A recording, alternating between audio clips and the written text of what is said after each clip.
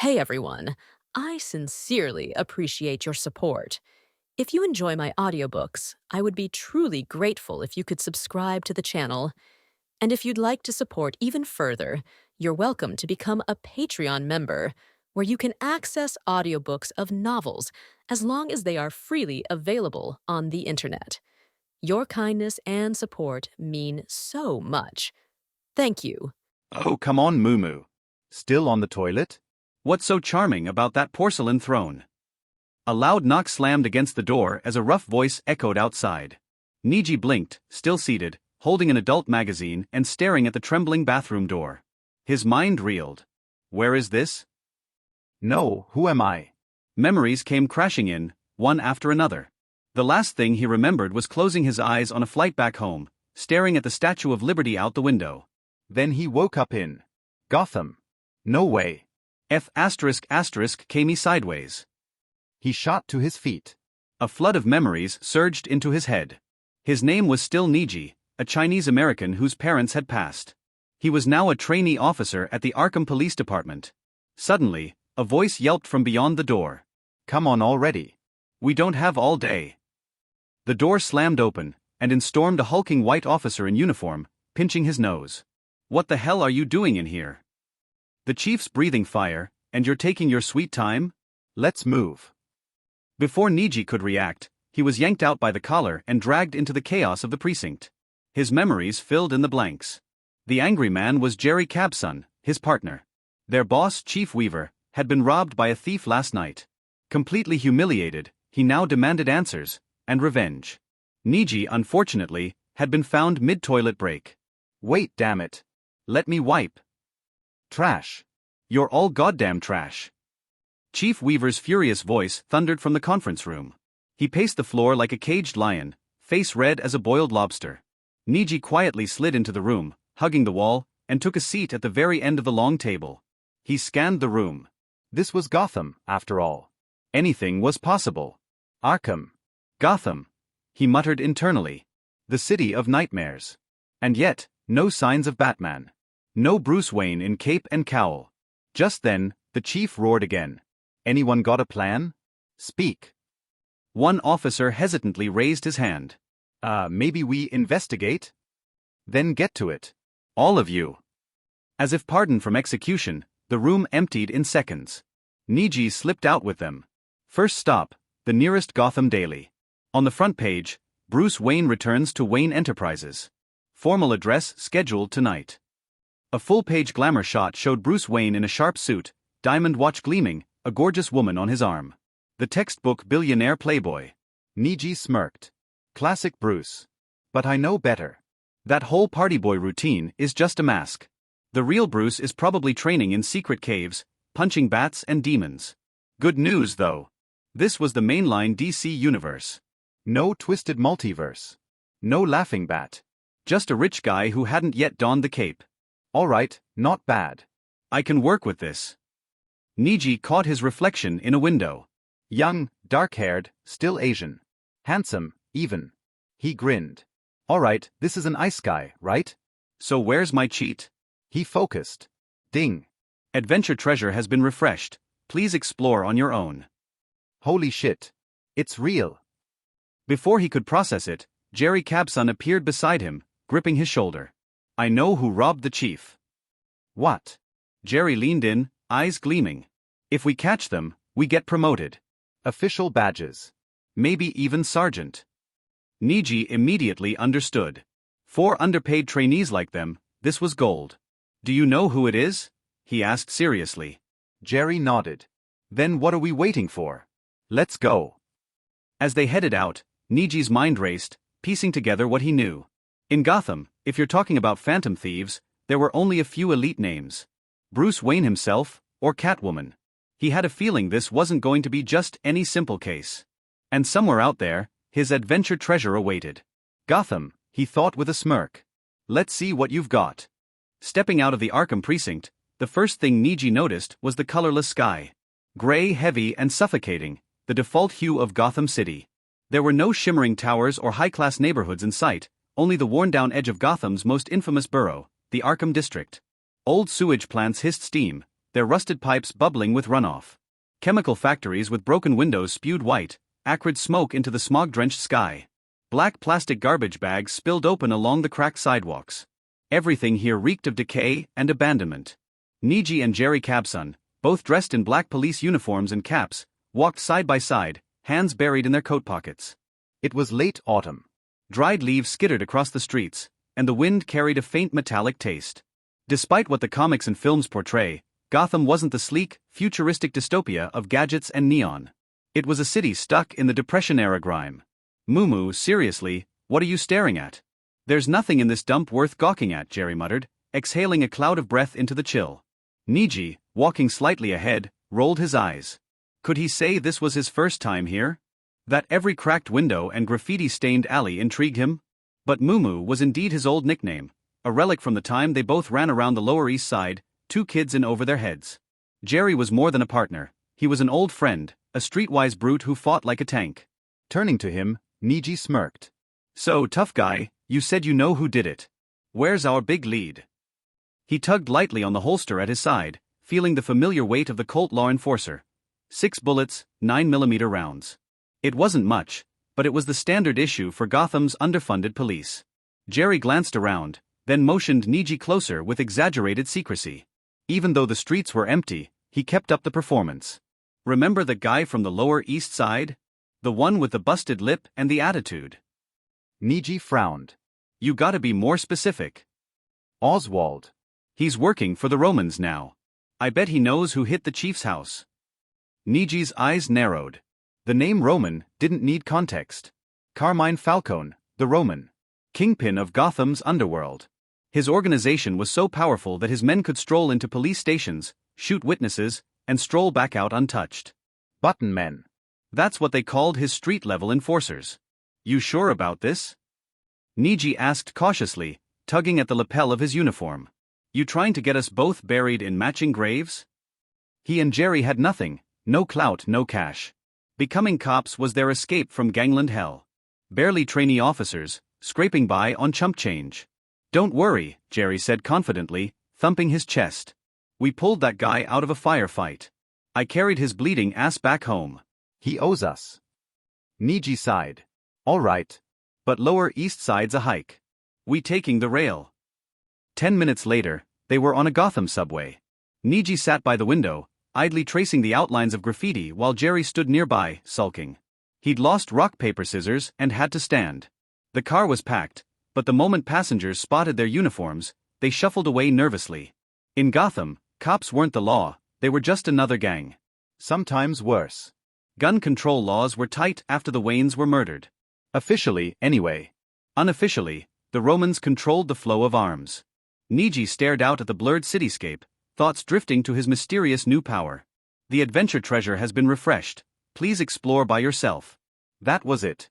No map, no guide, no blinking arrow. Just that line. But it told him enough. He had a gold finger. A cheat. Probably treasure hunt based. Probably dangerous. He kept scanning the skyline. Even outside of Arkham, Gotham remained bleak.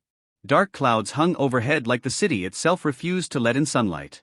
Magic, mutants, machines, martial artists. Gotham really does have everything, he thought.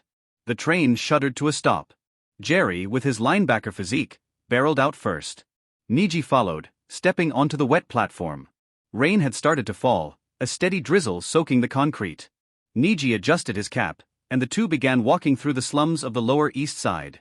Pedestrians hustled past them, shielding themselves from the downpour. Despite the grime and disrepair, the rain gave everything a strange sense of calm. As the surroundings grew familiar, Jerry sniffed and pinched his nose. Smells the same as always. Nigi slapped his back. Still feels like home. Dilapidated buildings loomed around them, their brick facades streaked with grime and graffiti. The rain only made the decay more apparent. They passed a group of squatters huddled under awnings. The moment they saw the uniforms, their expressions twisted into cold suspicion. Like hyenas watching lions walk by, unsure if they should flee or bite. Nigi felt it too. This wasn't the precinct anymore. This was the jungle. And they weren't kings here. They were just two guys in black, hunting shadows in the city of broken dreams. As soon as they arrived at an apartment building here, Nigi and the others heard a burst of screams and the sound of skin and flesh being torn open. Nigi and Jerry looked at each other, then put their hands on the holster of their belt, using their thumbs to open the safety, ready to draw the gun at any time. Hey, why are you back? A figure holding a black umbrella walked over from the other side of the apartment building. He was short and thin, wearing a white vest, black trousers, and a conspicuous hooked nose on his face. Jerry breathed a sigh of relief when he saw him, turned off the safety of the revolver, and tugged on his coat. It was raining heavily, and their police uniforms and coats were already wet, and Meow Mew also recognized them. The guy holding an umbrella in front is the Oswald they are looking for. The guy has a big smile on his face. Jerry followed him and hugged him hard. Oswald hit Jerry's chest with his hand. I'm so happy to see you. Are you really a pawn? Oswald smiled and waved to Nigi. Mumu, you are still the same, give me a hug. Come on, are your legs healed? Nigi put the gun back into its holster and walked over. They are quite familiar with each other. The house where Oswald lives now is where Nigi and the others live. A few years ago, Oswald was retaliated against and had one of his legs broken. He fainted on the road outside the small hospital. Jerry and Nigi, who had just finished fighting, also supported each other and walked towards the small hospital. Saved him once. Come on, come in, take a look at my mansion. Oswald smiled and pushed open the door, gathered his umbrella and hung it at the door, and walked inside. Nigi and the others also took off their wet coats and hats and walked in. The inside of the house was still the same as it was before, and the floorboards were still warped and creaked when they stepped on them. There is a new oil painting hanging on the wall. It is well framed and magnificent, and it is incompatible with the shabby appearance of the surroundings. Panini was an Italian painter in the 17th century. Panini's interior of the Pantheon in Rome is obviously an imitation, but it is very beautiful. Tell me, why do you have time to come to my place? Oswald took a white shirt and put it on, with some wet hair sticking to his forehead, making his nose look bigger. Ahem, that. Jerry was a little embarrassed and didn't know what to say. Nigi, who was next to him, saw this scene and spoke directly. We are here for a snitch. Our director Wei Fei's house was robbed last night. This is not a tantrum. We want to know if you have any clues.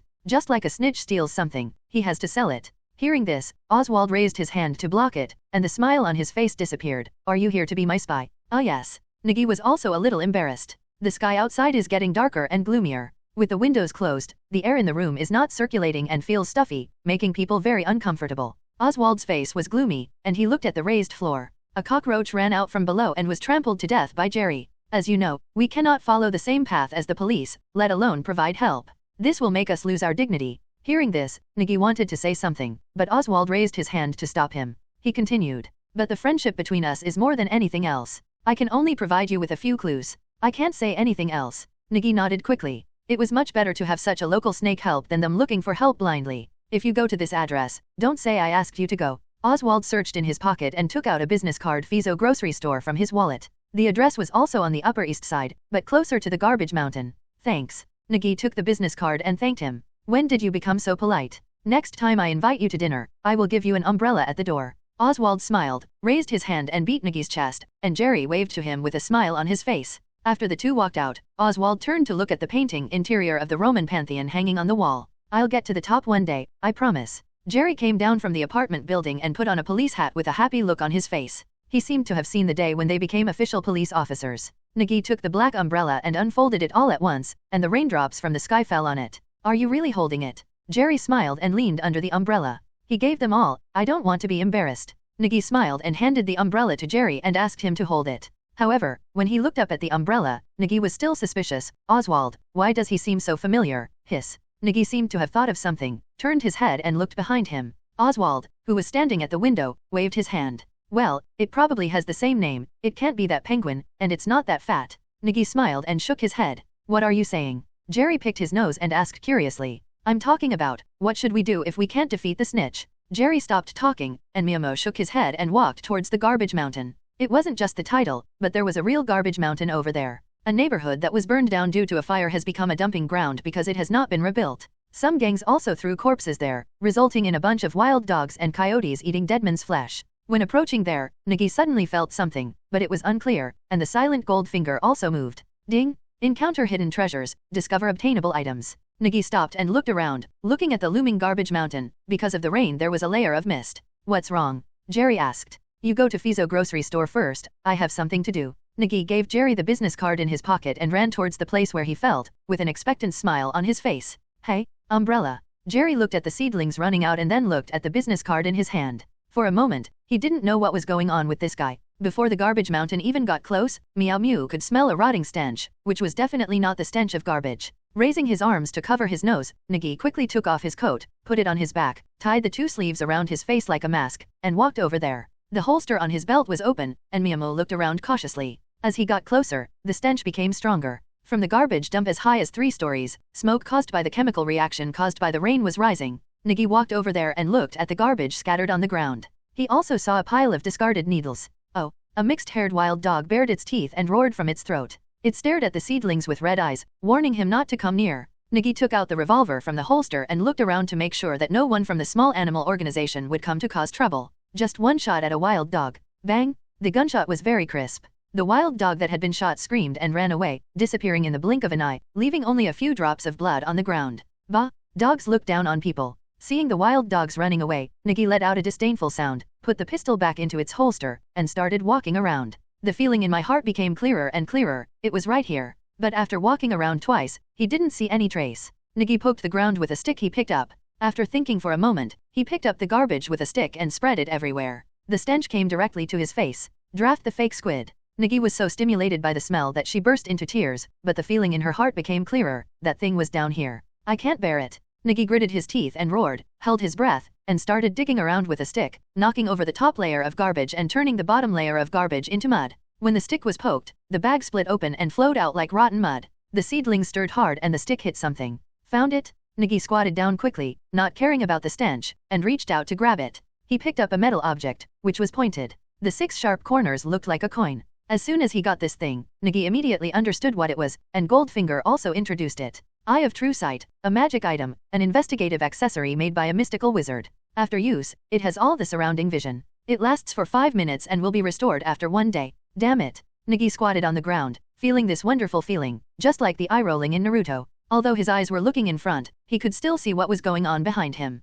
Even without turning your head, you can see the situation on the left and right, even above your head and below your feet. And there are no side effects like dizziness. Nigi pulled out the pistol and put it on his shoulder, pointing the muzzle behind him, and pulled the trigger without hesitation. Bang! Ouch! A scream sounded from behind. It was a gray coyote. It wanted to sneak attack from behind, but was hit by the shot. It ran a few steps crookedly and then fell to the ground. After a few struggles, it died. Nigi whistled happily, shook off the dirty mud in his hands, got up and ran to a broken bag where a little rainwater had accumulated, and rubbed it hard. The thing wrapped in black mud also had a golden luster, and was a gold 6-pointed star pendant. Different from the traditional 6-pointed star, this is a 6-pointed star composed of 3 triangles, with an eye logo spelled out in the middle, with incomprehensible runes and spells engraved on it. Good stuff. Nigi shouted with a smile, and felt the situation of Goldfinger by the way. If there is no change, there may be a time limit, or it will only sound when a treasure is encountered. Never mind. Nigi took the pendant and carefully washed it with rainwater. He also washed the mud on his arms, shook his hands and ran towards the road.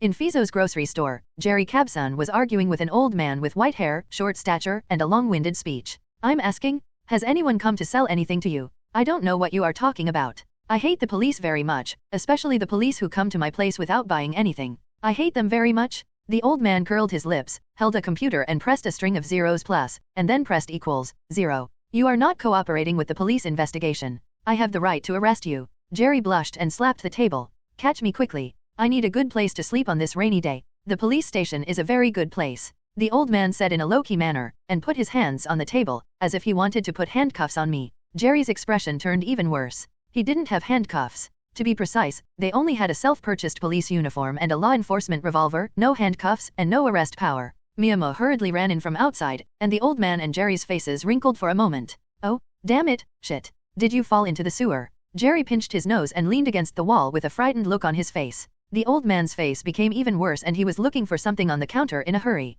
What are you afraid of? How can there be such a big stench? Nigi walked inside as he spoke. The effect of the true seeing eye was still there. The grocery store was full of goods. There were boxes of everything. It also had an unpleasant moldy smell. However, Nigi also discovered that with his ability, he could also see through things. To be precise, he could see what was inside the box. There was no light and I couldn't see clearly, but I could clearly see inside the counter. The old man took 2 bottles of spray and was about to stand up. Nigi reached out and picked up the umbrella Jerry placed next to the box, and unfolded it before him. Tisk! 2 sprays came out. All of it was sprayed on the umbrella. The old man looked at the black umbrella in front of him with a surprised look on his face. Hula, put the umbrella away. Old man, our director's house was robbed. If you don't tell me who did it, I will tell him that it was you. Believe me, that BD of his will definitely put you in Arkham Asylum. Nigi leaned on the counter, put down his umbrella, took out his pistol, and slapped it on the table with a rogue look on his face. I don't know if it was what Nigi said was too scary, or the smell on his body was too scary, or maybe it was because of the pistol on the table. Anyway, the old man's expression changed again and again, and finally he hit the table with a rag as if he was seeing the god of plague. Shit, I knew it would be bad if I met a cop. The old man gritted his teeth angrily and said, the voice sounding like it was squeezed out from the gap between his back molars. If he were 30 years younger, he must let these two cops know what it is to be afraid. A thick account book was slapped on the counter. The old man put on his reading glasses and looked at the rules on it. Nigi and Jerry also came over and took a look. They couldn't understand it at all. They were all written in special codes. The old man snorted disdainfully, picked up the rotary phone on the side, dialed a phone number, leaned over and whispered a few words, hung up and dialed another number. A few minutes later, the old man took the account book back, patted the table and said, no one is selling goods, but there is a guy who asked about the price and has a batch of goods to sell. That guy, where? Jerry asked quickly. The old man bit his lip, stood on the chair behind the counter, looked at the two people condescendingly, and gestured to the cabinet next to him with the corner of his mouth. You want to get something without spending money. I'm Fake's mother. Wearing big pants and flip-flops, Nigi stood naked in the rain and cursed angrily. That old man was so cruel that he didn't even plan to leave any clothes for them. If Oswald's umbrella hadn't been handed over to him, the two of them would have left naked. Jerry stretched out his hand to wipe the rain off his face, and a handful of chest hair on his chest were wet and stuck together. He looked at Nigi with some resentment. Didn't you also catch a chain? Nigi touched the gold six-pointed star pendant hanging around his neck and the python skin black robe, and frowned in embarrassment. FK, we must catch that snitch. Otis, right? I remember who he is, let's catch him. Saying that, Nigi ran out in stride. Wait for me, there are no strings in my pants. Jerry grabbed his pants and quickly raised his feet and chased forward. But seeing Nigi's serious look, he also felt that there was some hope and certainty in this matter. He was an official police officer. Otis Flanigan, this name is a bit unfamiliar, but coupled with the characteristics of a mouse, Nigi immediately remembered who he was, one of Gotham's supervillains, the Ratcatcher. The reason why he remembered him was because Otis was a villain who was born because of his unjust imprisonment, and it felt like the government was forcing the people to rebel. The security in Gotham has always been bad, just like the gloomy sky, it never seems to be better. Otis is a ratcatcher under the Gotham Health Department. His main task is to catch rats on the streets, sewers, and residents' homes, and make a living from this. Once he encountered a fight on the street. Such things were common in Gotham and seemed to have nothing to do with an honest man like him. But someone died in that fight, and the police who rushed to the scene saw Otis next to the body. The evidence was conclusive. He was regarded as the murderer and was imprisoned in Blackgate Prison. 10 years of unjust imprisonment, is still the most dangerous Blackgate Prison in Gotham. The current Blackgate Prison is not the same existence as the villain sanatorium in the future. Prison escaping is easier than having a party. Otis, who was stimulated by the 10 years of imprisonment, believed that his hard work in cleaning up rats was in vain. The real threat to Gotham is human beings? With this realization, Blackgate Prison, the birthplace of evil, did not show any stinginess, allowing him to have the ability to communicate and control rats. Perhaps this was his destiny. After being released from prison, Otis launched his own revenge. He arrested the officials who had tried him and used rats to torture them both psychologically and physically. And this torture lasted 5 years. Nigi picked up the glass bottle filled with gasoline and sealed the mouth of the bottle with tape and cloth. The gold six-pointed star hanging around his neck gradually swayed with his movements. Moo, can this trick really work? Next to him, Jerry Cabson was wearing a pair of worn-out sneakers and protective gear for football matches, with 2 metal baseball bats at his feet. Don't worry, as long as you are responsible for fighting and leave the thinking to me, nothing will go wrong. Nigi hung the packed glass bottle on his belt with a confident smile on his face. Ratcatcher Otis was not a bad guy with a lot of evil from the beginning, but he had a very good bottom line. He only arrested those officials who were involved in his case, and did not implicate innocent people. However, many years later, he became a real supervillain because he stayed in the sewers with rats for a long time. He used rats to spread the plague in Gotham City. After being defeated by Batman, he was imprisoned in Blackgate Prison again. At the D'Angelo wastewater treatment plant, rusty pipes lie on the ground like dead trees, and huge amounts of sewer entrances are a gathering place for homeless people. It rained heavily yesterday, but it has stopped now. Many homeless people ran out of their doghouse-like homes and gathered around a gasoline barrel, burning wood, rubber, and paper to keep warm and dry their damp clothes.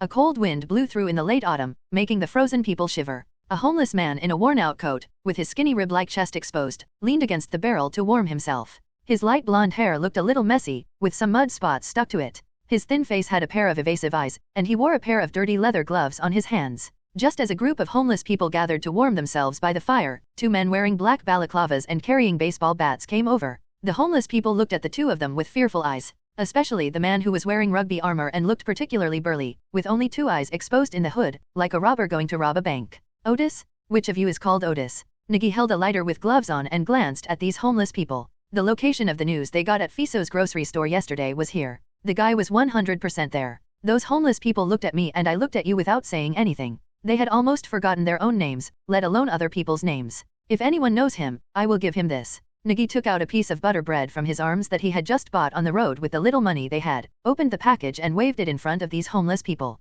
The sound of swallowing was like a toad by the pond. Everyone's eyes turned over. If it weren't for fear of being beaten, they would have come to snatch it away. Zizzy. A mouse pokes its head out of a homeless man's pocket, seemingly smelling the scent of brioche bread, with an anthropomorphic drooling expression on its face. Mouse? Nigi looked over immediately. It was a man with light blonde hair, bent over and wearing a shabby coat. His eyes were averted, and it was obvious that he had something on his mind. Otis Flanigan. Nigi suddenly shouted loudly, and Otis was so frightened that he ran away. His running was a direct confirmation. Chase. Nigi threw the butter bread away and chased after them. Jerry looked at the direction they were running with a baseball bat on his shoulder, and quickly ran in the other direction to block them. Those homeless people looked at the butter buns flying in the air, and quickly reached out to grab them. The butter buns drew an arc in the air and were about to fall to the muddy ground. One hand caught the fallen butter cake. The tramps fell into a ball and struggled forward to grab the cream cake, but you pulled me and I pulled you, and they didn't even get closer even after they were in a ball. The man holding the cream cake was wearing a uniform from Ace Chemical Plant and a thick mask on his face.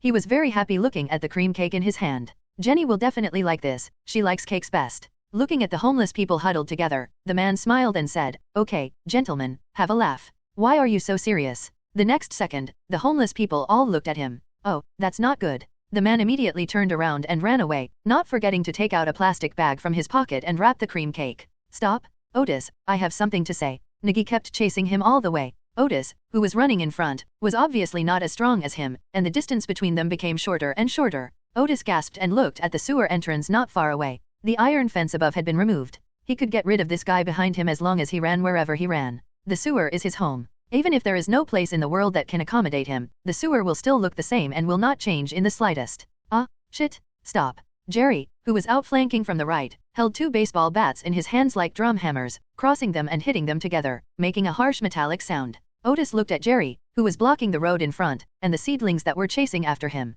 There was no way forward or backward, and it was impossible to escape.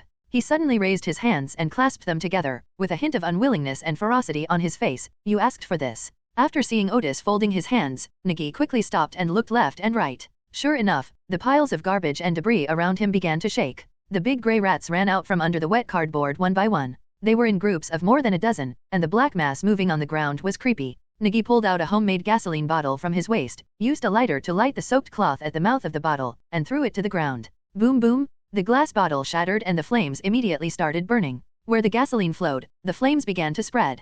Nigi took out another bottle and lit it, then smashed it on the right, blocking the left and right areas, and rushed directly towards Otis himself. Otis looked at the sudden flames and was a little surprised. Nigi rushed up and kicked him sideways. Otis quickly raised his hand to block, but his thin body could not block the kick at all. Otis was knocked to the ground directly by the kick, but he immediately stood up again, raised his fist and struck forward. Nigi bent down and dived down, and immediately hugged Otis's lower back with both hands. He picked up Otis and threw him to the ground. The fighting skills he had learned in his previous life, as well as the street fighting style in this life, Nigi was not timid at all in close combat. He and Jerry relied on their ability to become trainee police officers.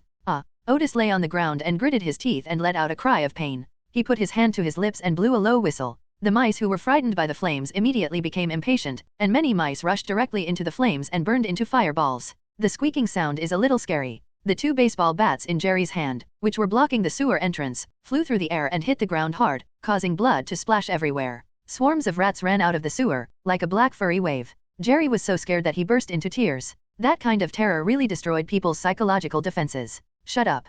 Nigi grabbed Otis's hand and pressed his head with the other hand. On that haggard face, those evasive eyes were now filled with desperate hatred and anger. "Otis, you are wronged." Nigi shouted loudly, "You didn't kill anyone? You didn't participate in that fight, and you didn't commit a crime? It was the charges imposed on you by those bastards? You were wronged. You are innocent." Otis's eyes were full of anger. He was stunned for a moment after hearing Nigi's words. What did he hear? Was he wronged? Is he innocent? He didn't kill anyone? "Otis, I know what happened to you. You didn't kill anyone. You were wronged." Nigi continued to shout. A tear slipped from the corner of Otis's eye, and the anger in his eyes was drowned by this tear. He closed his eyes in pain and cried like a child. 10 years? 10 years? He cried out that he was wronged countless times, and everyone said that he was guilty and that he committed murder, but he was not. No, The grievance and pain that had been accumulated for a long time burst out all of a sudden. He cried bitterly like a child who had been wronged, but no one believed him, and he got the final answer. The rats gathering in groups suddenly stopped, and the impatience that had just spread disappeared. Jerry stood at the entrance of the sewer, holding on to a baseball bat covered in blood, his legs trembling uncontrollably, and his face as pale as a drowned corpse.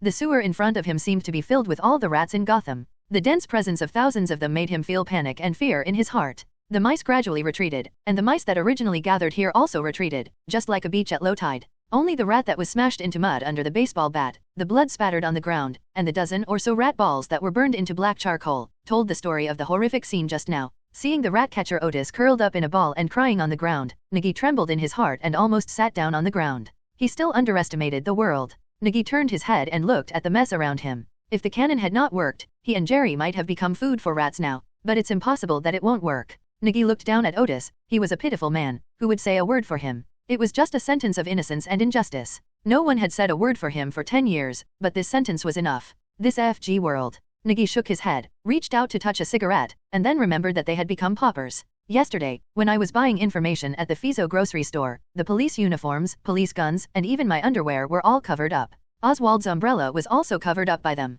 It's really embarrassing when you think about it. Fortunately, the person was found. Nigi looked at Otis. Arresting someone? Forget it. Meow Mew is not that hard-hearted yet. He just needs 2 pieces of property to prove it. Anyway, the director didn't say what was missing from his house. Be careful here. In the sewers of Gotham City, Otis walked in front holding a lantern, and Nigi and Jerry walked behind. Jerry was already frightened into a muggle, and the name of the strongest man in the rat world was blinded in vain. Nigi looked at the wide sewer, the platforms on both sides, and the sewage rolling in the middle ditch. The sewers of Gotham City are a veritable underground maze. With its multi-layered structure and waterway system extending in all directions, it is difficult to find the way even with a map. But this is not complicated for Ratcatcher Otis. The ability to communicate with rats makes him almost unhindered here. At the corner of a sewer, a large hole was dug out of the thick brick wall, and a pile of things was covered with rags inside. Otis hung the lantern in his hand on a steel hook above. This is it. Everything I stole from anywhere is here. Otis was a little ashamed when he spoke, but after serving his sentence in Blackgate Prison, he really had nowhere to go. Gotham has changed a lot in the past 10 years, and he is penniless and has difficulty eating. In this homeless gathering place, he survives by picking up trash and with the help of rats. I understand, but you don't have to worry about it. Nigi patted Otis on the shoulder with understanding. In Gotham these days, there is no low-level rescue organization run by Mr. Bruce, who distributes money, food, clothes, and jobs to these homeless people. They are the last knights in the darkness of Gotham. Nigi sighed with some emotion and squeezed Otis's shoulder hard. Under the thin coat was a skinny body. Although his shoulder hurt a little, Otis didn't say anything. Some people believed that he was innocent and innocent. He was already very happy. Here's this for you. It's autumn, so dress warmly. Nigi took off the same shabby coat and put it on Otis. Although it was a little shabby, it was very thick and much better than the one Otis was wearing now. Thank you, Otis said with a choked voice. This was the first time he felt kindness from others. The rags on the pile of things were pulled away, and under the light of the lantern, the pile of belongings looked resplendent. There were boxes inlaid with gems, gold coins wrapped in cloth, valuable oil paintings, and an open safe containing dozens of wads of banknotes, 2 gold bricks, and a dozen expensive antiques. Shit, how much the hell is this worth? Jerry, who was silent because of fear, his eyes widened when he saw this scene. The most money he had seen since he was born in a slum was the banknotes in the bank counter. Nigi looked at this pile of things and felt very uncomfortable in his heart. They said that Gotham's police force was corrupt, and this was the reality. You can take whatever you want. I originally wanted to teach that guy a lesson, but he had so many good things in his house. I emptied them out for him when I got excited. I must have committed a crime. Otis said a little depressed. No, you are robbing the rich and giving to the poor. You are a good man. Nigi shook his head, and then remembered that Otis and the others might not understand this meaning, so he changed his words. Robin Hood? Rogue? Justice? Now you understand. If you give this money to that BD, he will just spend his time and alcohol, so you might as well give it to someone else. Robin Hood. Otis blinked, as if he didn't expect that he could be called such a person. Everyone can be a hero, and so can you. Nigi grinned. Nigi came out of the sewer holding a box. The light outside made him uncomfortable, so he raised his hand to block it. Although the sun cannot be seen in the clouds covering Gotham, the dazzling feeling is still very unpleasant. Otis. Nigi turned around and shouted, and Otis, who was standing in the shadow of the sewer entrance, looked up. If you want revenge, just say hello to me. Many of those guys have retired. It's still very troublesome for you to find them. I believe there is fairness and justice in the world, and I believe there are heroes who stand up for justice, but I believe even more in using my own hands to seek justice. Nigi threw the box to Jerry, raised his hands and gestured. We are all hopeless guys sinking into this world, aren't we? Hearing this, Otis laughed. His face full of sadness and wrinkles made him look at least 10 years older. Thanks. Bye-bye, take care of yourself. Jerry smiled and waved his hand. This guy who could summon mice really impressed him, but he didn't hate it. Correct. Nigi remembered something, took it out of his pocket, and found a business card that was soaked in water and wrinkled. This is the business card of Fizo grocery store. It's located near the garbage mountain in the Upper East Side. I think that old man is not simple. If you want to ship goods, go find him. Be careful that the old man slanders you. Otis took the business card solemnly, nodded and said, I understand, thank you, he said and bowed heavily. No need to say thank you, let's go, take care of yourself. Nigi patted him on the shoulder, smiled, waved and left with Jerry. Otis stood in the shadow of the sewer and watched them leave until they could no longer be seen. Are we friends? Otis raised his sleeve to wipe his tears, looked at where they left, tugged on his coat, and sniffed. A big light brown mouse climbed onto his shoulder and touched him with its small paws, as if to comfort him. Bastion, they are good people, right? Zhizzy. Yeah, if you're not a good person, who would want to be friends with a homeless man in the sewers? Zhizzy. Robin Hood, can a man like me be worthy of such a title? Otis picked up the business card in his hand, looked up at the bright sky, turned around and walked into the dark sewer. Arkham Police Chief Weaver was sitting on a chair, looking at the smashed gem box on his desk that was full of scars, and the gems on it had been deducted. There was also a stack of account books inside, which were wet and exuded a pungent odor, as if they had been fished out of the sewer. Putting his hand in front of his nose, Wei Fei looked up at the two young trainee police officers standing in front of them. Their noses were bruised and their faces were swollen, and their bodies were smelly, which made him frown. Where did you find this thing? Nigi quickly took a step forward, with water dripping from his messy hair, with a serious look on his face. We found it at the wastewater ditch behind Arkham Asylum. Wei Fei raised his eyebrows, looked at Miyamu's Chinese face, and then looked at Jerry who had a dark eye socket behind him. What happened to the injury on your face? Well, we were besieged by a gang of gangsters, and they were sharing the stolen goods over there. According to our investigation, they stole through the sewers, and then evacuated along the sewers. This box. I see. Wei Fei didn't ask any more questions, but just pinched his nose hard, obviously disgusted by the stench of Meow Mew and the others. Okay, you can go out. Wei Fei waved his hand. Nigi and Jerry looked at each other without moving even a step. Wei Fei frowned. Is there anything else? That, you said. Jerry said with a naive smile. Oh, you are still trainee police officers. Go to the logistics department and ask Kit to register you. Get out. Wei Fei waved his hands in disgust. The smell almost made him vomit. Well, our police uniforms and police guns were also. Let's get the logistics together. Get out. Wei Fei shouted angrily, stood up from the chair, and Nigi and the others ran out quickly.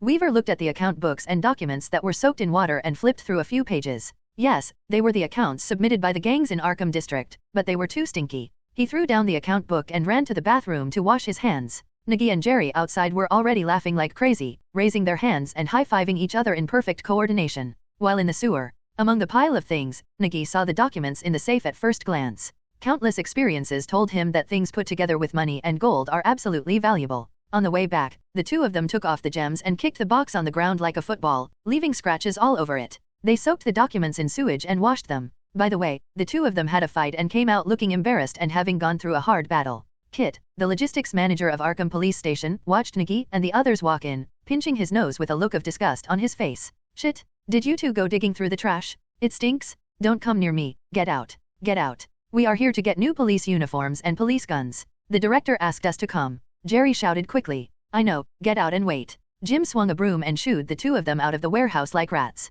With a bang, the iron door was closed. AFK squid. This greedy fat pig Jim. Jerry stood at the door of the warehouse, looking at the closed iron door, cursing unhappily, and the good mood of becoming an official police officer was gone. Nigi was also very unhappy and leaned against the wall. This dog Jim managed the warehouse by himself and tormented them a lot when they first became interns. Their police uniforms and police guns were bought at twice the price. Half an hour later, Jim opened the iron door and threw out 2 old police uniforms like trash, as well as 2 police guns, which were still Colt law enforcer pistols without holsters. Miyamu rushed over and kicked open the iron door. Jim, who was behind the door, did not expect to encounter such a thing. He was knocked out and fell to the ground on all fours, screaming like a pig. OMG. Jerry's eyes almost popped out of his head. How could his brother be so fierce? He just took action. Nigi grabbed a Colt law enforcer revolver and walked in. You look down on me and try it? I drafted it. Jerry also quickly grabbed the pistol on the ground and followed him in, looking warily at the corridor outside. There was no one in the police station at this time, not to mention the logistics warehouse was still on the first floor of the police station.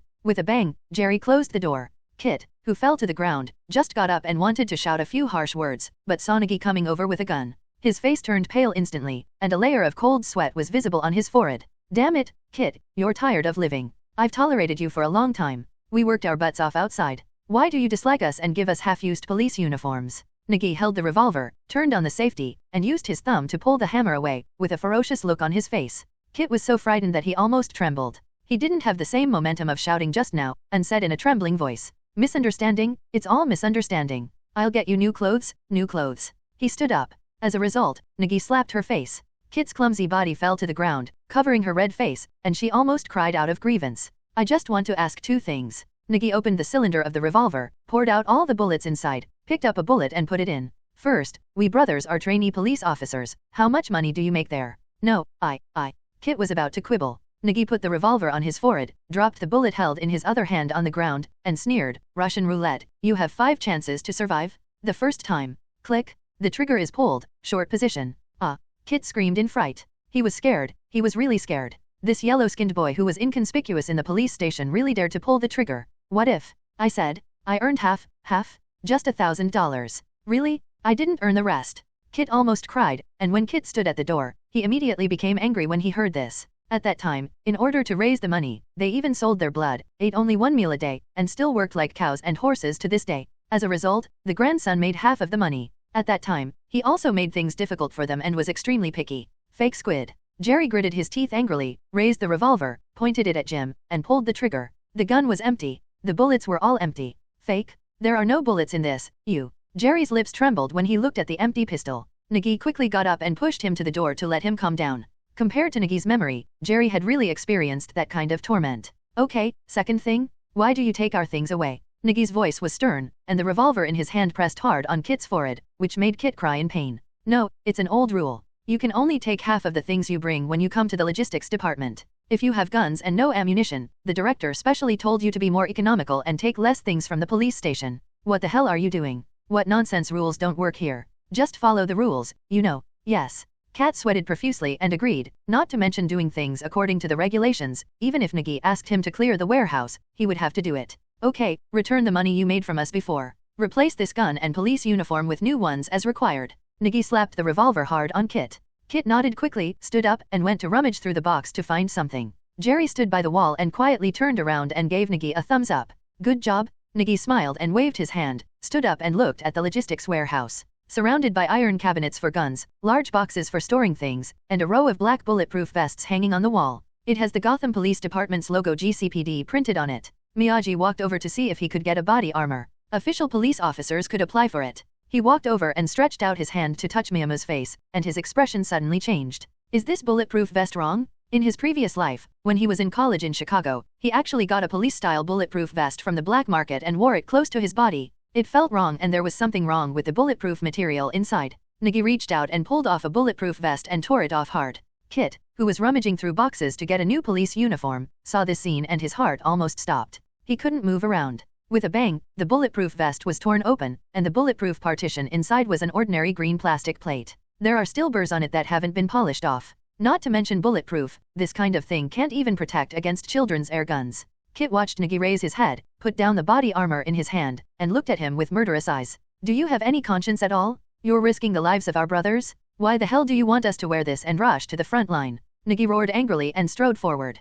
Kit was so frightened that he knelt on the ground. "It's not me. It was like this when I came here. Director Weaver did this, really? If you don't believe me, look at this." Kit quickly opened the cabinet drawer on one side. It said police shotgun, but the drawer was empty. It can be seen from the empty slot above that there were 2 shotguns with the same accessories and equipment inside. Nigi stopped and looked at the other cabinets. Kit quickly ran over and opened all the cabinet doors and drawers. The police flash bombs were empty, the smoke grenades were empty, the tear gas canisters were empty, the rifle cabinets were empty, and there were no bullets left. The contents of the cabinet were 2/3 empty. Looking at the labels on the cabinet, there were other types of police guns. Glock, Beretta, and Smith were all good guns. As a result, only a few Colt Enforcer pistols were left. Really? Is there anything left in this police station? No wonder the Gotham police have such a crotch shape. Miyamu complained feebly that corruption is not terrible, but not doing things is the most terrible thing. This Wei-Fei is really a BD. Well, here are 2 guns. You can use them. Kit forced a smile, took out 2 small suitcases from the police gun cabinet on one side, and placed them on the desk next to him. The box was small, as big as a book, and black. Kit quickly opened the box, and inside were 2 pistols. Nigi could tell at a glance that this was a Glock 17, also with a 9mm caliber, but the standard ammunition capacity was 15 rounds per magazine. There is also an extended magazine with 19 rounds of ammunition, a quick loader, and a gun maintenance kit, which are not ordinary. Jerry was also attracted by the gun, which was much more powerful than the revolver in his hand. Nigi picked up the gun and tried it. He opened the barrel and took a look. It was a brand new firearm and the smell of factory gun oil had not dissipated. Can we use this thing? Nigi asked hesitantly, looking at Kit. Kit quickly waved his hand. No, in fact, these guns were distributed by the General Administration, but they are gone. I kept these 2 guns privately, you will have no problem using them. Nigi held the Glock 17 and it was impossible to put it down. He hesitated and said, this gun is for us to borrow. I also took this gun. Is there any problem? Nigi picked up the Enforcer revolver on the side and gestured.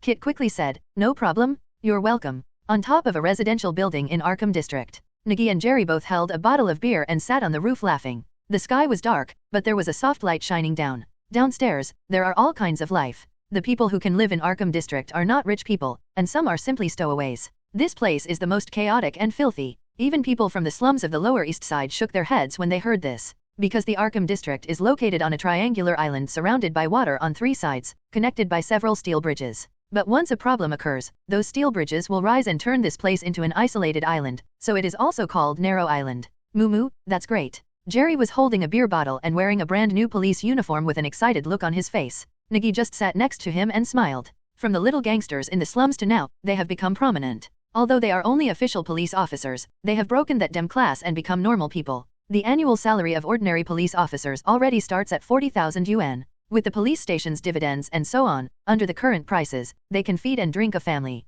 He directly entered the middle and lower class status, and the benefits he could get from being a police officer were not ordinary. Miyomo picked up the beer bottle and took a sip into his mouth. He sat on the edge of the rooftop and looked down at the lights of thousands of houses below. Although the Arkham District is terrible, there are still many people living here, house after house, building upon building. No matter how bad the environment is, it cannot hinder people's survival. Those playful children downstairs got into trouble again, being chased and beaten by their parents, wailing and crying. Mumu, thank you very much. Without you, I wouldn't be where I am today. Jerry came over with a wine bottle and touched it with Nigi, his eyes a little moist. Their best result in the slums would probably be the same as Oswald's. Perhaps even worse than him, he was at least a button-man thug in the Roman Empire, and a small boss. They might just be corpses dumped in the garbage, eaten by wild dogs and coyotes, and left to stink on the ground. Having nothing in the slums, except for their strength and strong physique, coming to this place to be a trainee police officer is definitely the most risky thing they have ever done in their lives. Those difficult, ups and downs, and painful memories are really hard to believe that they really did it. It will be better in the future, cheers. Nigi smiled and touched him, poured beer into his mouth, drank happily, and put down the bottle. Nigi stood up and shouted towards the sky, FG Gotham, I'm here. Just wait for the day when I become famous all over the world. Cheers. Jerry also roared and shouted. When the people downstairs heard the sound, they just shook their heads. It was another drunkard making a scene. Ding! The adventure treasure has been refreshed, please explore by yourself. Goldfinger made a sound again, and Nigi just laughed it off. If you encounter it, you will always find it. The next day, Arkham PD. Wearing new police uniforms, Nigi and Jerry swaggered into the police station, proud and as arrogant as they wanted. Arkham Police Station is a 2-story office building. Some police officers looked surprised when they saw the 2 of them. They knew very well that these 2 guys, the lowest level characters in the police station, were people who could be manipulated by the police at will. Now, after a sudden change, he is on the same level as them? Isn't this change too fast? Nigi, Jerry, your desks are here. You are temporarily following Chief Foyd. Is there anything else you can do? Deputy Director Lado Gruncher pointed to the 2 desks at the back of the office, and the police chief in charge, Majid, already frowned a little. Yes. Nigi and Jerry had already saluted and agreed. In the past, their jobs were in the corridor outside the office, where they worked as odd jobs and had to do any kind of work. Now there are tables to sit at, that would be nice. The 2 of them agreed, and even ran to the desk with some satisfaction, sitting on the chairs and playing with the things on the table. Someone is unhappy. The police chief in charge of this office, Majid, is very unhappy now. There are only 34 people in the Arkham Police Department, and they collect money from gangs in the Arkham District. Dividends are distributed according to the office every month. If there are 2 more people in the police station, he will pay dividends to 2 more people. And he still doesn't like these 2 people. Mumu, look here, what should I put? Do you want to raise a pot of cactus? Jerry touched the desk and whispered. Nigi sitting opposite smiled and said, put 2 cups for drinking water. Okay, I don't care how you became a police officer, but here, I have the final say. Do you understand? As Majid said this, he walked over, holding a car key and throwing it on the table. Now, disappear from my eyes and go on patrol. Nigi reached for the car key. There was a license plate number on the pendant. He nodded and said, okay, we will listen to the sheriff's order. After saying that, he stood up and walked out. He was kicked out without even sitting on his warm buttocks. He felt that it must be something bad. But having a car to drive is another matter. Yeah, Jerry shouted excitedly. The police car flashed its lights, blared its siren, and played rock music in the car. Nigi shook his head and held the steering wheel, driving the police car wildly on the road. There were no traffic police here anyway, so it was cool. The police car went all the way from Arkham Police Station to Arkham Asylum, and circled Arkham District 4 times. On the way, Nigi also saw Arkham Asylum, a classical spire building that looked like a castle sitting alone next to the cliff. It was also the highest place in the Arkham District. Surrounded by a circle of high iron railings and electrified barbed wire, it is really a good place to escape. Moo, where should we go next? Jerry sat in the passenger seat and circled the Arkham area 4 times before his excitement calmed down. Let's go to the Fizo grocery store and sell this stuff. Nigi reached into his pants and took out a small bag, which contained the gems that were buckled from the box. The largest one was as big as a fingernail and could be used as a ring. I went to the grocery store and picked up the police uniform and the umbrella. It has to be sent back to Oswald. Great. I can't wait to tell Oswald the good news that we are official police officers. Jerry unzipped his police uniform and took out the wallet with the police badge and the police ID photo on it, but the photo above had a silly smile. Forward. Nigi turned the steering wheel and turned the police car towards the bridge. Crossing the steel bridge, you can reach the Lower East Side. Boom! The bag containing the gems was thrown onto the counter. The little old man standing at the counter took off his reading glasses, wiped the lenses with a piece of cloth, and looked up at them. Let's see how much this thing can sell for. Nigi leaned against the counter with a smile, raised his hand and turned the stand lamp above, pointing the light towards the counter. The little old man picked up the bag and poured out the gems. Under the light, the cut surfaces of the gems reflected colorful colors. The little old man took out a single-cylinder magnifying glass from under the counter, looked at a ruby carefully, then threw it aside, then picked up another piece and looked at it. Handle it with care? This is a gem. Jerry, who was holding his arms next to him, shouted when he saw this scene. Another gem fell on the table as if on purpose. The corner of Miyamo's mouth twitched and he gritted his teeth and said, I suspect that this is a place where stolen goods are sold, and I want to search you. The little old man looked up at him, hummed twice, and threw the gem in his hand on the table again. Do you know the difference between gems and glass? Are you using things to fool people? Huh. X2. What did you say? Nigi asked quickly. The little old man picked up a gemstone and said, this is fake. If I'm not mistaken, this thing should be some decorations. Such a big ruby, tisk, you dare to think so? That is all false. Jerry asked with a trembling voice. That's not true. This is a real gem and can be worth some money. The little old man picked up a light blue gem, shined it under the light, nodded in confirmation, swept the other gems into the bag and threw them back to Nigi. I'll just accept this one, and use the others to entertain the children. Maybe I can also fool 2 silly girls with big breasts and no brains. Having said this, the little old man smiled slightly obscenely, and it seemed that he was not a good bird when he was young. How much? Nigi asked, holding the bag. A wad of banknotes was thrown out from the counter. The little old man took the sapphire and said, since you introduced me to a big customer, I will buy it for you at the original price this time. Police, mister. Hearing this, Mr. Nigi and the others smiled. It sounded so comfortable. Grabbing the bills on the counter, Nigi looked at Franklin's old face above, counted out 3 bills and slapped them on the table. Please return to us all the things we packed here before, including the umbrella. In the box at the door, go get it yourself. The little old man waved his hand and was about to see the guest off. Jerry had already run out and found their clothes in a broken wooden box and the umbrella in the bucket. Nigi kept glancing around, but unfortunately he had no reaction to the feeling in his heart before. I walked around the Arkham area 4 times, but I still didn't get any hints about the treasure. It seems that this thing really needs a little bit of fate. Oh, Moo, your police uniform is getting hairy. Jerry was carrying the seedling's police uniform. White mold had already grown on it. It was already damp and if you cover it like this, mushrooms might grow in a few days. Okay, let's go have some fun. Nigi took the wad of banknotes in his hand and shook them vigorously. There were several $1,000s in them, so there was absolutely no problem in using them for fun. Where to go? Jerry asked quickly. He originally had a noisy personality, but he was very poor and had no chance to play due to his busy work schedule. Let's go to the Zeus Hotel. Let's experience the feeling of being a master tonight, which can be considered a celebration. Nigi grinned. The Zeus Hotel is also the most famous existence in Gotham City, and it is also one of the famous landmark buildings, second only to the Wayne Tower of the Wayne Group. It is also a place that everyone longs for. For some people, being able to have a meal there can show off for a lifetime. By the way, you invite Oswald. We owe him a favor. I'll call Otis. Is there anyone else? Sitting in the police car, Nigi had already made arrangements. Jerry thought carefully and shook his head. They didn't have many friends to begin with, and these were the only people they could talk to. Okay then, let's go buy a suit. If you want to buy a suit you like, I'll go find Otis at the Zeus Hotel at 7 o'clock in the evening. Nigi took out half of the banknotes and handed them to Jerry. Jerry grinned and said, see you there. The police car, siren blaring, drove rampantly through the Lower East Side.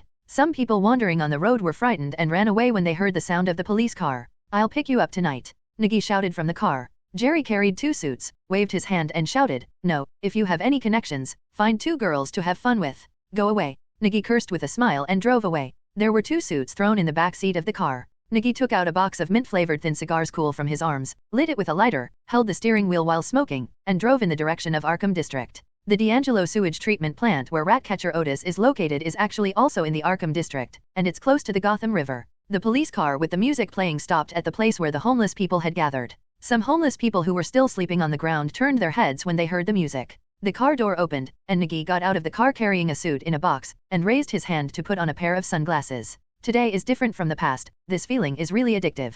Nigi walked toward the sewer, looking at the homeless people around him along the way. There were a lot less people. There are several thick sewage pipes inserted into the sewer entrance. There used to be iron railings outside, but they are gone now. A big rat ran out of the sewer. Its fur was light brown, and it looked different from those rats. Bastion? Nigi. Otis ran out of the sewer, still wearing a waterproof rubber leather jacket, and looked at Nigi with some surprise. Hello, Officer Nigi. Otis smiled and nodded. Just call me Nigi. Are you free tonight? Tonight? You are free. I have nothing to do. If you need my help with anything, I will do my best. It's not that big of a deal. Thanks to you, we have become official police officers. I would like to treat you to a meal tonight, so don't refuse. Nigi picked up the suit box in his hand and handed it to Otis. 7 o'clock tonight. See you there at the Zeus Hotel in the Diamond District. The theme design of Zeus Hotel is based on the ancient Greek style. 12 towering white marble pillars are like supporting the temple of the ancient Greek gods. The hall is magnificent, with portraits of Greek gods hanging on the walls. There is also a statue of the Greek priest Zeus holding a punishing thunderbolt in the front of the hall. The huge statue looks so majestic that mortals can only look up and feel the unfathomable greatness and terror of the divine power.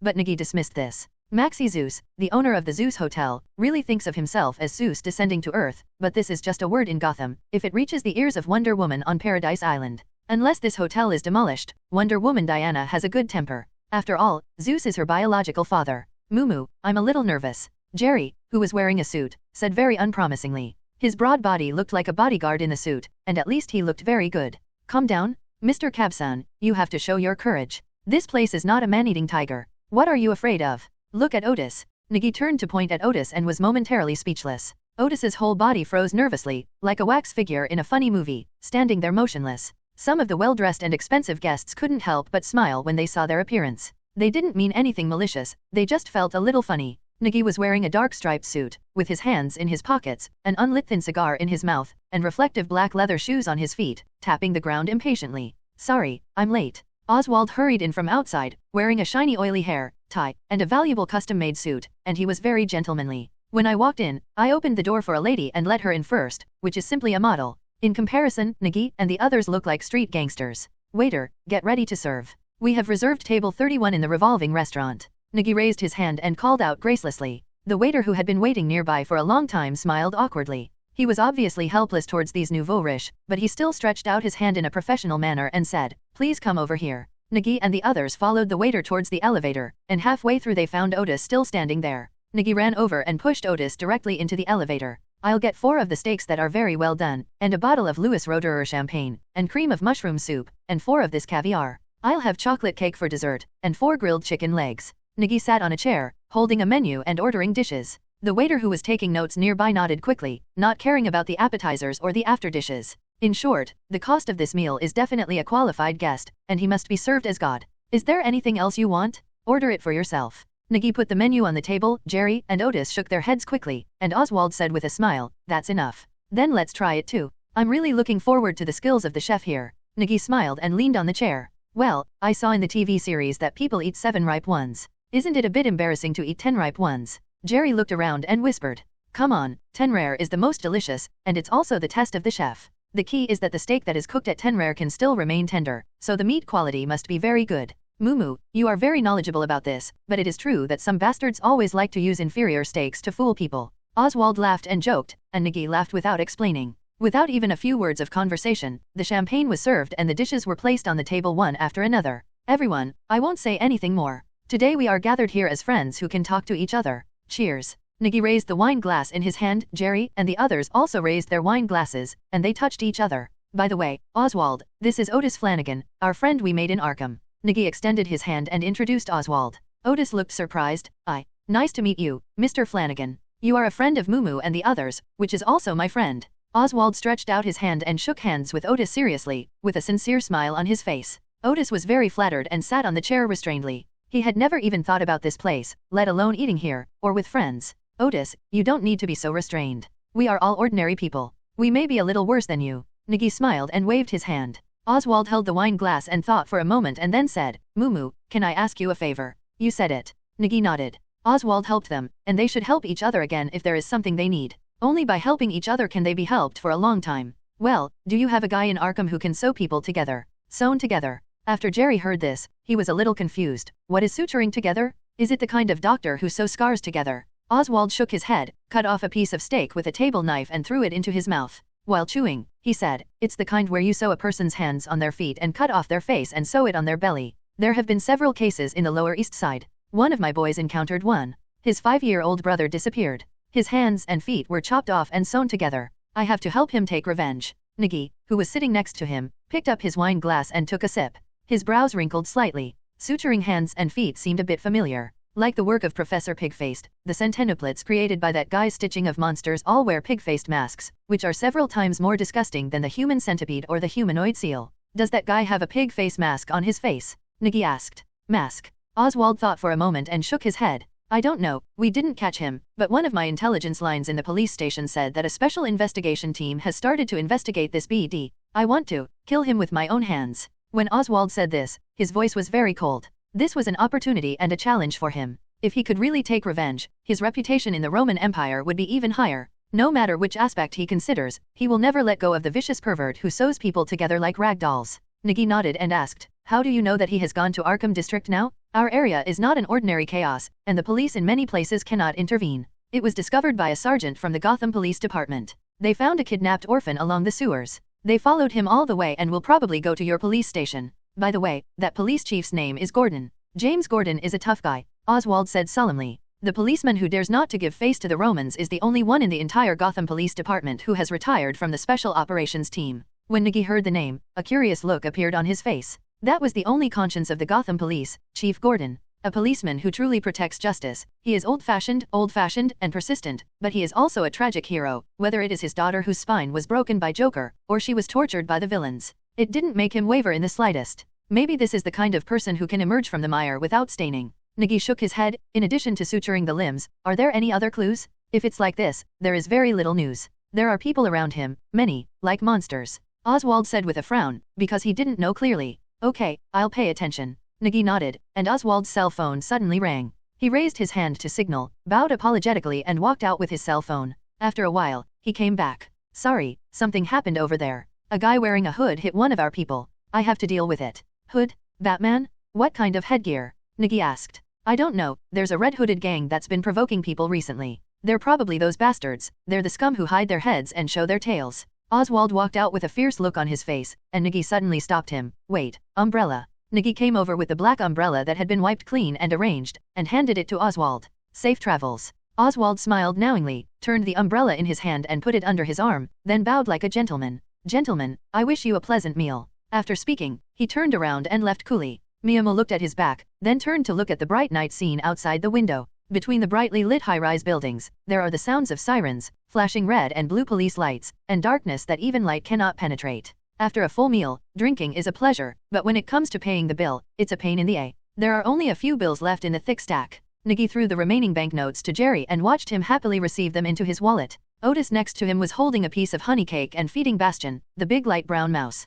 It had just rained lightly outside, and the road was wet. The lights of passing vehicles were very beautiful on the ground. From the sewer on the roadside not far away, thick white hot air was sprayed out. It was already a late autumn night and a gust of wind blew, making people feel a bit cold. Otis, get in the car and I'll take you back. Nigi took out the police car keys from his arms and wanted to drive over. Otis, who was following behind, shook his head. Well, I won't go back now. I may be able to find some clues about the person that Mr. just mentioned. Huh. Nigi turned around and looked over. Otis, who was holding the big mouse, had a happy smile on his face. In order to attend the dinner, he specially cut his hair into a neat buzz cut and fixed it with mousse like a brush. Nigi, thank you for not disliking me and treating me as a friend. I can also help you, so just let me go, Otis said seriously. Nigi held the car keys and looked at him. The two looked at each other for a moment, and finally smiled at each other. This is for you, be careful. Nigi pulled out a Glock 17 from his waist and handed it to Otis. We are friends and will always be. Yeah. Otis held the pistol and nodded heavily. We're going back.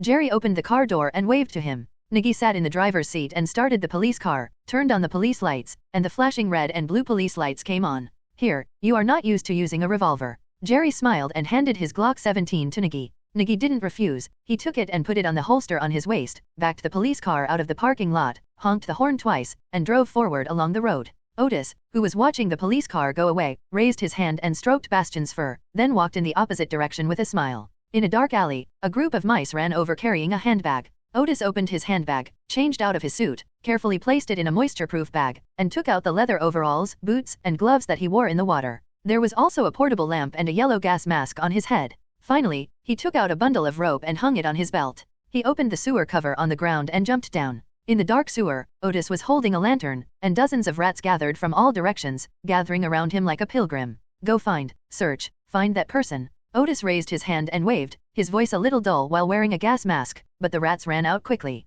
On the way back to Arkham District, Nigi saw his colleagues driving police cars nearby at night. Police cars with their lights flashing were driving towards one place quickly. Just when Nigi and the others were about to get on the main road, a shout came from the onboard obedient platform in the police car. Are you the police officers in that area?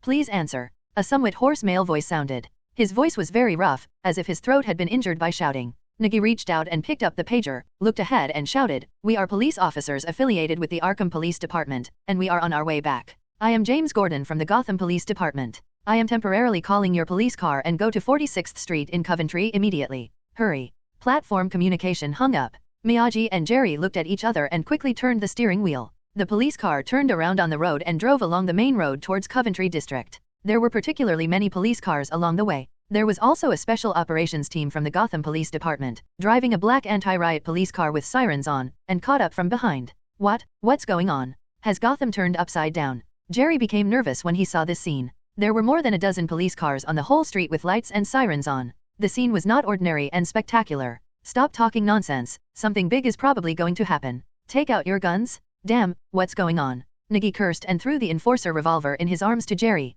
That guy didn't have the habit of carrying a spare gun. Quickly opening the safety and checking it, Jerry put the gun in his waistband and began to take off his clothes. They were still wearing suits for the hotel. In this situation, it would definitely be a bad situation not to wear police uniforms. Coventry is a relatively prosperous middle-class residential area. Because it is close to Robinson Park and Gotham University, it has convenient transportation and beautiful environment, making it an ideal place to live. But tonight, the peace here was broken by the piercing sound of police sirens. As soon as Nigi and the others drove the police car to Avenue 46, they saw a bus rushing past. Chase? Don't let them escape. The bomb disposal team is here. An impatient voice sounded from the vehicle platform. Nigi turned the steering wheel and rushed directly into the office building next to him. He took a shortcut from there and stepped on the accelerator. The police car was ejected and accelerated away as if it had been kicked. If Sheriff Mayid saw this scene, he would definitely want to take out his gun and kill the BD Nigi. In the bus that rushed out in front, a group of robbers wearing red hoods were having a carnival in the bus with wads of bills. Ouch.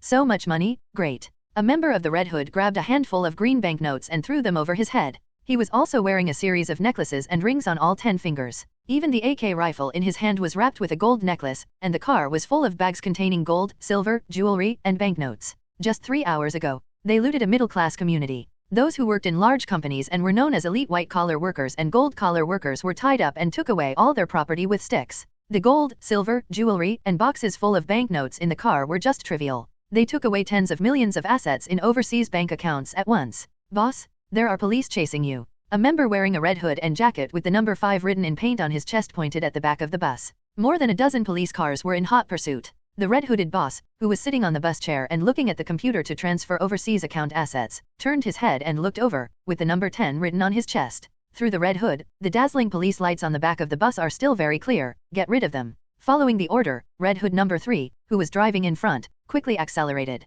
This bus was modified by them. Mumu, be careful. Jerry, who was on the passenger side of the police car, reached out to grab the steering wheel, raised his leg and stepped on the accelerator, shouting loudly to the side, be careful. Half of Nigi's body was ejected from the car window. He was holding a Glock 17 with both hands, but the police car could still maintain a steady speed. Are you kidding? Racing with the robbers? If he were the commander, he would directly activate the heavy firepower and learn from the Russian anti-terrorism experience. The bus was getting closer and closer, and there was a green belt in the middle. Meow Mew could see the figure in the window of the bus. The red hood is still made of reflective material, which is as conspicuous as a light bulb. Pull the trigger with your finger. Bang bang bang bang. A bullet was fired from the muzzle of the Glock 17, and Nigi's body shook due to the shock of the recoil. Jerry, who was in the car, reached out and grabbed his waistband to prevent him from falling out of the car. The people in the bus were miserable. Red Hood member number 7 was directly shot in the head and fell onto a bag of banknotes. The blood flowed on the green banknotes like a winding stream. The accelerating bus was very quiet, and the robbers wearing red hoods all squatted down.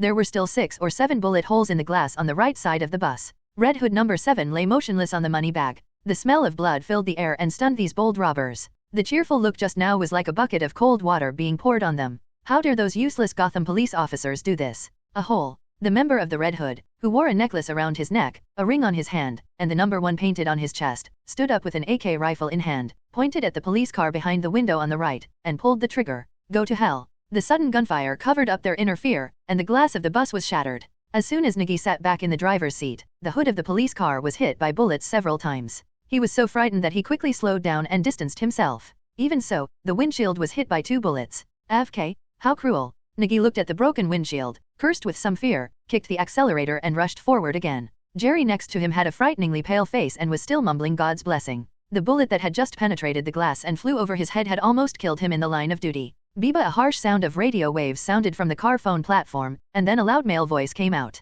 I am Ferris, captain of the Gotham Police Special Operations Team. Where are you from? Nigi picked up the pager, looked at the bus turning sharply in front of him, and quickly turned the steering wheel to follow it. We are from the Arkham Police Department. I am Nigi, and my partner Jerry Cabson. We are following the bus, and they turned. Arkham? Nigi. Ferris hesitated for a moment. Someone from the Arkham branch appeared here? And it was with such a strange name. But he reacted immediately and shouted in a commanding tone, don't let them escape, bite them hard, we will be there soon. The black explosion-proof car driven by the Special Operations Team could never increase its speed. I don't know if the driver couldn't step on the accelerator or if he didn't have a good pursuit mentality. I was thrown out by the bus for half a street, and even the taillights of the car were invisible at this turn. Nigi thought for a moment and hung up the call, looking at the bus speeding ahead. Fortunately, there wasn't much traffic on the road here at night, so there was no accident. Otherwise it would be a disaster. Mumu, aren't you afraid? Jerry leaned on the passenger seat and held the enforcer revolver tightly. His nervousness had not yet eased. This was indeed too exciting for him.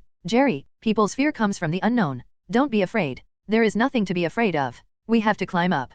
Just like the steak tonight, we can eat it every day in the future. If you are afraid, just think about what we ate in the Lower East Side. Do you still want to live that kind of life? I don't. What's more terrible than death is dying poor. I don't want to die in such a miserable way. I want to climb up. With the fire of ambition in his eyes, Nigi stepped on the accelerator and accelerated again, directly cutting to the left side of the bus at the intersection ahead. Shit, damn it, fake squid. Jerry's timid heart disappeared without a trace when Nigi said this. Asking him to go back and live a life in the slums was no different from making someone blind after seeing colors.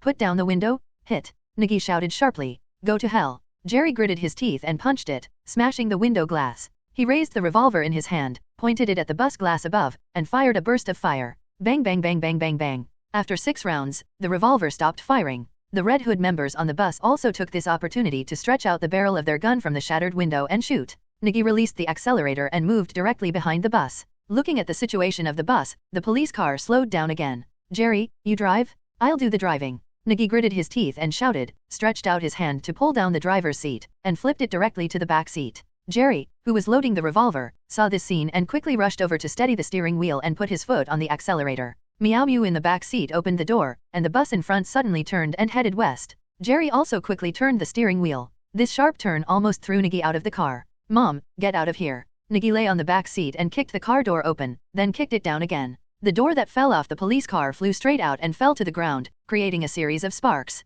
Nigi took a deep breath, reached out and grabbed the golden 6-pointed star hanging around his neck, and his vision widened in an instant. Jerry, pass, blow out their tires and step on the accelerator. It's time to fight. Nigi shouted with a ferocious expression, and the Glock 17 in his hand was also replaced with an extended magazine carrying 19 rounds of ammunition. Ah! Jerry also yelled angrily, turned the steering wheel fiercely, stepped on the accelerator to the bottom, and smoke started coming out of the hood in front. The police car's engine roared and roared, rushing directly to the left front of the bus. The red-hooded members on the bus also picked up their guns to intercept. Bang bang bang bang bang. The gun in Nigi's hand rang out, and it hit the bus window like water. The few Red Hood members who wanted to intercept were silenced by this burst of firepower. In just a few seconds, Nigi pointed at the rear wheel of the bus and emptied the magazine, and the sound of gunfire continued. There was a muffled sound and the rear wheel exploded. The bus tilted, and the wheels rubbed against the ground causing sparks. The accelerating police car was also squeezed by the bus that tilted to the left and drove off the road. "It's over, God!" Jerry screamed, and the police car hit the guardrail and crashed into the water.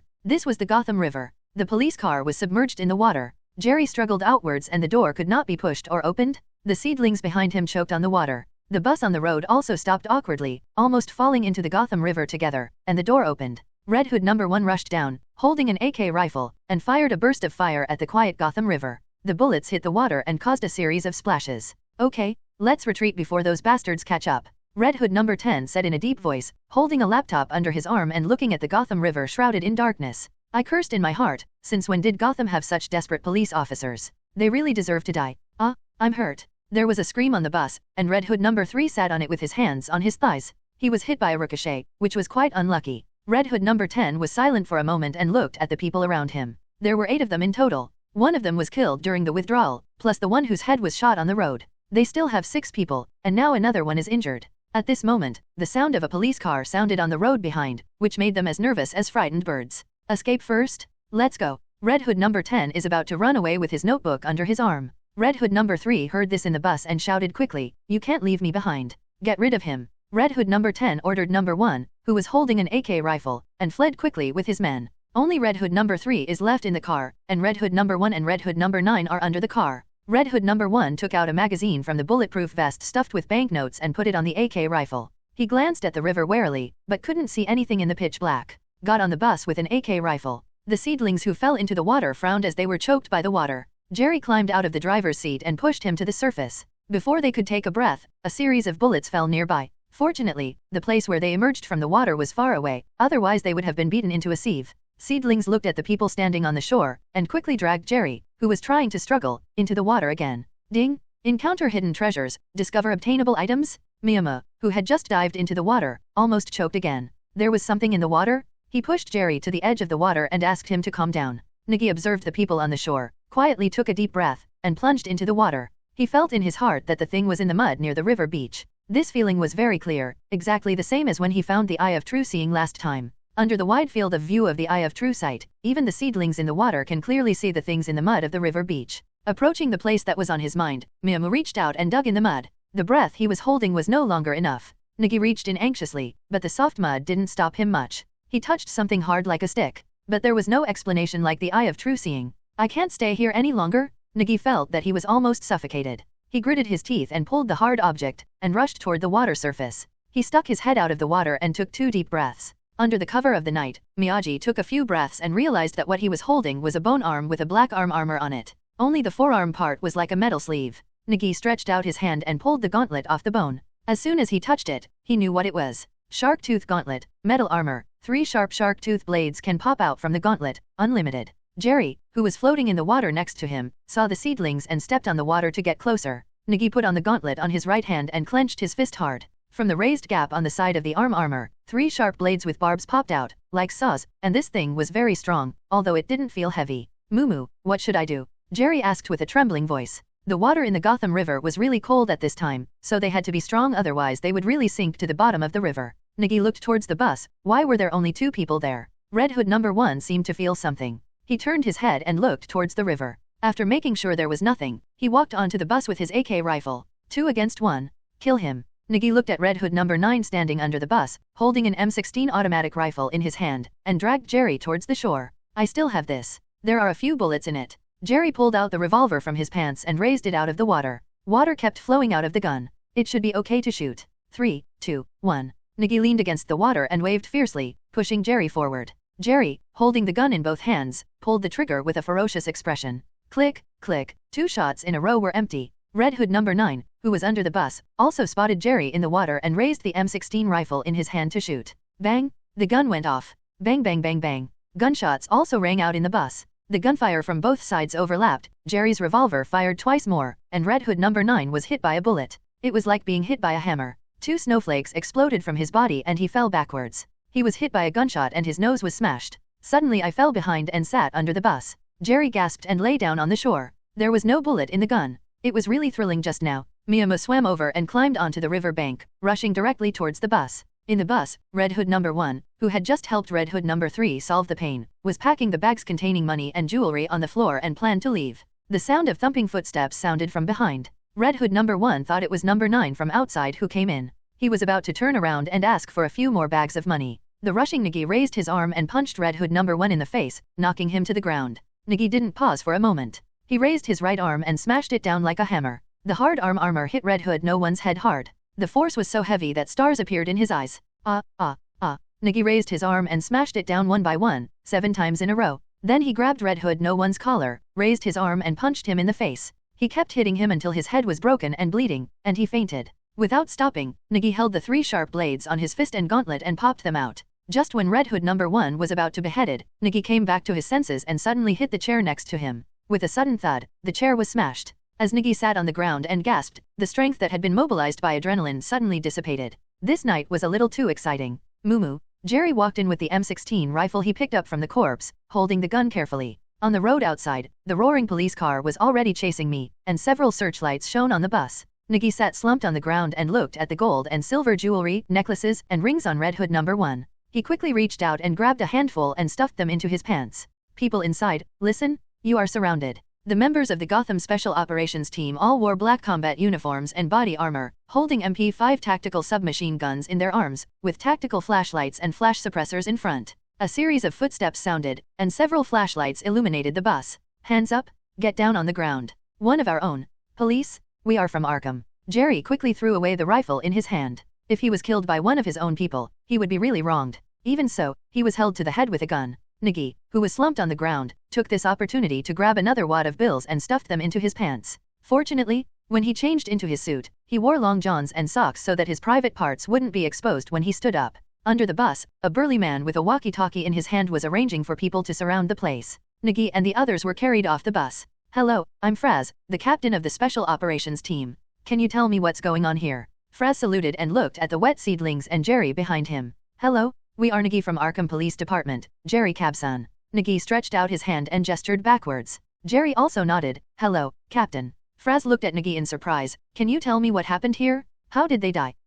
We did it. Jerry shot this one to death. There was another person on the bus who was not dead. They killed each other and I knocked him unconscious in a sneak attack. You mean, you two not only caught up with them, but also forced them to stop, and even killed one of them. Fraz felt like he had heard a fantasy, and it felt unreal. But what he said reminded Nigi. Our car? Our police car was hit into the river when we were forcing the other party to stop.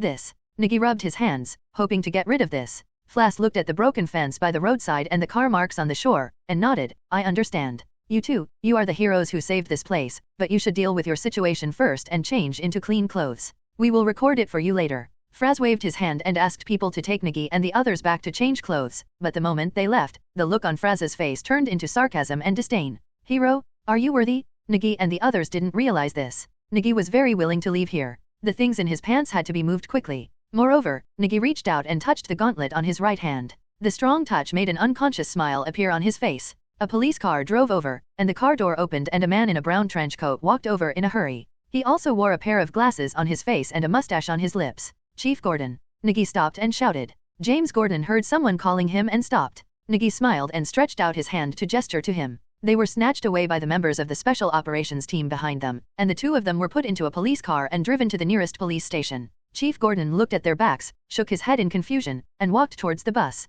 In a blink of an eye, 3 days passed. Nigi was lying on the bed wearing big underpants. The sunlight coming from behind the curtains shone on his feet that were tilted up and dangling. He was holding a Metropolitan newspaper in his hand. After the robbery, their police chief Miz's face was as black as the bottom of a pot, and he almost shot both of them with a gun. After finally making a fuss at the police station, the two of them were suspended for reflection. That robbery also set off huge amounts of public opinion in Gotham. After all, the elites lived there. They were robbed by the robbers and had a time bomb planted with their lives hanging by a thread. The mayor was so scolded by the media that he took a sick leave, and the Gotham police were also scolded as trash, even though they were trash in the first place. The only one who was captured, Red Hood number 1, as well as several robbers who were shot dead, and the intercepted bus became the military medals of the Gotham Police Department. Fraz, the captain of the Special Operations Team, also accepted an interview with reporters. The retired Special Forces soldier who talked freely on TV made Nigi and the others very unhappy, but there was nothing they could do about it. The credit must be divided. They are just ordinary first-level police officers of the Arkham Division, but I didn't expect that it really has nothing to do with them.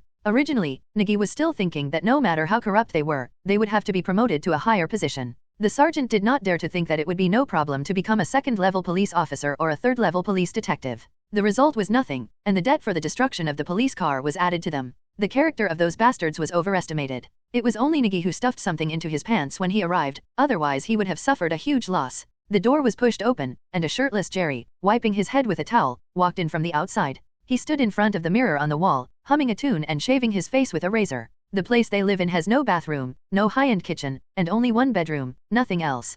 Pushing the door in, there is a window in front, a table under the window, 2 single beds on the left and right of the table, and 2 police uniforms and some wrinkled suits hanging on the wall. Nigi lay on the bed and put down the newspaper, raised his head and glanced behind him. Is there still water in the bathroom? It's hot. No, the cold shower I took was so cold. Jerry shaved his face and said that the apartment building they lived in was a slum apartment built by Italians. There was only one bathroom on each floor, no toilet, no kitchen, and everyone had to compete for hot water for bathing. The old Italian man would often come over to check on me. If he used more hot water, he would scold me. If it weren't for the fact that his rent was cheap and could be extended, he would have been beaten to death. Boring. Nigi lay on the pillow, reading the newspaper of Metropolis. Yes, there is the Metropolis where Superman protects. This Daily Planet is where Superman Clark works, and Nigi also saw the small section written by Superman about environmental protection and peace. The tofu block at the end of the 5th edition, which would have been indistinguishable if it weren't for the signature, is the headline, Lutu was defeated by Superman again. To be precise, it should be that he was defeated again, but Nigi saw a little opportunity, an opportunity to make money. Opportunities for police to illegally speculate in stocks.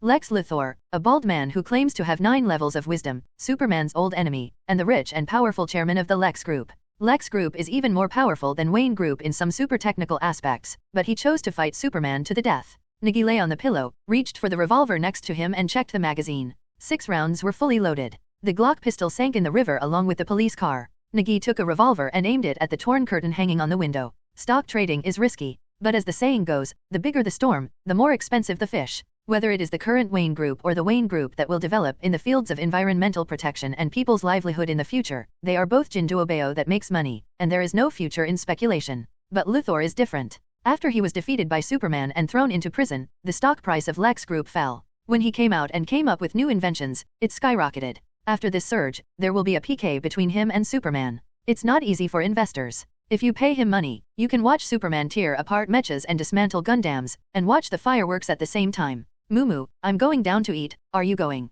After shaving, Jerry combed his hair with a comb, and hung a gold necklace as thick as a finger around his neck, dressing up as if he was going on a date. Eat? Bring me a burrito. I want beef. I'll also bring 2 fried chicken legs, 2 rice balls, and a bottle of beer. Lying on the bed, Nigi said that there is a Mexican restaurant downstairs. The name is Mexican Restaurant, but because the crowd here is different, all kinds of food are available, just like a fast food restaurant. Okay. Jerry smiled in the mirror, put on his shirt, jacket, shoes, and ran out. The door was not even closed, and Nigi smiled helplessly. During the recent days of rest, the twin daughters of the owner of the Mexican restaurant below have been having a heated fight with Jerry. In the past, I had neither money nor time, and I was still working as a precarious intern. It's different now. Now that I have a job and money, it's much easier to flirt with girls. Nigi yawned, raised his arms and rolled up his sleeves, and wiped the shark tooth gauntlet on his right arm clean. It clings to the arm like a rubber sleeve, with fine silver-white triangular lines on it, and a raised gap on the side. Nigi waved his hand and struck, and 3 curved blades instantly popped out from the arm armor. They smashed hard and then sliced open, killing half of his life. Squeak. There was a sound at the door. Nigi held the pistol and turned around to look. A big light brown mouse was standing at the door, raising his head and sniffing the smell in the air. This is Bastion. Nigi shouted with some surprise. This is the mouse next to Otis. His name is Bastion. It is also the partner who accompanied Otis in Blackgate Prison for 10 years. When Bastion heard Nigi's voice, a smile appeared on his face, and he hurried in.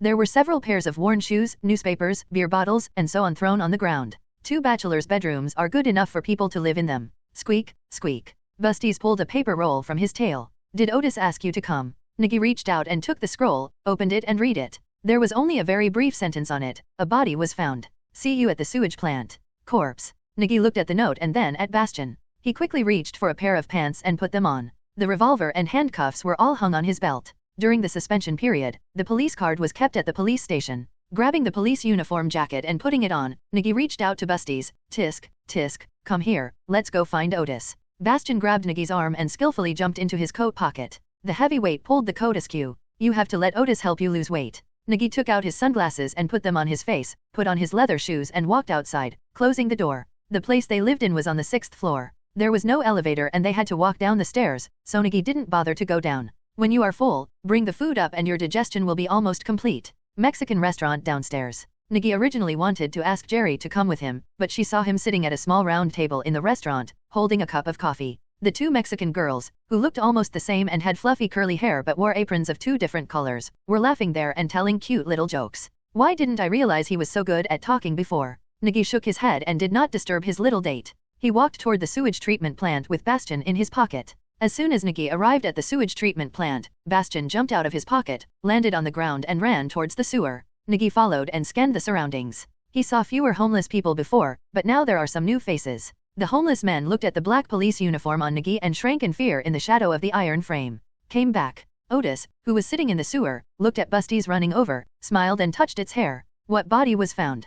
Nigi came over and asked. Seeing the seedlings, Otis stood up quickly, pointed into the sewer and said, I found it on the filter screen of the 2nd floor sewer. It took a while to get him up. Nigi looked at Otis's haggard expression, patted him on the shoulder, nodded and said, thank you for your hard work. It's okay. By the way, I'll give you the gun back. I met something running very fast on the road and used a few bullets. Otis hurriedly handed the Glock 17 pistol to Nigi, who waved his hand. No, this gun is for you for self-defense. By the way, what did you encounter? Nigi asked curiously, glancing at Otis's shoulder, which was still wrapped with a bandage. I don't know. It wasn't a mouse anyway. It moved very quickly like a ball and scratched me. Otis recalled the thing he met in the sewer, shook his head, and put away the Glock pistol. By the way, I went to the police station and couldn't find you, so I asked Bastion to look for you. Did something happen to you? Haha, it's nothing. I just let people deceive me for a while and then take it back. I'm not that big-hearted.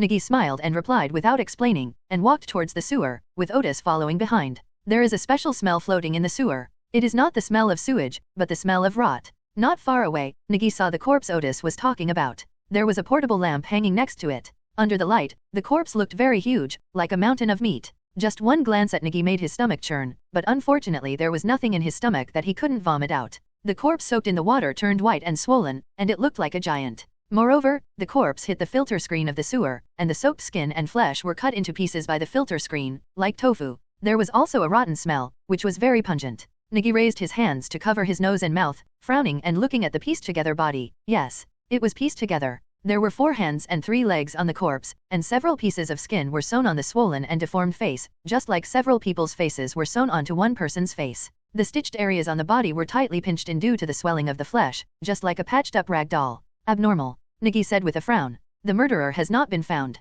There are many places in the sewers that even rats dare not go to, but it should be in the Arkham area. I found some things. Look. Otis walked to the wall and picked up a bag from the shadows, put it in front of a portable lamp and opened it. Inside was a pile of saws, drill bits, and wire for sewing. Without exception, there were traces of dried blood on them. Seedlings looked at the things inside, bent down and picked up a small stainless steel hand saw, which was used to cut bones. After thinking for a moment, Miyamo casually threw the saw in. Call the police and leave the body to the police for disposal.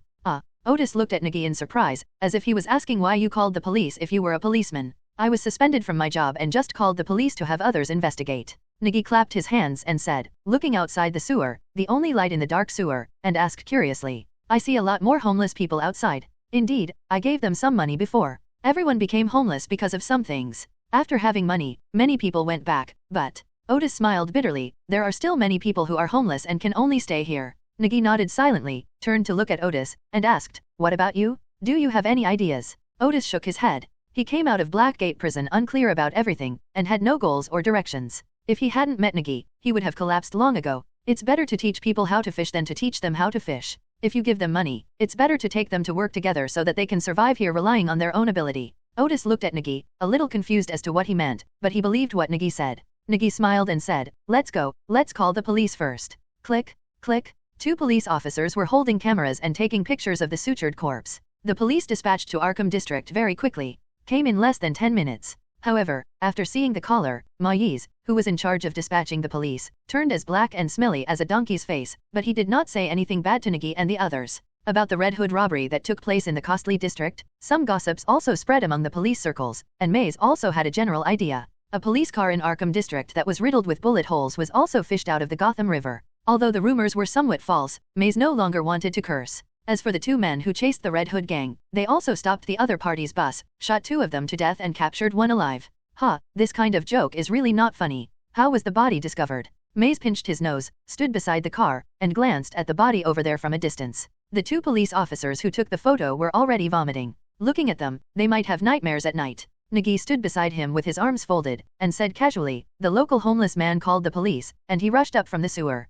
Maze frowned and looked at Nigi sideways. "Why are you here?" "I was suspended from my job, and I was chatting with my friends here, and I found out." "What happened? Do you suspect that I did it?" Nigi asked, tilting his head. "No," Maze said with a dark face. "What should I do with the body? Should I call the forensic doctor to check it out?" Nigi continued to ask. Maze looked at Nigi as if he were an idiot. Forensic doctor? Do they have such a thing in the Arkham branch? And is this monster human? But after thinking about it, Maze opened the door of the police car and got in, lowered the window and waved to Nigi. Nigi turned around and looked around, as if it was not him that Maze was greeting. The corners of Maze's eyes twitched, and he gritted his teeth and said, "Come here. It's you who is calling. Mr. Police Officer, what do you want to see me for? I am just an ordinary citizen during my suspension." Nigi came over and teased with a slight smile. Maze stared at him and pointed at the body pulled out of the sewer. "You are now suspended from duty and are responsible for keeping an eye on this body here. I will report to the director. If appropriate, a car will come over later. Take the body away." "Sorry, I refuse." The smile on Nigi's face disappeared and he said with a cold expression. "Why?" Maze asked puzzled. "The person who took out this corpse is in our Arkham area. Maybe someone will come over later to kill and silence him. Look at me, look at them, it might end up like this." As Nigi spoke, he pointed at himself and the 2 police officers who were vomiting at the water pipe, but what he said sent a chill down Maze's back. "I don't want to face such a lunatic who chops off his hands and feet and sews them together like a rag doll. He will die." Nigi shouted in surprise, frightening Maze. "What do you want?" Sirens sounded at the sewage plant. 3 police cars drove over, 2 of them came from the Gotham Police Department, and 1 came from the Arkham Precinct. Mumu, Jerry, who put on his police uniform and took back his police badge, got out of the car happily and ran towards this side. Nigi sat under the shed and waved to him. "Your little date blew up again." Jerry smiled and waved his hand. "No problem, where is the body?" As he said that, he looked around. "I built a shed in the back because I was afraid of the smell." Nigi pointed behind him. In a shed held up by plastic sheeting, a black plastic bag wrapped the body and placed it on the ground. There was also a faint smell of putrefaction surrounding it. A lot of people got out of the 2 police cars from the Gotham Police Department.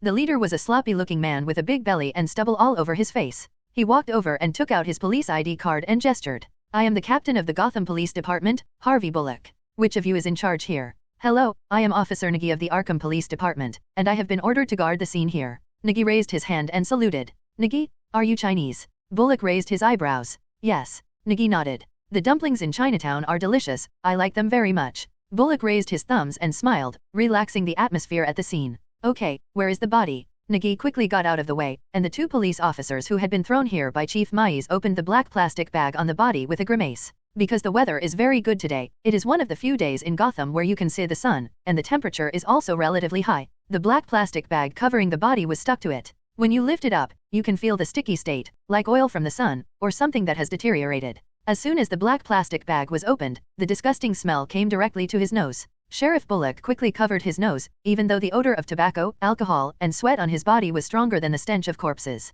Nigi had already prepared to block his nose with paper. Jerry, who was unprepared, spurted it out of his mouth, covered his mouth and ran to the side, bending over and vomiting. "He ate a lot at noon today. Oh, shit, he is indeed such a pervert." Bullock glanced at the body and raised his hand to rub his forehead. The surrounding police officers all had painful expressions on their faces, especially Jerry who was vomiting and was constantly challenging their nerves. "They just regretted eating too much at noon today. I cannot make it." A police officer held the vomit that was about to spurt out, turned around and ran out, vomiting together with Jerry. Everyone else also took a few steps back and stopped looking here. "Well, your tolerance is really strong. I almost want to vomit. It's so disgusting," Brock said looking at Nigi who looked calm. "No, I can't spit it out. I didn't eat today." Nigi put his hands in his pockets and shook his head. There was a ball of paper in his nose and he spoke in a low voice. "Okay, so who? The forensic doctor comes over to check." Bullock turned around and shouted to the back. He also took a few steps back, left the shed supported by plastic sheets, took out the cigarette case from his pocket, and started to light a cigarette.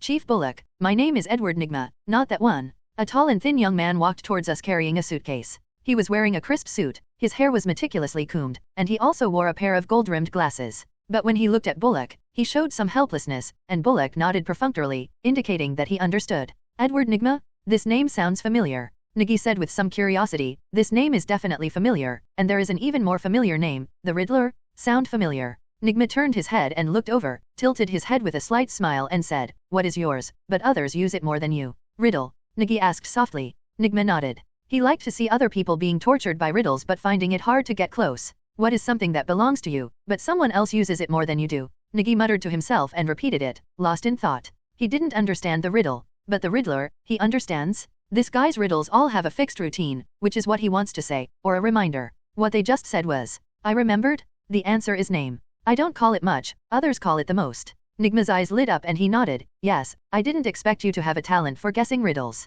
Okay, let's chat later. Work, work, if you don't do it, it will stink. Bullock said repeatedly while holding a cigarette in his mouth. Nigma shrugged helplessly, and could only put down the idea of discussing the riddle with Nigi, and walked towards the body with the box in hand. Seeing this, Nigi quickly followed. Mr. Nigma, do you need help? No, I can do it myself, it's okay. Nigma said with a smile, opening the suitcase he was carrying, and inside were the instruments for autopsy. He picked up a pair of gloves and a mask and put it on his face, put on a white coat and walked to the body. His calm expression was not affected at all, and his psychological quality was second to none. Mr. Nigma, are you a forensic doctor? Nigi took a pair of gloves and put them on, and pulled a mask over his face to get the paper ball out of his nose. No need to call me sir, I'm not a forensic scientist, I'm just part-time. I work in the police station's logistics, as a manager. When Nigma said this, he even smiled. I picked up the tweezers and inspected the skin of the corpse. As soon as the tips of the tweezers clamped the skin, it suddenly burst. A thick, pus-like fluid leaked out of it. Nigi also felt a little nauseous, but he couldn't leave, so he simply squatted next to the box and helped Nigma pass the things.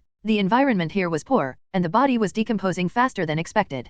Nigma directly picked up the dissection knife and cut it up like a pig butcher. Jerry and the others, who had already recovered, were even more horrified when they saw this scene. The other police officers who had not vomited also vomited. Some of the more curious homeless people came over to take a look, and after just one glance, they screamed in fright and ran away. Even Bullock didn't want to look over there. Edward Nigma wasn't very skilled, but he just didn't have a very good mind. Otherwise, in the field of autopsy, we can get rid of those BD idiots who don't eat corpses. What a shame, so unflattering. Watching the dissected seedlings up close, I felt as regretful as if I had eaten 10 pounds of bitter melon. The key was that I couldn't run, my legs were numb. The corpse was simply cut into pieces in Nigma's hands. The rotten internal organs were chopped into pieces by him, the bones were cut off with pliers, and every inch of muscle was cut. The smell of decaying corpses. Nigi couldn't feel his nose anymore. It was malfunctioning and he couldn't smell anything. When Nigma opened the corpse's skull with a hacksaw, the pus-like brain material came out and dripped onto the plastic bags laid underneath. It was really numbing. When the body was pulled out of the sewer, it could no longer be lifted, so it had to be dissected on the spot, but I didn't expect it to be so terrible.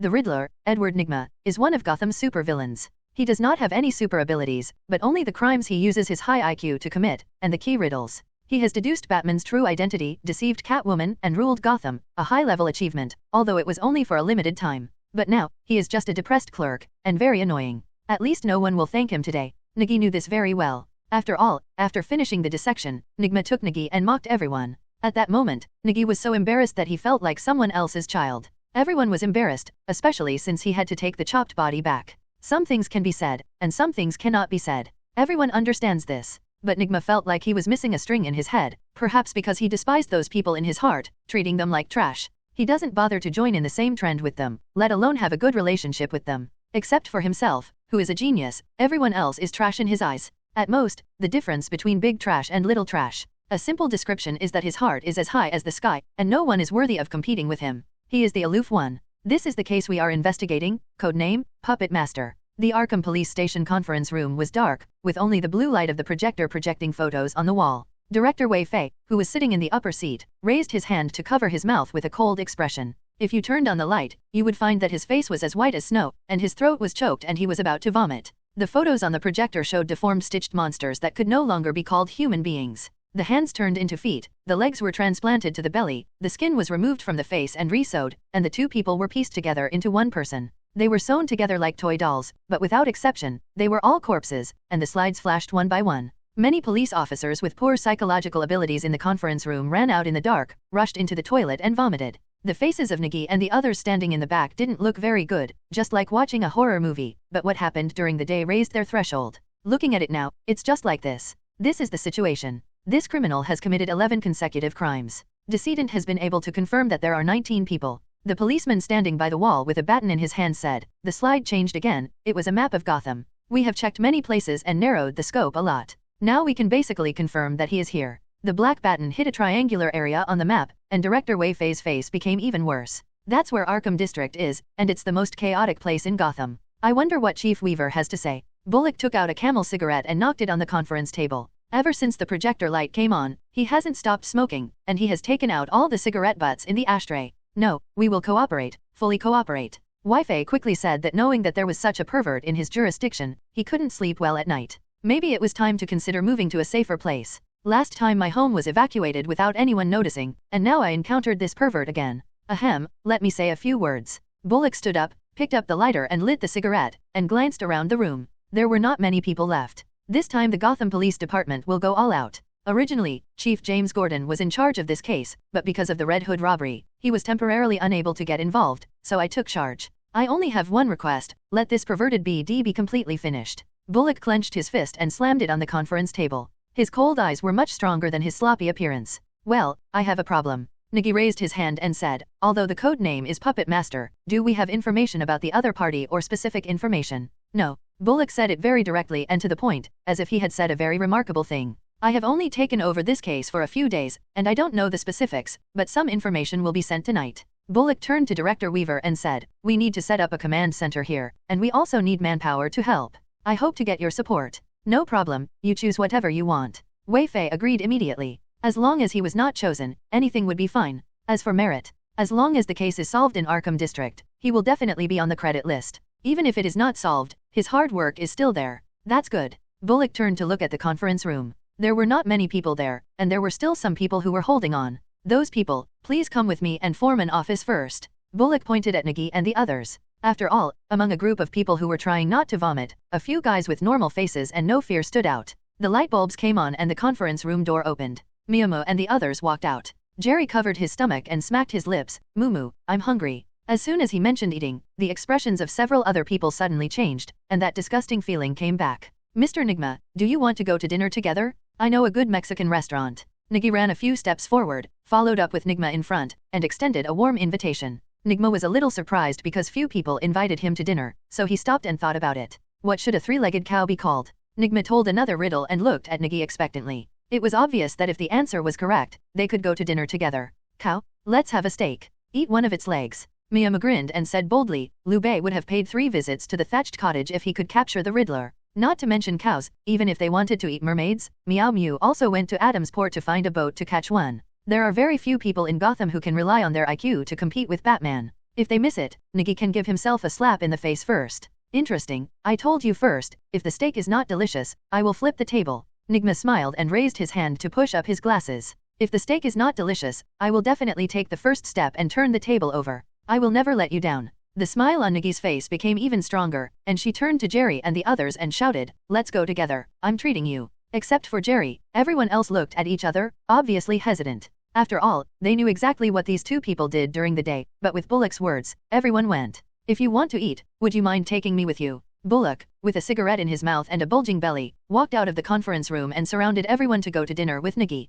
Mexican restaurant. Just downstairs from the apartment where Nigi and the others live, the restaurant is very large and is a family business owned by the Carmen family. The current store owner, Pamela Carmen, and his wife have 6 sons and 3 daughters, and they run the store together as a family. As soon as you enter the store, you can see a super long bar inside. Behind the bar are the kitchen, fried chicken shop, bar, bakery, cold drink shop, and sushi shop. All kinds of food are laid out like a buffet restaurant. There are more than 30 small round tables in the store, which can seat 4 people. In the evening, this place also works as a bar, allowing some drunkards to get drunk here, but today there are much fewer people here. The main thing is that a group of policemen in police uniforms eat here, and the effect is more immediate than spraying disinfectant powder. The owner of the restaurant, Pamela, is over 50 years old, her hair is already gray, and she is wearing an apron and frying steaks next to the stove. His sons and daughters-in-law were preparing other food. There were more than 10 police officers who came, and their tastes were all different, so the whole family was busy. Except at the bar counter, G was holding a large glass of beer and vividly describing what happened today to the restaurant owner's 2 twin daughters. The surprising and strange case made the 2 women tremble and almost scream in fear. Because there were not many people in the restaurant, the policeman sat casually. Nigi and Nimig sat at the same table. Sheriff Bullock sat at the table by himself, holding a glass of whiskey in his hand, and a cigarette butt was thrown into the ashtray on the table. Okay, here comes the steak. Pamela Carmen walked out of the bar carrying 2 steaks, put the plates on the table, and stood with a smile on her face, waiting for comments. Just now Nigi asked Jerry to tell him that if the steak was not cooked well, he would destroy his shop. The knife and fork cut the steak on the dinner plate. Nigma took a bite and nodded. The taste is okay. If the heat is more stable, the taste will be better. The meat quality is slightly worse, 63 points. Pamela was a little confused and didn't know what it meant. Nigi waved his hand. Bring me a bottle of good wine. I remember that you seem to have the red wine for the 50th anniversary of Wayne Manor. I bought it. The confusion on Pamela's face turned into surprise. That was the treasure of his store, a red wine specially released by the Wayne family Red Wine Manor 50 years ago. The starting price is $10,000, and now it's even more. Nigi winked at him. Pamela was a little embarrassed, and Nigma was even more surprised. This treatment was a bit high. Well, just ordinary red wine. Nigi stared at Pamela and said in a deep voice, I will give you 3 times the price. In total, I owe you a favor. Okay. Pamela gritted her teeth and agreed. Mainly because Nigi said he owed him a favor, not to mention whether it was money or not. These policemen were all invited by him. If he didn't give him face, his store would be really doomed. Pamela ran towards the bar, and Nigma said a little embarrassedly, there's really no need. Nigi raised his hand to interrupt him. Edward, that's what I call you. I won't miss anything if I treat you to dinner, otherwise it would be disrespectful. I like talented people, but you are different. You are a genius. This. Nigma laughed. Everyone is willing to listen to good things, especially a person like him who is proud but cannot be recognized. If you consider me a friend, don't refuse. You are an extraordinary person, aren't you? Nigi laughed. Nigma also laughed and looked at Nigi with a much more pleasing look. Yes, he is an extraordinary person. Finally, someone saw it and recognized him. It's Wayne Manor's 50th anniversary. Pamela came over with a bottle of wine wrapped in thick yellow paper, and also brought over a decanter and a red wine glass. The surrounding police officers also craned their necks and looked over curiously, wanting to see what the 50th anniversary of Wayne Manor looked like. Nigma felt these views, and proudly pushed his chest forward to make himself sit more politely. Perhaps this is the first time in his life that he has attracted so much attention. Pamela opened the red wine with a corkscrew. The red wine, which was as rich as blood and had a faint fragrance, was poured into the decanter. Nigi looked at the red wine with mixed feelings in her heart. What she was drinking was not wine, but money, real money, but it's worth it. If you want to do it, do what others can't do. It's Niang Zipai's fault. Nigi really doesn't believe that anyone can be as willing as herself. Money is something external to the body, spend it and earn it again. Nigi comforted himself in his heart. Holding the red wine, Nigma looked at the red wine liquid in the cup, which looked like a cup of rich blood, and said with some emotion, the less you have, the more precious it is. Nigma picked up the wine glass, gestured to Nigi, and clinked the 2 wine glasses, to my friend. To my friend. Nigi also said with a smile. I originally wanted to drink the glass of wine, but when I thought that this was my year's salary, my actions suddenly became more elegant. Sheriff Bullock, who watched from beginning to end, shook his wine glass and stared at Nigi. He remembered one thing. During the Red Hood robbery, an Arkham police car chased him, and he happened to be on vacation at that time, and he had just come back. But I have seen that police car with more than 30 bullet holes in it and a door missing, which is enough to see the intensity of the time, which is not what those weaklings and trash can do. As for Flass from the Special Ops team, Brock curled his lips in disdain, but he also glanced at Nigi and had a little more expectations. The wine has passed 3 rounds, and the food has passed the 5 flavors. The relationship between Nigma and Nigi was also brought closer by this glass of wine, and they became friends who talked about everything. Edward, what kind of person is the puppet master you said we want to investigate? Nigi asked while holding a fork and chewing steak. He really didn't know about this. After all, Professor Pig Noodles is the most famous person for human body suturing. Who is this puppet master? I only vaguely knew that there was such a villain, but I couldn't tell him anything specific. Doctor, surgeon, and the kind with good skills. Nigma slowly swayed the wine glass. His glasses had been taken off. His face was a little drunk, but his voice was very sober. Let me tell you, your guess is definitely this. Nigi stretched out his thumb and gestured, making Nigma laugh. Do you remember that corpse? Although the suture scars on it were sutured with metal threads, they were definitely sutured by a doctor. They were so neat that they couldn't be produced after just a few years of practice. As Nigma spoke, he drew on the table with his fingers. Those trash in the police station? They only saw the deformation of the corpses, but did not realize that these corpses were being perfected. Each one was more complete than the last. Like. Nigi took over and said, it's like upgrading. The puppet master is practicing to make better things. Nigma clapped his hands and said with a smile, you are 100 times better than those trash in the police station, just a little worse than me. No, you are a genius that I can't catch. Ha ha ha ha. Nigma laughed. But the faces of the policemen around them were getting worse and worse. This piece of trash, that piece of trash, it was really disturbing. That guy wanted to make something very powerful, and he was almost finished. This body was drowned alive. His spine was broken, and he fell into the water and drowned. Moreover, Nigma's face suddenly became serious. The spine of this corpse was broken by someone. Broken spine? As soon as this topic came up, Nigi thought of a person in his mind, Bane, a mercenary with high IQ and high strength, and one of Gotham's supervillains. That guy's peak achievement was to break Batman's spine, and he almost retired Batman. But Nigma's next words made Nigi give up this idea, because it was a hammer that broke the corpse's spine. The two chatted until the evening, and Bullock and the others had already paid and left. It was obvious that Nigma's contemptuous tone made these colleagues very uncomfortable.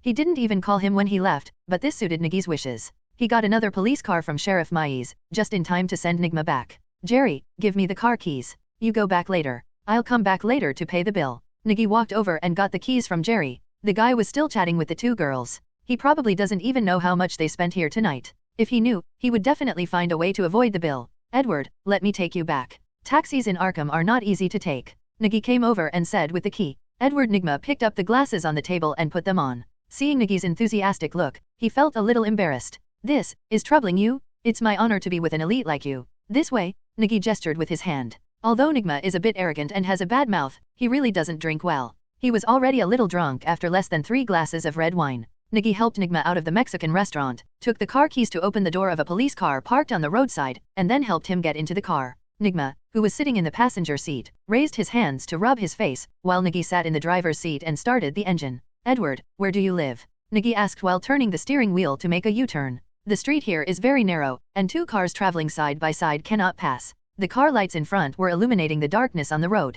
Nigma leaned against the window and slowly lowered the window to let in the night breeze. Slowly exhaling the breath of alcohol, Nigma looked at the approaching steel bridge and smiled drunkenly. A diamond plate, a glowing fireplace, a place you never leave. Where am I? Go home. Nigi answered the question without thinking. Nothing is more reassuring than home. Ha ha ha ha. Nigma took off his glasses and laughed very happily. You actually know. You are the first person I have met who doesn't hate riddles. Those losers always blame me when they can't find the answer, instead of thinking that it's because they are too stupid. Hearing this, Miyagi chuckled and said, geniuses are not understood by others. If everyone can understand you, are you still a genius? Those ordinary people will not understand you. Genius, haha, you're right. Nigma held the gold-rimmed glasses in his hand and looked at the surface of the Gotham River. The quiet waves flashed past the car window. Nigi, thank you. This is the first time I have met an interesting person like you. You know, I didn't have many friends before. Then you now have our genius, Mr. Edward Nigma, and your friend Nigi will be honored to send you home. Nigi imitated the accent of the TV host and read aloud with a bit of tenor, which made Nigma laugh again.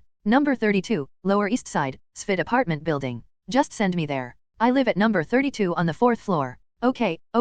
Nigi immediately turned on his police lights, and the red and blue police lights flashed on the roof of the car. As soon as he drove into the Lower East Side, many people were frightened and ran away. The Sphere Apartments is an old Gothic apartment building, which is very common in the Lower East Side, with a decorative black gargoyle statue on the roof. Nigma got out of the police car and put on his glasses, turned around and leaned against the car window waving his hands. This is a great night, thank you, friend. Nigi, who had just unbuckled his seatbelt, laughed with satisfaction when he heard these words. Good evening, friend. Watching Nigma walk into the apartment building, Nigi opened the door, stood on the street and took out a box of cool thin cigars from his arms, holding one in his mouth and lighting it with a lighter. Scanning the surroundings with vigilant eyes, there were a few sly gangsters on the opposite street. Nigi held a thin cigar in his hand, opened his coat, and showed off his revolver. The gangsters left immediately after seeing the revolver. Rich people in Gotham may be humiliated, but people with guns will gain respect wherever they go. In the apartment building, Nigma returned to his home and skillfully turned on the light, and the room lit up. He took off his gold-rimmed glasses and placed them on the cabinet next to him.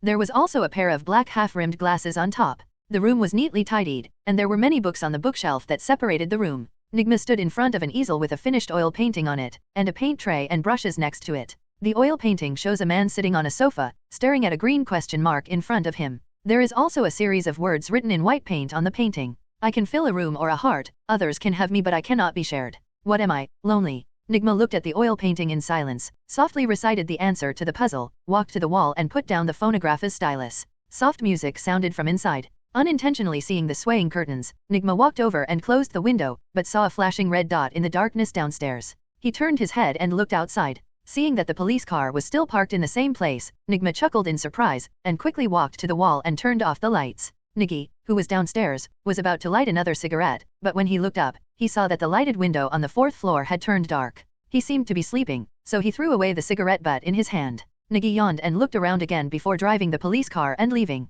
Nigma, who was upstairs watching the police car leave here, had a meaningful smile in his eyes. The fewer you have, the more precious your friends are. After the police car left here, it drove towards the more shabby areas of the Lower East Side. It was already late at night. A black car stopped on the side of the road and saw the approaching police car flashing its double flashing lights. The police car stopped, and Nigi got out of the car and walked towards the car. Oswald, who had just returned from duty at the Rome casino, opened the door and yawned. "Mr. Police Officer, you are really busy. Here you go," Oswald said jokingly as he took out an envelope from the car and threw it to Nigi. The envelope was heavy. "Thank you, that's a big help."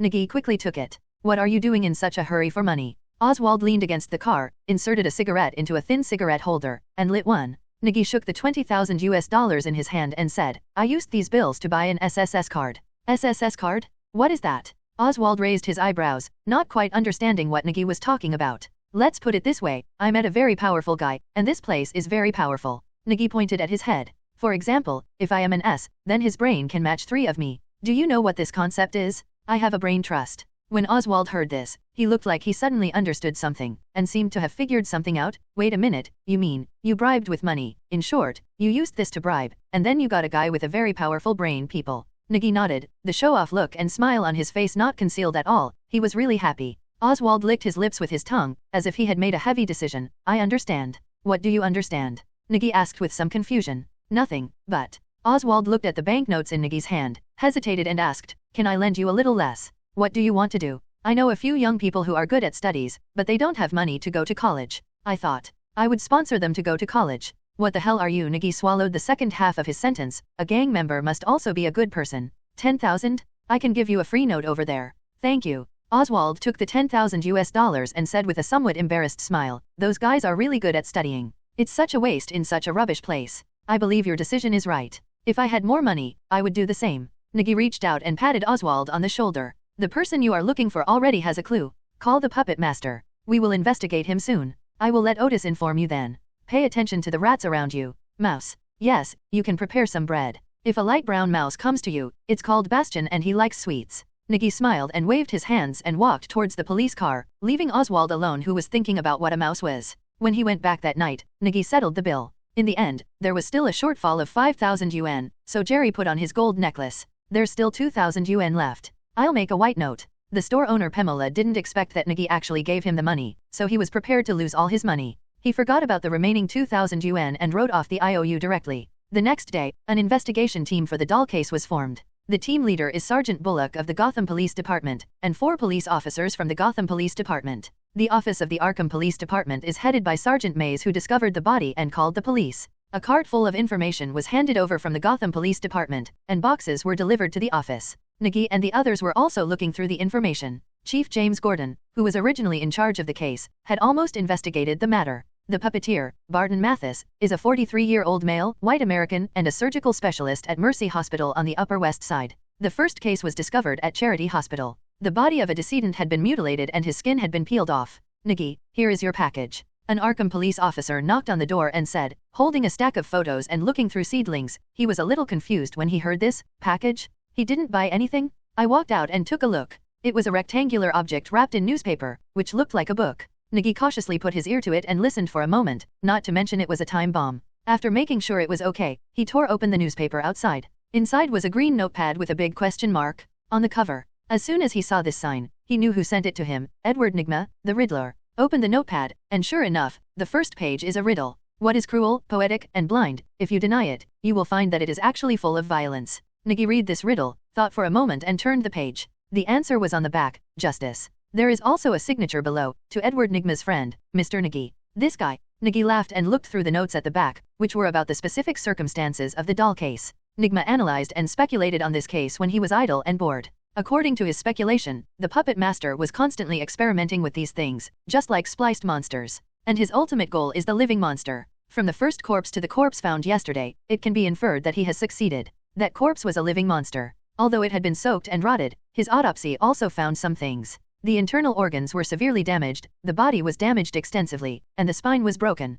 The corpse suffered a very brutal battle before death, and there were traces of implants in the head. Seeing this, Nigi's expression became serious. This page was a sketch, which was a comparison of the image of the 2-meter-2 monster and the height of the person marked with Nigi. It's a bit tricky. Nigi frowned, took out a thin cigar from his pocket and took one. To deal with such a big guy, you still need to prepare some heavy firepower, and you are not sure how many monsters the opponent has. Gotham is a hellish place with everything. Moo, it's a meeting. Jerry ran out of the office and shouted. Nigi put out the cigarette butts and walked towards the office. Bullock, who had just finished the phone call, came over with a piece of information, threw it on the table, knocked on the blackboard covered with photos and shouted. Everyone, after reading the information, it's time to talk. Do you have any ideas on where we can find this BD pervert? I have an opinion. Nigi raised his hands and stood up. First, we found the medical equipment used by the puppet master in the sewers and determined that he was in the Arkham district, but we don't know where he is. Second, why don't we change our mind? Instead of looking for him, we look for the monsters, or the raw materials for the monsters.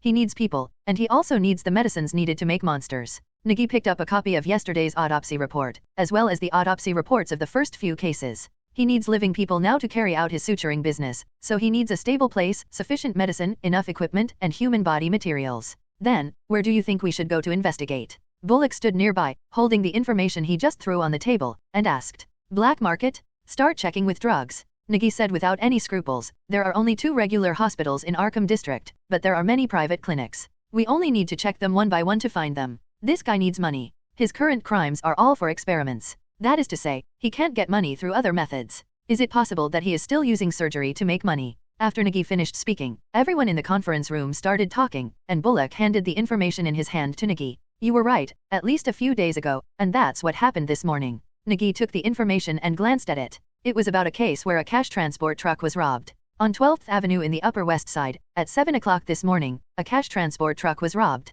3 escorts died, 2 were seriously injured, and $7 million in cash on the armored transport truck was robbed. In the surveillance photos of the scene, there were 3 figures, one of which was exceptionally huge and had 4 arms. The other one is a fat dwarf less than 1 meter tall, and there is a strange woman wearing a white nurse uniform and holding a sledgehammer. At least judging from the figure, she should be a woman, otherwise the hemispherical bulge on the chest would be a bit too outrageous. There was only a blown sewer cover at the scene, and the 3 monsters took the money and left the scene through the sewer. Nigi was also speechless. Judging from the appearance above, he had become an expert in cultivation and things were getting difficult to handle. Now the Gotham Police Department has listed this matter as the #1 case and has a deadline of 3 days to solve the case. Chief Gordon has led people to search along the crime scene. Bullock was quite helpless when he said this. Ever since the Red Hood robbery, the men above felt like they had been forcibly massaged by 100 big men, and they couldn't stand any stimulation. Next year's mayoral election will be another good show. I still stick to my original view and suggest checking the black market, especially sources with the ability to mobilize large quantities of drugs.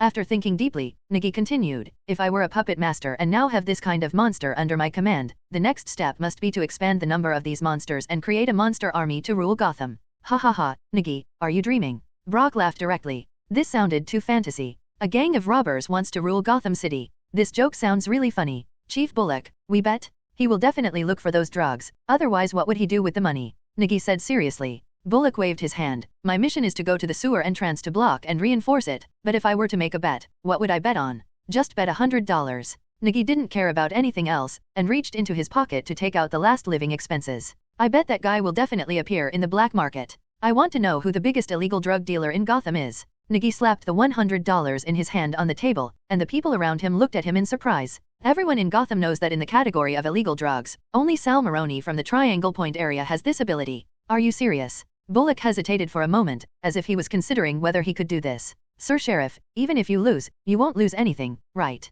Jerry, go to the sewage treatment plant to find Otis and ask him to rush to Triangle Point and notify Oswald. By the way, Nigi was holding a Beretta 92F pistol that Bullock had lent him, as well as a black market location in the Cape Triangle area. Warehouse number 461, Binshui Road. Jerry followed behind and said with some worry, Mumu, can you go by yourself? I can't go there by myself, so I asked you to find Otis. Those guys will definitely escape to the sewers on the other side of Triangle Point. Nigi took out the car keys and found a tan Dodge sedan. It was Bullock's special car. Every sergeant-level officer had his own special sedan. When he opened the trunk, Nigi's eyes widened. There were 2 pieces of body armor in the trunk, as well as a Remington M870 shotgun, a type specially used by police to break down doors. AFK, this is a police car. Nigi picked up a body armor and threw it to Jerry, hugged him hard, brother, work hard. Jerry held the body armor and watched Nigi drive away at speed. He came to his senses and ran towards another Arkham police car and went straight to the sewage treatment plant. Nigi stepped on the accelerator and drove all the way, biting a thin cigar, raised his hand to put on his sunglasses, and held the steering wheel.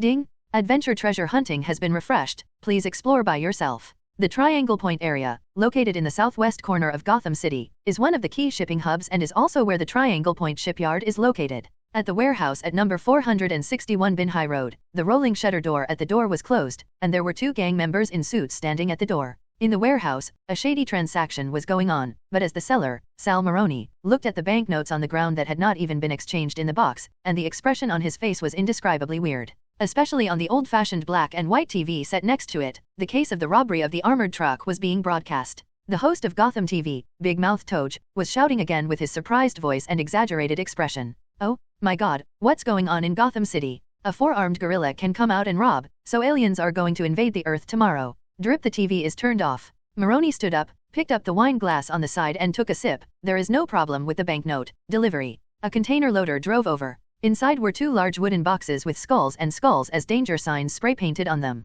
As the buyer, Barton Mathis, showed a happy smile on his face, and the 2-meter-tall monster draped in canvas behind him also raised his head and looked at the loader. Whoosh dang! A metallic collision sounded. Attracting everyone to look over, one of the lights on the loader was blown out. It was a black dart. "Who?" Maroni quickly turned around and shouted. The surrounding gang members also took out their firearms, pistols, and submachine guns, scanning the surroundings with full firepower. "It's him." A gang member pulled out the dart from the car light. It was a black bat-shaped dart. Maroni's face suddenly turned gloomy. In recent Gotham legends, a big bat would come out of the darkness to attack bad guys and gang members. Pretending to be a ghost, Maroni snorted coldly and walked towards the ladder next to the warehouse with the wine glass in hand. Several painful groans suddenly sounded from behind. Maroni quickly turned around and saw that 3 gang members had been killed on the iron platform on the 2nd floor. The muffled sound came from there. Where? A gang member holding an Uzi submachine gun pointed at the ceiling in the upper right corner. It was pitch black over there. The windows in this warehouse are blocked for the convenience of transactions and for confidentiality. Even if the lights are not turned on during the day, it is difficult to see clearly, let alone the dark ceiling. Chug tug tug tug. A series of bullets hit the ceiling, and the bullets collided with the iron frames, causing a series of sparks. There is nothing there. Manilow looked over there with wide eyes, and Barton Mathis, who was checking the goods, also felt something was wrong and quickly pressed a remote control in his hand. In the sewer outside the warehouse, 2 figures are approaching. "Are you looking for me?" A cold and ruthless voice sounded behind Maroni. Maroni quickly turned his head and saw that there was nothing behind him. A gang member was suddenly pulled into the air by a rope, then thrown down and passed out. This kind of situation that only happens in horror movie scenes makes other people nervous and afraid of looking at those dark places. "Don't panic," Manilow just shouted. A frightened gang member took the submachine gun in his hand and pulled the trigger at the places where the light could not reach. Chug tug tug tug. The sparks of bullet collision lit up in the darkness, and others also pulled the triggers one after another. Whoosh whoosh. A series of sounds broke through the air, and several bat darts flew out from the shadows. A gang member who was shooting was hit in the neck by a dart and passed out. Several other batarangs seemed to have eyes, hitting the hands of those who were shooting. The gang members covered their hands and screamed one after another. "Who? Come out." Maroni held a pistol and stood on the stairs shouting loudly. The gang members below were already frightened, and the slightest movement would cause them to shoot. "I'm here." Maroni heard the voice behind him, turned around and pulled the trigger without thinking, but when he turned around, what he saw was a black fist, hitting him hard in the face. Maroni was knocked away from the stairs by the punch, hit a wooden box, fell to the ground and screamed. His mouth was filled with scarlet blood, and there was a broken tooth that he spat out. Thump, thump, thump, the footsteps sounded from the stairs. Every footsteps echoed in the warehouse, and seemed to be tapping on other people's doors. Heart. The remaining gang members held guns and looked nervously at the stairs. There was nothing. The sound of swallowing and spitting made them even more worried that they were not facing human beings. And on the ceiling directly above the warehouse, Batman, Bruce Wayne, is holding on to a wire rope and looking down at the nervous gang members below. 4, 5, 6, 7 people, 20 seconds. Batman grabbed the rope and fell to the ground in less than a second, landing among those people. Imagine, suddenly there is an extra person behind you, what kind of scene it would be. Ah! The gang members' shouts of collapse made them turn their guns in panic, but faster than them was Batman's fist. Batman, who has traveled around the world, learned various martial arts and mastered them, can defeat his opponents as quickly as possible. Few of the people he sent to the police station were lucky guys with broken ribs and broken arms. And obviously these people are not the lucky ones. One of the gang members screamed and fell to the ground. Batman kicked him out, then grabbed another man and pressed him down. He grabbed the man's arm and twisted it violently, making a clicking sound. The crisp sound of bone cracking and even the screams couldn't cover up. Only physical pain can make them afraid, and they know that there are still things in this city that make them afraid. Batman hit a gang member in the chest with a sharp elbow, then punched him by the hair. His nose was like an unscrewed faucet, blood spurted out, and he fell to the ground with his body. Don't move, don't move. The last gang member held a pistol with a trembling voice and pointed it at Batman. Suddenly, he felt someone tugging at his feet. Pull once and the rope tightens. He dragged him into the air, and before he could scream, he dropped him again. 17 seconds. Batman turned his head and looked to the other side. With him at the center and people lying on the ground around him, the puppeteer Barton Mathis, who was hiding behind the cargo box, clapped his hands and stood up. Awesome, awesome. I really thought it was an urban legend in Gotham, but it turns out there really is a big bat. Batman reached for his belt and threw a batarang. Barton, the puppeteer, was shocked when he saw the dart. A big hand blocked in front of him, and the batarang bounced off his hand and fell to the ground with a clang. Roar. The monster standing behind puppeteer Patton has lifted skin, his tall body covered with stitched scars, and huge amounts of muscle contours like those of a bodybuilder injected with petroleum. Those 4 scarred arms spread out. Monster. Walking forward with heavy steps. Masterpiece number 29, tear this bat apart. The puppet master Barton shouted with a crazy look in his eyes. This is the masterpiece he has been pursuing all his life. This is his best work. No, maybe it could be better. Puppeteer Barton looked at Batman with coveted eyes. The terrifying attack just now, the instant explosive power, what a perfect body, if he is used as the material.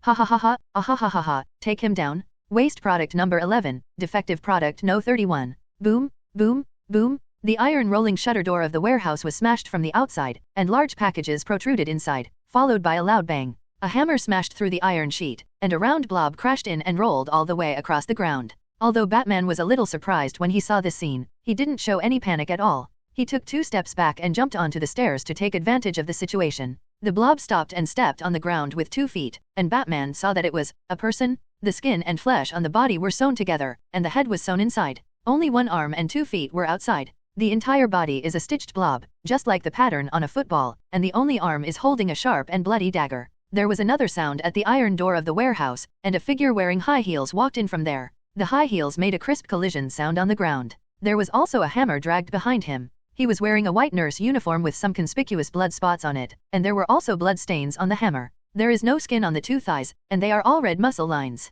The same is true for the arms. There is a brand name bag on the head to cover the face, but the chest is very full. Get him. Puppeteer Barton shouted. The long-awaited masterpiece number 29 spread out its 4 thick arms and grabbed Batman. Batman used his grappling gun to take off in time and avoid this attack. But the iron staircase was not so lucky. He was hugged by masterpiece number 29 and bent into a bend, and the iron steps above were flattened. The spherical scrap number 11 suddenly jumped up and slashed at Batman with the dagger in his hand, but Batman blocked it with the metal blade of his arm. The 2 blades hit each other, causing sparks of friction. As soon as Batman landed, the defective number 31, wielding a hammer, hit him. Batman turned over and dodged. With a thud, the hammer hit the ground heavily. Buzz, buzz, buzz. The sound of an engine suddenly sounded outside the warehouse, and before a few people noticed it, there was a bang. The iron rolling shutter door with a big hole was smashed open, and a tan Dodge sedan crashed in. The iron sheet on the rolling shutter door made a harsh sound against the car, and the car crashed in without slowing down at all. Defective number 31, who was swinging the hammer, was knocked out by the car just as he turned around.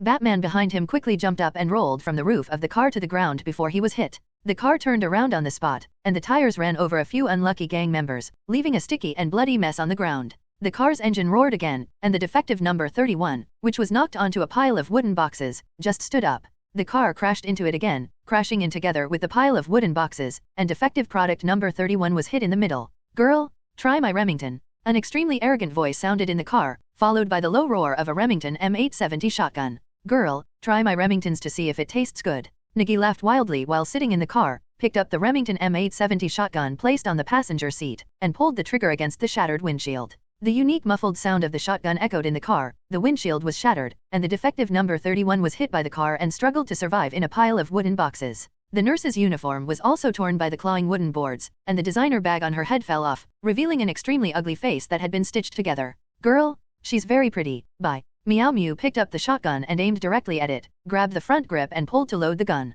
The red shell ejected from the chamber and the trigger was pulled. There was a dull thud. The shotgun fired from the muzzle of the Remington M870 blasted the head of broken product number 31 in one fell swoop. It fell apart like a watermelon smashed with a hammer. Without any pause, Nigi immediately loaded the gun and pulled the trigger again, directly shattering the upper body of broken product number 31. Who knows if this is a scientific creation, an undead zombie, or a demonic curse, but be careful and nothing bad will happen. The seedlings crawled out of the windshield, and the stub-bled wooden boards outside were splashed with a layer of sticky red plasma, exuding a fishy smell. Nigi stepped on the plasma and stood on the roof of the car, with a shotgun on his shoulder and sunglasses on his face. When he came in, Nigi activated the effect of the true seeing eye, so I saw the puppet master Barton Mathis hiding behind the wooden box at a glance with an expression of disbelief. It's not a bad thing to be able to see Batman in broad daylight. Nigi tilted his head and smiled as he jumped off the roof of the car. This is the first time to see a live Batman. Although Nigi is somewhat looking forward to it, this is not a fan meeting, there will be no such thing as autographs, and it is not a place where you can chat. Batman glanced at Nigi, with some doubts in his eyes, but the title Batman seemed good. Although he hasn't given himself a nickname yet. Barton Mathis, I am now officially arresting you as a police officer of the Arkham Police Department. You are suspected of dozens of murders and a cash truck robbery. Come with me. Nigi took a shotgun and fired at the place where the puppet master Barton was hiding, and the steel balls shot out spread out in a fan shape. There was a series of crackling sounds over there. Batman glanced sideways at Nigi, staring at Nigi's face, and then at the police badge on his chest. He already has a general impression of Nigi in his mind, and he never misses any detail. Roar. Masterpiece number 29 roared and rushed over, grabbing Batman with forearms. Batman turned around, threw a batarang in his hand, and hit Masterpiece No. 29's neck hard. The muscle was like a tumor, very elastic and protective, and the bat dart bounced off again. You beast? You killed defective product number 31? You killed my work. You damn pig and dog. The puppet master Barton hid behind the wooden box and shouted in an extremely angry voice, I will kill you, I will make you into a toilet, and I will make you pay for your actions. Fake squid. This is my line. When Nigi heard this, he angrily picked up the shotgun and rushed over to show the puppeteer some color. Batman, who was entangled with Masterpiece number 29 next to him, suddenly focused his gaze, pulled out the rope gun on his belt and shot at Nigi. Nigi, who had the full field of vision of the Eye of True Sight, had already seen the useless number 11 rolling over and trying to sneak up on him from behind. However, the grappling hook rope shot by Batman made Nigi stunned for a moment, not knowing whether it was an enemy or a friend. With almost no thought, Nigi turned on the spot and shot the hook flying over. The hook was knocked back by the shotgun and fell to the ground. Batman didn't expect Nigi's reaction to be so quick, but he didn't explain it. This was not his style. Scrap number 11, which bounced like a ball from the ground, stabbed Nigi with the dagger on its only arm. The shotgun in his hand was not loaded yet, and there was no time to load it. Nigi directly raised his right arm and stabbed him hard. There was a clang and the sound of metal colliding. Batman dodges the blow from Masterpiece number 29, and a spherical bomb is stuck to its back. If you want to sneak attack me, do it in the next life. Nigi clenched his fist and waved his right arm and struck directly. In an instant, 3 sharp blades popped out of the shark tooth gauntlet on his right arm. After blocking the dagger, the blade cut off Scrap No. 11's arm like a shark showing its fangs. Scrap number 11 fell to the ground. The spherical body less than 1 meter high was trembling with pain. It had no mouth and could not make a sound. Nigi raised his hand to load the shotgun, and fired a shot at it. Scrap 11 curled up his legs and rolled up like a ball, dodging the shot. Several holes were made in the concrete floor. Boom! The bomb behind Masterpiece number 29 exploded, and the impact of the explosion blew it out directly. This kind of ball-shaped explosive was used by Batman to force open the door. The explosion did not cause high damage, but the impact was extremely strong. The huge body of Masterpiece number 29 was directly knocked to the ground. Barton, the puppet master behind the wooden box, felt his heart tremble when he saw this scene. Run, run again. Nigi carried a shotgun and directly bombarded a large area. Scrap 11 rolled quickly on the ground, creating a trail of blood behind it. It was like a football with paint on it being kicked around. The skin and flesh wrapped around him were really strong. You couldn't kill him with a single shot without getting close. Click, the shotgun chamber was empty. Nigi quickly stopped, took out a handful of shotguns from his pocket and started loading. Although his attention was on the shotgun, he was fully aware of the situation in the entire warehouse. The puppet master Barton, who was hiding behind the wooden box, took out a pistol from his body and aimed it at Batman with some trembling. Nigi looked at the scrap number 11 hiding in the car, loaded the shotgun, and hit the puppet master Barton, but he deliberately missed it and was a little slow. As soon as puppet master Barton fired, Nigi immediately followed up with a shot. The interval was less than 2 seconds. With the effort of his front and back legs, the single shot smashed puppet master Barton's hand to pieces. Ah!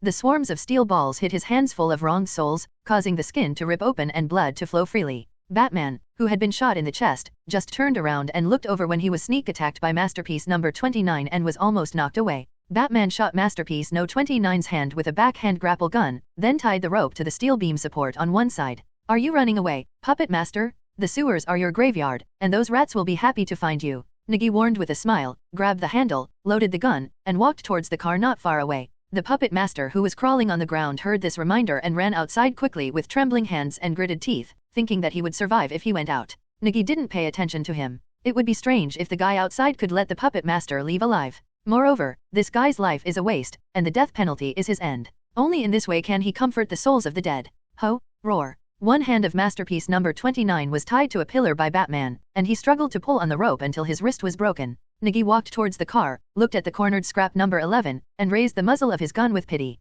I'll help you relieve your pain. The eyes in the gap between the flesh of scrap number 11 glanced at Nigi, and took steps to escape. With a dull thunk, the shotgun directly opened a hole in the spherical body of scrap number 11. The bloody flesh exposed the cross ribs inside, and the skull wrapped in flesh turned its eyes with eyes wide open. Nigi looked coldly, clicked the gun, and pulled the trigger again. There was another muffled sound, and blood splattered everywhere. Who are you? Batman, who was deeply anesthetized on masterpiece number 29 with a powerful injection of hypnotic ability agent, came this way. Nigi wiped the blood on his face, turned around with the shotgun in hand, and looked at Gotham's Dark Knight Batman, although he was still a newcomer who had just debuted. The original excitement, as the adrenaline dropped, became like entering the Sage mode. My name is Nigi, a police officer from Arkham Police Department. What about you, Big Bat? Or Batman? You know me, Batman said solemnly. We found out that he is indeed a police officer from the Arkham Police Department. But what's interesting is that he was the person who was ultimately intercepted in the Red Hood robbery case a few days ago, but they seemed to have been covered up. Alfred, the butler who is far away in the Batcave, is looking up information on the computer while wearing glasses, and transmits news to Bruce Wayne, the Batman, through the radio. But Chief Gordon and the others are still searching for the robbed cash transport truck in the sewers. Why did he suddenly come here? Alfred looked at the screen and muttered curiously. The computer information had already displayed all of Nigi's information. Batman listened to Alfred's voice and said nothing. He just stared at Nigi quietly, as if he wanted to see through him. Do you know how to smoke? I have cool thin cigars. Nigi carried the shotgun, took out the thin cigar that he had not smoked in the car from his pocket, lit it with a lighter, and started smoking. Batman was observing Nigi, and Nigi was also observing him, and the two looked at each other like this for a moment. As for the equipment Batman wears, the matte black armor has a black bat logo on the chest, the jagged black cape, and special combat boots, which should be the original Batsuit. Because Batman couldn't turn his head and could only look sideways, his hooded mask seemed very restrictive. Why are you here? Batman said with a hoarse and cold voice, his eyes fixed on Nigi's eyes, as if to see his emotional fluctuations. Nigi had no such consciousness at all. He just smoked cigarettes on his own, opened his mouth without any image, and blew out a smoke ring. Of course we have to work, why don't we get one? That guy is gone. Batman turned sideways and looked at the damaged warehouse door. There was a series of fresh bloodstains there, dripping from the hands of Puppet Master Barton who were injured by shotguns when he escaped. Don't worry, he can't escape. He's just looking for his lair. The sewers are not that easy to drill into. Nigi shook his head. He was here to stop Batman and let Barton, the Puppet Master, escape. How could he kill him reasonably and legally if he didn't run far away? As for sending him to prison? Forget it. Nigi promised Oswald that he would kill this guy, and prison was not the end. A police car siren sounded outside, as well as a fierce braking sound. The tires scraped against the ground and forced to a stop, and the car door opened. Mumu, where are you? Jerry was wearing a body armor, holding a revolver in both hands and walked warily toward the warehouse door and shouted inside. Otis got off the police car wearing a yellow gas mask on his face, wet leather pants and boots, and carrying an iron cage in his hand. With a clang, the iron cage was placed on the ground and opened, and a dozen rats quickly rushed in through the damaged part of the warehouse door. Inside the warehouse. We can't chat anymore, my friend is here. Nigi dropped the cigarette butt in his hand, loaded the shotgun and fired at the rope tied to the pillar on one side. Batman's expression tightened, and he didn't understand what Nigi was trying to do, but the rat that rushed in from outside pounced directly on him, causing him to quickly dodge by raising his hands and kicking his feet. Let me tell you one more thing, your anesthetic is not that effective. After saying this, Nigi ran towards the door. As soon as Batman got rid of the two rats lying on him, he was knocked away by the revived masterpiece number 29. It hit the loading and unloading truck next to it hard, and the whole car was shaken by the impact. Masterpiece number 29 opened its big mouth sewn with metal wires, roared, and smashed forward with 3 arms. The other arm has been torn off by Batman's rope gun. For criminals, Batman has not been gentle yet. Looking at the smashed arm, Batman quickly rolled sideways. This equipment is not flexible enough, but Batman's speed and agility are much stronger than this masterpiece number 29. The loading and unloading truck was smashed with a loud bang, the instrument panel of the vehicle was smashed directly, and the steering wheel was smashed out. Batman turned around, took out the batarang and threw it backhand, but this batarang did not fly towards masterpiece number 29. Instead, he flew towards the seedlings who ran out of the warehouse door. Batman didn't have much ambition, at least he didn't want to suffer a loss. Nigi, who has the eye of true seeing, has a full 360-degree field of vision. He has already seen the bat darts flying from behind. When he was about to hit, he turned around sharply and pushed forward the shotgun in his hand. The batarang lost its accuracy when it hit the shotgun, and Nigi grabbed it in his hand. Consider this thing as a meeting gift, bye-bye to the big bat. Nigi held the batarang as if to show off, smiled at Batman, shook it, turned around and ran out. When Batman saw this scene, the corner of his mouth twitched unconsciously. This guy is really unpleasant. Roar. Masterpiece number 29 roared and rushed over, and the mucus in its mouth flew out with the roar. Batman looked at it with an evil look, raised his hand and punched it. Nigi ran out of the warehouse door. Jerry outside saw that he was unharmed and rushed towards him in excitement. He was kicked away by Nigi. Get out of here. Where's Oswald? Nigi took a look. There were only Jerry and Otis here, but the stupid dwarf who wanted to be a good guy was not seen. I asked Bastion to inform him. Because we were worried, we came first. Otis took off the gas mask on his face and said, from Arkham District to Triangle Point District, one is in the north and the other is in the south. Thinking about it, it would span the entire urban area. They didn't have time to stop the car and go to the Lower East Side to call for help, so they dropped busties on the road to report the news. In the Lower East Side, Oswald, who had just woken up after working the night shift, looked at the big rat holding a small piece of bread and eating it in front of him, feeling that he was a little sleepy. Okay, that's enough for the three of us. Nigi turned to look at Otis, looking for a person with injured hands in the sewer. Can you find him? Ratcatcher Otis smiled, put on a gas mask and said angrily, no problem. As he spoke, Otis took out a small copper whistle and put it on the vent of the gas mask and blew it. All the rats in the warehouse ran out, and the rats in the surrounding warehouse areas also ran over eagerly. Within a few seconds, he was surrounded by rats. There's blood here. Jerry pointed at a series of small blood spots on the ground and shouted, looking over them and spreading to the sewer with the lid opened on the street. Chase. Nigi shouted while taking out shotguns from his pocket and loading them. Otis raised his hand and all the rats rushed towards the sewer. Jerry stood next to the sewer, holding a pistol and looking warily towards the warehouse. The sound of fighting inside was very fierce, like lions and tigers fighting inside. Nigi turned around and glanced inside the warehouse, then ran towards the sewer. Let's go, don't worry about that big bat. Bat. Jerry was a little surprised when he heard this sentence. Miyama had already jumped into the sewer. Jerry looked around and quickly jumped into the sewer, holding on to the rusty ladder with his hands and walking down. The sewer is quite wide underneath. The construction period of Gotham's sewer was earlier than that of the city. There are corridors extending in all directions in every corner of the city. Even the current Gotham City sewer is built on this basis. No one knows where the upper and lower four-story structure will lead. Otis picked up the lantern from his belt and turned it slowly, shining a light in the dark sewer, illuminating the wide road beside the sewer in front. The string of blood on the ground was licked by the mouse and followed all the way. The sewage flowing in the ditch next to it has a slight smell of sea water, which is much stronger than the smell at the sewage plant. Nigi walked in the middle holding a shotgun. Jerry held a revolver and looked behind him warily, and the three of them walked forward quickly. The puppet master Barton, who was screaming in pain with his hands clasped together, ran staggeringly through the sewer. The glasses on his face looked at the fluorescent traces left on the ground and he ran forward. I will never forgive him. I will kill him. I will kill them.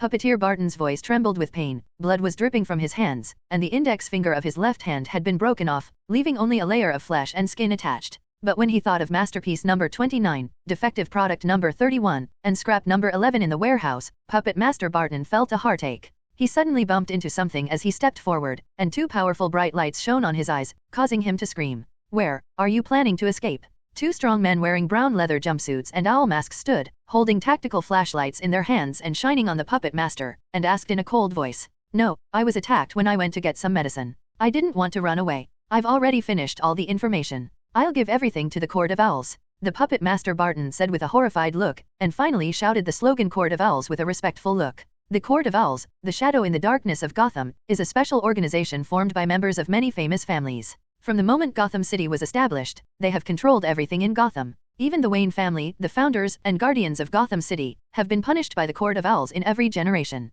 The 2 gunshots in Sin Alley and the shattering of a string of pearls were their gifts and advice to the Wayne family. 6 legs in, 2 legs out, poor Bruce Wayne. It's best not to lie to us. Otherwise, the Talon of the Court of Owls, or the reserve member of the Talon, held a feather-like slender dagger and lightly patted the puppet master Barton on the cheek. The sharp blade slapped it lightly, leaving a long and thin scar on the cheek, and blood slowly oozed out. Okay, Deronk, let him go. Another Claw Reserve member shined a flashlight on the puppet master's torn and bloody hands, and asked curiously, what happened to you? What is that? The Claw Reserve, who was called Delank, shouted in surprise, and the flashlight light swept over him instantly. A very fast black shadow flashed past the light, and the next second the puppet master Barton screamed. The flashlight shone on him, and a file-sized mouse was biting his face fiercely. The puppet master Barton fell to the ground and rolled in pain. A whistling sound echoed around, and several rats rushed over, biting the puppet master Barton with clear targets. Ah, save me, save me. The puppet master Barton screamed horribly. Whoosh whoosh. Several sharp daggers instantly pierced the bodies of the rats.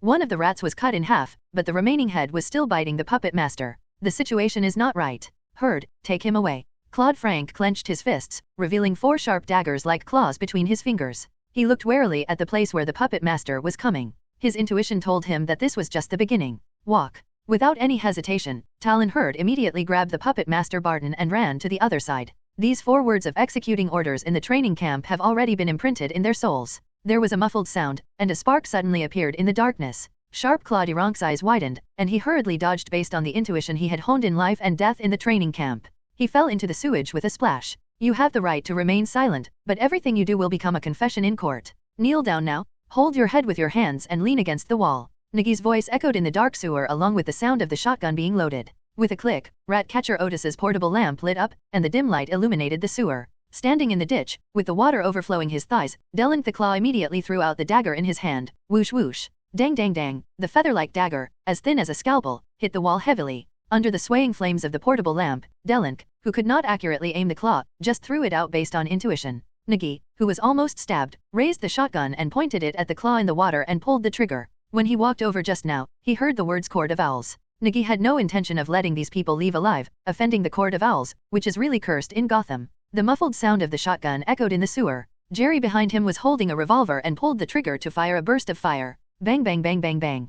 Claude-Rank didn't expect that Nigi and the others would fire immediately, giving him almost no chance to fight back. He could only throw himself into the sewage in an awkward manner to try to block the bullets. But there is no modified claw reserve, no ability to resurrect, and the ability to bear bullets with flesh and blood. The result was a flash of red on the water. Don't give him a chance? Get him. Nigi loaded his gun and shot at the water again, raised his feet and ran forward. There was a sharp claw next to Puppeteer Barton. Judging from the content of their chat, it is speculated that the puppet master is also serving the Court of Owls, so he must not be allowed to leave alive. Poof! A black figure suddenly jumped out of the water, holding a dagger and stabbing Nigi. Go away. Otis, who was behind the seedlings, saw this scene and quickly smashed the portable lamp over. The sharp-clawed Frank jumped out of the water and was hit by the portable lamp, causing the dagger in his hand to miss. Nigi waved his hand vigorously, and the shark tooth gauntlet on his right arm popped out with a sharp blade to block it, and then he pulled the trigger of the shotgun. The gunfire rang out, the muzzle of the gun sprayed out, and the sharp-clawed Frank's right shoulder was directly shattered by the blast, and his arm flew out.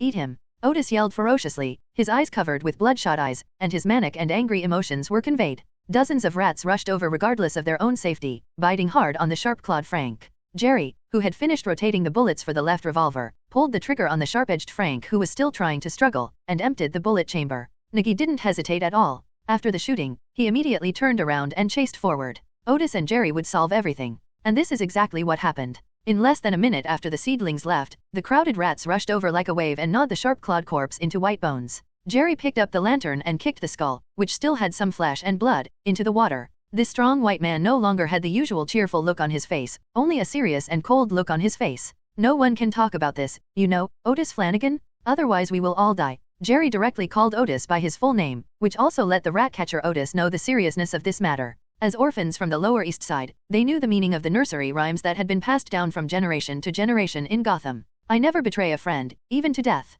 Otis said with a firm voice, looking at Jerry without any hesitation. Walk. Jerry handed him the lantern and chased forward with the revolver. His anxiety reminded him of the nursery rhyme passed down from generation to generation. Beware of the Court of Owls, which will monitor your travels at all times.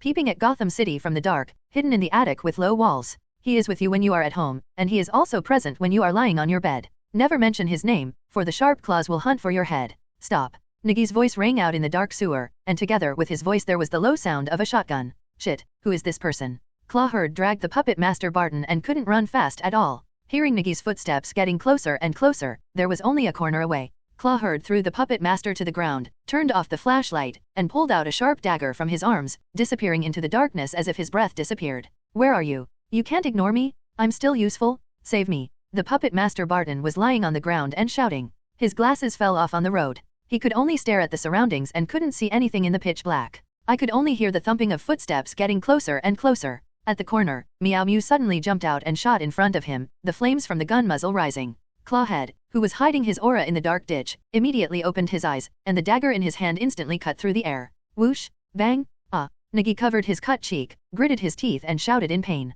Blood flowed from the wound and dyed half of his face red. With a click, the shotgun was loaded. Nigi suddenly felt a murderous aura coming towards him, which made the hairs on his back stand up. Based on instinct, Nigi held the shotgun sideways in front of him, and there was a clang. Clawherd held a dagger and stabbed straight at him. After being blocked by the shotgun, he immediately changed his move and slashed Nigi's chest. The black police uniform was cut open like a piece of paper, but luckily Nigi wore a body armor underneath. It is also a high-grade body armor at the sergeant level, with a layer of fine metal mesh inside and a certain degree of anti-cutting ability on the front. This knife was almost fatal. At this critical moment, Nigi felt his adrenaline surge, took a step back to distance himself, and fired directly forward with the shotgun in his hand. The flame from the muzzle rose, and taking advantage of this second of light, Nigi saw Clawhead, who was on his right. Although the guy dodged the shot, Nigi didn't intend to let him go just like that. He grabbed the barrel of the shotgun with both hands and it was too late to load it and shoot again. As if carrying a baseball bat, Nigi smashed the shotgun directly at Clawhead, which hit him hard. Talon raised his hand to block, but before he could swing the knife again, Nigi rushed over, raised his right hand and struck it with an elbow. The moment it hit him, the sharp blade on the gauntlet popped out. Sharp Clawhead narrowly dodged this blow and hit Nigi hard on the stomach with a backhand punch. Even with the distance of the body armor, the force made Nigi groan in pain. Die. Sharp Clawhead snorted coldly, and struck the seedlings fiercely with his fists, like a violent storm without stopping at all. Nigi used his hands to cover himself and was beaten back again and again. The clawed head reached out to grab Nigi's collar, but this was not so accurate in a place where his eyes were completely black. Just when he was about to draw the sword from the inside of the leather jacket, Nigi seized the opportunity and punched back. The blade on the armor on his right arm popped out, and he swiped with his horizontal arm. A squeaking sound, that soft touch. Nigi could clearly feel the blade on the armor slicing through Clawhead's flesh, but the cut was not deep this time. But Clawhead was startled and the attack stopped. Nigi quickly reached for his waist, pulled out the Greta F9 pistol that Chief Bullock gave him, and pulled the trigger in front of him to shoot. The muzzle of the gun lit up. Bang bang bang bang. The sound of gunshots echoed around, and with the help of the muzzle's fire, Miyamoto also saw Clawhead, who was holding a dagger and stabbed here. Miyagi turned around and pulled the trigger. The moment Talon turned the gun, he kicked it out. Nigi's right hand holding the gun clicked, and a sharp pain from his fingers forced Nigi to throw away the gun. The sharp dagger stabbed straight at him, piercing the flesh with a pop. Nigi's left hand was in front of his eyes, and the slender feather-like dagger had already pierced his palm. Look who died. Nigi roared angrily, and at the same time he raised his right hand and punched it. The fingers of his right hand were injured and he could no longer hold it. This punch came out, Clawhead sneered and tilted his head to avoid it. Everything was over. The blade on the armor on his right arm popped out, and the sharp coldness made the smile on Clawhead's face freeze instantly. It's too late. Nigi roared and shook his arm, and the blade on the armor swiped across Clawhead's cheek, picking up a piece of flesh. At the same time, Nigi moved forward and was violently thrown by the piercing left hand. The piercing dagger was twisted inside, and the unbearable pain was suppressed by the soaring adrenaline. There is only one thought in Nigi's mind right now, that is to beat him to death. Talon was knocked directly into the ditch by Nigma, and the two of them stood up with a pop in the rolling sewage. Nigi raised his right hand and hit Clawhead on the head. The strong armor and sharp blade directly opened Clawhead's skull.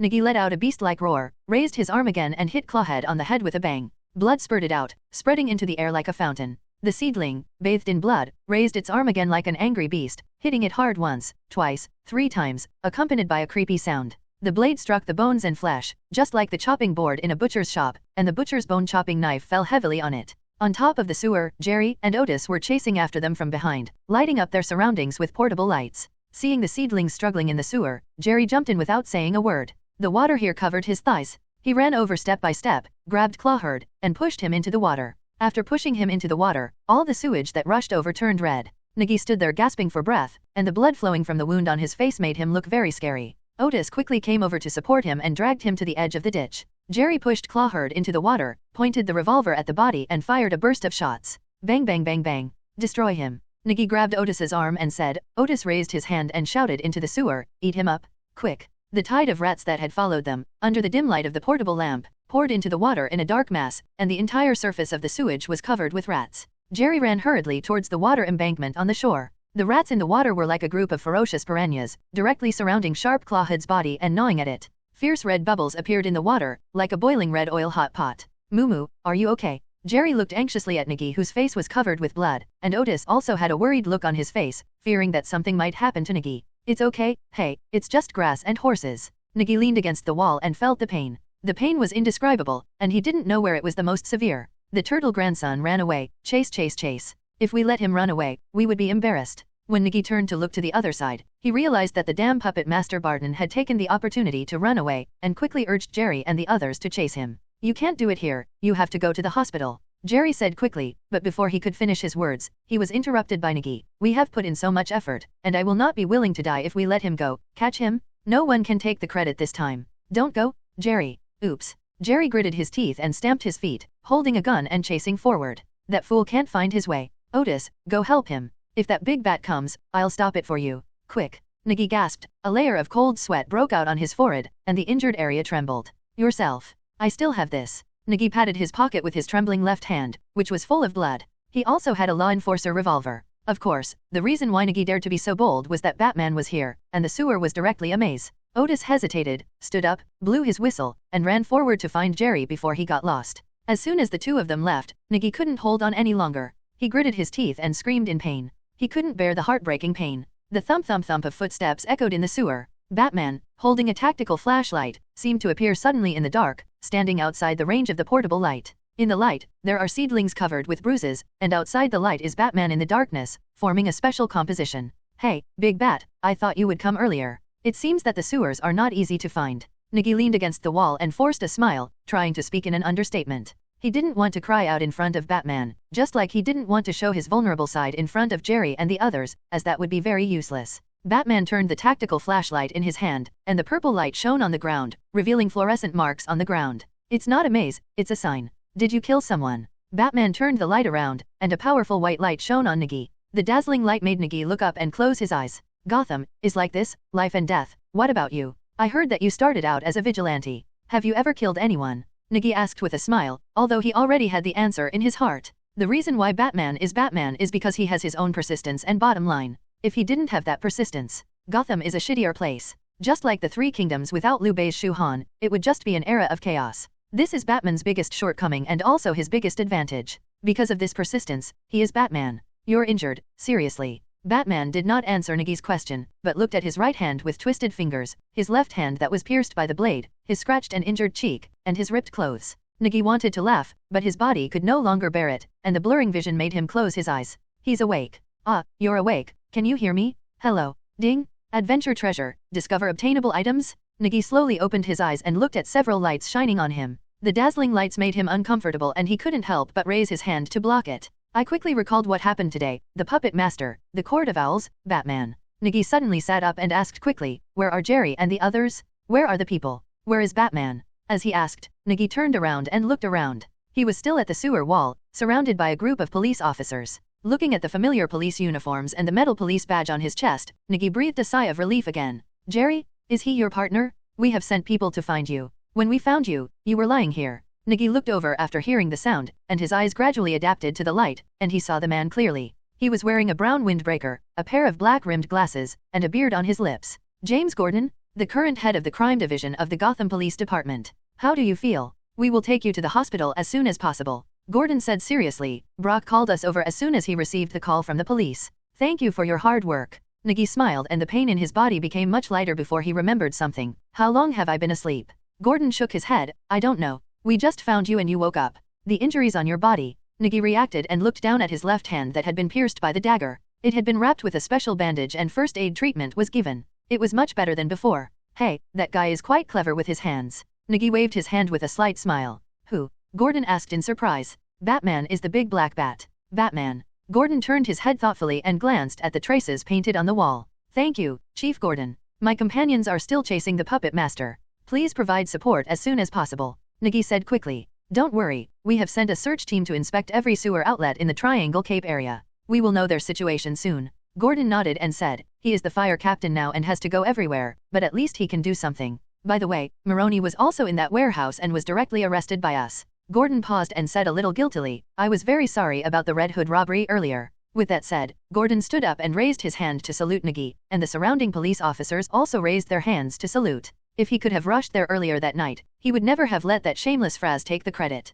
When the Arkham District police car was fished out of the Gotham Canal, Gordon only felt heartbroken when he looked at the bullet holes in the police car. He was really risking his life to chase the red-hooded robbers. How long has it been since Gotham had such a police force? No need, last time we also. Oh, let's not talk about it anymore. Let's get to know each other again. Arkham Police Department, Police Officer Nigi. Miyamoto sat on the ground and raised his hand in salute. Gotham Police Department, Major Crimes Captain, James Gordon. Nigi sat on the ground and waited for a while, then stood up holding on to the wall. Chief Gordon led people along the road to search for Jerry and the others. Nigi is not worried about Jerry, Otis can't stop them in the sewers here. But what concerned him was another thing, there was something here. I feel like it's right on the corner opposite the sewage channel. Nigi looked at the dark corner over there. There were 3 policemen around him. They were originally going to carry him away, but he refused on the grounds that they would wait here for a while. But if you want to go over, you have to cross the 5-meter wide sewage channel in front of you. It's okay to go over like this, but you may be fished back halfway through. Moreover, he didn't want others to know that he had found something here, as it would be embarrassing if it was used as evidence.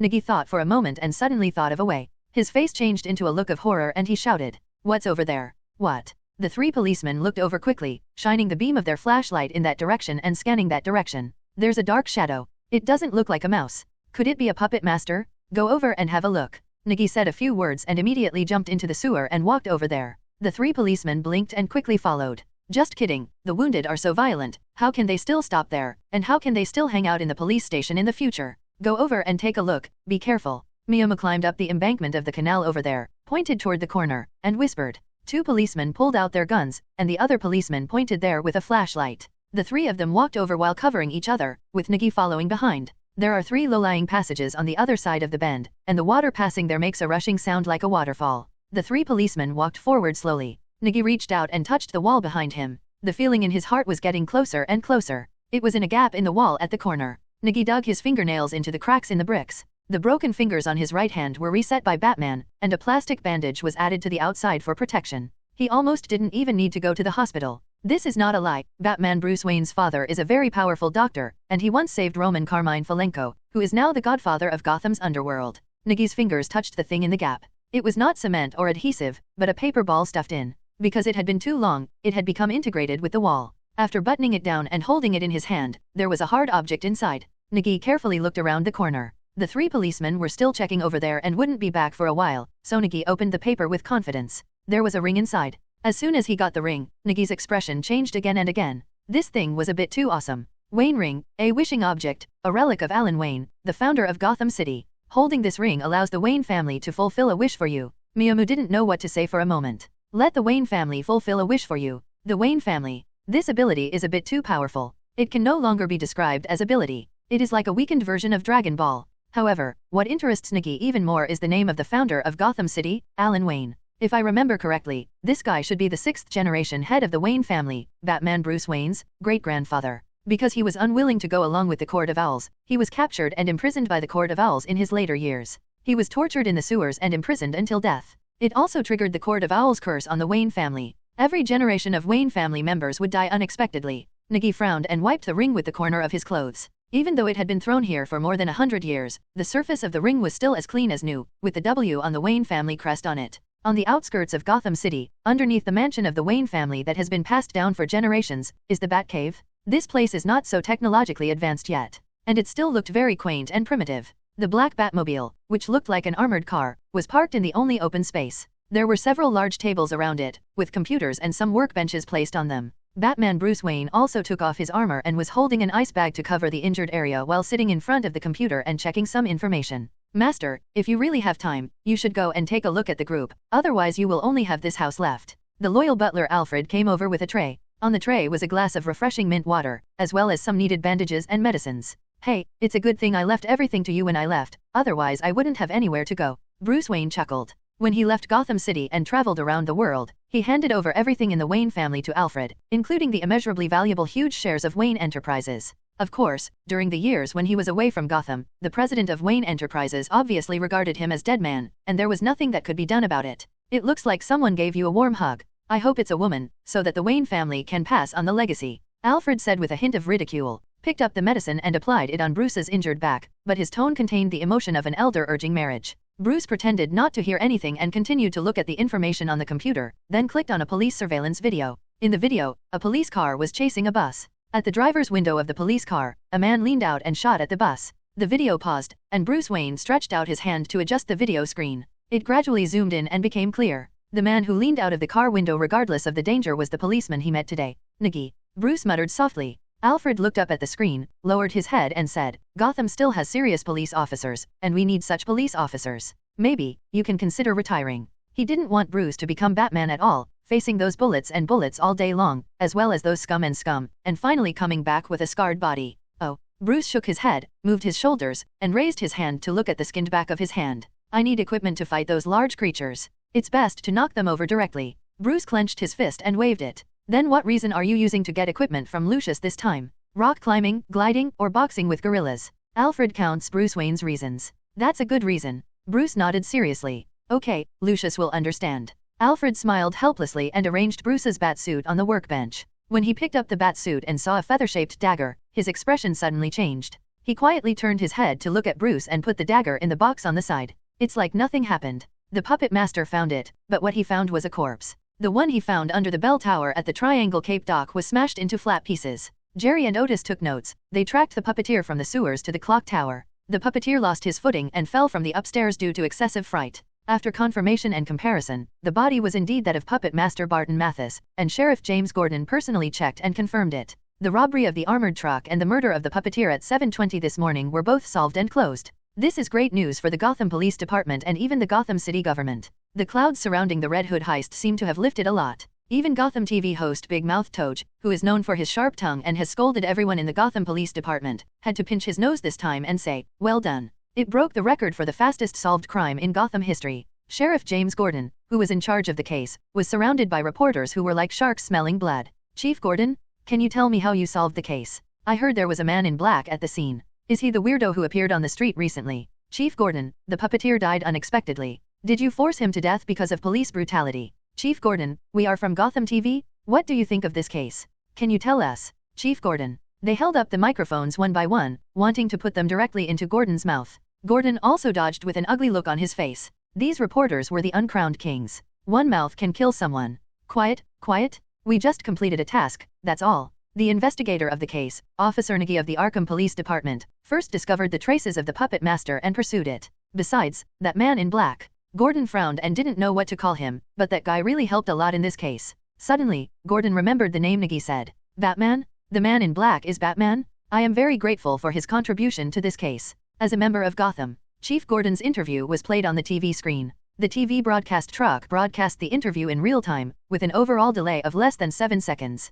There was silence in the Gotham Police Department conference room, and the faces of those who were about to open the champagne all dropped. What is Gordon talking about? Men in black? Batman? This is obviously a mission completed by their Gotham Police Department? And that, Officer Nigi from Arkham Police Department? The Gotham Police Chief, Jillian Loeb, who was sitting in the main seat in the conference room, raised his hand and gestured to the assistant next to him, and the assistant quickly walked out to prepare information about Miyamu. Only Fraz, the captain of the Special Operations team sitting on the right side of the conference room, sat on his chair as if he had an attack of hemorrhoids. Lying on the bed at Gotham Central Hospital, Nigi was playing with the Wayne ring in her hand, which was tied to the Python necklace around her neck, which happened to be placed together with the golden six-pointed star. "This thing needs to be put away carefully. Maybe it will be used someday, the kind where billionaires are just around the corner." "Mumu, who do you think is coming?" Jerry pushed open the door to the ward, holding a banana in his hand, eating it and tilting his head behind him with a happy smile on his face. Nigi looked over there and almost laughed. It was Oswald in a white coat with a stethoscope hanging around his neck.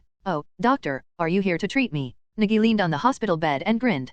"Patients should just stay in bed and be quiet, but I'm glad to see you're safe, brother." Oswald came over and sat on the chair next to him. There were police standing guard outside. A gangster like him couldn't get in, so he simply stole a white coat. The result came in. "I secretly despised these useless policemen in my heart." Oswald stretched out his hand and said, "That BD is dead. I was watching the news just now. Maybe I will see your photo on the front page tomorrow, Officer Nigi." Nigi smiled after hearing this. As for the BD who died, this was a secret they would never tell. Raising his hand and patting Oswald's hand, Nigi nodded and said, "It's best to help each other. I'm glad I can help you." "Thank you." Oswald nodded. "By the way, that big bat, what do you think?" Oswald asked suddenly. They saw the guy in the bell tower, but the guy didn't take any action. He just looked at the body of the puppet master who fell to death, turned around and left the scene. "I don't have any idea. Just don't mess with him. That guy is not a thug who beats up anyone he sees. But, you have to be careful with him." Nigi raised his hands to rest behind his head and gave Oswald a meaningful look. He was now convinced.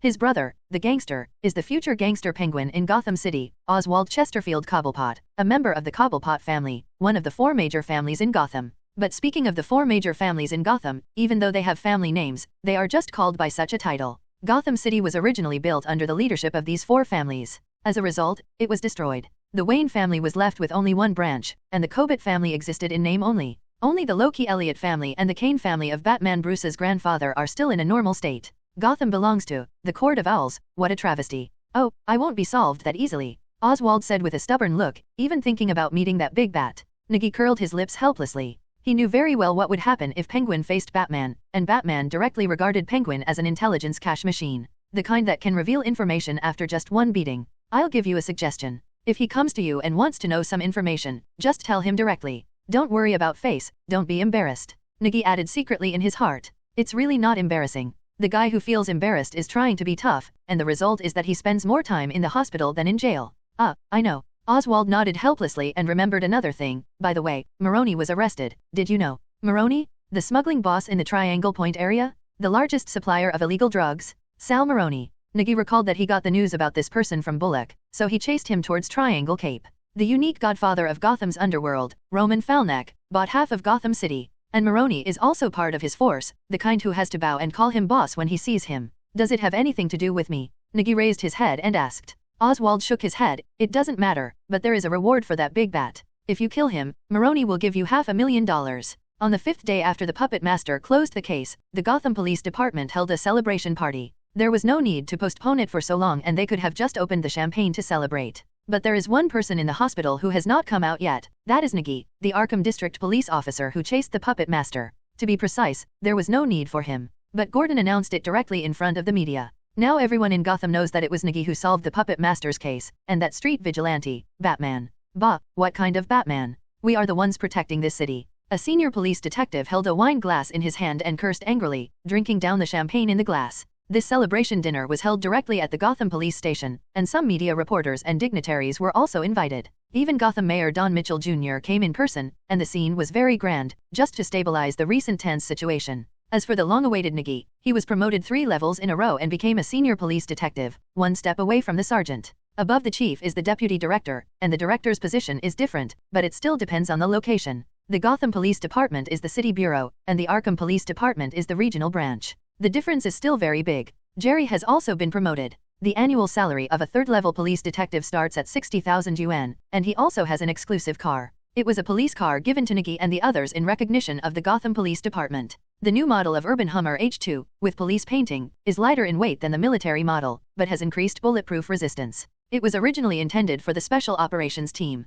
However, at the suggestion of Chief Bullock, the person in charge of the doll case, the car was assigned to the Arkham Police Department. It's very lively. Mayor Don Mitchell Jr. stood on the stairs on the 2nd floor, looking down at the buffet banquet below with a plain smile on his face. This smile is real, and the Gotham Police Department handles cases quickly and his face is proud of it, so he will not be pointed at his nose and scolded. Yes. The big boss of Gotham Police, Chief Gillian Lowe, walked over, gently held the fence with his hand, looked at the city bureau door, and said in a voice that only the 2 of them could hear. Maroni has been arrested, and things are a bit difficult to handle. Mayor Mitchell took a sip from the wine glass and the smile on his face disappeared. He has his own way and can get out, but that big bat has caused a lot of trouble recently. As he spoke, Mayor Mitchell snapped his fingers behind him, and a newspaper was delivered to him by a sexy and beautiful secretary. Captain Luo turned around and took a look. On the front page of the newspaper was a photo of Batman. The photo was very blurry with only a black outline. The title was The Hero of Gotham City. Who is he? Can a masked weirdo be called a hero? Isn't this hero a bit cheap? Do you know what those people on the streets of Gotham say? Mitchell raised his hands and took a step back. It's all those boring things anyway. Gotham doesn't need a hero, he's just a dash. Before Loeb finished speaking, the door of the city bureau was pushed open, and Gordon walked in first. The second person who came in was the protagonist of the banquet. As soon as Nigi, who was wearing a black police detective jacket, came in, the reporters immediately picked up their cameras and a burst of flashes lit up. Dash criminal. Look, our hero from the Gotham Police Department is here. Mayor Don Mitchell Jr. walked down the stairs with an amiable smile and held Nigi's hand. Oh my god, you are so young. Mitchell said in surprise that although he had already read Nigi's information, he knew very well how to perform in public. Hello, Mayor. Nigi nodded quickly. The cameras in the hands of the surrounding reporters kept clicking. Tomorrow's headlines will be about the heroes of the Gotham Police Department. Chief Luo also smiled and shook hands with Nigi solemnly. Our Gotham Police Department lacks elites like you. I heard that you and Chief Bullock work well together. Nigi smiled awkwardly when he heard this. When he turned his eyes to the side, he saw Chief Bullock at the edge of the banquet hall, holding a hot dog in one hand and a wine glass in the other, enjoying his meal. When Bullock saw him, he put down his wine glass, wiped the hot dog on his neck, and said something with his teeth bared. Even without understanding lip reading, Nigi knew that Chief Bullock was complaining about his Dodge sedan. What are you talking about? Gordon came over, picked up a toothpick, inserted a piece of apple and ate it, looking at the place where Bullock was showing his teeth. That kid is coming to the Gotham Police Station, hero. Bullock took back his attitude and took a sip of his wine. He deserves this title. He is 100 times better than stubborn old guys like us. I don't want him to come. Such a good seedling should not be left here. The water here is very deep. Bullock shook his head. He knew what the Gotham Police Department was like better than Gordon, who was stubborn and conservative and did not accept dirty money. Did you read today's newspaper? Batman has been on the headlines for 3 days in a row, and I bet there will be more tomorrow. Gordon picked up a glass of champagne and took a sip. Bullock shook his head when he heard this. Who was thrown at the door of the police station tonight? That guy only knows how to mess around, but Maroni has put a reward of $500,000 on him. Gordon didn't speak, just looked at the banquet in silence. As a policeman, he didn't like Batman, but as a member of Gotham, he just wanted to say that Batman was right.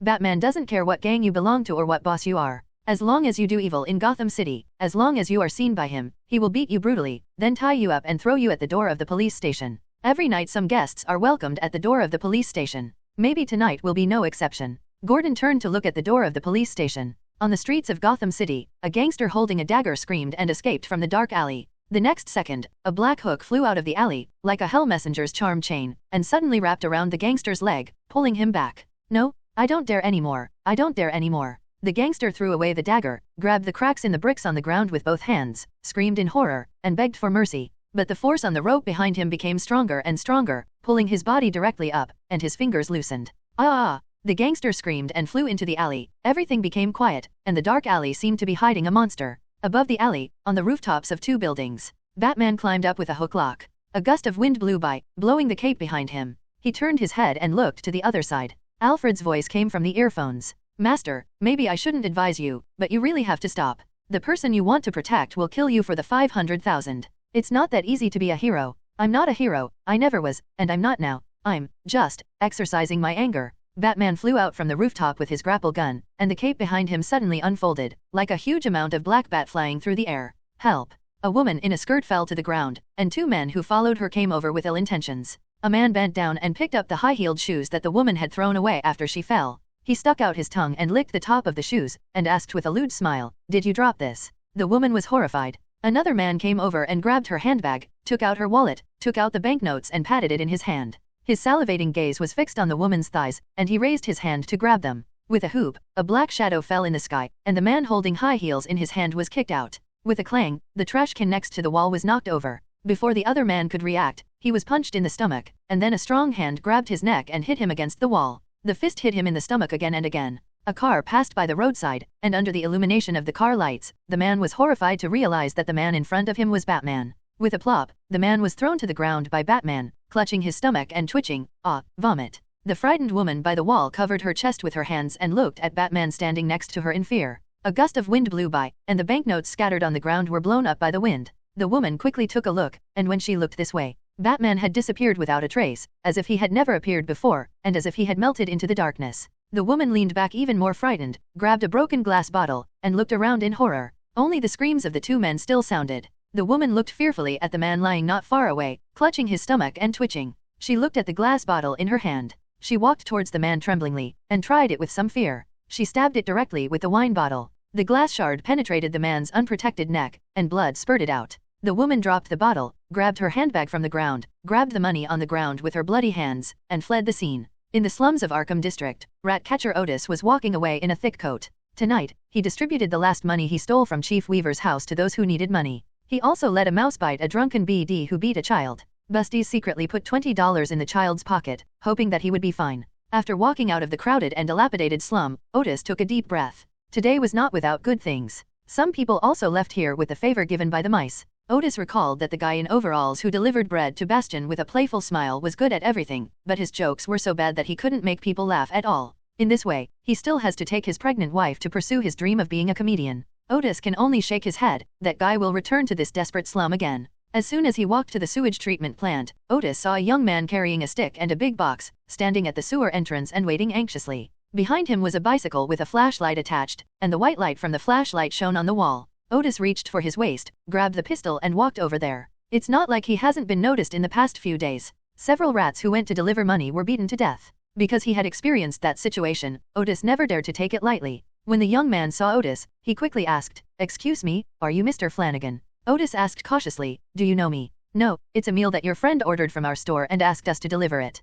I'm Parker Carmen from the Mexican restaurant. This is a dish that Mr. Nigi gave to you. He said it was a celebration drink." In the Gotham Police Department's logistics evidence room, Riddler Nigma was sitting at his desk sorting out several newspaper clippings, patiently pasting them on the back of an old poster. Today was the Gotham Police Department's celebration dinner, but no one asked him to go there, and he was too lazy to mess around with those useless people who thought they were smart, so he just didn't interfere. The newspaper clippings were pasted, with the photo of Batman on it. Nigma found a white marker pen from the drawer and drew a white question mark on the face of Batman's photo. Who are you? That's a good puzzle. Nigma leaned on the chair, his eyes eager to try under his black-rimmed glasses. He was interested in all puzzles, but of course he had no chance to be interested in anything else. The door handle of the evidence room was turned open. Nigma immediately turned his head and looked over, then reached out and grabbed a cane next to the table. The door was pushed open, and Nigi, who was supposed to be the protagonist of the celebration dinner, poked his head in and whistled, scanning the surroundings. Nigi, why are you here? Nigma asked a little surprised. Hehe.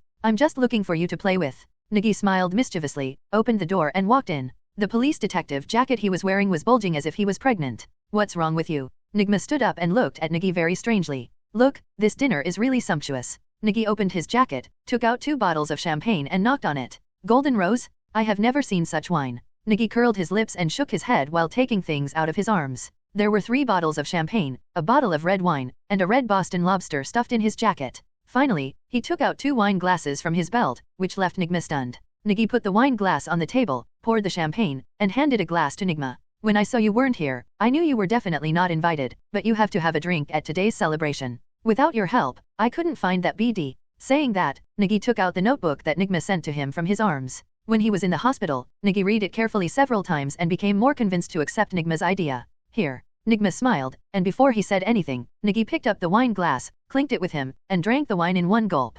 Don't say anything. I don't know if there will be another chance to drink a celebratory drink. Cheers. Nigi smiled cheerfully, picked up the wine bottle and poured another glass, and Nigma also picked up the wine glass and drank it all in one gulp. Hero, hero. Nigma smiled awkwardly. Although he is just an inconspicuous little transparent person in the Gotham Police Department, he knows the rules here clearly. When a sapling is put on the altar of a hero, it will definitely be shattered into pieces when it finally falls. But after checking the information on seedlings, Nigma also knew how difficult it was for a person who came out of the slums to reach this point. Hero? Do you want to be a hero in the Dung Beetle? Oh, even though the Gotham Police Department is the headquarters, it's really not as good as Arkham District in my eyes. Nigi shook the wine glass and poured another glass into his mouth. How could he not know what the Gotham Police Department looked like? Gordon was walking in front of him. Did anyone welcome him? No, because he said the wrong thing, because he supported Batman. There is no need to predict the seedlings. It is still early for Gordon to have a hard time. Hearing what Nigi said, Nigma didn't want to show off. There were not many people in his eyes, and Nigi was an extremely unique one.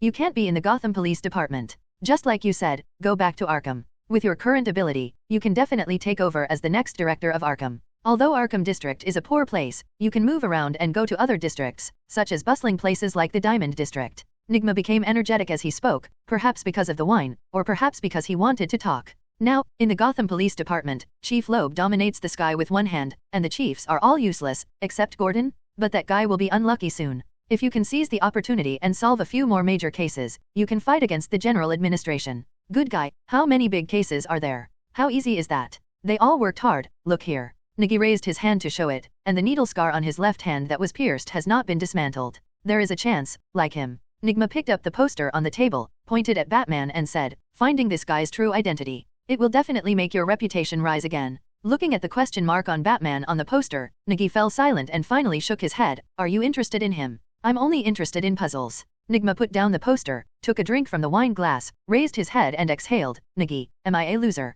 Nigi took out the cigarette case from his arms and was about to light one. Smoking is not allowed in the evidence area, you can go to the toilet. Nigi put the cigarette in his mouth back. Edward, you are a smart man, smarter than me. Your talent should not be buried in this place. This small place is not even 20 square meters. Come with me. Although Arkham is small, it doesn't have so many restrictions. We can do our own business. Edward Nigma? I need you. I need a think tank who can help me find my flaws, an indispensable smart person. And that person is you? Nigi. A young gangster who came out of the slums of the Upper East Side has made it this far and can drink with you. Is that enough? I'm not afraid of death. I'm afraid that I'll die unknown. I'm not worthy of the word hero. I'm just an ordinary person who wants a little more. We are all the same. We don't have the kind of invulnerability or super ability to fly into the sky and escape from the earth. We are all people who will die with one shot in the head. Edward, come and help me. Nigi stretched out his hand and looked at Nigma seriously. Nigma didn't talk about any more puzzles or chattering topics, but looked at the seedling seriously, as if he was making the most important decision on the crossroads of life.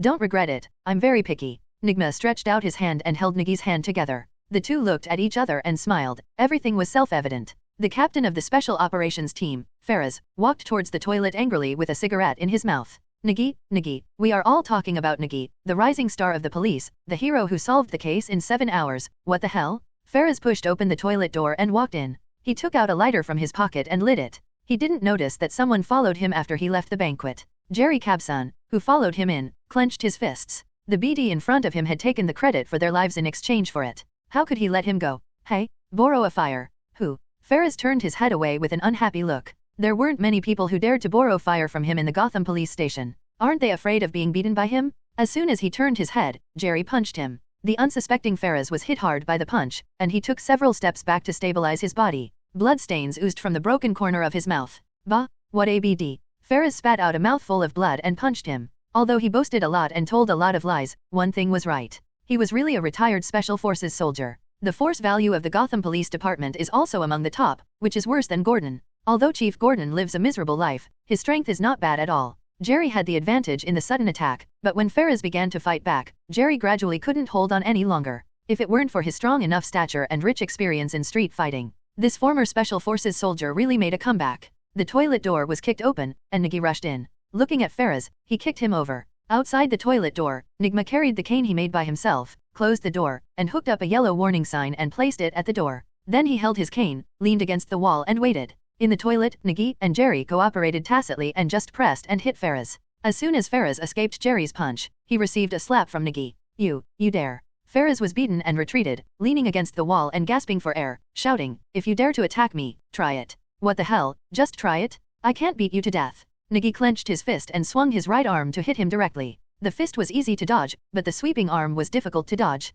This sudden hit made Ferris' head buzz, as if he had been hit by a solid baseball bat. Even worse. The material of Nigi's shark tooth gauntlet was harder than ordinary metal. Coupled with the strength of his arm, Ferris was stunned and sat directly on the ground. What follows is Jerry's football kick, which is also the most powerful kick and a move that is strictly prohibited in fighting games. This kick hit Ferris on the head, knocking him against the wall. He rolled his eyes and fainted. Now even if it wasn't a concussion, it was a concussion. Nigi spat at Ferris. He had endured it for so long just because he wanted to fix him. Anyone who dared to take credit for his work deserved to die. Jerry kicked him again in frustration. Okay, Jerry, get ready to go back. This dinner is not suitable for us. We need to find a place to have a warm meal. Nigi turned on the faucet next to the sink and washed her hands. She looked up at the mirror. The scar on her face was not obvious anymore. Fortunately, the clawed dagger was sharp enough, and it was just a scratch. Therefore, scars form quickly and there is no need to suture the scars. The toilet door was pulled open, Nigi wiped her hands and walked in, and Nigma walked over with his cane poking the ground. Jerry closed the toilet door, hung the warning sign on the door handle, looked around before following.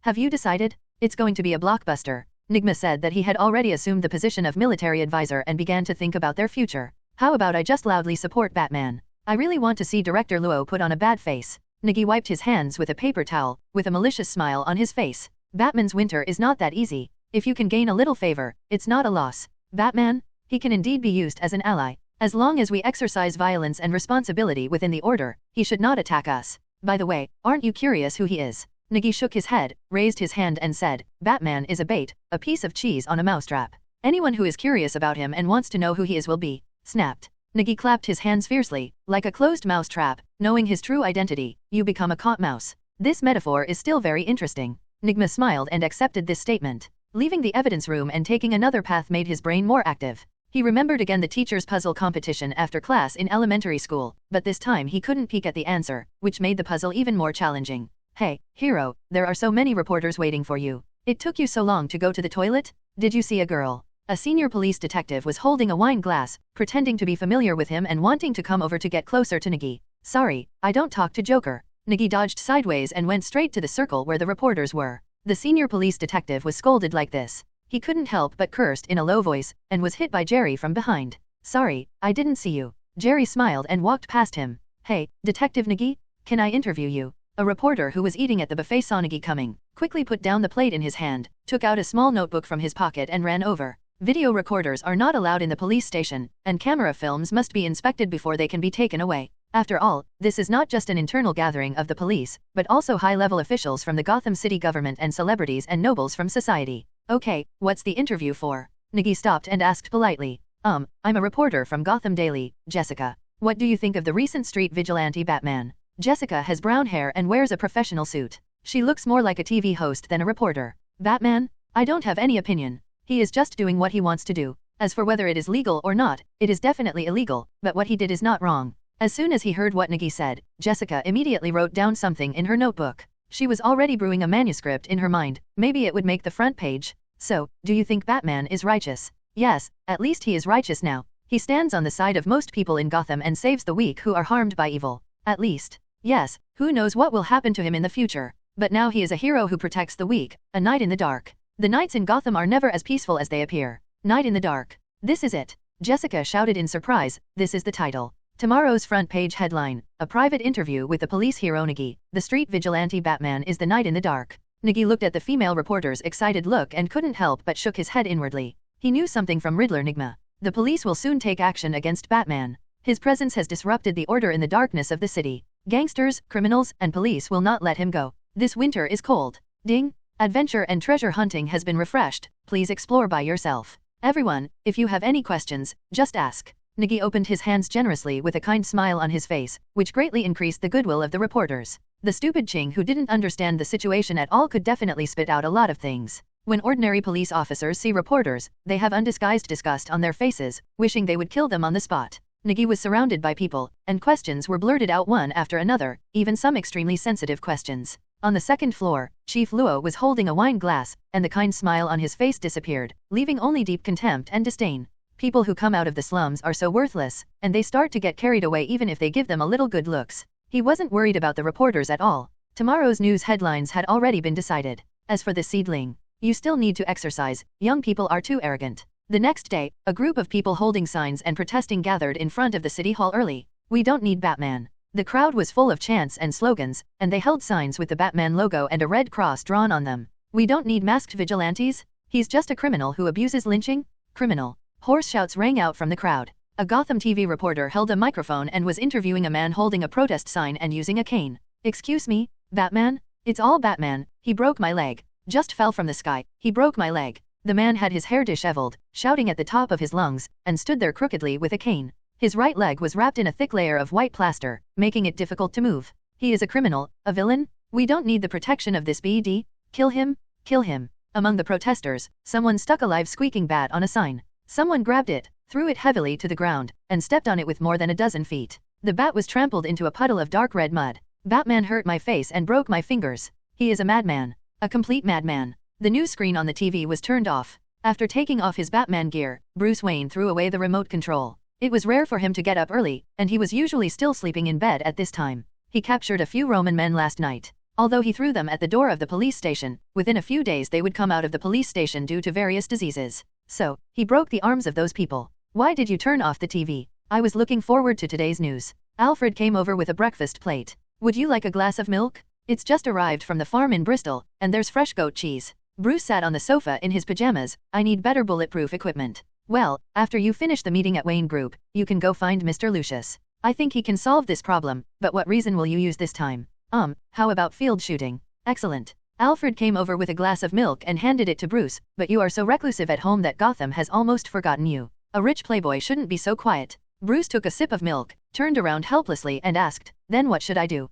Alfred cleared away the dinner plate, made a simple sandwich bread for Bruce, and said seriously, you should go out and show your face, or find a few friends to splurge on the fine wines that have been left for generations in the cellar, or find a few beautiful girls to go out and have fun. That Mastendon is already full of gas. Forgive me. Bruce drank the milk in one gulp, put down the cup and stood up to change clothes. Alfred followed behind and picked up the remote control he threw out, turned on the TV and watched the news. Master, the Gotham Police Department is going to impose a control order on the big bats flying in the sky. What? Bruce came out wearing a shirt and watched the news report on the TV. Police Chief Gillian Lobb had just finished his speech. Masked vigilantes wandering around Gotham will be arrested as criminals. In order to protect the safety of citizens, the Gotham Police Department will dispatch 2 airships to patrol and protect the city. I made an appointment for you with a female reporter who attended last night's police station banquet, Miss Jessie Lucius. She is the most beautiful female reporter at Gotham Daily. Alfred took the opportunity to say, okay. Bruce nodded. Arrangements for the French restaurant and the opera house have been prepared. They won't take up too much of your time. After you finish the meeting, you still have time to have a cup of coffee. No need to bother. Bruce buttoned his shirt and looked at the protesting crowd passing by in the camera. With just one glance, his photographic memory had already discovered a dozen street bastards whom he had defeated. In the Arkham Police Logistics Warehouse, watching the midday news on TV, Nigi yawned out of boredom. After the banquet last night, they drove back, and the matter of joining the Gotham Police Department naturally fell through. The most promising rising star in the police force and the hero who solved the case in 7 hours has returned to the Arkham District Police Station. It also made everyone in the Arkham Police Department secretly laugh at Nigi. He clearly had a chance to leave this garbage place, but he ruined it himself. It's like an old saying, a fool can never grasp the wealth that comes to him, let alone the opportunity to change his destiny. However, Nigi didn't care about this. Instead, many people got closer to him because of this incident. Compared with brothers who drive sports cars and live in villas, fools who live together in a shabby house look more pleasing to the eye. Hey, Detective Nigi, thank you for your hard work. The 2 police officers who were about to go out after receiving the alarm quickly smiled and said hello when they saw the seedlings.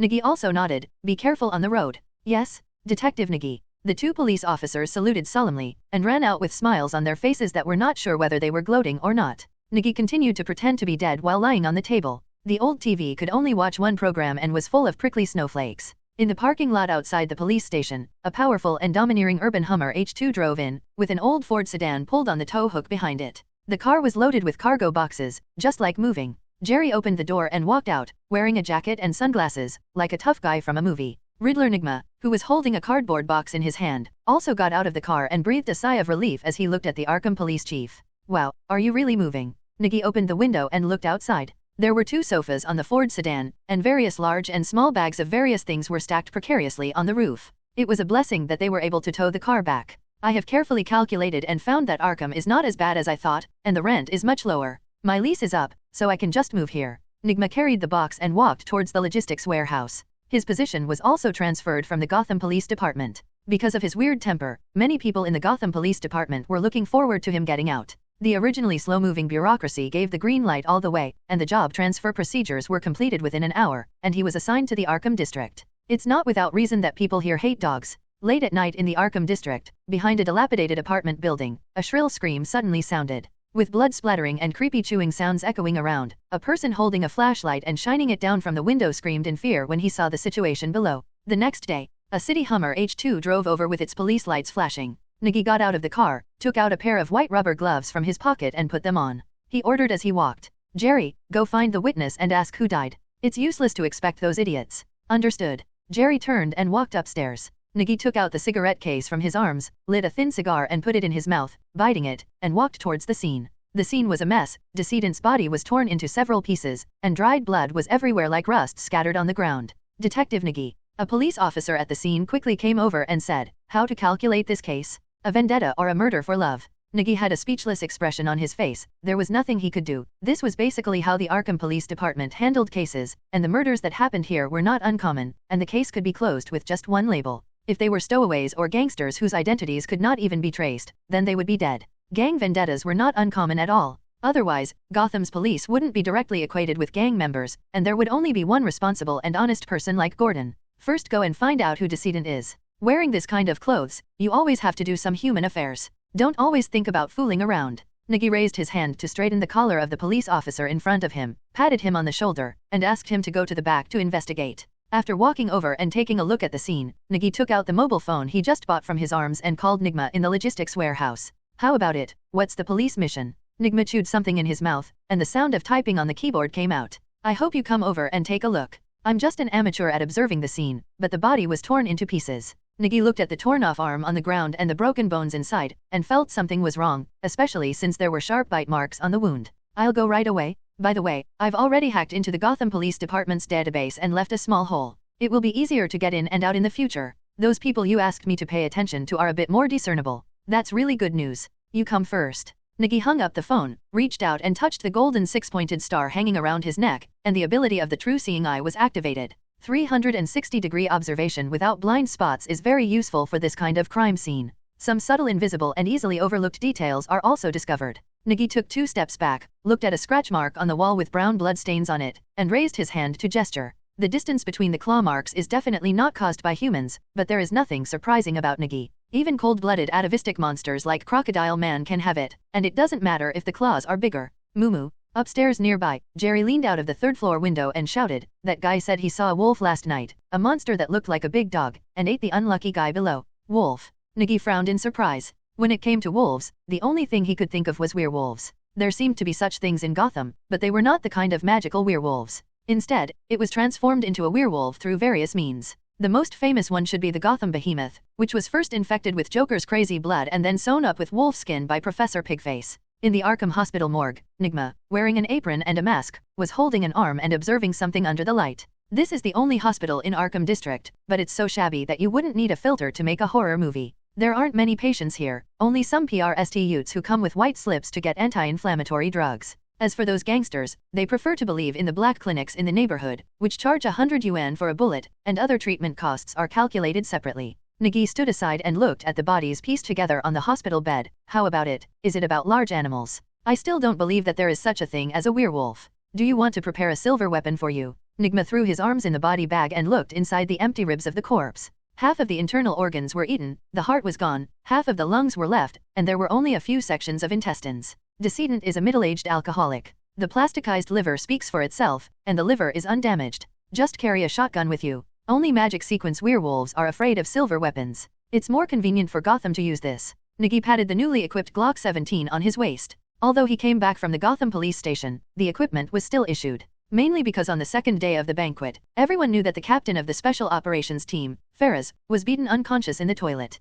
Originally at the Arkham police station, Chief Weaver wanted to give them some clues, but after learning about the incident, he kept silent and turned a blind eye to Nigi and the others' attitude. That's right, there is also a flying Superman in Metropolis. Nigma nodded, and Nigi laughed directly. Okay, how are the people we were looking for before? The names you mentioned, one of them that has been recorded is Floyd Lawton Jr. This guy is a mercenary and killer. He was originally a resident of Nagi Island and later left here. Nigma took off his mask and reached out to hold the dissecting table. His ex-wife lives near Chinatown in Gotham, and they have a daughter. SHH is this guy in Gotham. Nigi whistled. The name Floyd Lawton Jr. was not surprising, but he had a very famous nickname, Deadshot. He was the idiot who was thrown into prison by Batman when he was shopping with his daughter. Later, Secretary of State Amanda stuffed explosives into his neck and threw him into the Suicide Squad, where he narrowly escaped death. Amazing ability, rough life. After accepting Nigma, Nigi focused on those villains who had not yet appeared and were still unknown, as well as those heroes. But, it's really hard to find, and some can't be found at all, like Joker. Who knows who he is before he goes crazy? That guy is not here, but he. Nigma organized his words and said with some hesitation, this guy is a bit short of money.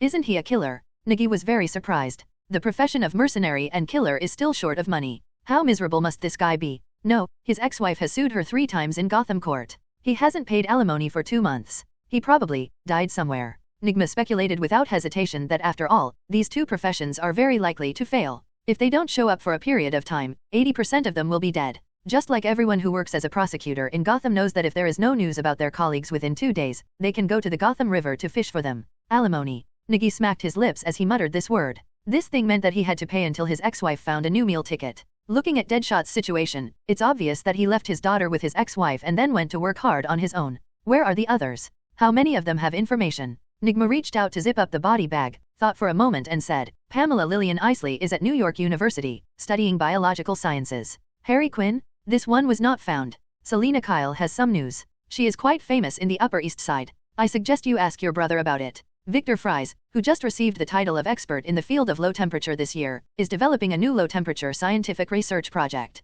Roman, this guy Sionese went bankrupt. After the company was acquired by Wayne Group, this guy disappeared. Nigma was also a little curious when he said this. These guys are completely unrelated, and there is no relationship between these people. In his opinion, he is far less valuable than the mercenary Norton, although that guy may be gone, at least he thinks so. Nigi didn't know what to say. There were only a few villains in the DC universe that he could remember. The others were just impressions. If he really said it, he couldn't say it. Forget it. Have the people who convicted Otis been found? Is there any hope of a comeback? Nigi changed the topic. He had not forgotten the matter of getting justice for Ratcatcher Otis. It was difficult to turn the tables after 10 years, but he believed that Nigma must have a way. I found it, but an old man is already dead. He died of cerebral hemorrhage last year. If you want revenge, hurry up. Nigma narrowed his eyes, hiding his excited look, making him look more serious. There are 2 ways. One is that we kill them directly. Otis can do it himself, but this is not what we want. The second way is that we need a little support from public opinion. Gotham Daily, a thick package was thrown at the door of the company, with a puzzling riddle written on it. Some people's nightmare, some people's savior. My hands are cold and desperate, reaching out to that warm heart. Wow, what is this? Gotham Daily reporter Miss Jessica Luxio looked at the package signed with her name and shook it hesitantly, as if there was something inside. Putting the package on the desk, Jessica picked up the scissors and cut it open, and poured out a pile of documents inside. This is Jessica picked up a document, which contained the information of a retired judge from the Gotham court. On the photo, a red cross was drawn with a red pen. The reporter's intuition made her feel that the matter was not that simple, and she quickly picked up other documents. There was evidence of collusion between the judge and the gang, and there was a long list below. 3 names have been crossed out on the list, and there are still words on the back of the list. Jessica quickly turned it over and looked at it. I heard that you are an impartial reporter. I want to play a game with you. The name of the game is truth. Some people use the law to judge criminals, but when they become criminals, they can escape the judgment of the law. Then let the fairest death in the world carry out the final judgment. 1320 Strand Street explosion at 11 o'clock. Jessica quickly looked up at the clock hanging on the wall. It was already 10:30 in the morning. Mike? Quick, let's go to 1320 Strand Street and call the police? Quick. Jessica shouted resolutely, calling to her interview partner Mike Rekiff, who was a part-time driver and cameraman. Huh? What are you talking about? Mike Rekiff asked in surprise, still holding a box of film in his hand, but he hadn't reacted yet. Hurry, otherwise you will miss the big news. Jessica was busy like a lioness. She picked up the small interview book and stuffed it into her pocket, and immediately dialed the Gotham Police Department's emergency number. This is Gotham Daily. We received a warning package that someone is going to detonate a bomb at 1320 Strand Street at 11 a.m., and we are on our way to the scene. After hanging up the phone, Jessica called Gotham TV in the building next door. Number 1320 Strand Street, a 3-story Victorian building. An old man with white hair was tied to a chair, struggling anxiously. In front of him, 2 people wearing sack suits and basketball hoods were tying ropes to his family. A total of 11 people, male and female file size, were all tied to chairs. Today is the birthday of the old prosecutor Beck Allerton. His daughter and grandson's family also came to celebrate his birthday, but they became the targets of these 2 gangsters. Shut up. If no one comes to save you at 11 noon, then just wait for death. Others may not die, but you will definitely die. Wearing a cut basketball on her head, Nigi held a stone in her mouth and said in an awkward voice. He placed a time bomb in his pocket on the table, and the countdown had already started. The red bundle of explosives behind made the old prosecutor tremble in fright, and he looked at him with pleading eyes. When you send innocent people to jail, you should think about today. You know this list very well. Without mercy, Nigi took out a list from his arms, drew a red cross behind Baker Allerton's name, and pasted it on the old prosecutor's forehead. Pray, when you use the law to judge innocent people, they are also so helpless and pitiful. That's right. I'm afraid you can't even remember who they are? They asked me to say hello to you, Nigi said in a cold voice, then turned to look at Jerry, who was blindfolding the others, and made a gesture. Jerry walked to the table and picked up the electric music box as a birthday gift. He turned on the switch, and music as sweet as ice crystal water rang in the room. Nigi took out a scalpel that came out of the hospital and stabbed the old prosecutor in the thigh. The severe pain made the old prosecutor twitch all over, and the towel in his mouth could not stop his screams.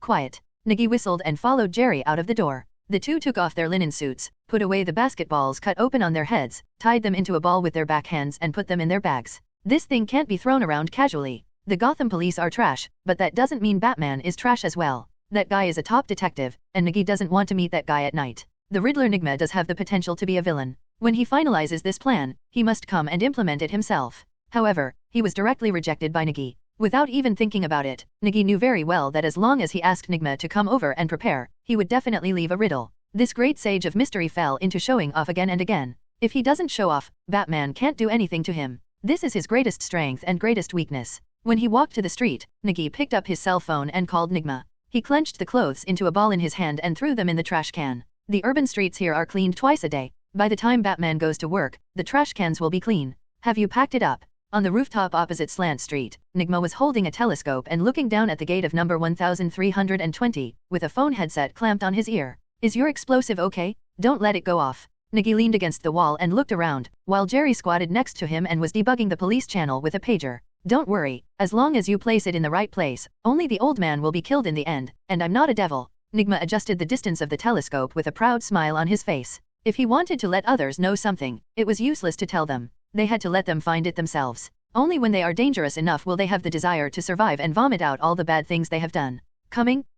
Guess what I saw? Nigma said with a smile, looking through the telescope at the Gotham TV reporter who hurriedly jumped out of the car, and Miss Jessica who got out of the car. 2 police cars arrived a step later, and the policemen in the cars walked toward the house with pistols in their hands. Dear viewers, here is an urgent news break. I am your host, Big Mouth Toge. Gotham Daily received a notice at noon today. He wants to take revenge on those officials who framed and falsely accused him. Now we are connected to 1320 Strand Street. Bruce, who was modifying equipment in the Batcave, saw the breaking news on the computer screen, put down the device in his hand, and looked up. I am a frontline reporter, and now the police have broken in. Before the reporter holding the microphone finished speaking, the police's panicked shouts rang out from the room behind. Bomb found. The EOD team? There's also an ambulance. Someone is injured here. The scene was in chaos. The hostages rescued by the police were so scared that they were shivering like chickens in the rain. The EOD team wearing bulky explosion-proof suits hurriedly walked in. The ambulance stopped on the side of the road, and an old man with white hair was carried out, yelling as if he had a mental breakdown. Okay, it seems that this crisis was struck at the critical moment. The reporter was interrupted again. What interrupted him this time was a deafening explosion. All the glass on the windows was shattered, and the flames of the explosion flashed past. The EOD personnel wearing explosion-proof suits ran out of the house with their bodies on fire. The man with a fire extinguisher quickly ran over and sprayed heavily at the burning area on his body. The situation at the scene was full of twists and turns, but everyone including the reporters were shocked. This is true. After receiving all the evidence, Jessica swallowed in fear. How many people were there on that long list? Are those people with red crosses already dead? Okay, let's go back to Big Mouth Toad's live news broadcast. Just now we found an anonymous letter. Host Toja picked up an envelope and showed it to the camera. This letter also comes with a note. He picked up another piece of paper printed by the printer and showed it. It said, "Tell everyone the truth, or the next target." Okay, I don't know what the truth is, but the current situation in Gotham is really not optimistic. I can't think of anyone who a retired prosecutor would offend. Toj said with a serious face, but changed the topic. If he hadn't retired, we would be fishing for him in the Gotham River now. His words made many people in front of the TV laugh, but some people couldn't laugh anymore. Sitting in the Gotham police training base watching TV, Gordon was the one who couldn't laugh. He took off his glasses tiredly and rubbed the top of his nose. The previously arrested gang leader Maroney was prosecuted by the district attorney on the third day after the indictment. The district attorney had lost track of him, and his body was found at the mouth of the Gotham Canal just the day before yesterday. Okay, let's open the envelope and see what the truth is. To be honest, I'm really curious. It feels like opening a Christmas gift. The big-mouthed Toja on TV opened the envelope and took out a piece of white paper with nothing on it, like a mocking prank. Is this the truth? A blank sheet of paper. When big-mouthed Toja took out the white paper, Nigma laughed on the rooftop of Slant Street, pointed the antenna he had prepared a long time ago at the television broadcast truck below, and hacked in with the computer he carried with him. At the same time, a trash can on the street below suddenly exploded, flying into the air and falling to the ground. The police and reporters were so frightened that they hid in a hurry, and no one noticed what was going on in the broadcast truck. Big Mouth Todd's news broadcast was interrupted as a burst of snowflakes lit up on the TV screen. A gray and blurry video played. Is the TV broken? The fat owner of the old furniture store in Arkham District raised his hand and patted the TV twice. The snowflakes on the TV screen disappeared, and a gray-white video played on the screen. The picture quality was very poor, just like the one from more than 10 years ago. The picture showed a group of people fighting. A man carrying a backpack was passing by, but he met the police who came to stop the fight. The people fighting dispersed in a hurry, but the backpackers passing by were arrested. The screen changed into a picture of Blackgate Prison, with 2 ferocious red fonts on it, 10 years. A homeless man outside the old furniture store took out the bottle of wine in his pocket after watching the scene on TV and drank it. A big light brown mouse poked its head out from his arms and ran away as if it didn't like the smell of alcohol. Gotham Chinatown at night. It is completely different from the cold Gothic buildings and modern buildings in other places. Chinatown here seems more lively and pyrotechnic. Although the name is Chinatown, it is more like a Little Asia, with small communities from multiple countries centered around Chinatown. Wearing ordinary casual clothes and sunglasses, Miyagi walked towards a dumpling shop. The location was quite remote, and the name Joe's Dumpling Shop was hung on the sign at the door. When you walk in, you can see a few tables. The shop owner who was busy in front of the stove saw the guests coming and greeted him warmly. "Guest, sit down quickly. What do you want to eat?" "No, I'm looking for someone." Miyagi raised his hand and pointed to the corner next to him, but after he finished speaking, smelling the aroma of the meat-filled dumplings, Miyagi swallowed involuntarily. "Bring me 2 pounds of dumplings stuffed with pork and green onions." "Okay, you sit down first and you'll be on board soon." The boss smiled kindly, and pressed the dumpling wrappers with the rolling pin in his hand. While wrapping the dumplings, he put them into the pot. He finished all the work by himself.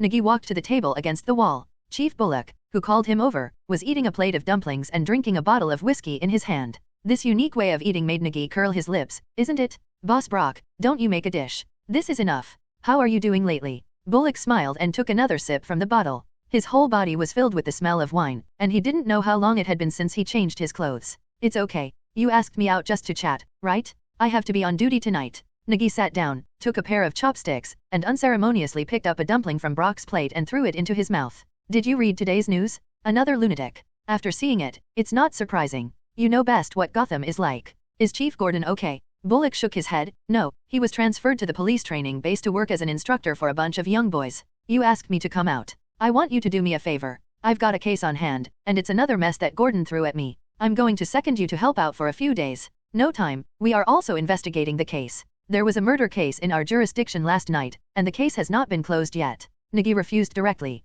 As for the Gotham Police Department, he really didn't want to get involved. That place was no better than a sieve. Moreover, Nigma had also read the case that Bullock was talking about from the Gotham Police Department's database, and it was about who was in trouble and who was in trouble. Because they were investigating the gang boss Maroni and the Roman behind him, Farnico, only Batman, who was not afraid of death, dared to deal with this matter, so Gordon sent his wife and children away. Before the investigation even started, he was sent to the police training base. When Bullock heard Nigi's rejection, he didn't say anything. He just nodded and drank the wine in the bottle in one go. You pay. After Bullock said a word, he staggered away from here. It was too difficult to do something in a place full of mud. Guest, he. The boss came over with a plate of dumplings and looked at Bullock as he left. I'll pay his money and calculate it as mine. Miyamu took the dumplings, picked up the chopsticks, and started eating. When he was alone and weak, he didn't want to make any difference. After eating the dumplings and paying the bill, Miyamu started walking along the street. He had never been to Chinatown here. Here, Miyamu still has one thing to do, which is to find Deadshot Norton's ex-wife and help him make up for 2 months of alimony.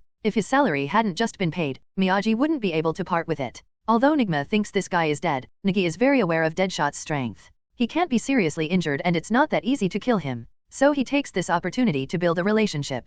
If someone buys his head one day, with a layer of connection, he won't be shot in the head. Just as Nigi was walking to Deadshot's ex-wife's house according to the address, a long-lost reminder suddenly sounded in his mind. Ding! Encounter hidden treasures, discover obtainable items? Grass? Where is it? Nigi suddenly became energetic. During this period, he went everywhere and didn't encounter any reminder. He didn't expect to meet him here. Meow Mew, who has obtained treasures 3 times, has accumulated experience. The treasures that can be found must be ownerless, and secondly, they still have some special abilities. Just like Wayne's ring, it is definitely not an ordinary thing, and it is something that no one knows about. Nigi stopped looking for the address and ran directly towards the place where he felt the feeling. This location was quite far away, almost out of Chinatown, right on that long street. The seedlings that were trotting all the way suddenly stopped in front of a store and looked at the stone monkey placed on the windowsill. The stone monkey is not big, only the file size of a book. Standing there, the carving is very lifelike. The 2 hands clenched into fists are not made of stone, but made of iron, with traces of inlays on them.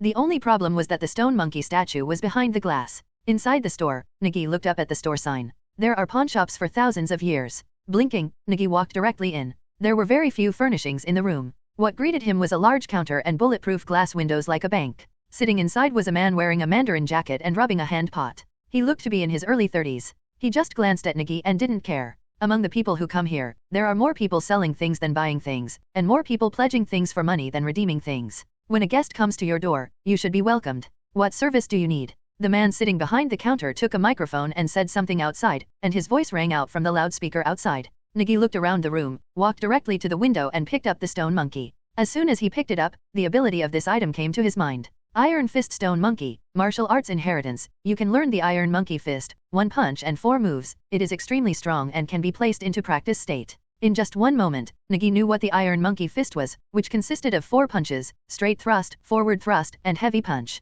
Using arms, shoulders, waist, and horse, the whole body's strength is gathered into one, and the moves are more powerful than Wing Chun's Inch Fist. What is pursued is the ultimate explosive and destructive continuous attack, and the power continues to increase. However, it is easy to break if it is too strong, and the fierceness of the moves can also cause damage to the body, so strong alcohol is used to relieve the violent energy in the body. Sir. The man sitting at the counter called again. Only then did Miyagi come back to his senses. He turned around holding the Iron Fist Stone Monkey and asked in a deep voice, "How much does this cost? Even if it is a robbery, Miyama will get this thing." Place the statue of the Iron Fist Stone Monkey, and when practicing, you will be able to get inspired guidance for each move as if you were taught by a master. This is something in our store, not for sale. Why don't you look at something else? The person at the counter glanced at the stone monkey statue and shook his head. I want this, give you the money. Nigi took out the newly issued salary bag from his arms. He didn't even open the envelope, tore off the seal, took out a wad of bills and threw it on the counter. You can refuse, but look at this. Nigi lifted up his sports coat, revealing the police badge inside and the pistol at his waist.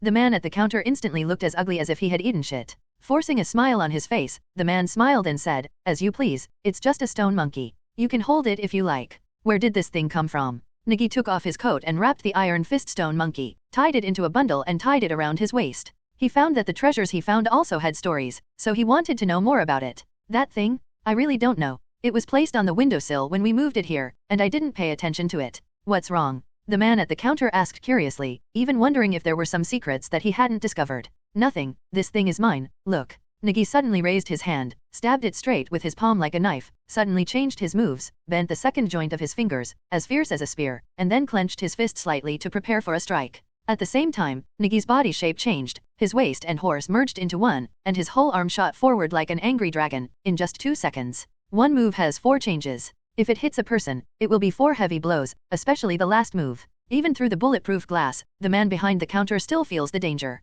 After coming out of the pawn shop with the stone monkey statue in hand, Nigma felt refreshed, walking a little more briskly, and constantly changing moves with his slowly shaking hands. I can't wait to find an opponent to compete with me now. There is no ability that is stronger and more basic than martial arts. Walking on the road, Nigi took out the address slip from his arms again, which was still the address left by Deadshot in court. Number 972, Chinatown West Road, ex-wife Susan. As soon as he walked into an alley on West Road, Nigma looked up at the house number on the wall with a flashlight. A black shadow fell from behind Nigi. Although there was not much movement, Nigi reacted immediately. His first action was to roll forward to dodge, and activated the Eye of True Seeing ability. He had to be careful everywhere in Gotham, but he did not forget that he had killed 2 claws of the Court of Owls. But the dark shadow behind him is none other than Batman. Why is the big bat here? Are you passing by? Nigi tugged the bag wrapped around his waist and shined the flashlight on Batman. Compared to the last time they met, Batman's equipment this time was a little better. The bat logo on the chest has also changed into a conspicuous yellow and black mark, which is very eye-catching, and the chest armor has been thickened, making it look more burly.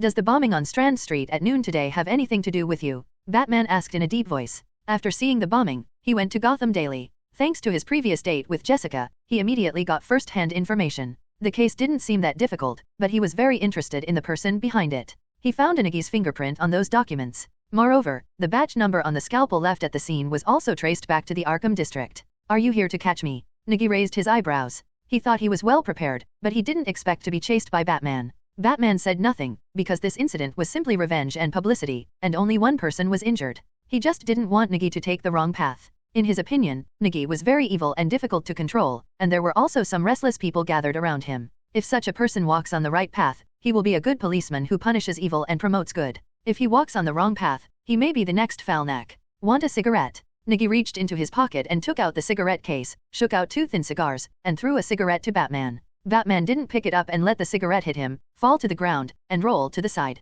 Nigi didn't pay attention, just took out a lighter, lit the cigarette, and took a puff. I'm just helping my friend solve something. If he wants revenge, there won't be anyone left in the family. In a sense, I was also doing a good deed. I successfully saved their lives and prevented a person from entering the road of crime. At this moment, Nigi's cell phone suddenly rang. I'm sorry, it should be okay if I check my phone? If you don't speak, it will be confirmed. Nigi picked up the phone and answered the call. Who is it? Something happened to Mumu. Arkham Asylum was attacked, the director was killed, and several mental patients ran out. The director asked everyone to rush over to support, and people from the Gotham Police Department are arriving soon. Jerry's anxious voice came from the phone, and there was a siren sounding. Nigi's expression changed. The most important thing in Arkham District is Arkham Asylum. If something happens there, who attacked? How many people were on the other side? Who escaped? Nigi quickly asked. There shouldn't be any scary villains in Arkham Asylum now. I don't know, but the brother who passed by said that he saw a werewolf. It was very big. He killed a guard with 1 claw. I'm heading over there now. Be careful on the road. Nigi hung up the phone and looked at Batman in front of him. I don't need to repeat it. You know what happened, right? 5 people escaped from Arkham Asylum. Director Charlie Ferris died, and 3 guards died and 7 were injured. You should go there. Batman said in a cold voice that Alfred, who was far away in the Batcave, had told him all the situation through the radio. Arkham is in chaos. Let's go. Nigi threw down the cigarette in his hand, touched the salary bag in his pocket, hesitated for less than 3 seconds, and ran towards number 972, Chinatown West Road. Batman glanced at his back, took out his grappling gun and fired it upward. Driven by the rope, he jumped up directly. Alfred, I need the current situation in Arkham. Okay, young master, but the situation over there seems to be a bit serious. The Gotham Police Department has been dispatched. Alfred's voice rang from the wireless communicator. Who are the prisoners who escaped, and what are their characteristics? Batman asked while running on the rooftop, starting the Batmobile through the microcomputer on his arm. In a deserted alley, a monster-like engine sound suddenly sounded, and the Batmobile, like an armored tank, rushed out of the darkness. Batman jumped directly into the air, jumped down from the building, unfolded his cloak in the air, and landed directly in the Batmobile with the door open below. Master, I've discovered something. Alfred, who was in the Batcave, raised his hand and pushed up the glasses on his face, looking at the computer screen. One of them is Red Hood number 1, whose real name is Gerald Ford Tylenol. He was sent to Arkham Asylum for treatment because he was diagnosed with severe mental disorder. He will be sentenced in court next week. Batman, who was speeding down the road in the Batmobile, looked at the photos that appeared on the computer screen. The man in the photo had a bruised nose and a swollen face, with more than a dozen scars stitched on his forehead, and his eyes looked like they were trying to eat someone. Red Hood, is that the one? The one who was captured alive by Nigi? Batman asked in a deep voice. Yes, maybe it was the remnants of the Red Hood who did it this time. After they escaped from the lunatic asylum, they rushed into a slum area, and the gangs there gave them cover. Alfred typed on the keyboard and followed this clue. He had been an agent in the Intelligence Bureau and was very sensitive to this kind of thing. He didn't want Bruce to be in danger, so he had to be well prepared in terms of intelligence. The originally peaceful night in Arkham District was completely broken, and the layers of slums looked like battlefields in the Middle East. Fatal bullets could be fired from every window, and the policemen from the Arkham Police Department only dared to wait outside for support. Even so, there were still casualties. A police car crashed into the middle of the road and was beaten into pieces. The firepower from the other side was so fierce that one of the two policemen in the car was seriously injured and the other died. The anxious voice of Deputy Chief Lado rang out from the pager in the car. Hold on. Support is coming soon. The situation in Arkham Asylum this time directly exposed the insufficient police force and lack of equipment in Arkham District. More than 30 police officers were not even equipped with basic body armor, and the only suppressive firepower they had were the long guns in the cars of the two police chiefs. Damn it, you BD Wei-Fei, why should we wear this thing? A second-level police officer took the bulletproof jacket he had just been issued and threw it to the ground angrily. The surrounded slum in front is a completely dangerous place. Who dares to go in and fight? Wearing something like this to fool people? In a police car at the back, Nigma, wearing a body armor, was holding a laptop and restoring the map model of the Arkham area. However, it had no effect on the random construction of slums here. He could only measure the general direction. Edward, why don't you go back first, and we'll deal with it here. Jerry was wearing a body armor and holding a shotgun in his arms. Otis is gathering rats, and he can take over this place when Nigi comes back. You underestimate them. Nigma stared at the screen, no longer as calm as usual, and called up the specific information from the lunatic asylum's database. Look at this. The werewolf is coming. Can your gun kill him? Nigma turned the computer screen away. Jerry looked at the 2-meter-tall werewolf on the surveillance video, and the corner of his mouth twitched. It felt like a villain from a fairy tale suddenly jumped out, even more surprising than Superman in Metropolis. Calm down. Surround this place and wait for support. The Gotham Police Department has dispatched a special operations team, and support from the surrounding areas will be here soon. Chief Weaver stood at the back, shouting loudly with a loudspeaker, mobilizing the Arkham Police for emergency response. Director, what should we do with the people inside? There are still people alive in the car. Deputy Director Lado pointed at the police car on the road ahead, with an anxious look on his face. When Wei-Fei heard this, he also scratched his head. What can he do? Wait for support. What sound? Someone heard some special sounds, like the sound of a fighter jet cutting through the air. What is that? A policeman suddenly turned his head and pointed behind him. A black tank rushed straight over and hit the wall. The wall, which was not that thick, was smashed into pieces by the black chariot. It ran over it like an unstoppable bulldozer. Is it support? Jerry frowned and looked over there. Nigma, who also poked his head out of the car, had an excited smile in his eyes. Jerry, when you come out in the dark, you don't use your eyes but your mouth and ears. What's flying in the air? I don't know. Jerry shook his head directly, without even thinking for a second. Nigi had told him that when you were with Nigma, you shouldn't expect to guess riddles with him, just pretend to be a fool. The enemy of the Gotham Police, the big black bat, is here. You can tell Otis not to be so anxious. On the steel bridge leading to Arkham, Nigi was also speeding along in his Hummer. There were quite a few police cars heading this way on the road, but the key was that Red Hood number 1 ran out. If he hadn't been diagnosed with severe mental illness, he wouldn't have been sent here. Who would have thought that the tightly guarded Arkham Asylum would be raided? Nigi stepped on the accelerator and accelerated again. The urban Hummer directly surpassed the police cars that rushed to support and sped in that direction. Red Hood number 1, who ran away from Arkham Asylum in the slums, was trembling with an injection. This thing is really useful. A man with a black wooden mask on his face looked at the syringe that had been injected and threw it on the ground. Ahem. Ah, don't hit me. After waking up, Red Hood number 1 looked around in horror as if he had just woken up from a nightmare, especially the man wearing a black skull mask in front of him. Old boss? Is that you? Sean. Shut up. The black mask scolded in a deep voice. The mask seemed to be close to his face. If Nigi were here, he would definitely scream. This is the person he asked the Riddler to search in the Gotham Police Department database before, Black Mask and Roman Sienese. A member of Gotham's wealthy Sienese family, he was obsessed with collecting various masks as a child, and was also a classmate of Bruce Wayne. And he is also an orphan. Those who can still have a complete pair of parents in Gotham are the lucky ones. However, in the legend, Black Mask's parents were pushed into the fire and burned to death by his own hands. As a result, he inherited hundreds of millions of assets, but he had a bad temper and started a company like a gangster. Not long after, the company faced bankruptcy due to poor management. At this time, Wayne Group acquired his company, leaving him a pauper with nothing.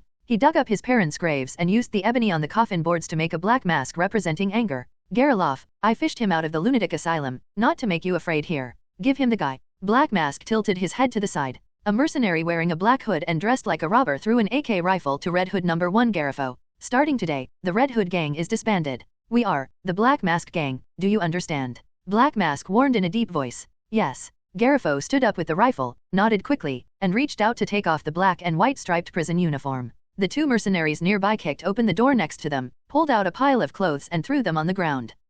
No, boss, what are we going to do? Garifo held a gun under his arm and quickly changed his clothes. The shaved head was still covered with hideous scars. It's not me, it's you. The seedling who captured you is here. Kill him and attract enough people here. Black Mask's eyes were burning with the flames of ambition, and he had planned everything, including the werewolf below who paid a lot of money to hire, and this. Black Mask raised his hand and looked at a special gas grenade clutched tightly in his hand. Inside was a special poisonous gas that could make people feel frightened and instantly lose their combat effectiveness. If it weren't for the help of this thing, Garifo would not have been sent to the lunatic asylum for care. That doctor is really good at making money. I understand, I must kill him. A ferocious look appeared on Garifo's face. He had suffered, but he wanted to take revenge. Boom, hoop. Suddenly there was the sound of fighting outside, accompanied by the howling of wolves. A black metal claw flew up from below, hooked the window, and tightened the rope.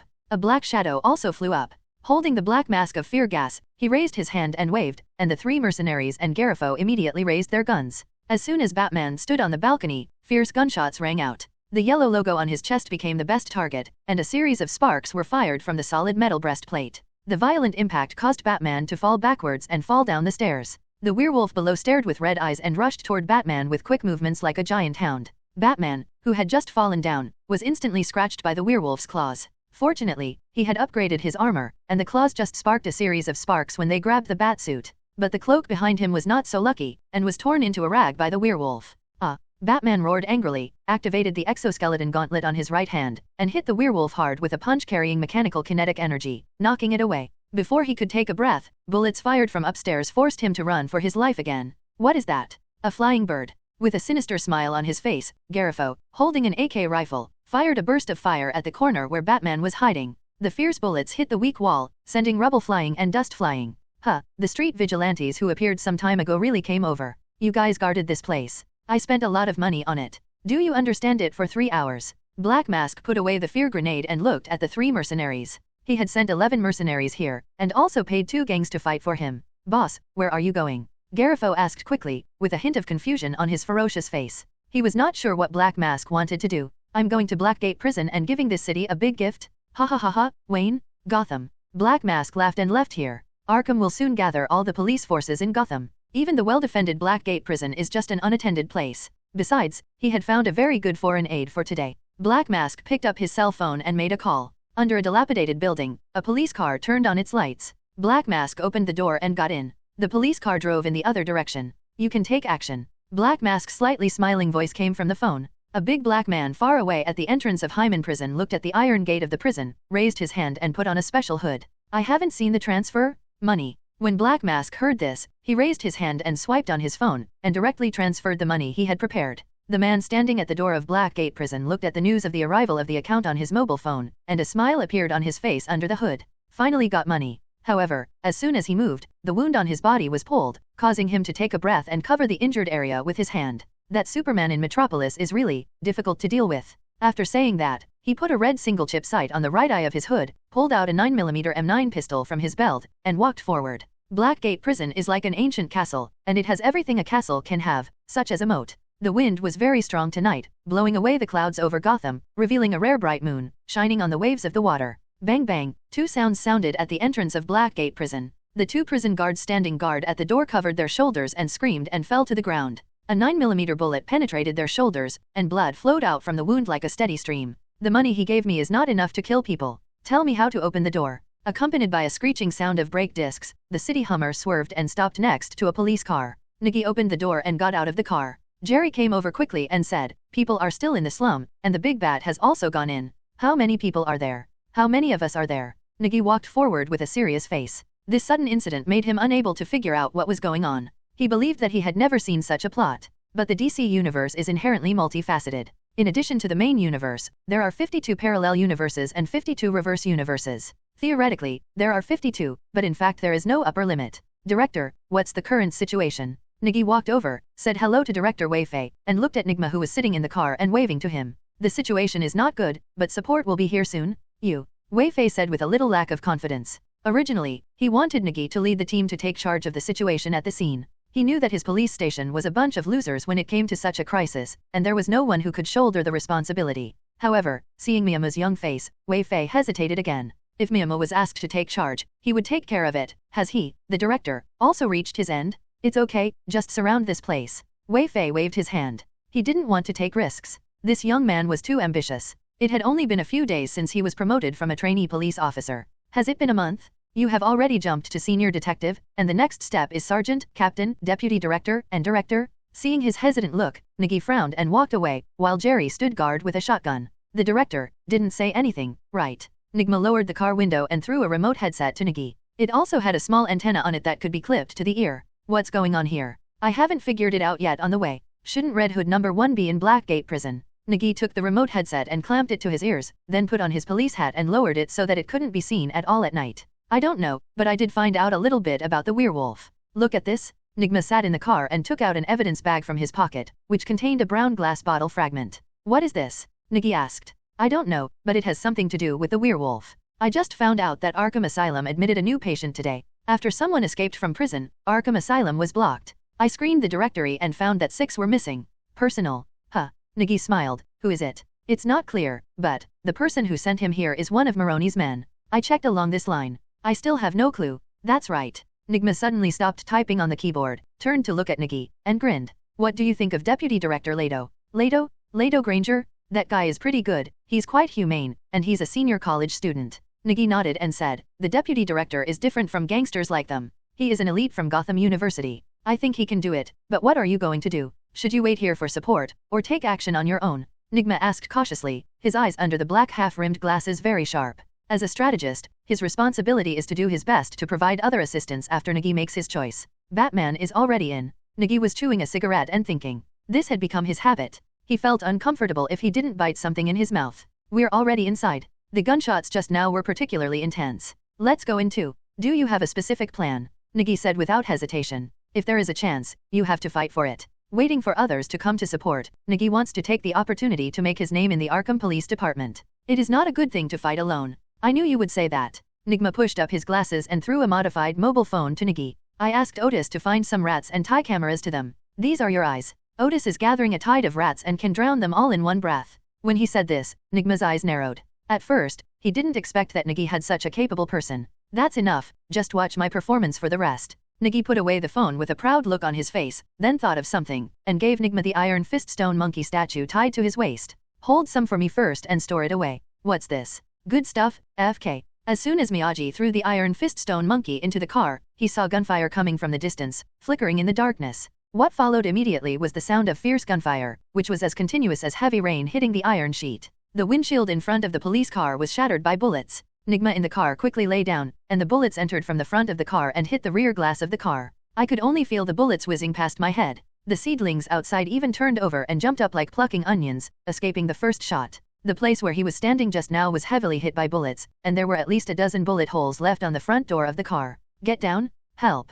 Several police officers around him screamed, and Chief Wei-Fei was so frightened that he fell to the ground. The bullets fell on the ground and sparked when they collided on the gravel. This place instantly becomes a battlefield of life and death, and no one knows whether the next bullet will take away their life. Jerry hid behind the car, took a shotgun and fired in front of him, but the range of the shotgun was not long distance, and only the dull sound of the gunshot echoed around him. Beat. Sergeant Mays, who was hiding behind the car, took out his pistol and opened fire in that direction, and several other police officers also opened fire in that direction. For a moment there was gunfire and bullets flew everywhere. In order to surround the slums here, 30 police officers from the Arkham Police Department were divided into 4 groups and set up defenses at key intersections. Now it seems that it is a complete failure? Damn it, this firepower escaped from a lunatic asylum? It came back from the battlefield in Afghanistan, right? Nigi hid behind the car, complained angrily, took out his Glock 17, pointed at the side where the gunshots were ringing fiercely, and pulled the trigger. If you have the guts, come on. Bang bang bang bang bang. On the building on the side of the slum, Garifo, who was holding an AK rifle and changing the magazine, stood at the dark window and looked sideways outside. The police car parked in front of the road had its lights on. He loaded the AK rifle and pointed it at the 2 headlights that were still on. He pulled the trigger and there was a burst. "You can't fight like this, who has a spear?" Nigi shouted to his side while changing the magazine. "The enemy is in the dark, they are in the open, there is no equality at all, and the firepower here is too poor, dem Weifei." Nigi cursed secretly in his heart again, turned to look at the place where the other party fired, and observed quietly. The opponent was professional, had crossfire, and had hidden sentries. They treated this place completely like a battlefield. If there is an escaped prisoner on the opposite side, Nigi dares to cut off his head, which is no better than the regular army. A spherical object was thrown over from upstairs. Seeing the spherical object, Nigi quickly stood up and grabbed Deputy Director Leto, who was hiding behind the car with him. The two ran to the side, and the spherical thing fell to the ground. The flames of the explosion suddenly lit up. The police car was directly overturned by the impact of the explosion, and caused a fatal explosion. There was a loud explosion, and orange-yellow flames immediately surrounded the police car and illuminated the surrounding area. The police car's frame, twisted by the explosion, lay in the fire, like a burning black skeleton, with billowing smoke and flames rising straight into the sky.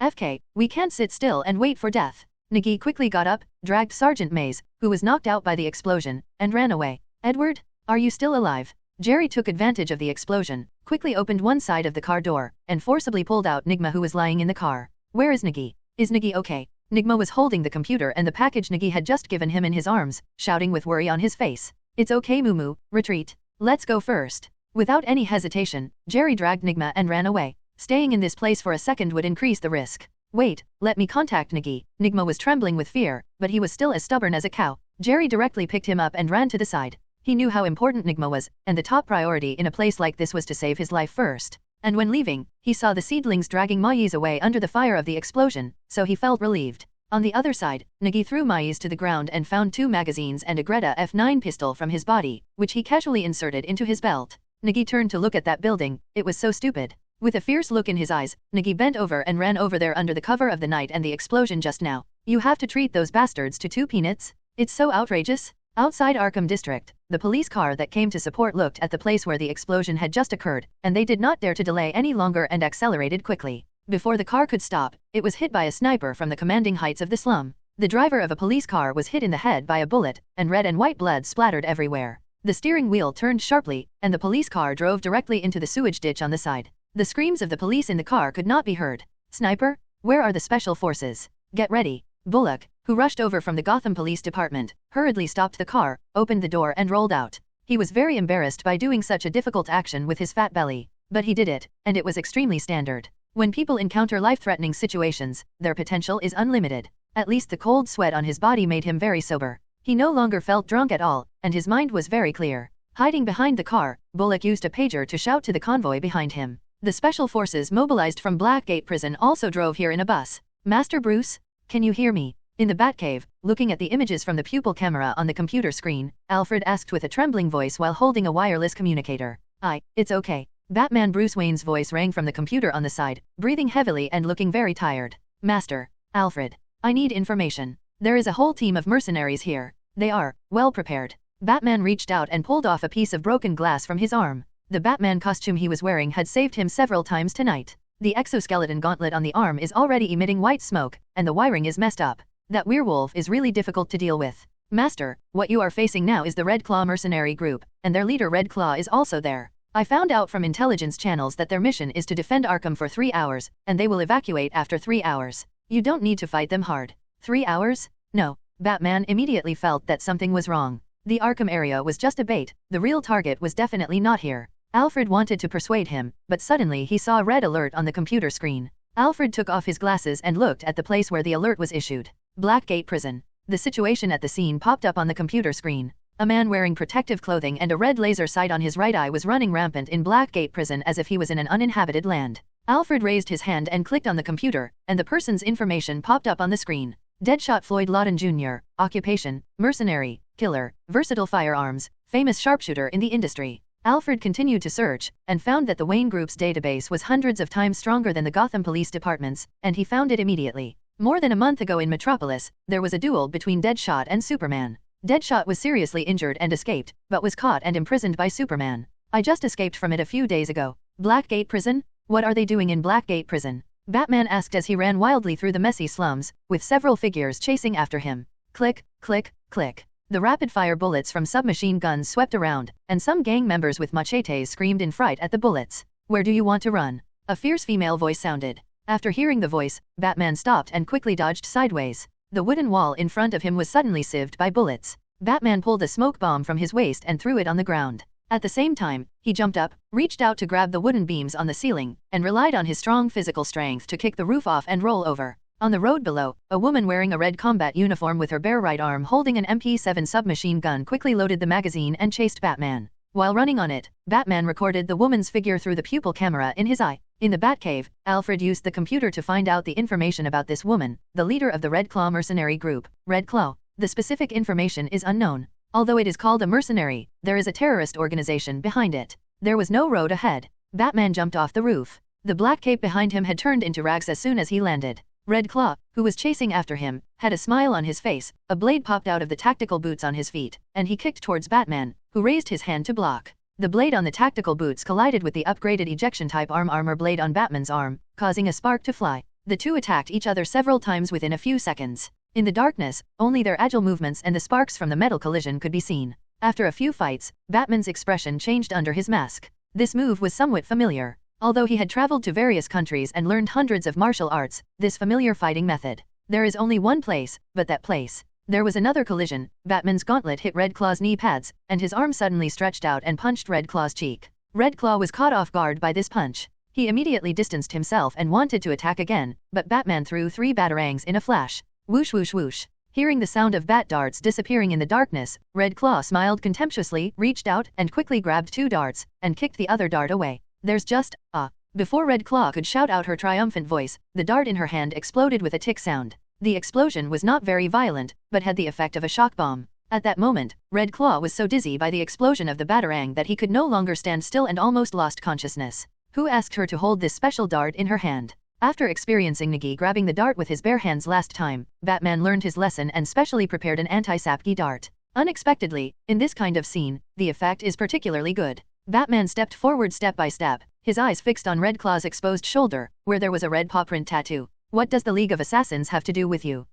After hearing these words, Red Claw suddenly raised the corners of his mouth and said breathlessly, "You will never know, kill me." Batman raised his hand without any hesitation and knocked her to the ground with a punch. At this time, the mercenaries of the Red Claw mercenary group arrived in time and fired a burst of shots at Batman's figure. Batman habitually flicked the tattered cape behind him, grabbed the Red Claw, and crashed into the dilapidated house on the side. At the same time, on the outskirts of the slum, Nigi, who was bending over with a gun, nervously walked around to the back of a dilapidated 2-story building. The probe looked at the mercenary hiding in the shadows, holding an M16 assault rifle, wearing a black hood and body armor, and he was really armed to the teeth. Nigi looked at other places and saw 2 firing points from his position. There were not many mercenaries here. Slightly moving forward, Nigi held a gun in both hands and pointed it at the figure in front of him. This situation was a bit complicated. Should he shoot directly? Or control him and ask about the situation? Nigi quietly approached, and when the distance between the 2 sides was less than 2 meters, the mercenary seemed to feel something. Anyone who has been in the battlefield of life and death has a special 6th sense. That feeling is called intuition. He turned around and shot based on his instinct, but he was too slow. The moment he moved, Nigi pulled the trigger. The muzzle of the gun shook and the bullet came out of the chamber. Firelight and gunshots flashed past in the darkness, and the mercenary's head shook around his neck and hit the ground as if he had been hit by something. This is not the first time Nigi has killed someone, but his calm expression is unruffled and he is used to this kind of life and death. After the body fell to the ground, Nigi quickly rushed over, grabbed the M16 assault rifle in his hand, and fumbled with the mercenary again. Magazines, grenades, and a pistol were all stuffed into himself, and his belt was made wider. In the mercenary's breast pocket, Nigi found out a patterned silver wine flask, opened it and took a sip. Little Bird vodka from the Arctic snow is strong enough. Nigi poured all the remaining wine in the jug on the mercenary, stuffed the jug into his pocket and ran up to the 2nd floor. As soon as he reached the corner staircase on the 2nd floor, Nigi bumped into a mercenary who was walking down the opposite side. The moment the two met at the corner, they could see each other with horrified eyes even without turning on the lights. The mercenary directly pulled the trigger, used the recoil to raise the muzzle of the gun, and shot at Nigi, who suddenly jumped on him and knocked him to the ground.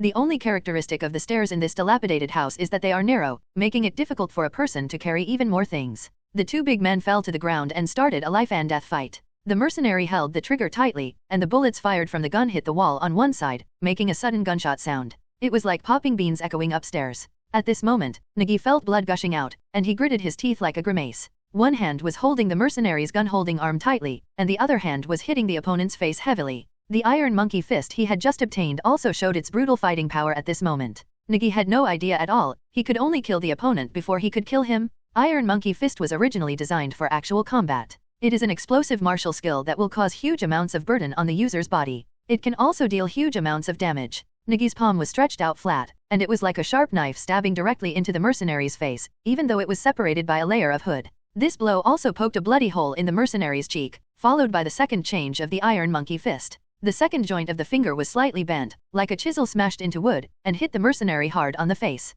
This move caused the mercenary's gums to crack and blood to vomit out of his mouth, but the iron monkey fist has 4 moves. The last 2 moves are waist and horse integration, fist clenching, and arm pushing. There are no punches that even a few years of hard work can't produce. In this moment of life and death fight, Nigi was beaten with all his strength. A punch hit the mercenary hard on the face from 0 distance, followed by a burst of energy from his arm. Nigi could clearly feel that the sleeves on his arms were shaken, and when the punch fell, there was only a clear sound of bone cracking on the mercenary's face. There was a crashing sound from the barrel of the gun, and the bullets had been fired. There was only the sound of a punch falling on the dark stairs, the skin was torn and the flesh was torn, and the blood was splashing everywhere. It wasn't until he felt the sticky feeling of dripping blood that Nigi stopped, turned around, climbed up from the ground, grabbed the M16 assault rifle on the ground and rushed directly upstairs. Opposite this building, just a street away, a mercenary's figure lit up in the window. Nigi picked up the assault rifle in his hand. There was a single chip magnifier on the gun, and the small red dot on it was locked at the opposite window. The trigger was pulled, and a 3-shot burst was fired.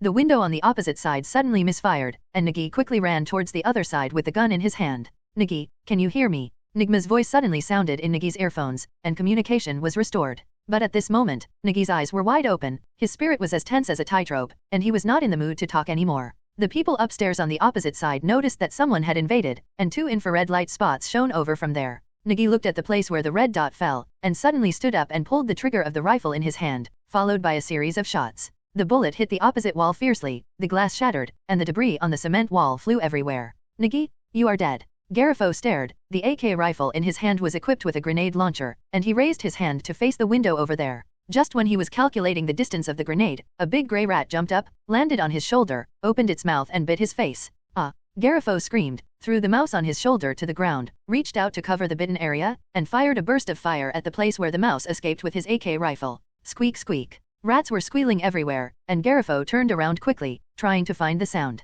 Under the stairs outside, the black swarm of rats rushed out like a flood. Just in time. Meow Mew, who had just changed a magazine, looked at the tide of rats running on the street outside, like surging black water rushing towards the mercenaries. The sniper on the roof, bitten by a rat, held a pistol and fired at the ground. Nigi jumped out of the window with the rifle in hand. As soon as he landed on the ground, the mice seemed to have sensed something and quickly made a big circle to let Nigi fall. There were screams in the slums, and the gang members who had taken money to stop the police were bitten by rats and ran away. A mercenary who just rushed out from the corner was shot by Nigi with a series of bullets. The policemen on the periphery were frightened when they saw the surging rats around them. Next to a broken trash can in the distance, Nigma adjusted his computer and watched the camera mice shuttle around the building. The shaking screen image made him dizzy. Jerry ran to the police command. The person in charge of the operation was a deputy chief of the Gotham Police Department. However, Jerry didn't know the other person, so he could only run to find Bullock. Your kid is still alive. Where is that little BD Nigi? Don't let me collect his body. Bullock grinned and cursed. Mumu, it's okay.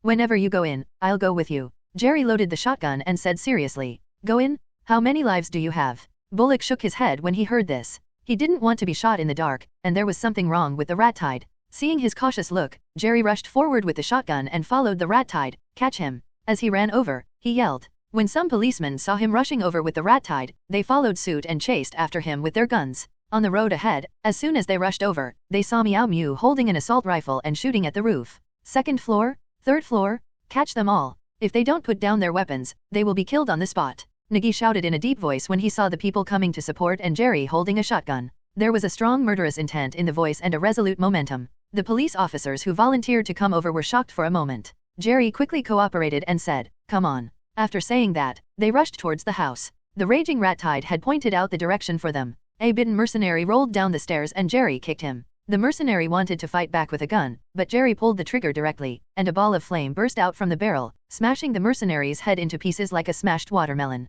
Hand up. Jerry stepped on him and shouted behind him. When the policemen behind saw this scene, their brains shut down in an instant, and their heads exploded. Do they still need to arrest him? Miyama, who was outside, heard the news from Nigma and chased towards the other side. Woo-hoo-hoo, there was an engine sound. The Batmobile in the ruins turned on its lights, turned its wheels like a waking monster, and crashed out from under a pile of rubble. Huge amounts of tires crushed the ground. The rats that were approaching were frightened and moved away. Batman ran out from a corner and jumped directly onto the Batmobile. With a bang, a ball of sparks was shot out of the armor of the Batmobile. Batman turned his head and looked over. Nigi, who was holding an assault rifle and dragging a mercenary who was shot through the thigh, looked over here. Coming home from get off work. Nigi held the assault rifle and changed a magazine, looking at the place where Batman came out just now. Batman just glanced at him, that murderous look. Blackgate Prison is lost, and so is your Arkham. Gotham is in chaos, so be careful. Batman said in a deep voice, opened the compartment of the Batmobile with the microcomputer on his belt, and jumped in. The Batmobile made a fierce engine sound, and as the propeller behind it spurted flames, the tires quickly rotated and rushed out of here.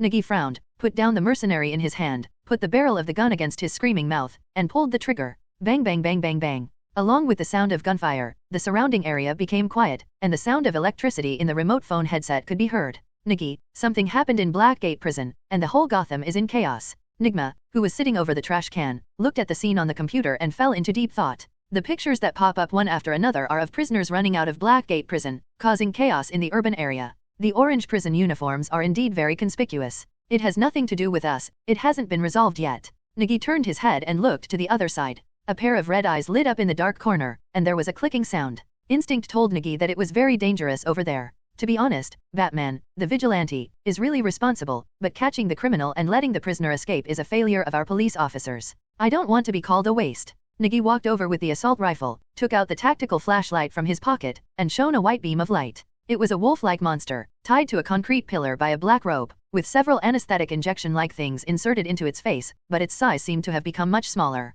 So the rope was loosened a little before we could struggle. Hello? Hello? Do you understand human language? Nigi picked up the assault rifle and handed it forward, then poked the werewolf in the face with the barrel. With dark brown hair, a black nose, a long snout, and fangs in his mouth, he does look like a werewolf, except that his ears are not on top of his head and his eyes are bloodthirsty red. Makes people look uncomfortable. I'll save your life first, I have something to ask you. Nigi put away the assault rifle, hung the gun belt around his neck, and looked around. There seemed to be someone here. He felt a little breath. Someone was hiding here just now. Miyamo quickly raised his head. The pointed ears on Batman's hood were prominently exposed on the roof, and then disappeared immediately. Is this guy sick? Nigi murmured to himself that if Arkham Asylum is cleaned up in the future, he will definitely leave a bed for this guy. Just when Nigi looked up at the roof, the window on the second floor of the roof suddenly burst and a figure jumped down. How dare you come? Nigi looked at that figure, raised his assault rifle and hit it. If there was one, there would be no third time. The moment the assault rifle hit him, Nigi realized that this figure was not Batman. He was smaller and lighter than Batman. The figure fell from the sky, and Nigi's mind had already turned around several times. It was impossible for friendly forces to arrive at such a scene. Oracle Man, Barbara? Nigi's first thought was this, but Barbara hadn't graduated from college yet, and Batman had just taken office. This guy, go to hell. A loud shout rang out. The figure was like a red jaguar. It suddenly snatched the assault rifle from Nigi's hand, and then suddenly kicked it sideways with very flexible movements. Nigi's back felt cold, and he quickly raised his hand to block, but was kicked for a moment and fell out unsteadily. The flashlight rolled to the ground, and under the light, Miyagi saw the animal claw tattoo on her arm, as well as her embarrassed appearance. It looked like he had been pushed to the ground and beaten violently. His hair was disheveled, there were broken wounds on his face, blood stains on the corners of his mouth, and a black handcuff on his left wrist. Nigi didn't get up immediately, but used the force of his fall to roll to the side. He finally understood what Batman meant when he left. I really can't wait to get revenge. Last time I cheated him in the Sanjiagio warehouse, I will pay him back this time. Red Claw was not in the mood to care about what Nigi was thinking. She just wanted to kill Nigi and then chop the big bat alive. Just when she raised the muzzle of the gun, Nigi immediately rolled up and fired first with the Glock 17 in her hand. Bang bang bang bang. The moment she heard the gunshot, Red Claw dodged as a reflex, but Nigi didn't give her a chance and rushed over, facing Todoroki head-on with her. Red Claw pulled the trigger, and there was a click. The safety was not on. She didn't have time to check when she grabbed the gun just now. Nigi had already rushed over with a gun, and just a corner away, Hong Xiao jumped forward and slapped Nigi's gun-holding hand, and then hit Nigi's head. This sudden attack caught Nigi by surprise, especially since Red Claw was a well-trained physical artist, and he directly overwhelmed Nigi in close combat. The pistol fell, and Nigi was grabbed by her arm and thrown over her shoulder, slamming it against the wall. The violent collision made Nigi scream. Just when she turned around and clamped Nigi's arm with her legs, trying to twist it off with a twisting technique, the blade of the gauntlet on Nigi's hand popped out and penetrated directly through her clenched palm. This sudden situation caught her off guard and her eyes widened. Nigi took advantage of this moment to bump forward, flipping her to the ground and punching her. A hole, you think I'm easy to mess with? The firelight of the slums illuminated half of Arkham. On the top floor of Arkham Asylum, the highest building in the Arkham district, a bald man in a white coat stood on top, holding a cup of coffee in his hand and looking at the fire over there. It's such a beautiful scenery. It would be even better if the heat was bigger, right, Miss Thalia? He turned around and smiled. His smooth head looked a little reflective against the distant flames. There was a ring of beard on his face, and he also wore a pair of small glasses on the bridge of his nose. On his white coat was his identification tag, Psychiatrist, Hugo Strange. Mr. Strange, we are not that close. Talia Al Ghul, who was wearing a tight leather jacket and her hair in a ponytail, had a cold look on her face. Hugo Strange reluctantly picked up the coffee cup, took another sip, and squinted his eyes to look at Gotham City in the distance. Please pay tribute to Master Lei Ziogo for me. Gotham will be my gift to him. I also hope that the League of Assassins can come here. I will tell him, but his proud disciple is also in Gotham. If you want to inherit the Assassins League, you must deal with him first. Thalia clasped her hands on her chest and did not pay any attention to the psychiatric expert in front of her. Instead, she cast a curious gaze on the place where the fire was burning. Don't worry, it will be solved. Hugo Strange smiled confidently, as if he had already seen the day when he would join the League of Assassins. Blackgate Prison, with its heavy and majestic black iron doors wide open, criminals in orange uniforms ran out of the prison cheering like a party. Several prison guards were caught by the prisoners and thrown from the towering city wall. They let out a series of screams and fell heavily into the water. Just as a group of escaped criminals laughed and ran across the bridge, the black Batmobile turned on its dazzling high beam and rushed over quickly. No. The criminals were illuminated by the dazzling car lights and screamed like vampires exposed to the sun. They quickly raised their hands to cover themselves. But the roar of the engine gradually approached, frightening them out of their wits. What's more, they were so frightened that they sat down on the ground. Batman in the car looked at the criminals running out, raised his hand and clicked a few times on the function button on the side. There was a muffled sound, and a large black net flew out from the hidden launch hole of the Batmobile. The criminals on the steel bridge in front were covered by a large net, struggling fiercely like a school of fish caught in a fishing net. Some criminals bite the rope with their teeth in an attempt to escape. Unfortunately, this is not a fishing net, let alone something that can be chewed with teeth. When Batman passed by in the Batmobile, he reached out and pressed an electric shock button. The criminal on the bridge outside let out a scream. The large black net concealed metal wires and current devices, which instantly made their whole bodies numb and stiff. The criminal in front looked at the Batmobile rushing towards him and had no choice but to jump off the bridge. The plop is like dumplings. In front of him was the gate of Blackgate Prison. Batman turned the steering wheel and turned the Batmobile sideways, blocking it in front of the gate. The roof of the Batmobile was raised, and Batman got out of the car. The damaged cape behind him had been replaced. He looked up at the chaotic prison and the office building with fierce gunshots. In the office building, the warden, staff, and guards of Blackgate Prison were all tied up and thrown into the utility room. The new gang leader, Black Mask, is giving an induction speech to new employees, instilling chicken soup for the soul. As a paid bodyguard, Deadshot was passing the time tracing human bodies with an M9 pistol. Real body tracing. There were constant gunshots, and the prison guard standing by the wall with his arms tied was so frightened that he couldn't hold his legs and wet his pants. The bullet whizzed past his body, leaving a bullet hole in the wall and tracing the outline of a human body. As soon as the gunfire stopped, the prison guard sat on the ground with weak legs. The gunfire rang out again. The bullet flew past his scalp and knocked off a few strands of hair. The prison guard rolled his eyes and passed out. Deadshot was tired, and after drawing a human body outline again, he blew the gun smoke from the muzzle and picked up the M4 assault rifle specially equipped by the prison guard on the table. Another burst of shooting at the clock on the wall. Every shot hits the numbers on the clock dial, this extraordinary accuracy and proficiency with firearms. He is very famous in the world of killers and mercenaries. The only thing that is worse is his luck. He has been having a hard time recently. There was a bang, the window glass shattered, and a black hook was thrown in, and it hooked on the radiator and tightened suddenly. Deadshot noticed it right away. He wore a red laser sight on his eye and looked out the window to lock the target. The M4 assault rifle in hand can quickly change the magazine. Just as he was approaching, the ceiling of the ceiling suddenly collapsed, and a black figure fell from the sky, hit him, and threw him to the ground. This sudden attack made Deadshot break into a cold sweat. What the hell? Why did it appear from the ceiling? Before he could react, the black shadow swung his cloak back with both hands, like spreading wings, blowing away the lime dust that fell from the collapsed ceiling. Only then did Deadshot realize that the person in front of him was a person, a pointed-eared bat wearing a black suit. He quickly glanced at the ceiling again and found that the ceiling was an old-fashioned partition with a layer of space above it. I don't know if he was sure that the other person was a human, or if his nervousness was relieved. Deadshot raised his leg and kicked Batman, and at the same time reached for the gun and prepared to shoot. Batman suddenly stepped back, yanking the cape behind him and swinging it again. A layer of dry lime dust lifted up from the ground and suddenly landed on Deadshot's face. Thanks to the mask on his face, Deadshot was not choked by the dust, but the situation was even worse. His laser sight was covered in dust and he couldn't see anything? You can only shoot based on intuition, pull the trigger directly, and pay attention to the surrounding sounds with your ears. Bang bang bang bang bang. The continuous fire of the 9mm caliber pistol shattered the surrounding glass, overturned the tables and chairs, the fish tank on the desk shattered with a crash, and the small goldfish in the water fell to the ground. He just jumped up and flicked his tail, and was beaten to a pulp by the whizzing bullets. When the gunfire stopped, Deadshot quickly raised his hand to wipe the aiming glasses on his face, and he could just see the accuracy of his surroundings. There was a click, and there was a power outage. The entire office building was without power. The room was pitch dark, with only the moonlight coming from the window still giving a faint light and shadow. Floyd Lawton Jr. As soon as the sound sounded, a series of bullets flew over. This was Deadshot's response. Who? Stop pretending? I saw you. Deadshot looked at the dark surroundings with some fear, and the infrared heat sensing mode of the laser sight was activated. This was high-tech that he got from an experimental base when he left the army, but he didn't see anything? The pointed-eared bat seemed to be invisible.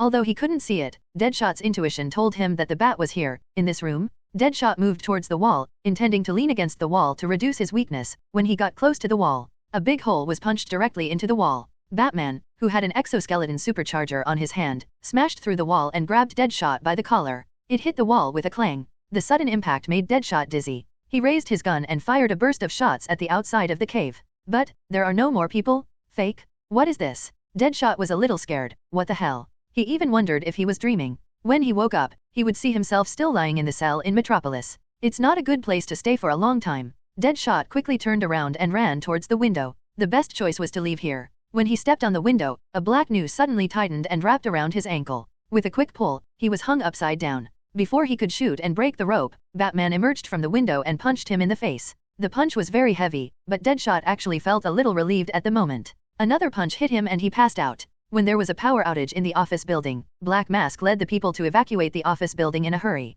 He turned around worriedly before getting in the car. The result was that he was hung upside down upstairs. Deadshot Norton was still illuminated by the flashlight. The scene looked like an art painting, which even stunned Black Mask. But he immediately realized that the super thugs he hired had all been dealt with. This was something wrong. Drive? Hurry. Black Mask shouted to the front. The car they were driving was a tanker truck used by Blackgate Prison to transport prisoners. It had a high level of bulletproof resistance. But, there are still people who haven't come up yet. The new employees in the carriage quickly said that there were indeed 2 employees who went to pick up the packed firearms. We are still halfway there, and we can already see silhouettes of people. The Black Mask stared and looked at the driver in front of him. The driver shrank his neck in fear and quickly started the car. The 2 employees who were running towards us with gun bags saw the car starting up and quickly raised their hands and shouted, "Wait for us." Black Mask looked over there with a cold face, took out a .44 caliber Colt revolver from his arms, and pulled the trigger at the 2 late employees. His shooting skills were very good. Bang, bang, 2 gunshots. The heads of the 2 employees were torn apart like watermelons smashed by a hammer. Drive. Black Mask put away his revolver and said in a deep voice. The car was silent and scary. With cold sweat on his head, the driver stepped on the accelerator, held the steering wheel, and drove the tanker truck away from here.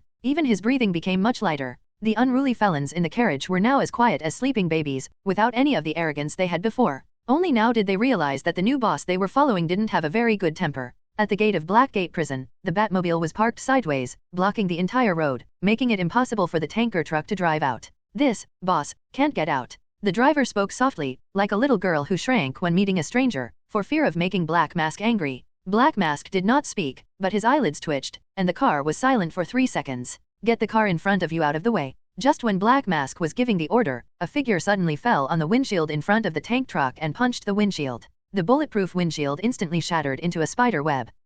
The driver was frightened and opened his mouth to scream. Then he remembered the Black Mask behind him and quickly reached out to cover his mouth. Black Mask was startled by this sudden scene, but he immediately reacted. Kill him. The car door opened, and the new employees behind them immediately got out of the car. They didn't bring many firearms, but they were very handy with crowbars, police batons, and kitchen knives they got from the kitchen. These new employees are all gang members, serious criminals who have been sentenced to at least 20 years at least. No one asked a judge or lawyer to protect them because they did not belong to any major gang. That's why Black Mask chose to recruit these people. They are absolute elite forces of the underworld, and they are also at the level of prison bullies in Blackgate Prison. Bang bang bang bang. Gunshots rang out, and a convicted felon with a pistol pulled the trigger on Batman standing in front of the car. The yellow logo on Batman's chest became the most conspicuous target, and bullets hit it and caused sparks. The thick breastplate was not afraid of this kind of firepower. Batman rushed over like an invulnerable and indestructible Superman and grabbed the shooting hand.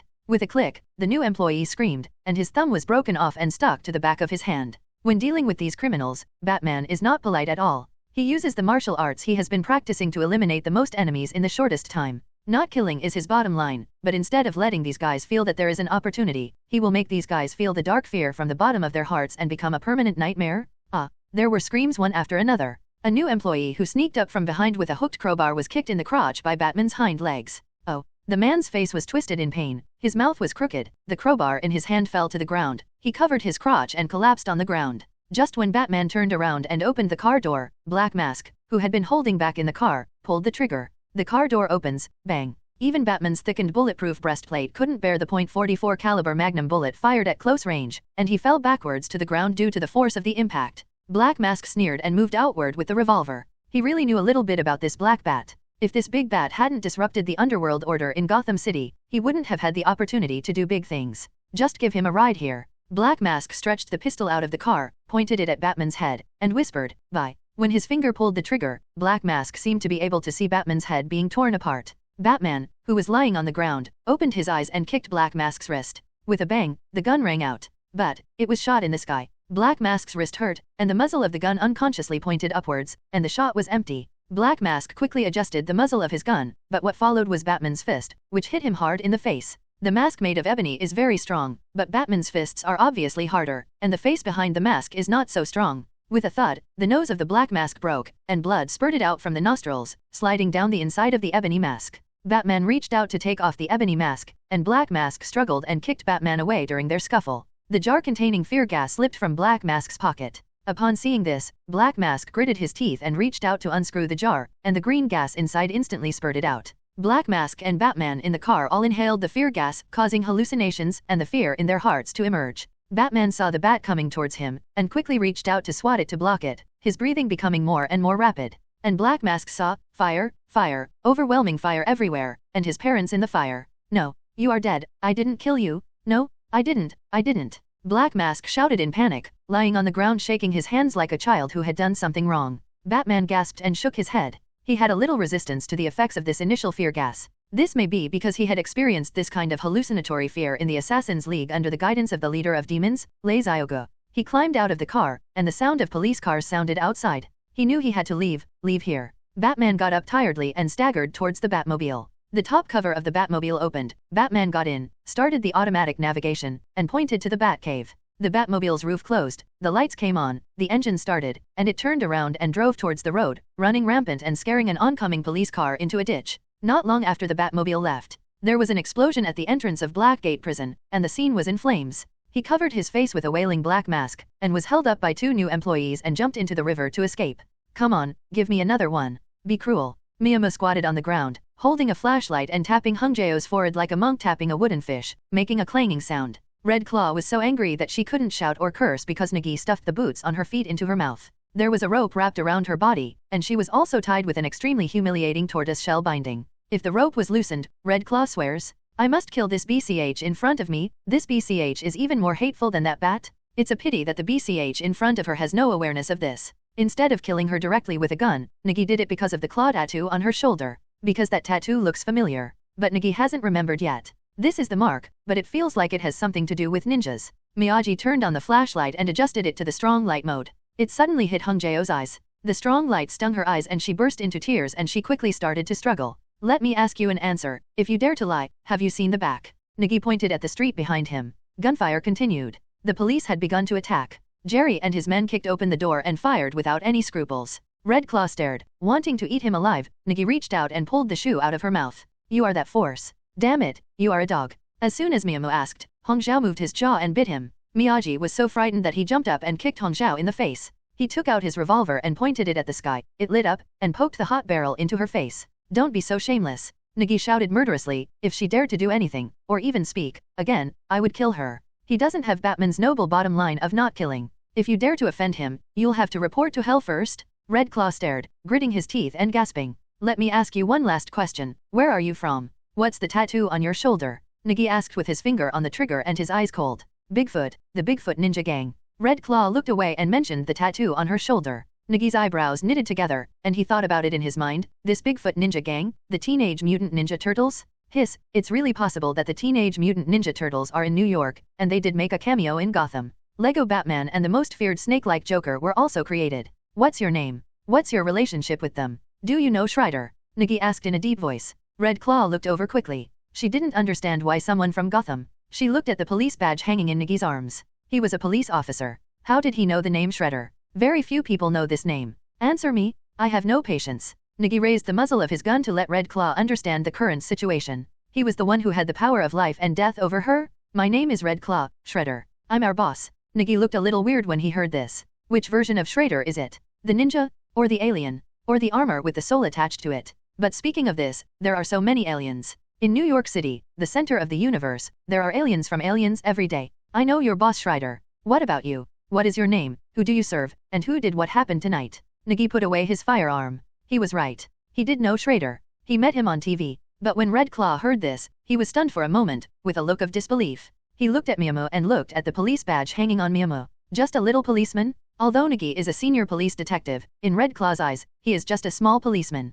Even the New York City police chief is a small policeman in front of her, and they treat everyone equally. You can be skeptical, but in New York City, I'm still a little confident. Is your boss still wearing that suit of armor? Nigi said enigmatically, although he was not sure which version of Shredder he was, the armor was iconic. Just like the red underwear worn by Superman and the pointed ears on Batman's underwear pullover, they are irreplaceable. Red Claw was silent. She didn't know whether Nigi was deceiving her. The person she had beaten to death just now turned out to be one of her own? Is this possible? Although she does know that Shredder has many backups elsewhere, but you can doubt it. When you meet him in the future, give him a message, Clark Joseph Kent of the Metropolis, and welcome him as a guest. Nigi said very sinisterly, Clark Joseph Kent is Superman's full name, and he is also a young reporter from the Daily Planet. If Red Claw really has a chance to bring the words to him, then Superman will solve everything. My name is Red Claw, and the brothers from the mercenary group have been hired to stay here for 3 hours. Having said this, Red Claw glared at Nigi fiercely. She had seen how Nigi shot and killed her mercenary brother. It was simply outrageous. But this also made Red Claw more certain that this guy was definitely not an ordinary policeman.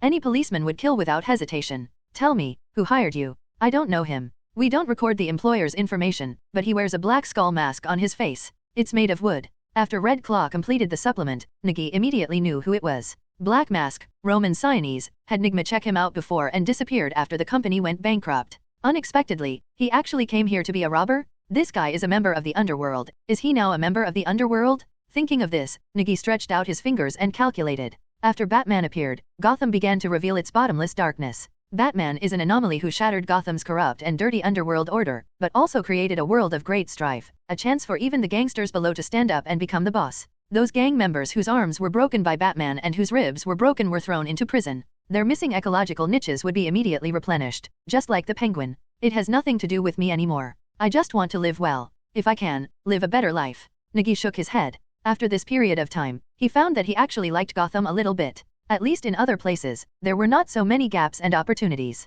This sounded a bit like Golem syndrome. However, living in this hellish place, who is not a little sick? The psychiatrist is obviously even more sick. Gotham City experienced another sleepless night, but it did not cause any huge amounts of trouble to the citizens of Gotham. I keep singing and dancing, but I still have to go to work tomorrow. Gotham has nothing to fear. Even if Darkseid comes, the confidence of Gotham people must be weighed. In short, Blackgate Prison became famous this time. More than 100 criminals escaped, including several serious criminals, and it suddenly became the front page of the newspaper. Even the tidbits about Playboy Bruce Wayne, things that Gotham citizens love to hear and imagine, have been squeezed onto the 5th page. On the front page, there's the Arkham Asylum breakout and urban legends about whether the Bat Vigilantes are friends or foes. And Mayor Don Mitchell Jr., patting his chest to protect Gotham's sky. Nigi sat on the toilet in Arkham Police Station, looked at Don Mitchell Jr.'s face, tore the newspaper open and stood up. With a splash, the toilet started flushing. Nigi walked out of the toilet very comfortably. He had no way to go to the toilet and had to bring his own paper. Some people even embezzled toilet paper. It's really outrageous. Nigi decided that if someone from the City Hall comes to Arkham Police Station, he must definitely ask him to use the toilet of Arkham Police Station to experience the treatment of police officers like them who have experienced life and death. The police station was very quiet, and it was indeed quiet. 6 people from Arkham Police Station died in last night's operation. The police force was originally insufficient, but this time it was completely destroyed. Chief Wei Fei did not show up today. I heard that he went to the city for a meeting, and there were less than 10 people in the police station. Hello, officer. A young policeman stood at attention and saluted when he saw Nigi, with admiration in his eyes. He swore that this was definitely a heartfelt respect. Officer Nigi's heroic appearance last night had been engraved in his mind. Capturing criminals without fear in the hail of bullets and protecting the stability of one party is what he wants to do when he joins the police. Instead of following those lazy old guys, collecting protection fees and living their lives like gang members outside. You don't need to call the police officer. If you like me, just call Brother Meow. By the way, there is no one in the toilet, and there is paper here. Nigi handed half the newspaper in his hand to the young policeman, took out the cigarette case from his pocket and walked towards the other side of the corridor. Yes. The young policeman held the newspaper and saluted again. Looking at the back of Miyamo walking further and further away, he quickly shouted, Niamo, no, Brother Meow, my name is Milo, Milo Scully. Nigi walking in front nodded when he heard the name, took out a lighter, lit a cigarette, turned around and shouted, I know you shot a terrorist yesterday. You are a good young man. You graduated from Gotham University, and being a police officer is a bit of an underachievement. Although the security in Gotham City is not very good, the rest of the city is top-notch. Well, the villains are also top-notch. The folk customs are simple and honest, and talents come out in large numbers.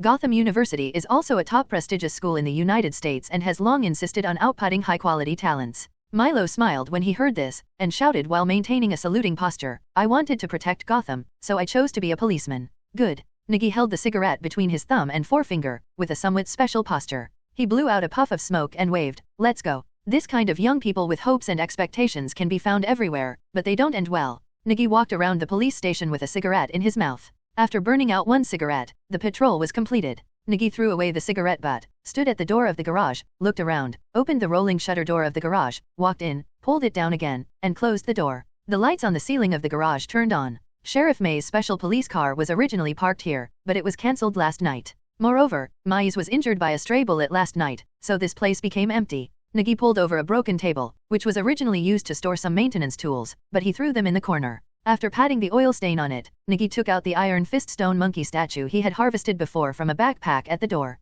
He looked up and down and found that it was not damaged. After placing it firmly on the table, Miyamu took 2 steps back, checked the position with his hands against the box, then adjusted it to make sure it was placed correctly, and then he breathed a sigh of relief. With her hands clasped together into fists and her feet slightly apart, Nigi closed her eyes to soothe her spirit and emotions. His treasure hunting system is indeed good, and the things he finds are also good, but Nigi is also very aware of his shortcomings. The situation in Gotham will become more and more serious in the future. Yesterday it was Black Mask, who will it be the day after tomorrow? It's a mess of gods and ghosts. There is also a court of owls deep in the shadows of Gotham. Being a police officer in Gotham is not an easy job, but little did you know that the tragic situation of Chief Gordon being captured and tortured by Joker has not happened yet. But Nigi has no hope that he will encounter something like that. Only by becoming stronger can he live well in Gotham. Martial arts are the foundation, and a strong body is a must. Nigi's nose moved, and he smelled a fragrance. It was not the smell of perfume, nor of flowers, nor of food, but the burning incense in the incense burner. Nigi opened his eyes suddenly, and the scene in front of him was no longer the garage of Arkham Police Station, but a training ground of huge amounts.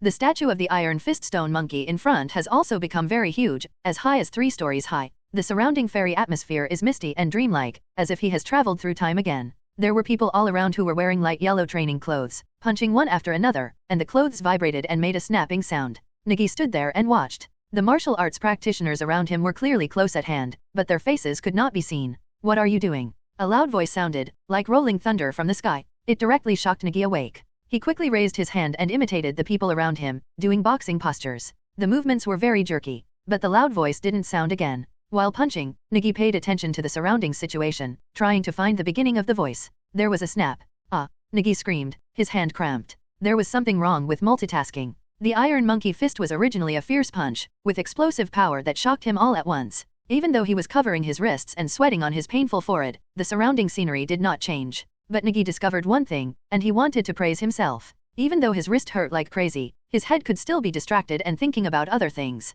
No wonder his academic performance was so poor in his previous life. It seems that the skill of distracted fantasy has reached its peak. Nigi looked at the incense stick in front of the Iron Fist Stone Monkey statue, and the white smoke was rising. The incense burner is made of stone and has the word fist on the front. Nigi immediately guessed that his existence in this place would only last for a stick of incense. Recalling the effect of the Iron Fist Stone Monkey statue, Miyamoto did not dare to delay any longer. He endured the pain in his wrist, looked at the figures around him, and continued to practice his boxing skills. Although I had learned the Iron Monkey boxing directly as if I had received an enlightenment before, my body had not been systematically trained after all. When the move is executed, the damage of the fist is increased, but nothing else changes. Nigi imitated those figures, and after punching, his body shape gradually changed with them. When he punched, his energy was stimulated, his cuffs shook, and the pain in his wrists became much lighter. This feeling. Nigi just felt like he was in water, and his body could feel the resistance of chi. Before he could fully appreciate it, the surrounding scene dissipated and disappeared like a mirage. Nigi smacked his lips with some unfinished thoughts. The pain in his wrist was not that serious anymore, but this feeling. It's like having an erotic dream. It's a pity that it was so short. He reached out and picked up the statue of the Iron Fist stone monkey, stuffed it into his bag, and hung it on his body until the house was settled and stabilized. If you clean up a practice room, you might be able to become a great master. Nigi thought about it, laughed out loud, put his hands in his pockets and walked out. Turn off the lights, open the door, and close the door in one go. As soon as he returned to the office, something happened. Someone wanted to see him. Arkham PD reception room. Nigi opened the door and saw a bald man sitting on the sofa. He looked like a very smart man. He was wearing a decent black suit. Just looking at his back. Draw 2 numbers 47 on the back of your head, which will be the famous bald killer 47, the kind that can be cosplayed without makeup. Hello, I am Nigi. Who are you? Nigi walked over, introduced himself first, and then asked the other person's identity. The policeman who called him just now didn't know who the other person was. He only knew that he was from Arkham Asylum. Probably because of the few psychopaths who escaped. Hello, I am Hugo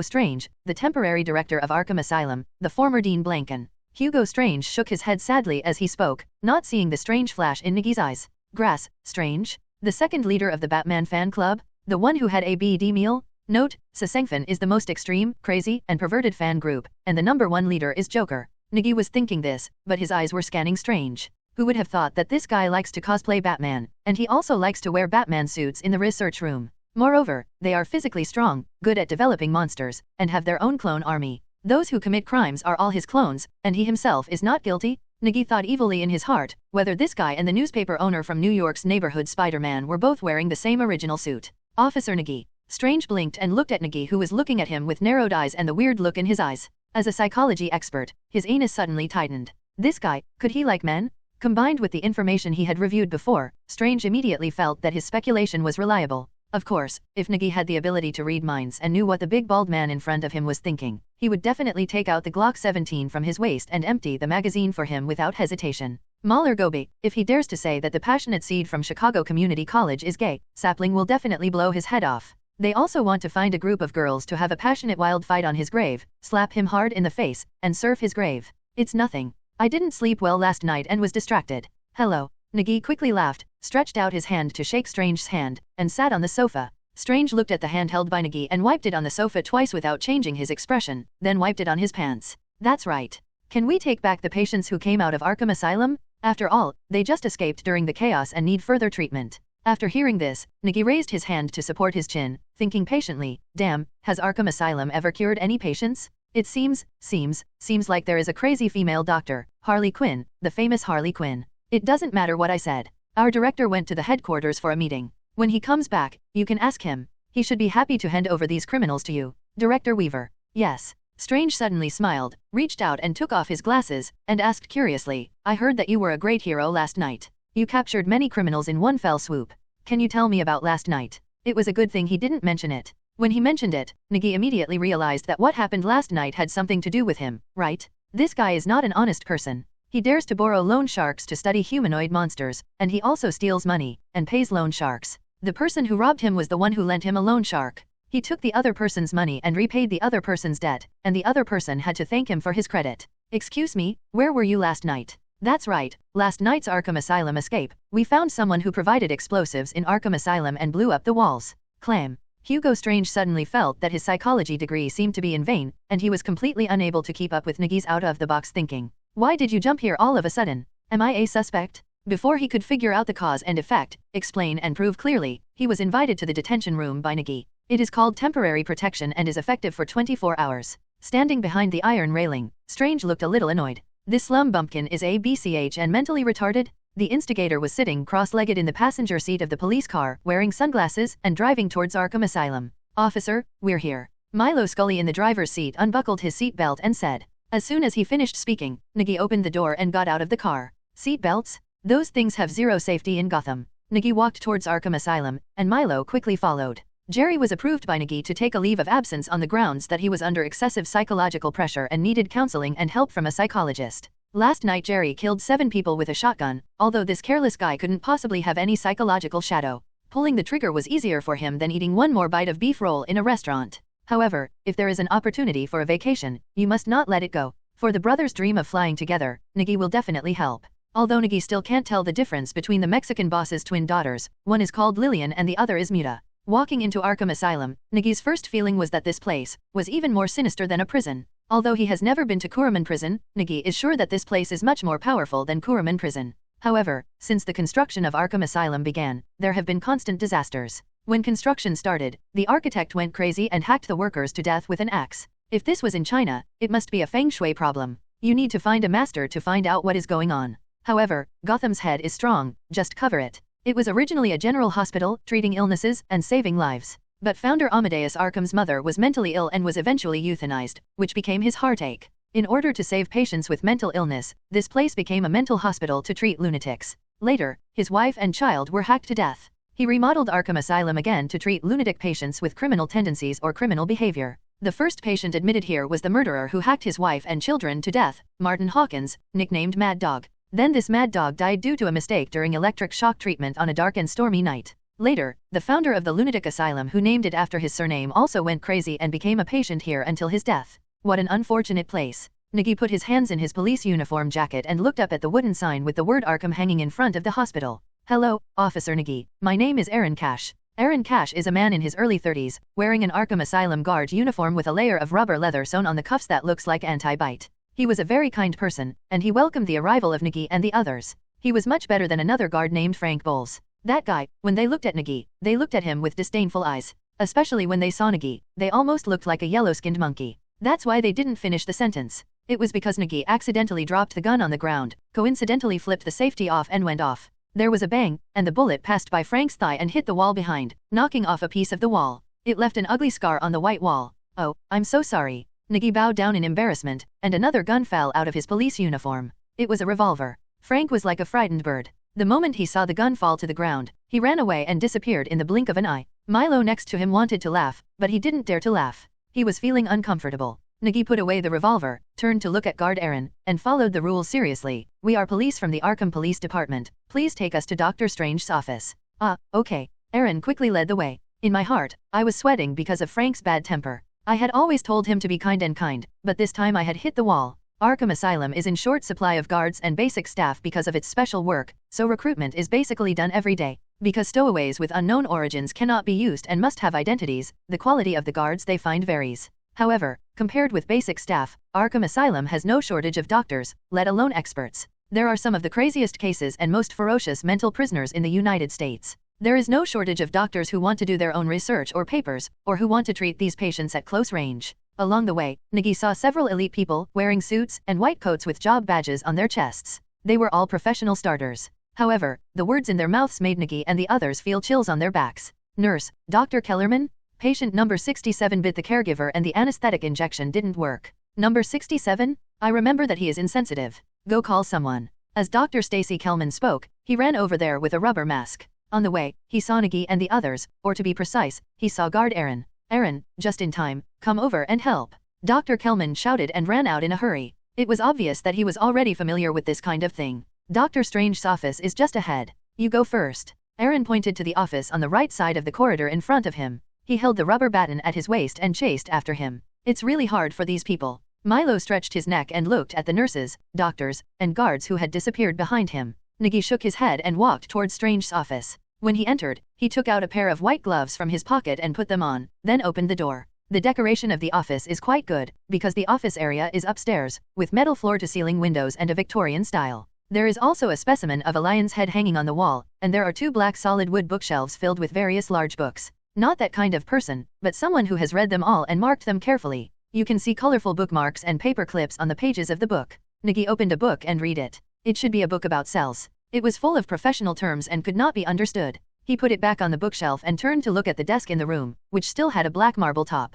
Above is the computer, and a bowl of potato chips. Well, it's tomato-flavored and very crispy. Under Milo's somewhat embarrassed gaze, Nigi finished tasting the bowl of potato chips, and finally rubbed his fingers and commented, I still like barbecue-flavored potato chips. Nigi isn't worried about poisoning or anything like that. What's put on the surface is absolutely safe, but it's hard to say anything else. Taking off his gloves, Nigi reached out and opened the drawer. There were also some trivial office supplies inside. Milo checked the cases on this side. The two searched around and found no evidence. There was no evidence in the first place, but Nigi didn't feel at ease. After all, if he was talking about the perverted bald good guy, Nigi doesn't agree with it 100%, and it's still on his own territory. Is it okay not to scrutinize it carefully? Nigi turned around and looked at the wall behind the desk. There was nothing there, no portraits or oil paintings that are common in movies, and there was a safe hidden behind it. It was obviously nothing. Just when he was about to give up, Milo found something, a business card in the trash can. It's black, with a pattern of a ship's rudder on it, and on the back is the name of the business card, the Scoundrel Bar, and the address is Dixon Pier.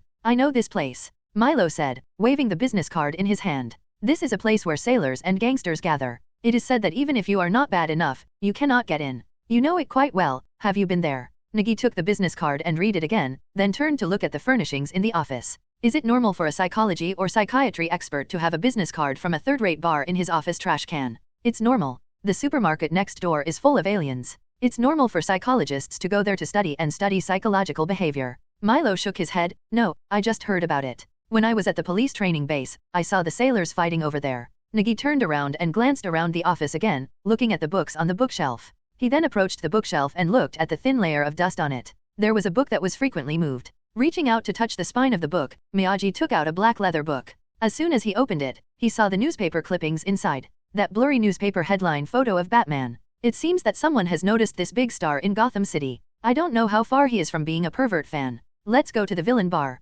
Miyagi closed the book and put it back to its original place. He clapped his hands and walked out. By the way, let's go to the police training center on the way. Do you know where it is? I know. Milo quickly followed and asked curiously, Police training center, what are we going to do there? Look at the guardian of Gotham's police force, Old Man Gordon. Nigi teased with a slight smile. By the way, let's have a meal with him. I'm hungry. Can you eat slower? I'm a little scared. In the old KFC store, Gordon looked at the seedlings that came from afar to see his seedlings, and his expression of joy suddenly disappeared. If this was the only way to eat it, he would have to consider getting it on credit here. He picked up a fried chicken leg, dipped it in ketchup, stuffed it into his mouth, and spit out half of the bone. The dogs shook their heads. No, Chief Gordon, it's just 20 boxes of chicken legs. There's no need for this. Although I'm penniless, you do. Miyagi picked up another chicken leg and stuffed it into his mouth to chew. I wonder if it was a sequelae of martial arts training. Miyagi felt like eating was like a bottomless pit, digesting extremely quickly. It seems that if you eat it in your stomach, it will be digested into energy and stored. The hunger is not very severe, but you can't keep your mouth shut.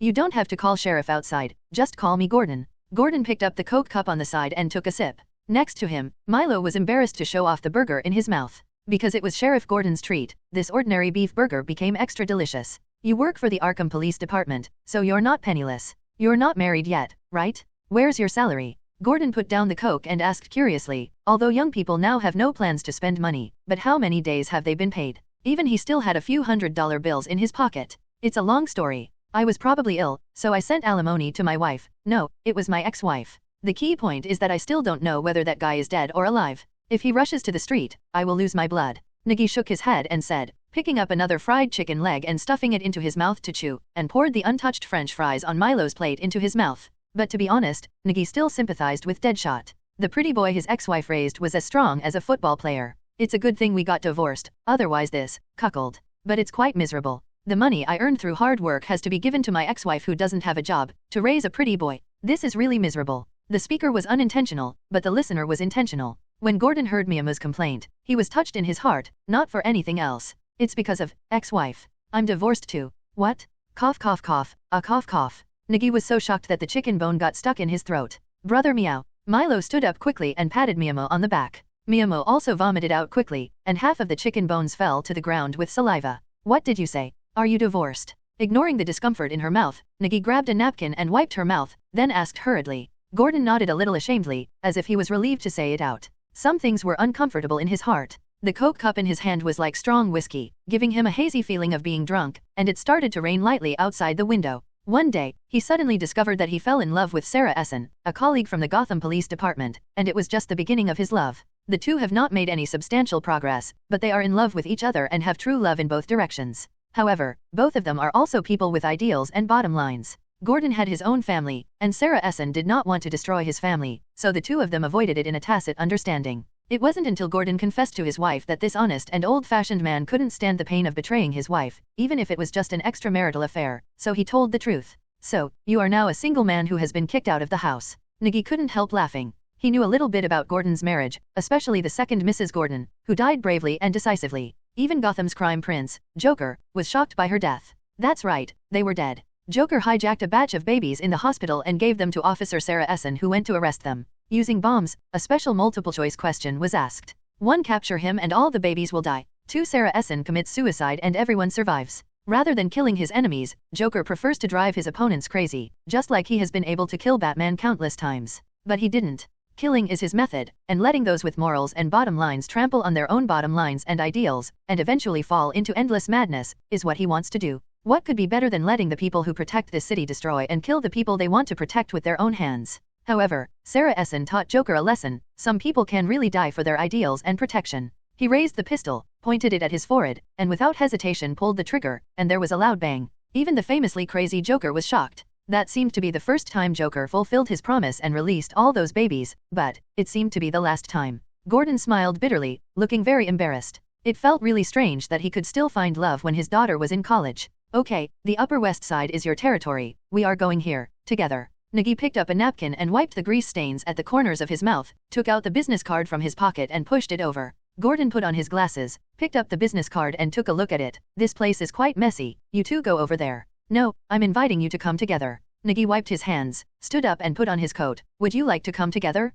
It's already off work. Saying that, Nigi pointed to the chicken leg clock on the wall. It was obvious that it was already time to get off work. Well, okay, I want to have a drink too. Gordon thought for a while and then agreed. When he went back, he was alone at home and seemed particularly lonely. Let's go to Dixon Pier while the rain isn't getting too heavy, and Milo will drive. Nigi put his coat on his head and threw the keys to Milo. Let this young man, who looks a bit handsome on the outside but quite naive on the inside, go run errands. He and Gordon walked outside. The thick clouds in Gotham's sky would cause a burst of rain from time to time. After being here for a long time, you would get used to it. Gordon skillfully pulled out the hat from his coat and put it on his head. The police uniform jacket he was wearing was waterproof. A police car drove by and just as it stopped, the rain stopped. Miyama looked up at the sky after the rain, revealing a crescent moon. He stretched out his hand in disbelief. It really stopped raining. This weather is pretty good. Nigi originally wanted to curse, but when he saw the moon in the sky, he changed the second half of the curse. Let's go, that place is quite lively at night, but it's best not to go there wearing police uniforms, otherwise you will be in trouble. Gordon watched the rain stop and simply took off his police uniform jacket, wearing a white shirt and tie underneath. However, it had been a while since I had changed my clothes, and the white collars had turned black, but none of these three men cared about this. It's dark and dark when you're busy, who cares about this? Nigi was only wearing a black short-sleeved t-shirt with a pink cat logo on the chest. It seemed that this t-shirt was a gift from Jerry, so Nigi grabbed it and put it on. There's no need to leave the police car. Come with me. Under the dim street lights, Gordon lit a cigarette, raised his head and blew out a stream of smoke, rubbed his hair, and walked towards a nearby block with Meow Mew and the others. The three of them did not walk like police officers taking off their uniforms, but like Gotham underworld thugs and gang bosses. Especially Gordon, the majesty of the sergeant under his black-rimmed glasses is even more powerful than the pistol stuck in Nigi's waist. With just a glance and a cold snort, the two gangsters on the street who wanted to fly the leaves were so frightened that their cigarettes fell to the ground. The streets of Gotham are very lively at night and there are many people. The Upper West Side is pretty good. It is close to the seaside, docks, and industrial and commercial areas are very good. It is much better than Arkham District in the north and the Upper East Side. However, the path Gordon took them was a bit circuitous, passing through bustling neighborhoods and finally reaching some dimly lit neighborhoods. Standing on both sides of the street were women with heavy makeup and revealing clothes, as well as some pimps squatting against the wall with hand-rolled cigarettes in their mouths. Seeing those people, Nigi almost laughed. Gordon had indeed taken them to take a shortcut. This was the Latino community. Those near the seaside pier are all immigrants, and the largest is the little Asian community centered on Chinatown. Seeing them, the masters on the street were also a little ready to move. It was just getting dark and it had rained just now. The guests who were looking for fun did not come in a hurry, but now someone came to the door. Of course, you have to take the initiative. A teacher's wife with curly hair twisted her waist, which was not slender, and stepped on her elephant legs tightened with stockings. With an eager smile on her face, she walked over on a pair of high heels. He leaned towards Nigi with a clear purpose. Because everyone else has been chosen, only Sheriff Gordon has no one chosen, and his gloomy and serious face is too scary. Just like the note that comes to arrest someone, when you look at it, you feel that the find banknotes are still shaking. Milo, a fledgling young man, looks like a young man at first glance, and he is dressed very neatly, with a dark red jacket, like a student, which means he is rich. But Nigi was even more conspicuous because he was the only one wearing a short-sleeved t-shirt, exposing his muscular arms. Normally you can't see it when wearing a police uniform and jacket, but when it is exposed, it means that you are dressed stylishly and undressed to show off your body. It makes people feel strong at a glance. The muscles are not exaggeratedly strong, but strong and strong, with muscles in the bones. Before Master Tai came over, Nigi pulled out the 2 pockets on his pants, hanging out like pig ears. It was empty, let alone money, not even a thread. The teacher, who was still smiling at first, just passed by Nigi and asked, joking, do you still want to have S*X for nothing if you have no money? He thought he was Bruce Wayne? The teacher angrily spat on the street, cursed a poor man secretly, and leaned on the street to continue waiting for the guests.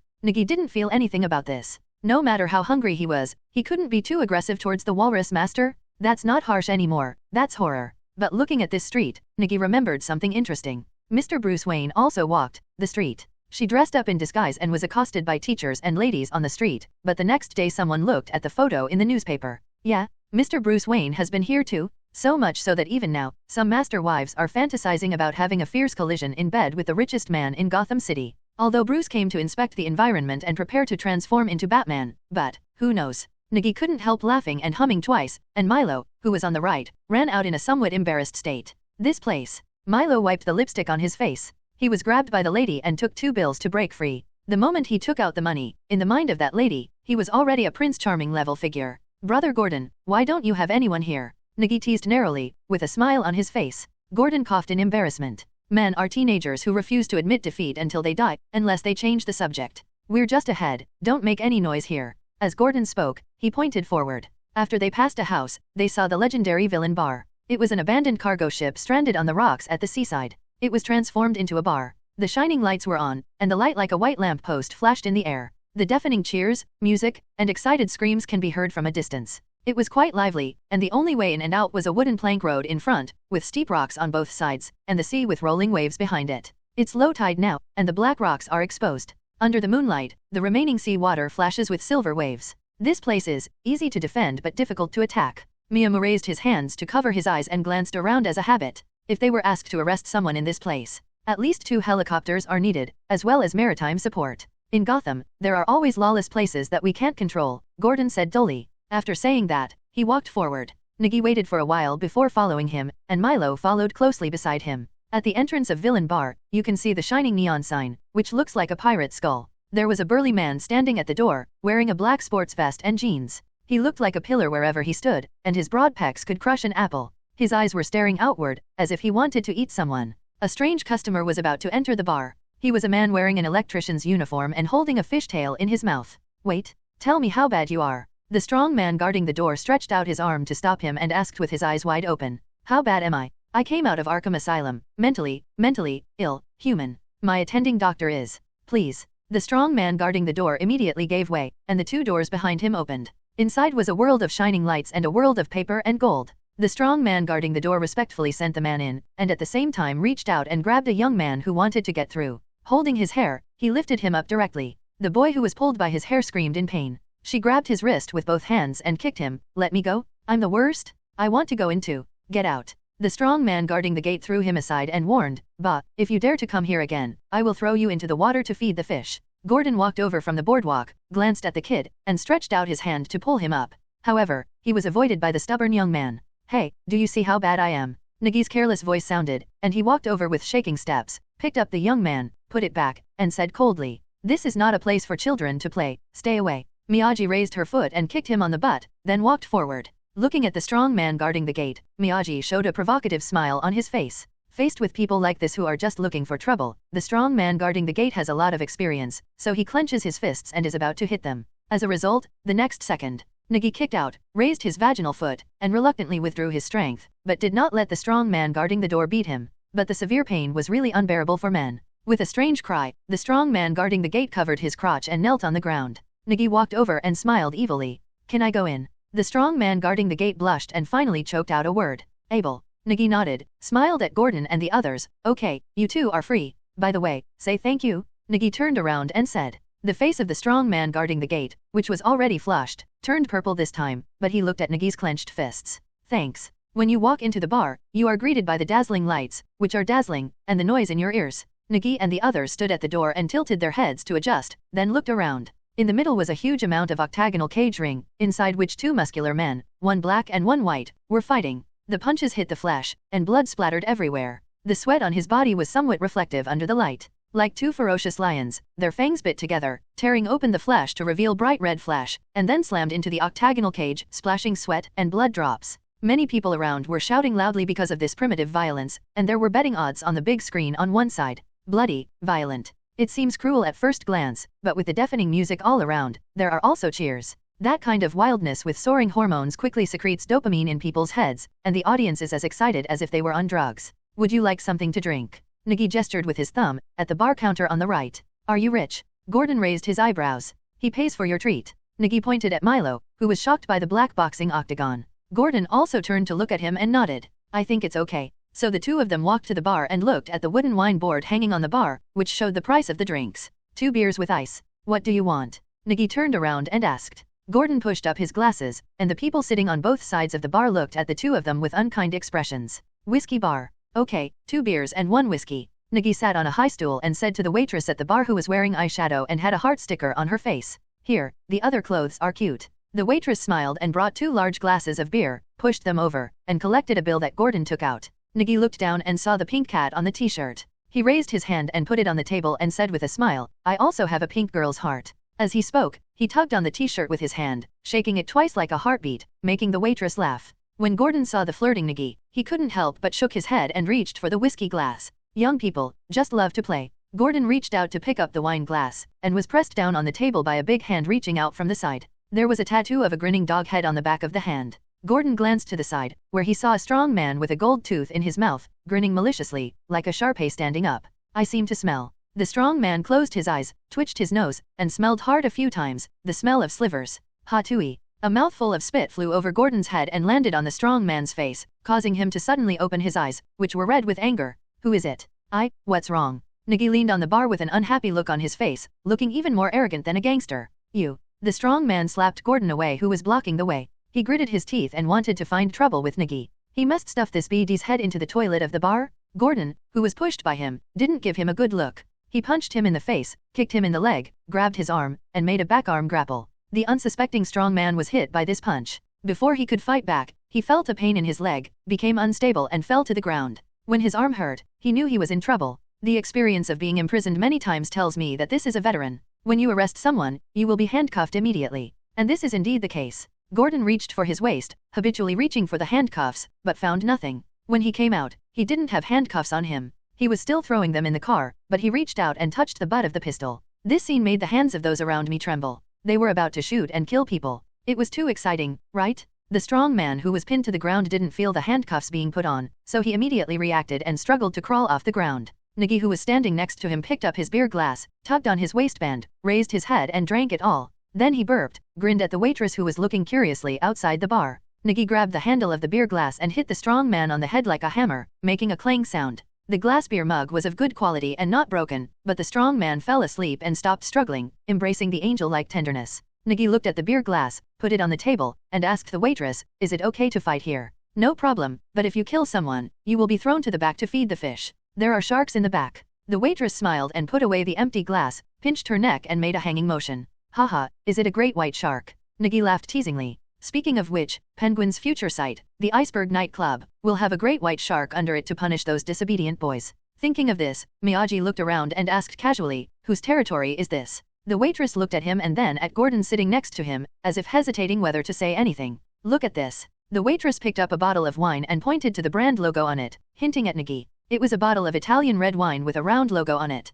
The waitress raised her hand to block it, which looked like a human figure. Roman? Nigi immediately understood. Roman Falcone. If you think about it carefully, only the godfather of the Gotham underworld could have the standards to create such a scene. Nigi turned around and looked at the octagonal cage, where the winner had already been decided. There was a person who looked like a bloody gourd lying inside. He was dragged down by his legs. He didn't know if he was going to the hospital for treatment or if he was thrown into the sea behind to feed the sharks. The latter is more likely. Looking at the people here, there are almost all villains, hooligans, scoundrels, gangsters, and some young people seeking excitement. It's a bit like the tavern in the game, where the NPC thugs needed can be refreshed at any time. Maybe, it's really a recruitment place for the underworld. Thinking of this, Nigi stretched his neck and looked around, wanting to see if he could try his luck and meet a few acquaintances. Brother Meow, what should I do with this kid? Milo had a dark face and walked over with a young boy in his arms. He gritted his teeth and touched his crotch. If you don't learn a little bit about the good ones, you will know the bad ones as soon as you see them. That kick just now almost made Milo see his long-dead wife, Grandma. Nigi looked at the young man with a speechless face and a blue eye. He looked to be only 13 or 14 years old, maybe a little younger. He smiled playfully and gave him an awkward smile. At first glance, they were people from the slums, and Nigi was very familiar with them. There were many homeless people, and there were also many street children. As for the Gotham Welfare Institute, it's not a place for people. Every person who goes in and comes out is a villain. It's an absolute refresh. As for the resentful look in Milo's eyes, Nigi felt a little guilty when he saw it. He had to find a place for his little brother. Kid, you've made me anxious. Tell me how you want to die. With a straight face, Meow pulled out the revolver from his waist and slapped it on the bar table with a clang sound. The guests at the corner of the bar trembled in fright, because the dark muzzle of the gun was pointed directly at them. The guests twitched at the corners of their mouths, cursed a few words, and moved away with their wine glasses. They were bad guys, but they were definitely not fools. If something went wrong, it would be extremely frustrating. I don't want to die, the young man said in frustration. No, everyone is destined to die, and they have to choose. Tell me, kid, do you have any last words? The young man opened his mouth and thought seriously for a moment. It seemed that he really didn't have any last words to say. You shoot, the young man said resignedly. This script is wrong, you have to beg me to let you go, and then beg me to spare your life. Now it was the boy's turn to be speechless. This, elder brother in front of him? The boy didn't know what to call him. Why did he feel so bad? Stop scaring him. What's your name and where do you live? Where are your parents? Why are you here? Gordon turned around and asked. This opening is in the style of an old policeman, and it is more complete than checking personal information. My name is Jason, I live in Crime Alley. Wait, what's your name? Nigi interrupted him and asked. Jason Todd. Jason Todd? Nigi's eyes widened and he looked at Jason in front of him. This seems to be the second son of the Batman family. The second generation Robin, Jason, took off the tires of the Batmobile and sold them for money when they first met. And among Batman's assistants, he seems to be the worst. He went to the Middle East to find his biological mother, but fell into Joker's trap and was beaten by Joker with a crowbar all night. When Batman arrived, the Joker time bomb detonated the house, igniting a raging fire, and died there. Later, he was resurrected by the demon leader Lei Zioga, returned to Gotham, put on the Red Hood, and used killing to eliminate evil. Moreover, in order to take revenge, he captured Joker and beat Joker back with a crowbar. I just took a breath and waited for Batman to come over and let Batman choose whether to choose him or Joker. Choose him and kill Joker? Don't kill is Batman's ultimate unshakable bottom line, which also makes the two people who love father and son part ways. The most interesting thing here is that when Jason asked Batman to kill his Joker, he wholeheartedly agreed. All it took was putting a gun into Batman's hand. For the #1 leader of the Batman fan club, what could be better than having the bottom line that Batman has always adhered to be destroyed? Yes, that means, the person you kill is yourself?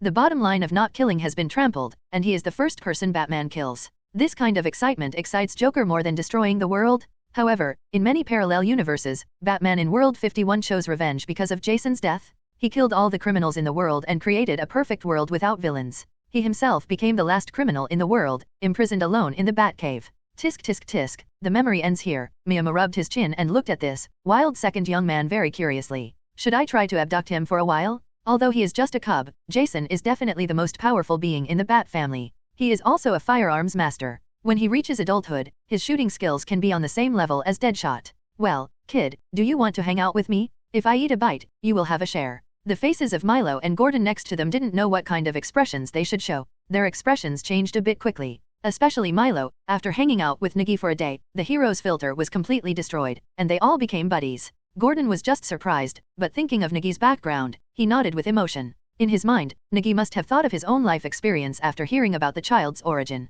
After all, Nigi was also an orphan who crawled out of the slums. Thinking about it this way, Nigi is also a good young man. Although he looks careless, his righteous heart will not be wrong, if he is the kind of BD who eats nothing. It is impossible to run in front of someone when something happens, let alone to run with all their strength in a hail of bullets. Besides, this careless look is also a bad habit developed in childhood, so it is not a big problem. Jason didn't know what the two of them were thinking. He just looked at Nigi blankly. What did that sentence mean? If he has one bite to eat, it's just his share? I do. He was young and his voice was not small. The reverberating and vibrating music was stopped for a moment by him. Nigi blinked in disbelief. Is this okay? In fact, Nigi didn't know that Jason regarded him as his big brother, although, it wasn't much. If compared with the situation of police and gangsters in Gotham, Nigi is a red-flowered double-stick with the same reputation, and he is still famous. At least in Gotham, anyone who is well-informed knows that there is an extremely fierce police officer in Arkham District. He took down a team of international mercenaries, which was unprecedented in the history of Gotham Police. Even Rob, the boss of the police station, had to hold his nose and say, Detective Nigi's contribution is not small.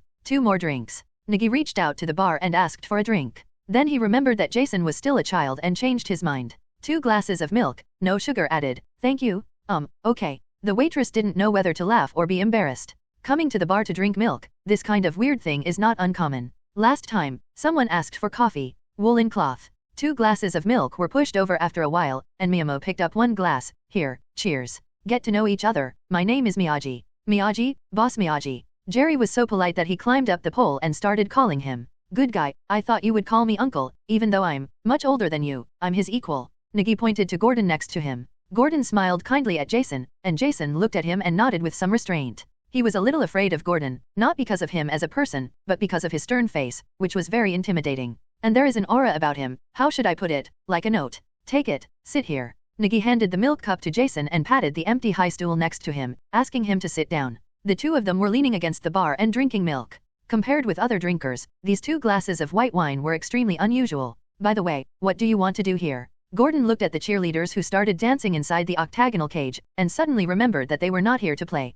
That's right. I forgot about that big bald head. As soon as Nigi slapped the table, he also remembered. At the same time, in the holding cell of Arkham Police Station, Hugo Strange squatted by the wall, holding his bald head in his hands, his face distorted, and he gritted his teeth and said, Nigi, just wait. La la la, I forgot about the important matter. Nigi patted his head in annoyance, and the blood ran into his stomach after eating, forgetting the important matter. The matter of Hugo Strange has not been found out yet. Thinking of this, Nigi quickly turned around, looked at the waitress standing inside with her arms folded, and showed a smile. Beauty, have you ever seen a big bald head? The waitress looked at the table next to her and said, I don't recommend you say those 2 words. Clam. Nigi and the others followed her gaze. At the small table by the wall, a group of rough skinheads gathered there. Each person poured a bottle of vodka into his mouth. One of them had a black inverted cross tattooed on his bald head. I'm not talking about the kind of bald guy, but the kind that looks very cultured, well-mannered, and looks like a scholar, a professor, Nigi said based on his impression of Strange. The waitress put her arms on the bar, supported her face, and asked with a smile, why should I tell you? Nigi turned to look at her, squinting his eyes and taking a look at the sizable soft flash in her white shirt. He straightened his chest to make the already strong muscles appear more linear, and Nigi raised his eyebrows. What do you want? I'll give it to you, $100. The waitress smiled and held out her hand. Nigi looked at her hand and blinked, and the confident smile on his face suddenly turned into a grieved one. Can I pay with my body? I am quite confident in myself. 10 minutes later, Nigi came down from the ring with his hands in his pockets. He had indeed paid off. But it's not the kind of flesh and blood compensation that Nigi thought. He was ready to test the cotters and prepare to make a billion-dollar deal. As a result, talking about money hurts feelings. I played 2 arenas, and each individual arena was 50 yuan. In the first game, I beat up a thief. No, although he was a thief, he was not the kind he imagined, the one who quietly reaches out to steal his wallet. The people of Gotham will never wrong themselves, let alone commit such an aggrieved crime. Their steal was to put a knife on the fat sheep's waist to shut him up, and then reach out and get it themselves. He could obviously rob it, but he still did it himself. What kind of professional ethics is this? However, this kind of professional behavior has been upgraded to a prop match in the black boxing octagonal cage, holding a butterfly knife and shaking it in the hand. It looks fierce and fierce. However, after Nigi came onto the stage carrying a street fighting brick, a brick flew over and knocked him unconscious. Then he grabbed his arm and threw him out through the 2-meter-high iron mesh fence.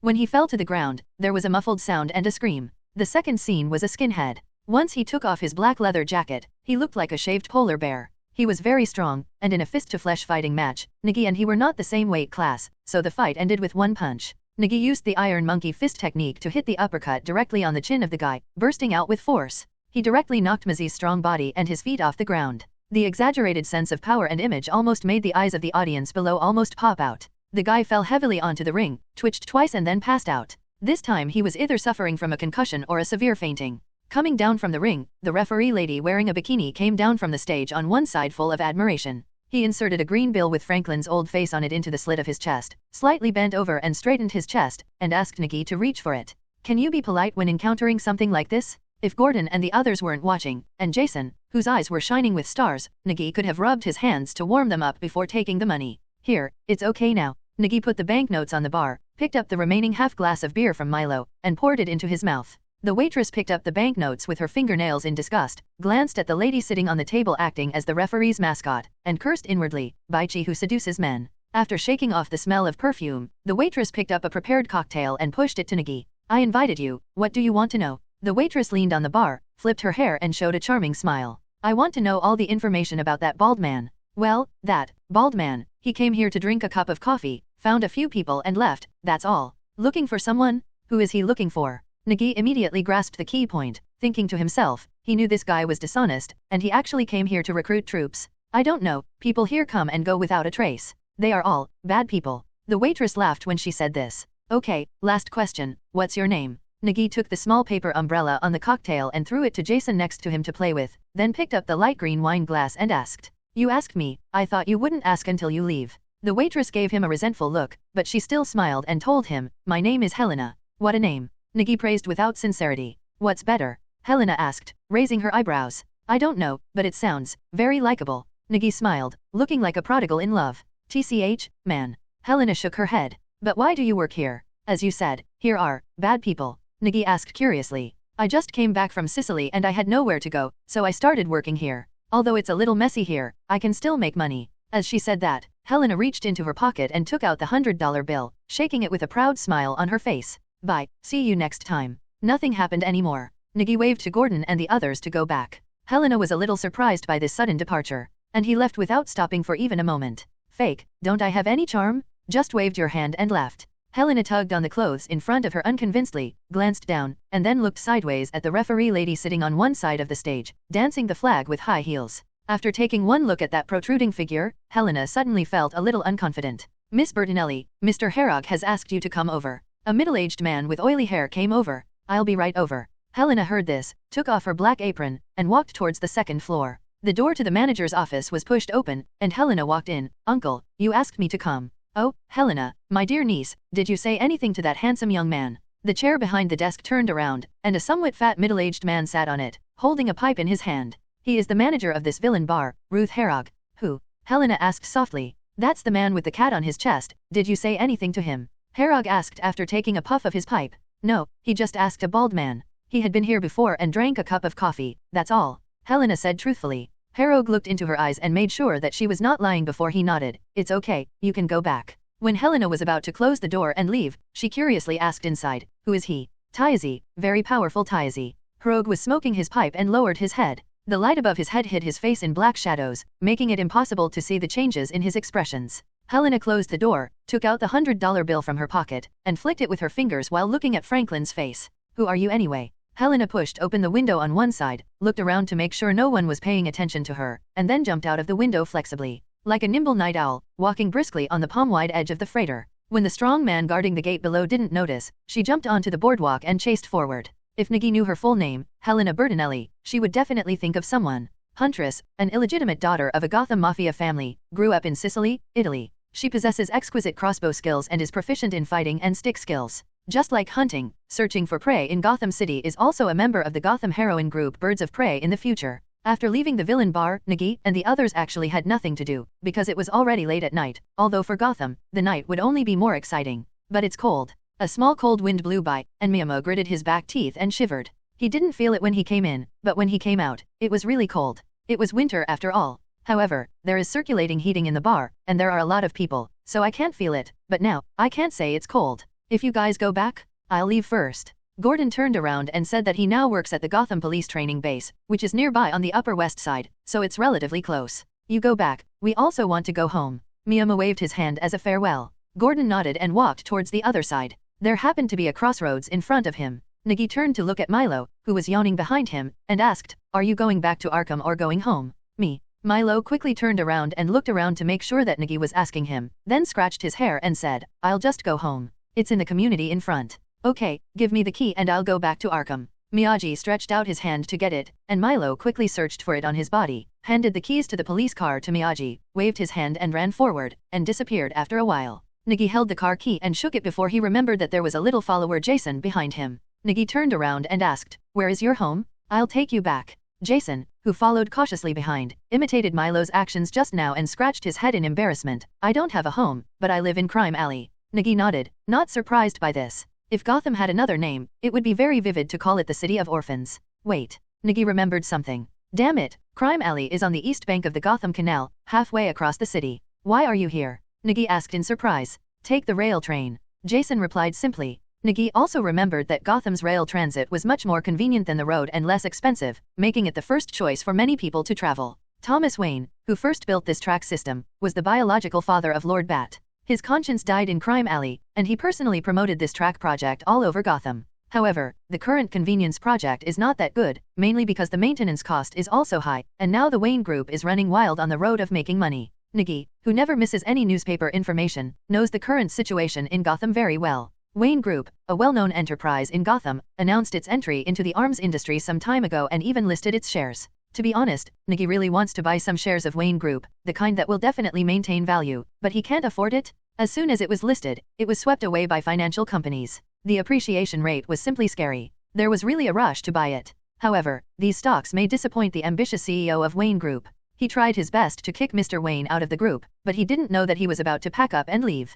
Do you know what it means to be a poor Wayne family who only have money? If they don't have anything else, they can negotiate just the money. If it's not enough, add an extra zero. The night shift rail train stopped at the entrance. The train driver wearing a hat looked at the operating platform in front of him and couldn't help but raise his hand and yawned. Nigi and Jason got on the train heading for Crime Alley, also known as Park Street. The train was very empty. No one took a car at night to see the night view of Gotham. Just as the two of them sat down by the window, the train door slowly closed and was suddenly blocked by a hand. The car doors that were closed from both sides were pushed back forcibly, and a group of people walked in with their heads tilted and looked at Nigi with unkind eyes. Those all bald heads were either from the Monk Temple, or from the skinheads who had been beaten by Meow Mew before at the villain bar. Nigi leaned on the chair with both hands and looked at them without fear. There were 7 bald heads in total. Among them, the fat man with the inverted cross tattooed on his head should be the boss. The person on the other side was not in a hurry to take action, but sat on the chair opposite Nigi. The train door slowly closed, the carriage shook slightly, and the rail train began to move. Those eyes full of malice glanced at Miyamu. To this, Miyamu just wanted to say that the road for these people was narrow. He has never been afraid of the hail of bullets from mercenaries, so how can he still stare at dead man like this? I really think everyone is a Superman. It was Jason's performance that made Nigi a little surprised. This kid was really not afraid at all. He reached out and grabbed a self-defense wrench inside his clothes. It's rare to have the attitude of taking action if there is a disagreement. The rail train just passed through the most prosperous urban area, the commercial area known as Gotham's Diamond District. Even late at night, the lights were still like torches, and a burst of light shone outside the window. Take action? With almost no words, the skinheads took out the finger sticks and short sticks they carried with them and rushed towards Nigi. The carriage was only 2 steps wide, and a spit could reach the other person's face. A sudden outburst was absolutely terrifying. But they provoked the wrong person. The moment they took action, the seedling suddenly collapsed like a tight spring. He kicked a person in the face, and with a thud, he was kicked out and fell into the carriage. His nose was flattened by the kick and blood spurted out. At the same time, Nigi's arm suddenly swung out like a fully drawn bow, punching the approaching bald man in the face.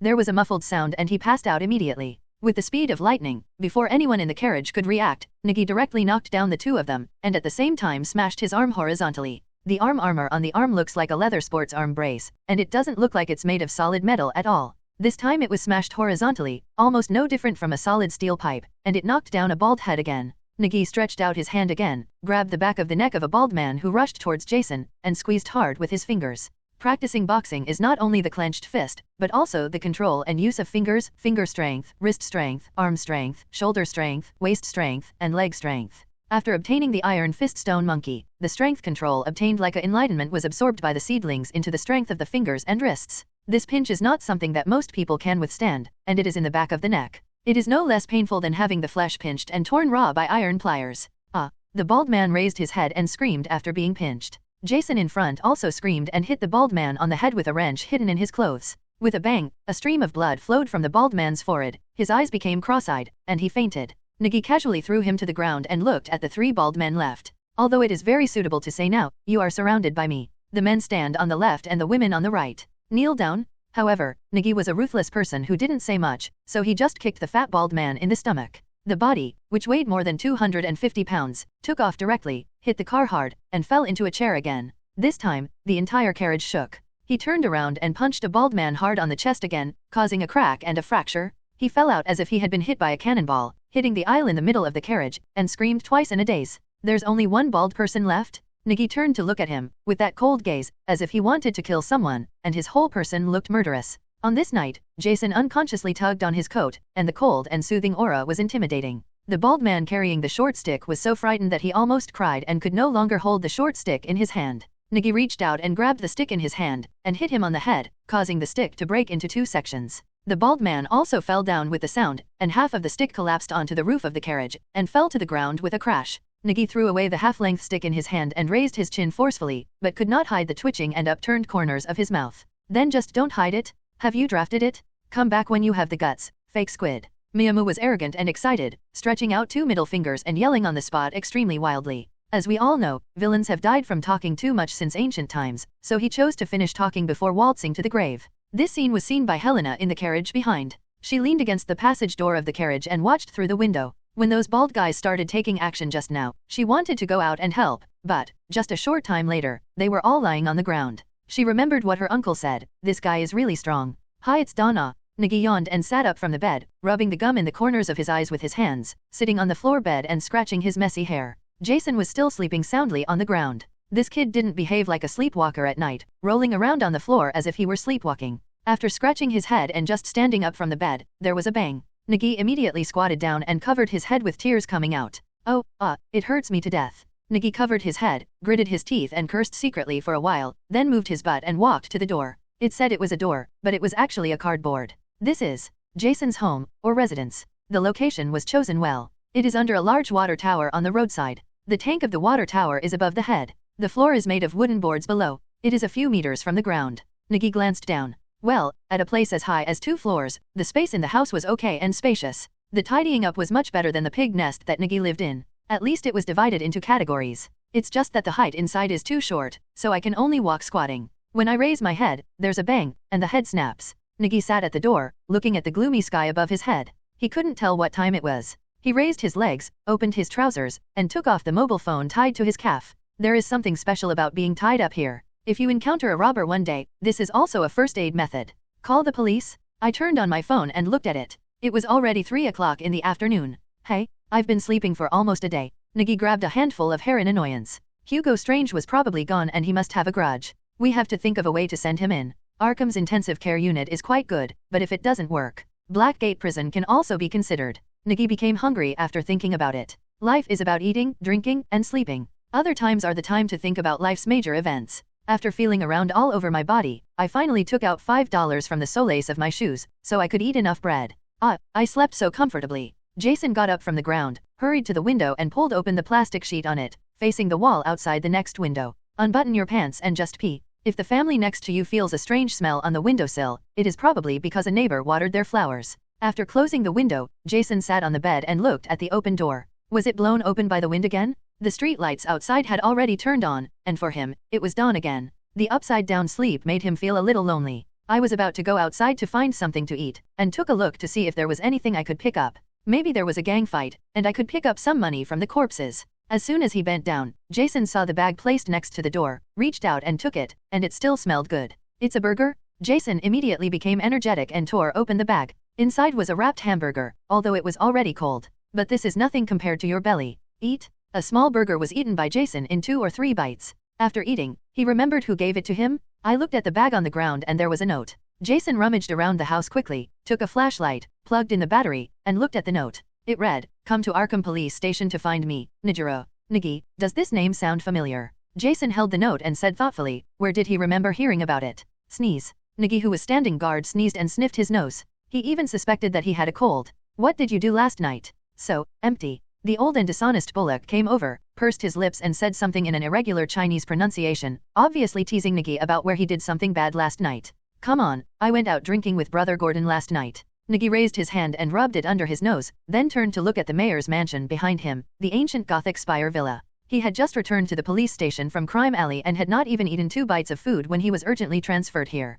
Tonight is a social gathering between City Hall and Gotham's business aristocrats. The venue is the mayor's mansion, which is also a place where they often come. The specific issue discussed is about the current shortage of police forces in Gotham Police. You have to pay more protection fees. Because too many things happened during this period, and they were too serious. There was the Red Hood robbery before, the cash transport truck was robbed later, Arkham mercenaries fought, and Blackgate Prison was raided. There was a fraternity party, and the police station was as big as Gotham and as small as File, and all the police officers with names and brushes were called. Nigi was one of them, and even Jerry, who was on vacation, was called over one after another by the director. The director is still Wei Fei. This guy didn't leave immediately because Nigi killed those mercenaries. Earned face for the Arkham Police Department. Therefore, Wei Fei reciprocated the favor, and his attitude towards Miao Mu became much better. He just patted his shoulder and encouraged him, do a good job, I will retire in a few years, and you will be the director. Hey, that guy still has time to drink. Bullock muttered something and looked behind the mayor's mansion. Gordon also came to guard the backyard.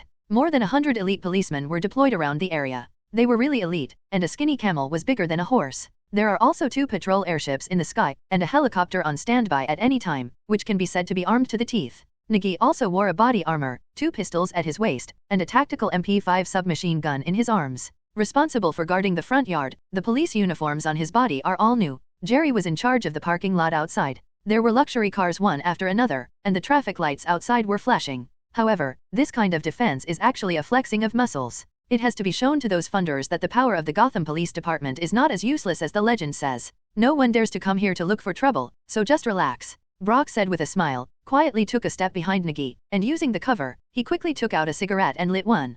Comfortable. Bullock exhaled smoke and squinted his eyes with a look of enjoyment. He was an old smoker and an old drinker. But Rob, the boss of the police station, hates the smell of cigarettes. He even held a no-smoking demonstration in the police station, which tortured old smokers like Bullock. If I don't smoke for a day, my whole body will feel uncomfortable, so I can only avoid smoking. Want one? Bullock generously reached out for a cigarette and gave it to Meow Mew. Come on, smoke. You can smoke at other times, don't let it slip at the critical moment. Nigi refused. He hasn't smoked to this extent yet, he only smokes a little occasionally. Who else could come to this place? Really? Bullock shook his head. This is a dragnet. Who has the courage to attack here? Blackgate Prison welcomes him? Boring? There was a sudden power outage in the villa. The window suddenly became dark, and the voices of laughter and laughter inside suddenly became much more panicked. Damn it, no way. When Bullock saw this scene, he was stunned. His mouth was not so good, was he? Who was it? A crashing sound sounded from the air, like a bird flapping its wings in the air. Nigi immediately turned on the tactical flashlight on the MP5 submachine gun, shining a white light upward.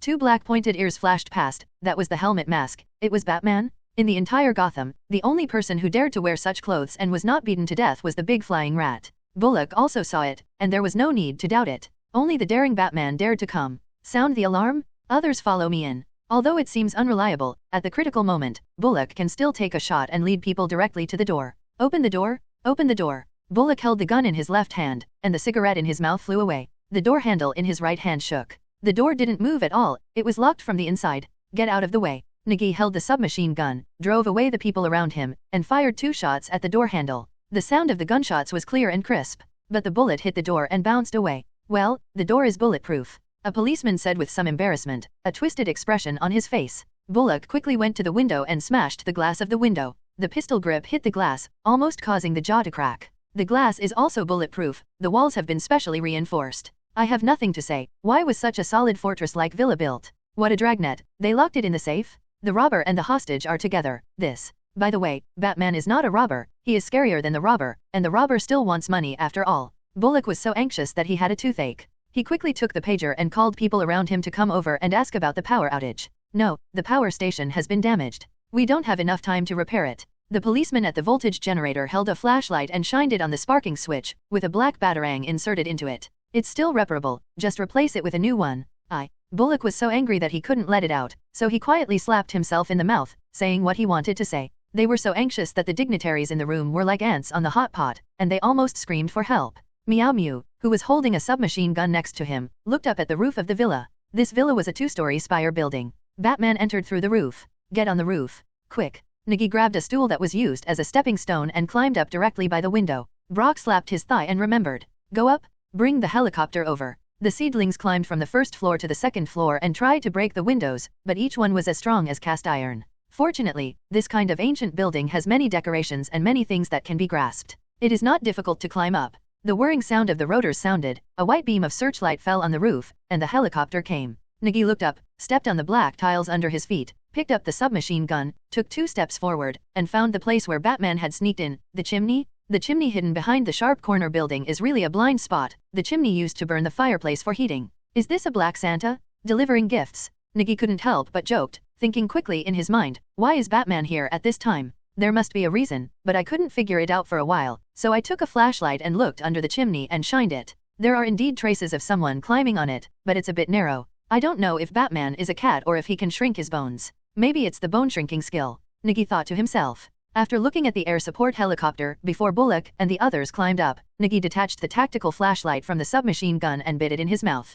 After taking off his body armor and jumping onto the chimney, Nigi looked at the hole below, took a breath and jumped in. If someone else was below, Nigi wouldn't even bet and wouldn't enter directly. But Batman is different. At least no one can die on his side. What's great is that he died of serious injuries. The chimney was very narrow and filled with ashes. The seedlings dropped more than 3 meters, and you could hear the whispers below. It seemed that Batman hadn't appeared yet. But why did Batman come? Nigi's descent slowed down a little and he thought carefully. The mayor's official residence, mayor. The official residence? No way. With this connection, Nigi actually thought of one thing. Batman's reputation is far-reaching, including the raid on the mayor's mansion. Batman has been punishing criminals in Gotham more often, and his confidence has also increased. As we all know, Gotham has many crime incidents, so what else is conspicuous? Corrupt congressmen, corrupt police, underworld gangs colluding with each other, and Batman is here to declare a war. He wants to go to war with everyone? FK, I won't go down anymore. When he thought of this, Nigi quickly stopped. How could he delay such a thing? At least wait until Batman's threat is over.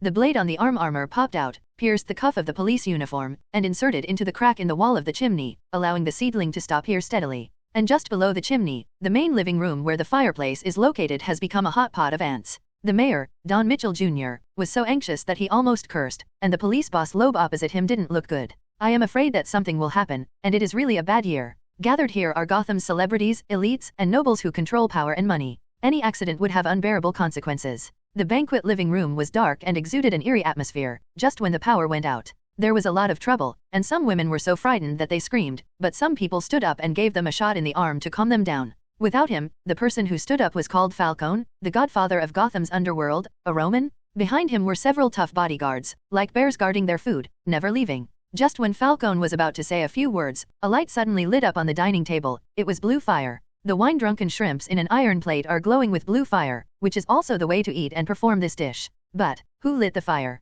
Everyone looked over there. A strong black figure stood there, and he could be felt even in the dark. The flames on the drunken shrimp suddenly grew larger, illuminating the appearance of the black figure, with black armor, skin, pointed ears. It's Batman? Everyone present was shocked, and some women couldn't bear it anymore and screamed in fear. The already unstable situation became even more chaotic. To them, Batman is just an urban legend, a man-eating vampire. How could he appear in front of them? Batman just looked at them coldly, looking at these people who had devoured Gotham's wealth and spirit, with vengeful anger. Your dinner party is over. I will bring you all to justice and go to prison to repent. Batman said something coldly, and a smoke bomb fell from the middle of the crowd, as if it had been placed somewhere in advance. In an instant, light gray smoke covered the entire living room. The originally nervous crowd, the well-dressed gentlemen and ladies, completely lost their etiquette and upbringing in this unknown panic. They were fighting over each other, and they crashed into a ball in the living room. Batman took a lid on the table and covered the drunken shrimp. The last light disappeared, Batman suddenly kicked out, and 2 strong men punched him, the Roman bodyguards. The bodyguards who can follow the Romans must be one of the best in strength, but what they met was Batman. In the shroud of smoke, the 2 strong bodyguards had their arms twisted off and fell to the ground. The fastest way to deal with the enemy was to attack the opponent's weak points. Muscles can be strengthened, but joints cannot. Batman stepped forward and the thermal imaging system of the contact lens glasses in his eyes was turned on. Nothing could escape his eyes in this darkness. And this time he came not only to warn these collusive guys, he also came for one person. Roman, Falcone, Nigi, can you stay down there? Bullock climbed up the ladder to the roof, lay on the chimney mouth and shouted downwards, while 6 or 7 flashlights were shining downwards. What the hell? It's stuck? Get a rope and bring it down. Nigi raised his head and shouted, retracted the blade on his armor, stepped on the walls on both sides to support his body, and remained motionless. The powerful ladies in the hall are not scared out of their wits yet. What is he going to do down there? Let's experience the terror of Batman. Wait. Bullock quickly asked someone to come up with a rope. Do you want me to go down and help you? Bullock was lying on the chimney mouth again, shouting down. You dare to come down and try? I'll stab you with my knife and open a hole in your butt. Nigi moved his feet and moved downward slowly. When the block came down here, it was really stuck. After a while, Miyamo stepped on the ground and finally reached the end. When he looked outside, it was darker than inside the fireplace. This villa is very big, at least this banquet place can accommodate more than 100 people without any problem. But the problem is that once you turn off the lights, you really can't see anything, but you can see a little bit of the smoke sprayed from the smoke bomb. Don't move at all. Put your hands up. Nigi pulled out the Glock 17 pistol with a flashlight attached to it from his waist, and shouted sharply in front of him. The flashlight under the barrel of the gun shot out a white light, shining in front, making the already chaotic crowd even more noisy. Save me, hurry up. Don't shoot. Lord, bless your believers. When something happens, this group of people will do anything, and some will kneel on the ground and pray for God's blessing. It's really speechless. However, the police boss Loeb who was in the crowd dragged the mayor and hid behind the sofa, not daring to show his head. We, ourselves, know that as far as the actions of the Gotham police are concerned, if something goes wrong, at least it will be safer here. Shut up. Nigi raised his pistol and fired 2 shots at the ceiling, as if there were crystal chandeliers on the ceiling. The sound of breaking glass crackled overhead, and the pieces fell to the ground. It frightened all the nervous people. In fact, it was more than just frightening, they were all frightened out of their wits. The chandelier above the head is a classical crystal lamp. Its outstanding feature is that it is large and heavy. This one will fall down. Everyone present can burn the glass relics. Wait, don't shoot. I'm Police Chief Loeb. Who are you? From that police station. Loeb stuck his head out from behind the sofa and shouted. Nigi quickly shined the flashlight over, and it was indeed Police Chief Loeb, but his finger made Loeb scream like a groundhog in fear. Get away, don't point the gun at people. Yes. Nigi held the gun with both hands and turned the muzzle. The light of the flashlight scanned the surroundings and the smoke had dispersed. Those dignitaries were more embarrassed than the last. The one lying on the ground with his butt sticking out and imageless was a government member. Shivering and squatting next to the dining table, hugging the legs of the table like a koala was an upstart from Gotham's business community. His dazzling blonde hair was also washed away by the red wine spilled on the table.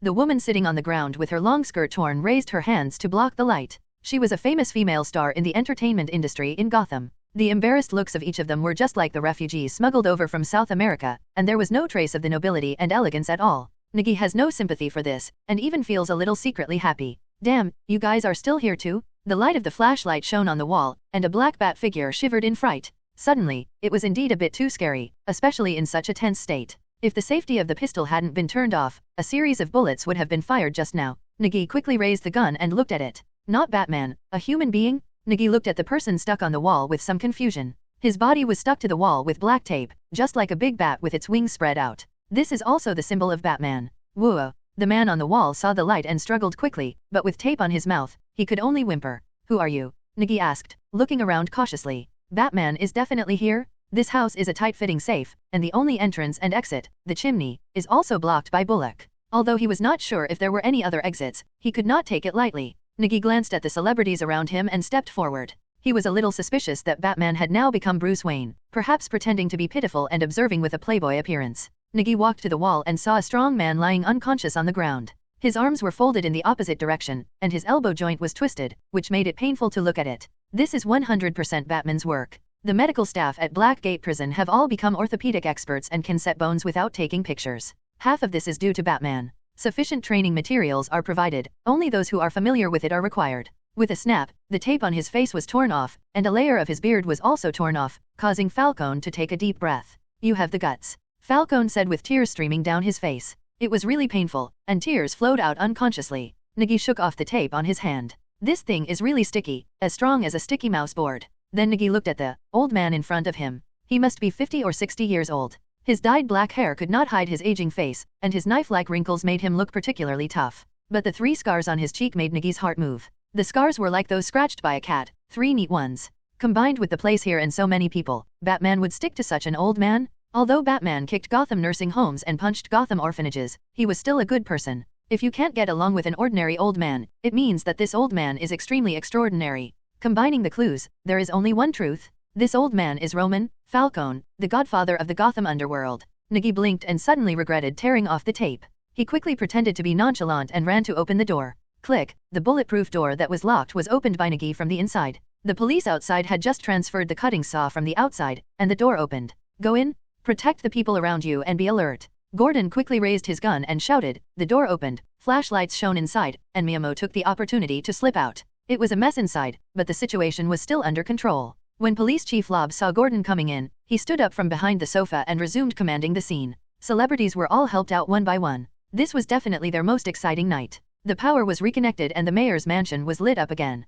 Gordon looked at the crystal chandelier above his head and turned off his flashlight. Seeing Falcone stuck to the wall, Gordon wanted to laugh. He walked to the wall and admired the leader of the Gotham underworld. Your outfit is very nice. Gordon complimented. Thank you, I feel the same way, Chief Gordon. Falcone was not angry at all, but joked pleasantly. I will let you go back to prison, absolutely. Gordon said in a deep voice, but his voice was very low, only the 2 of them could hear it. That depends on your ability, but don't wait until I die, you haven't finished it yet. Falcone responded with a smile. Luxury cars, escorted by police cars with red and blue lights flashing, left the mayor's mansion. Falcone, who was the last to leave, also left here in a car under the escort of his men. A convoy of 6 black cars protected Falcone's car in the middle. That ferocious momentum is 3 points stronger than the Gotham police. They are known as the Roman Guards. Go, tell those people that whoever kills that big bat is entitled to the most profitable venue in Gotham. Falcone, who was sitting in the car, rubbed his temples tiredly. That Batman really made him feel threatened. Since there is a threat, then it must be solved. In Gotham, the most indispensable thing is guys who want to get ahead. As long as you throw out enough bait, countless piranhas will jump out of the Blackwater River called Gotham. Falcone touched the corners of his mouth out of habit, and he grinned in pain when he touched the place where his beard had been torn off. That frizzy little policeman. Afterwards, the police searched the entire villa and found no trace of Batman, but this incident was extremely bad. If Batman had some crooked thoughts, it would be unimaginable that the City Hall would directly approve the Gotham Police Department's special funds. There is only one request: let Batman get out. It is best to get out of jail directly. He will face charges of 300 years in prison. Blackgate Prison has also undergone a second reconstruction and maintenance. The armored vehicles more than 30 years ago were pulled out of the warehouse, repainted and repaired, and changed into tank escort vehicles with turrets. Gotham police departments, both large and small, have also received financial support to expand their police force and maintain the security of Gotham. In the Gotham Police headquarters, Police Chief Loeb transferred back James Gordon, who was serving as an instructor at the police training base. There are only a few cards that the Gotham Police Department can use.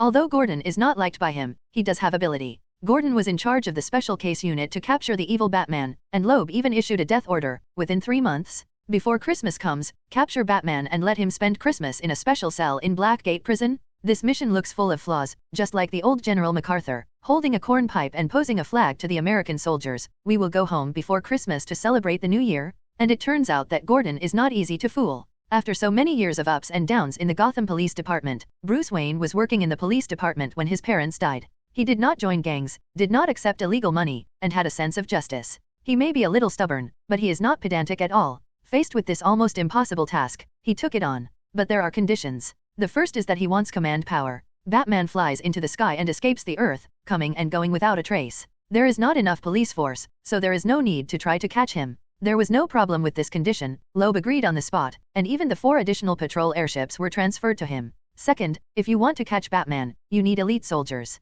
He needs a team of elite police officers, and he can issue orders directly. Loeb hesitated about this condition. The police in charge of the mayor's residence were indeed elite, with the lowest level being 4th-level police detectives, but they were also responsible for the situation in a fixed jurisdiction. In the final discussion, Gotham City, including the City Center, Diamond District, Old City, Municipal District, Financial District, Fashion District, and New City can provide support, but cannot be mobilized. To the north of the boundary between the Upper East and Upper West sides, Gordon can transfer those at the police officer level on his own. The third condition is that Gordon wants arrest warrants and search warrants, not just for Batman, but also for other people who helped Batman. The arrest warrant and search warrant both needed to be signed by the district attorney, but Loeb agreed after hesitating. When all 3 conditions are fulfilled, Batman will face the roundup of Gotham's black and white gangs. On the underworld, Batman's head has been clearly marked with a price, attracting countless ambitious people, sharpening their knives and waiting for Batman to appear. In the Batcave, Batman had taken off his equipment and returned to Bruce Wayne, holding a soldering iron to repair the equipment. The Batcave is also tidied up, and the storage racks on the wall are also filled with various equipment. Under the flowing waterfall, the heavy Bat chariot is parked quietly on the turntable. Click, click, click. The old-fashioned elevator made a vibrating sound, falling from above, and Alfred came over with a cup of viscous green liquid. Looking at Bruce, who was wearing goggles, holding a laser welder, and modifying equipment, Alfred raised his eyebrows helplessly. Master Bruce, have you read today's news? News. After Bruce finished welding the equipment, he stopped the laser welding and took off the glasses on his face. The black eyeshadow on his face had not yet been wiped off. He reached out to take the cup in Alfred's hand, took a sip, and his expression suddenly wrinkled. Obviously the taste was not good. Bruce still frowned, drank the glass of liquid, put down the glass, and took several deep breaths. This was even more embarrassing than him inhaling the fear gas. Although he had drank it many times, he still wasn't used to the taste. This was a mysterious formula he got from a traveling miracle doctor when he was traveling around the world. Worm tea? As the name suggests, it is tea related to insects. To be precise, it is a tea drink made from the poop produced by a special kind of insect after eating medicinal materials. It is a good medicine that can quickly restore physical strength and enhance energy. This is also the secret why he can haunt Gotham at night every day and never miss work. Of course, good medicine tastes bitter, and he has never been able to overcome this sad taste. What other big news is there in Gotham? There doesn't seem to be anything big happening on my computer. Bruce looked at the Bat computer aside, and there was no alert popping up on it that a vicious crime had occurred in that place. The Bat computer is connected to the Gotham Police Department. Whenever there is a call to the police, Batman knows it faster than the police. Batman has become the biggest criminal. Alfred took out a newspaper from behind and placed it on the table. Bruce picked up the newspaper and took a look at it. Are you also blaming me for what I did last night? No. Alfred cleared the table on one side and said it without any hesitation. What you did is right, but you should not be an enemy of the entire Gotham. Those people control 80% of Gotham's wealth and power. The glory of the Wayne family cannot provide you with much shelter. Alfred considered his tone before saying the word protection, but what he actually wanted to say was that the Wayne family could not withstand the consequences of being enemies of Gotham. Because of the existence of the Wayne Group, the Wayne family is a famous family in Gotham, otherwise it would have declined long ago. And the glory of the Wayne family cannot stop the bullets being fired. They don't represent Gotham. Gotham is a city that belongs to Gothametes. Bruce said without worry. Okay, but you still have to go to Wayne Group to show your face. You have been staying here all the time. There has been no news about you outside for too long. Some people should be curious about what the richest man in Gotham is doing. Alfred said with a smile, took out his reading glasses from his pocket, put them on, and took out a stack of folded business cards with photos on them. They are all women with good conduct and outstanding appearance. If others saw this scene, they would think that the old housekeeper was being disrespectful by stuffing so many business cards in his arms. But in Bruce's eyes, it was difficult to accept the invitation. Instead of accompanying those women on dates, he wanted to go out and fight crime. Oh my god, the new official is very angry when he takes office. Gordon is really holding back his anger. In the Arkham police station, Nigi, who was sitting on a chair, looked at the task sheet in his hand and listed more than 20 tasks. The 4 regional branches cooperated in the operation, the Gotham Police Department's major crime team cooperated in the operation, and the special forces mobilized.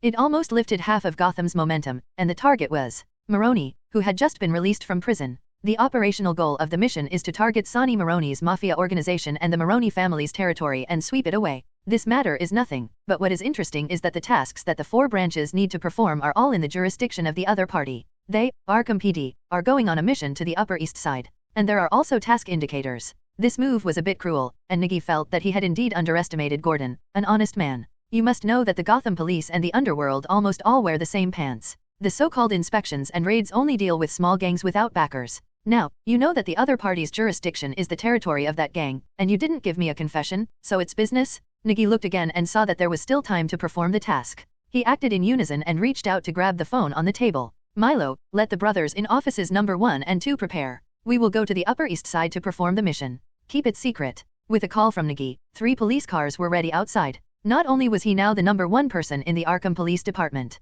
Another reason is that after the money from the City Hall arrived, Nigi did not expect that Gotham's corrupt bureaucracy would explode with such great power. Before he even got up this morning, people from the City Hall had already delivered the funds and supplies. The funds are used to expand police recruitment. According to the old rules, these funds will be divided into 30 and 70%. Chief Wei Fei will get 70%, and he will have to take a share of the remaining 30%, and the rest will be used to recruit troops. But under Nigi's kind smile, Director Wei Fei was inconvenient and asked for leave. It was said that he was moving. By the way, Nigi arranged for 2 police officers to come over to help. The funds were really quite large, with a total of 320,000 in cash, which was enough to recruit people. But Nigi divided the money. In the previous Arkham Asylum incident, 3 police officers from the Arkham Police Department died and 1 was seriously injured, and their pensions have not yet been paid. The dead policeman's family got 20,000 yuan first, and the seriously injured one got 10,000 yuan. The other Arkham policeman also got a share. To be honest, just at this moment, Nigi almost got a yellow robe. He has both ability and money.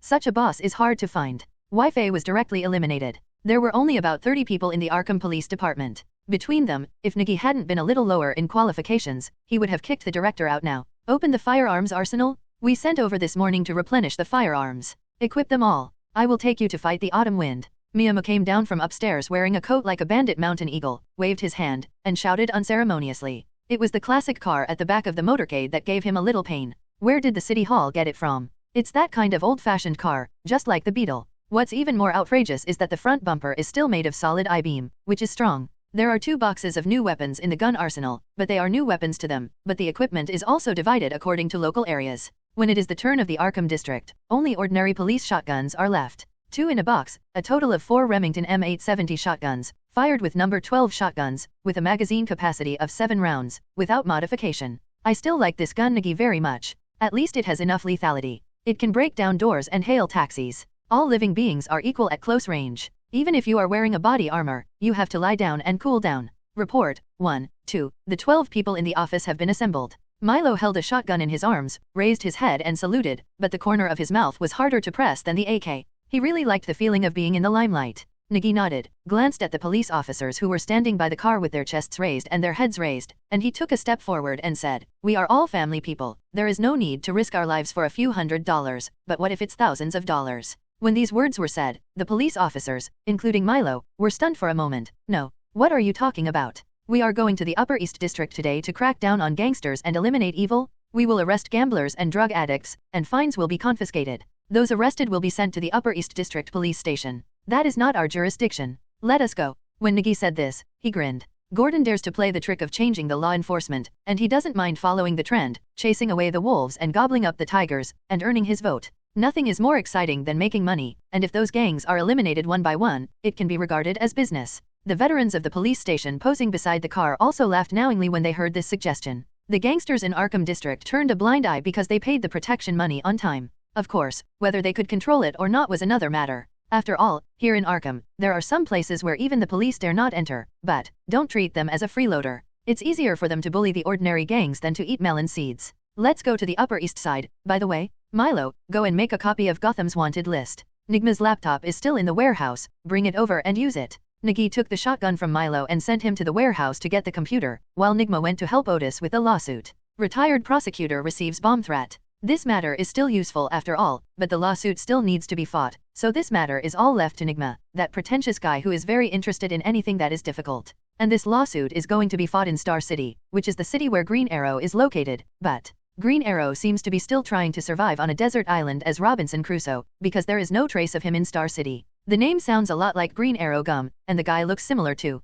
He is dressed in green and imitates Robin Hood. He is proficient in bow and arrow shooting skills. He is also an ordinary person and does not have super abilities. And he is also a rich playboy, just like Bruce Wayne, both of whom were born in orphanages. Compared to Batman, one of the 5 giants who catch and destroy whomever, Green Arrow is much worse, just a second-tier hero. After becoming a superhero, he and his good friend, who is also a Green Lantern, traveled across the United States and wandered around the world, seeking the true American spirit and the way to salvation. Then, he became a Marxist. He is also one of the few left-wing people among superheroes. Every Christmas, he gives Green Lantern a copy of Das Kapital to commemorate that long journey. Milo had already ran out with his laptop, and Nigi's city Hummer was leading the way, driving in front. The motorcade drove out of the police station in a mighty manner. When they were in front of the police station, the driver, Nigi, braked and stopped. The police car behind almost rear-ended him, and the policeman driving the car wondered if Nigi had pooped his pants, why he suddenly stopped. The door of the Hummer was pushed open, and Meow Mew got out of the car and looked at the telephone pole on the roadside.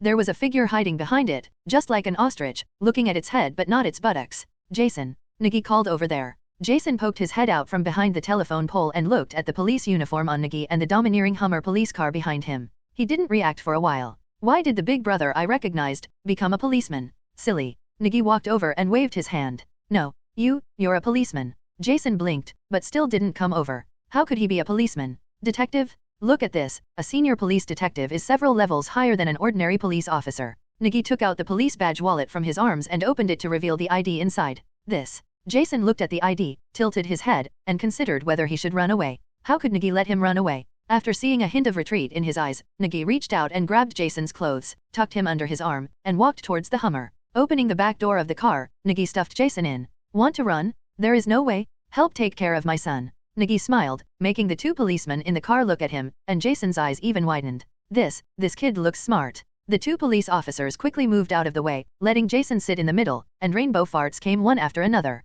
The exaggerated statement made all the seedlings frown. Okay, this is the first time I realize that you are still so eloquent? Why haven't you been able to speak like this before?" Nigi drove the car, picked up the pager and shouted to the car behind, "Let's go." After saying that, he stepped on the accelerator and took the lead. The 2 policemen at the back also laughed awkwardly. The money in their pockets was still warm. The new boss took them to make money again. Not to mention the rainbow fart, even licking leather shoes was not out of the question. "Brother Meow, is he really your son?" Milo, who was in the passenger seat, asked with a suppressed smile. "You happen to be 12 years older than him." "I am gifted." Nigi glared at Milo with a murderous look. This stupid young man didn't know what would happen if he teased his boss. After crossing the steel bridge, Nigi braked, drove Milo out of the car, and let him run forward. "I'm used to it. You really think I'm a good person?" Nigi drove the car and looked at Milo running like a dog in the rearview mirror, feeling much more relaxed. As soon as he felt relieved, a long-lost voice sounded in his mind, causing another happy smile to appear on Nigi's face. "Ding! The adventure treasure has been refreshed. Please explore by yourself."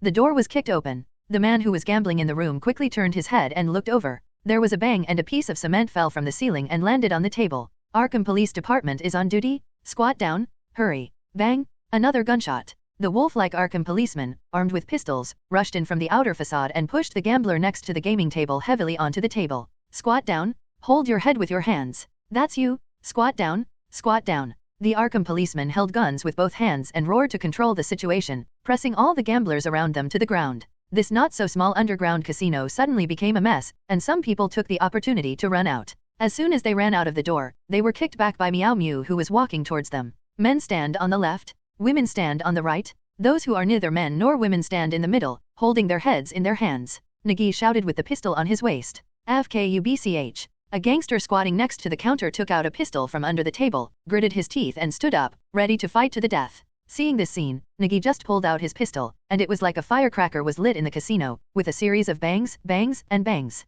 To say the least, it must be the kind where the ground is red and the thunder is loud. The air circulation in the casino is poor, the smell of gunpowder smoke is stronger, and now there is also the smell of blood. The gangster who wanted to fight with a gun has also completed his desperate mission. He had been shot at least 30 times, and Nigi could see clearly that 4 bullets hit the guy's head at the same time, splitting into pieces like a watermelon smashed by a hammer.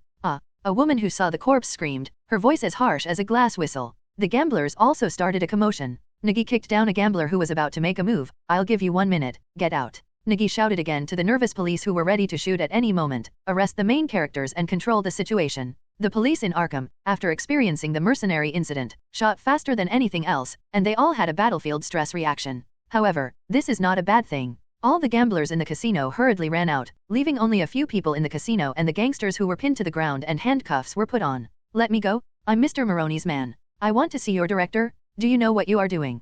A man in a suit who looked like a manager was pinned down on the table by the police and struggled fiercely. Maroney? It's not his territory, and I won't step on it yet. Our director is not here, so if you have anything to do, just tell me. Nigi walked over and said condescendingly. The casino manager struggled, turned his head from the table, and looked at the strange policeman in front of him. He didn't remember that there was such a policeman in this neighborhood, but no matter what, the Upper East District Police Department is their protective umbrella, and the money they pay each month is not a small amount. I want to see Director Mason. You will pay the price for treating me so rudely. Let me go, the casino manager shouted loudly. Home Mason, chief of the Upper East Side Police Department. The Upper East Side is similar to the Arkham District. They are both old and poor areas with many gangs, gangsters, PRST youths, and homeless people. The crime rate is also high. However, the Arkham District is a triangular island, surrounded by water on 3 sides, and it is only so large. There is also a nasty Arkham Asylum on it, which has a bad reputation and a bad reputation. The Upper East Side is a huge area. There were originally many heavy industry factories.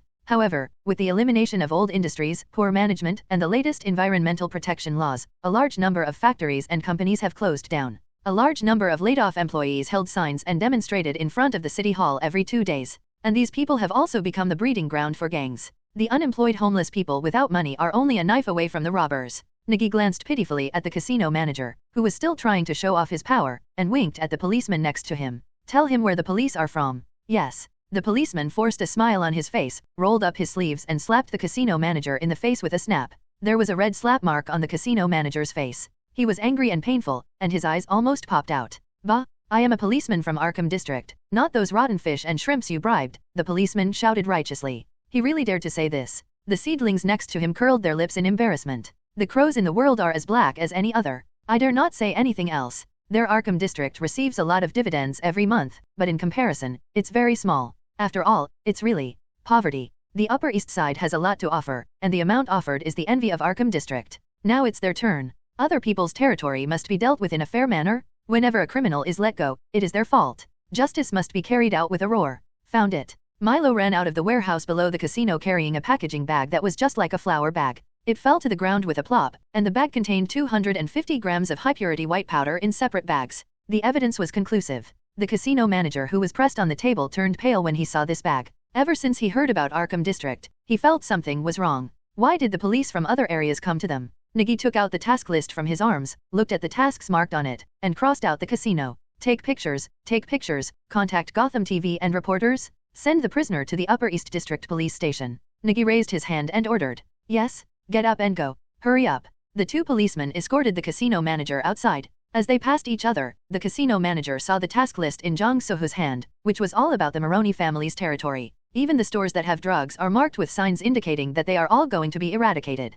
Thinking of this, the casino manager didn't care about anything else and ran straight towards Nigi, trying to destroy the to-do list. But how could Nigi let him succeed? He kicked him back with one kick. There's something wrong. Nigi cursed. The two policemen grabbed the casino manager and treated him with a flurry of punches and kicks. They punched him twice in the abdomen, causing the casino manager to be unable to straighten up in pain. Nigi watched the people in the casino being escorted out, leaned on the gaming table on the side, and looked at the task list in his hand. I thought to myself, Gordon really bites people without barking and opens his mouth with cruelty. If these things are eliminated, the power of the Maroney family will be reduced by at least half. Moreover, the police in other areas are still in charge, so there is no need to think about showing mercy. It is good not to be skinned alive. But, did Gordon really come up with this thing? Nigi was really a little confused. In his impression, Gordon was quite honest. This kind of resolute, ruthless, and decisive moves didn't feel like his handiwork, but a bit like that big bat that doesn't sleep at night and runs around. Report, everyone is escorted into the car. How to deal with this? Milo pointed to the gangster who was beaten to death on the ground.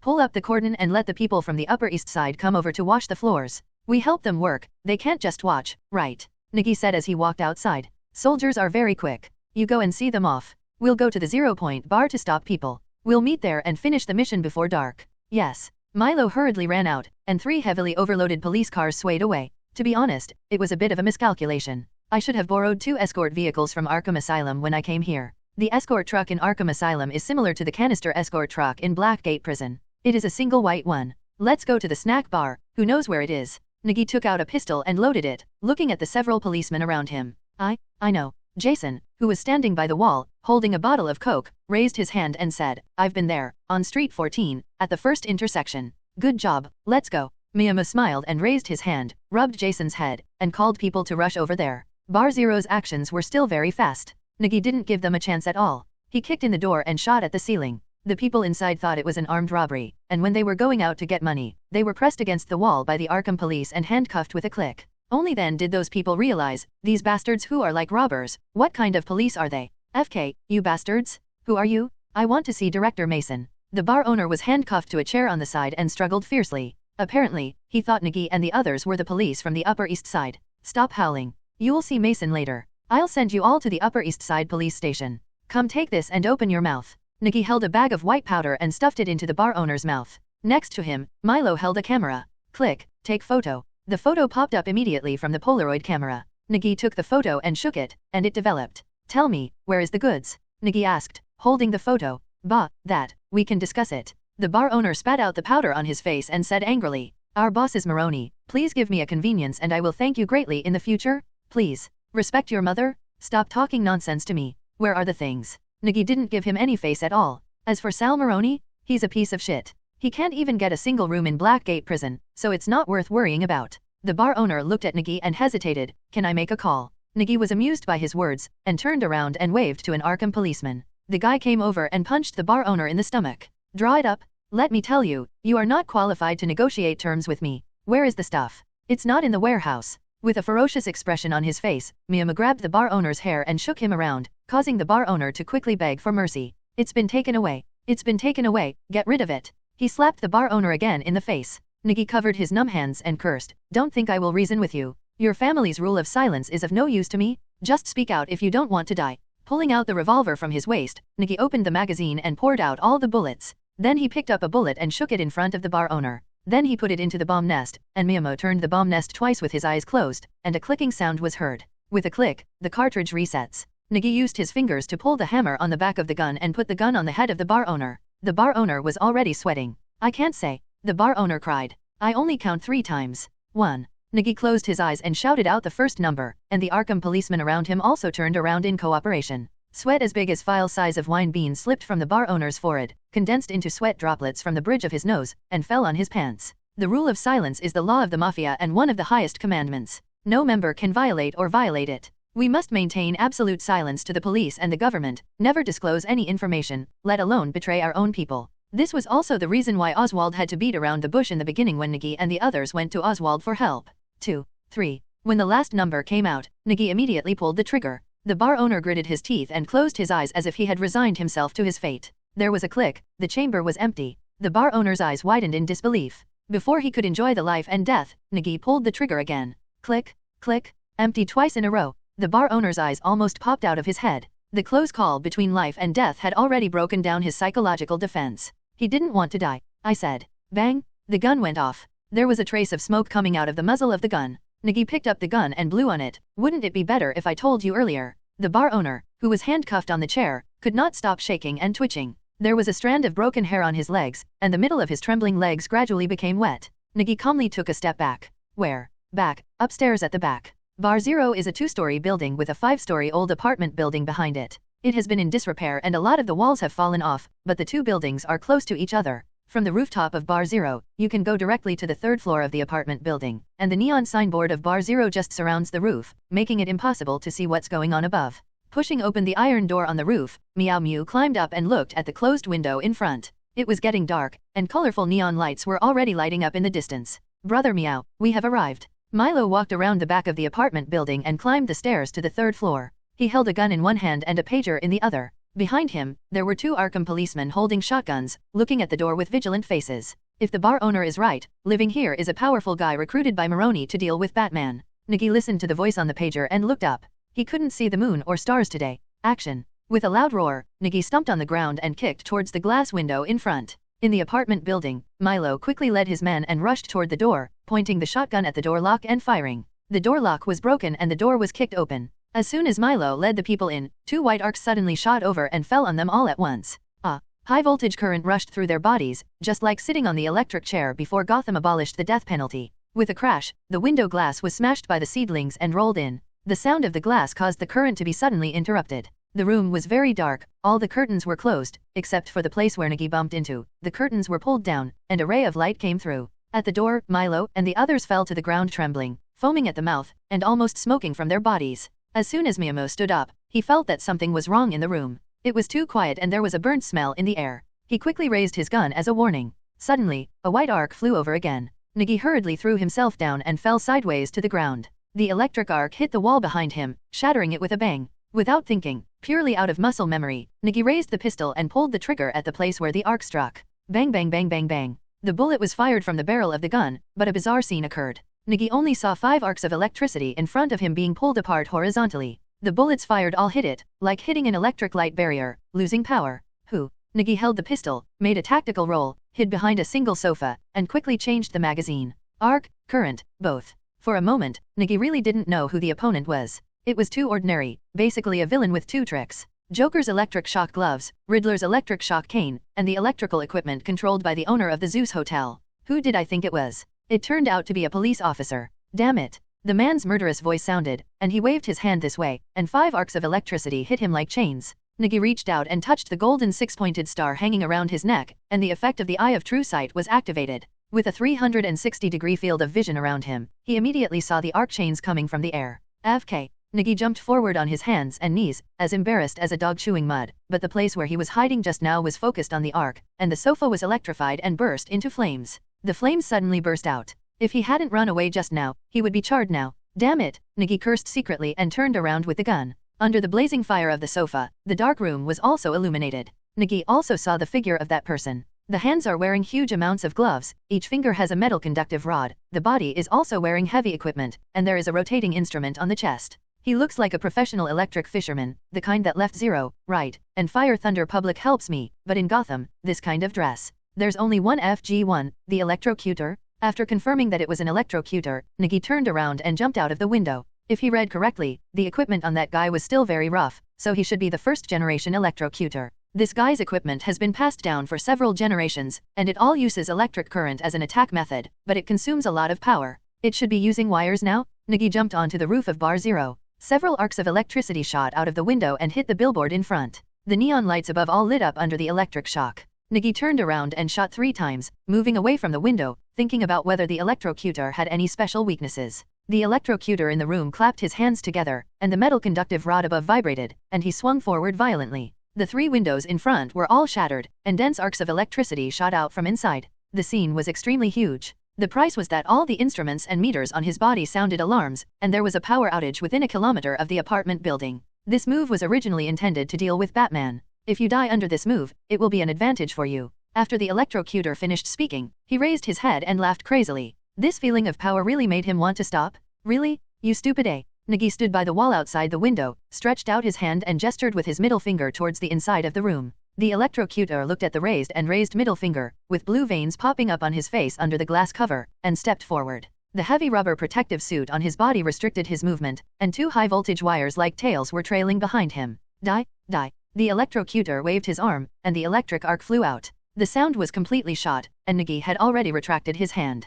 Zombie? Do you think it's enough to be a turtle? Nigi held the pistol, pointed it into the room, squeezed the trigger, emptied the magazine, bang bang bang bang bang. The electrocutor took 2 steps toward the window, quickly raised his arm, and bullets hit him. The thick anti-electricity rubber sheath acted as a buffer, preventing him from being injured by the bullets. However, this has made him furious. That damn guy is as annoying as a cockroach. Electrocute him? The first-generation electrocutor, Jack Gruber, was a paranoid mental patient who had been treated in Arkham Asylum. He was an electrician by profession and liked the pleasure of electrocuting people to death.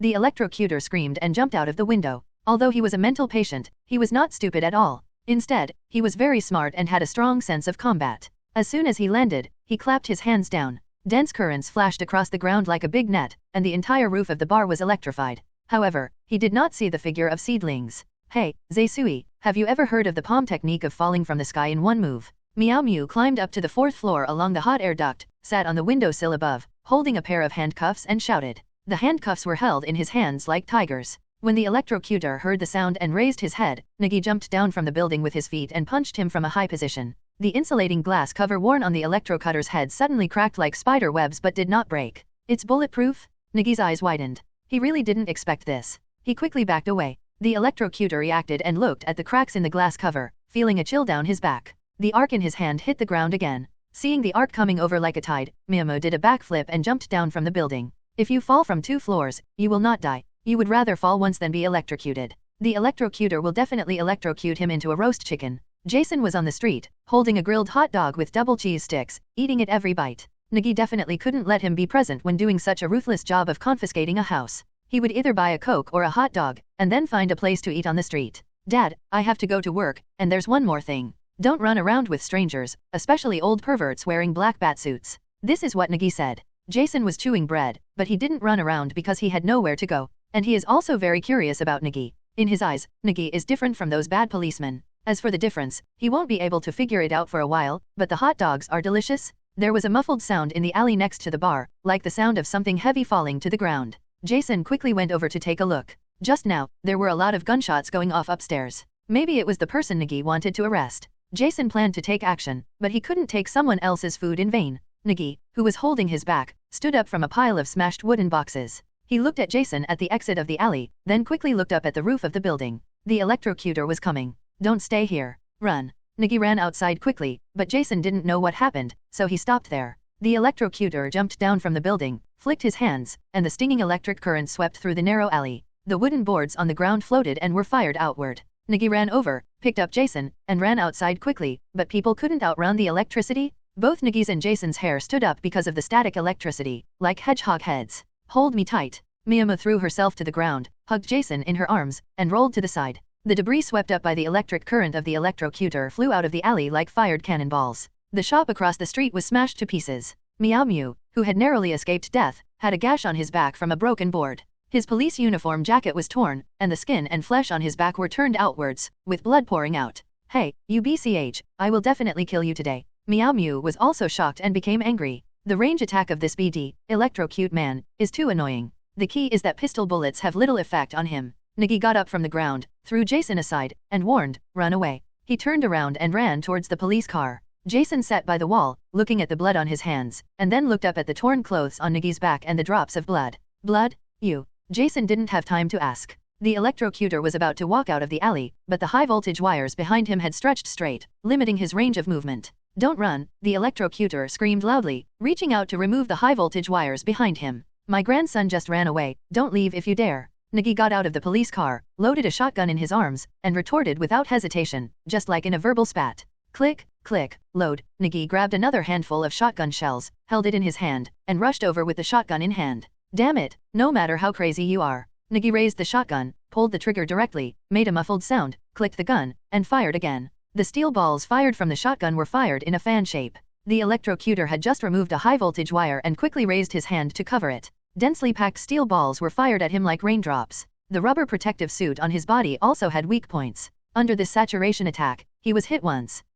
The electrocutor screamed in pain, and regardless of covering up, he raised his hand to release the current, and arcs of electricity were emitted from his hand. Nigi quickly moved out of the way, and the electric arc hit the ground with a click, creating a black pit on the road. The shotgun was loaded and fired again. The electrocutor roared and rushed forward, and the last high-voltage wire was pulled down by him. White arcs of electricity flashed from his hands, and the electrocutor rushed over like a mad cow. His hands hit a police car outside. The electric light filled the air, and all the glass in the car burst. Nigi leaned against the wall of the shop, loading the shotgun, looking at the broken glass hood of the electrocutor. He suddenly had a solution. This solution was still used by Gordon, but it was a little difficult now. Nigi loaded the shotgun, looked at Jason standing on the street, hiding behind the trash can, and quickly waved to him to come over. Jason looked like a mad cow, bumping into the electrocution man who was smashing up in Bar Zero, and running across the street in 3 steps. Jason, do me a favor. Who are you looking for? When the electrocutor heard the sound, he quickly turned his head, but the rubber protective suit on his body made him a little slow. Boom, boom, boom. Nigi fired 3 shots in a row, and the barrel of the shotgun made a clicking sound. The electrocutor continued his incompetent roar, his hands flashed with electric arcs and struck out, and he also stepped forward. When he rushed out of the bar, Nigi suddenly jumped over beside him and swung the shotgun in his hand. When you run out of bullets, just use it as a baseball bat. Smashing it out with all its strength, it hit the glass cover on the electrocutter's head firmly, and the shotgun was directly smashed into pieces. The place where the glass cover was originally smashed by the seedlings was directly cracked this time, as if it was covered with a ball of white spider webs. There was a click, and a crack was smashed through it. The electric torturer slapped Meow Mew, sending him flying away and falling to the ground. The wound on his back was torn open again, and Meow Mew gritted his teeth in pain. The adrenaline burst just now and he didn't feel any pain at all. He didn't even realize that he was injured. Hey ha ha ha ha ha ha, run away. The electrocutor watched Nigi fall to the ground with a happy smile on his face. He clapped his hands together to accumulate electricity. The battery on his body was enough for him to use a ultimate move. He could already see that the guy in front of him who he hated had been electrocuted into a piece of pitch black coke. Nigi got up from the ground, holding his back. He felt sticky on his hands, and he knew it was bleeding without even looking at it. Hey, does he take the blame for Batman this time? This guy is looking for Batman, Nigi thought to himself. However, he has nothing to worry about with the electrocutor in front of him. His mission is completed. Next. Jason, let him take a good bath. Nigi waved his hand forward and shouted loudly. Coming. Jason promised from across the street, holding the wrench in his hand and turning the fire water valve on the street. Fortunately, this is the best commercial street in the Upper East Side. There is a reason why Maroni chose to open a bar here, and the public facilities here can still be used. There is really water in the fire sluice on the roadside. Poof. Fierce water spurted out from the fire sluice, giving the electrocutioner in front a clean bath. As we all know, water conducts electricity. The electrocutor looked at the water droplets falling on his face from the cracks in the glass mask, feeling dazed for a while. The next second, the electric light instantly surrounded the electrocutor. The blazing electric light was like thunder and lightning falling from the sky. There was a rumble, like thunder falling on my ears. A white beam of light rose on the spot, followed by huge amounts of explosion. When the explosion sounded, Nigi seemed to hear a scream, and then he couldn't see anything. Bah, what's wrong? Jason rubbed his eyes that were flashed by the white light and looked up at the street. Where the electrocutor had stood, there was only a charred, smoking corpse, and an unpleasant smell. Jason vomited immediately. This scene was a bit too exciting for him. He had never seen corpses before, but he had never seen such a miserable one. They were all carbonized. Where are the Meow people? Jason originally wanted to ask Meow Mew to come over and take a look, but after scanning around, he didn't see Meow Mew, so he quickly started looking for it. Only then did they realize that Nigi was unconscious on the side of the road. The explosion just now had knocked him out. He also underestimated the power of the battery on the electrocutor after it detonated. It was originally intended to short-circuit him. Jason ran over there quickly, but there was someone who got there earlier than him. The man was not tall. He wore a small suit and a white shirt with the collar turned up. He looked a little bit handsome. He was holding an umbrella in his hand and had a big aquiline nose. What do you want to do? Jason watched the man reach out to grab Mimo, and like an enraged little beast, he rushed over to protect Mimo behind him. Penguin Oswald looked at Jason who suddenly rushed over and was stunned for a moment. He didn't recognize this little guy, but he knew Nigi, and he heard that Maroni's situation was sued by the police, so he came over to take a look, and saw the guy who could discharge electricity, who was tormented by Nigi. Well, get out of the way first. This guy is injured. I want to take him for treatment. If you are worried, please help me and I will take you with me, Oswald said. However, Jason had a look of disbelief on his face, wandering the streets of Gotham, and all kinds of intrigues. Jason had seen too much, so he wouldn't think that someone suddenly had a conscience and would help. He and I are friends. This guy's name is Nigi, and my name is Oswald. I have a reputation in the Upper East Side. I won't lie to anyone. I swear on the honor of the Kobit family. Oswald stretched out his hand and said seriously, and then reminded, he is seriously injured and cannot delay any longer. Jason turned around and looked at Nigi's torn back and the blood flowing on the ground. Jason was also at a loss what to do and panicked. Get out of the way. Oswald came over, threw the umbrella to Jason, stretched out his hand to pull Meow Meow up, carried it on his back and walked forward. Jason held an umbrella and supported the seedlings beside him. Oswald walked along the road towards the most famous doctor in the Upper East Side. Just like in the movies, reinforcements always arrive late, and the police car with a broken windshield drives over crookedly. Just like Sheriff Gordon who came down from the battlefield, he surrounded everyone with his men. Not only the Upper East Side was difficult to defeat. In order to deal with Batman and show off in front of Falcone, Maroni frantically recruited a large number of people, including felons who escaped from Blackgate Prison. It was really an all-out war. In the Triangle Point Warehouse District, where Gordon personally led the team, the money-minded Mexican gang actually had grenade launchers in their hands. This kind of heavy weapon almost wiped out the special forces deployed by the Gotham Police Department. After mobilizing all police forces from the surrounding police stations and the Gotham Police Department's Special Operations Team, they successfully destroyed the group of Mexican gangsters in the Warehouse District and captured them all. This matter has become a big deal. Police Chief Loeb directly issued a message to investigate thoroughly. They can tolerate gangsters making money and causing trouble, but they will never allow gangsters to arm themselves and turn Gotham into a battlefield.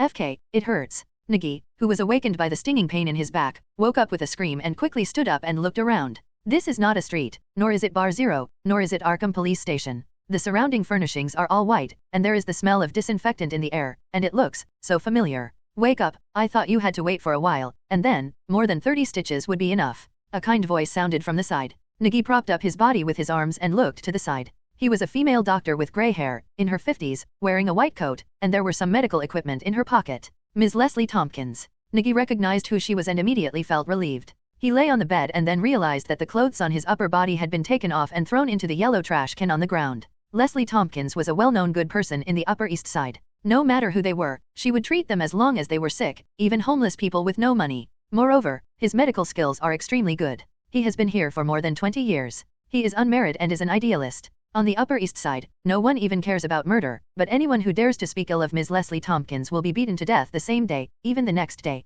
There was once a gangster from out of town who robbed Ms. Tompkins' medical clinic and injured Ms. Tompkins. As a result, the entire Upper East Side mobilized that night, including the rival gangs and police officers from the police station, who smashed the out-of-town gangster into a pulp and rushed it into the sewer. The next day, all the lost items from Ms. Tompkins' medical clinic were returned and repaired. Nigi was lying on the hospital bed, and Ms. Tompkins took a crochet hook and sutured the wound on Nigi's back. The sharp hook tip pierces the skin, pulling on the black thread like sewing clothes, and stitches the split skin together. The stinging pain from these needles made Nigi grab the sheets and grin unbearably. The wound was so big that it almost penetrated the entire back. Ma'am, can you give me an injection for anesthesia? Nigi clutched the sheets and begged for mercy. The honorific title for Leslie Tompkins is Ms. Even the homeless people on the street know the title. But Nigi also knows something. Ms. Tompkins is also a classmate of Thomas Wayne, who is also the biological father of Batman Bruce Wayne. Both of them were highly skilled doctors, but it was a pity that Thomas Wayne and his wife Martha died in Crime Alley. At that time, Bruce Wayne's psychological treatment was still done by Ms. Tompkins.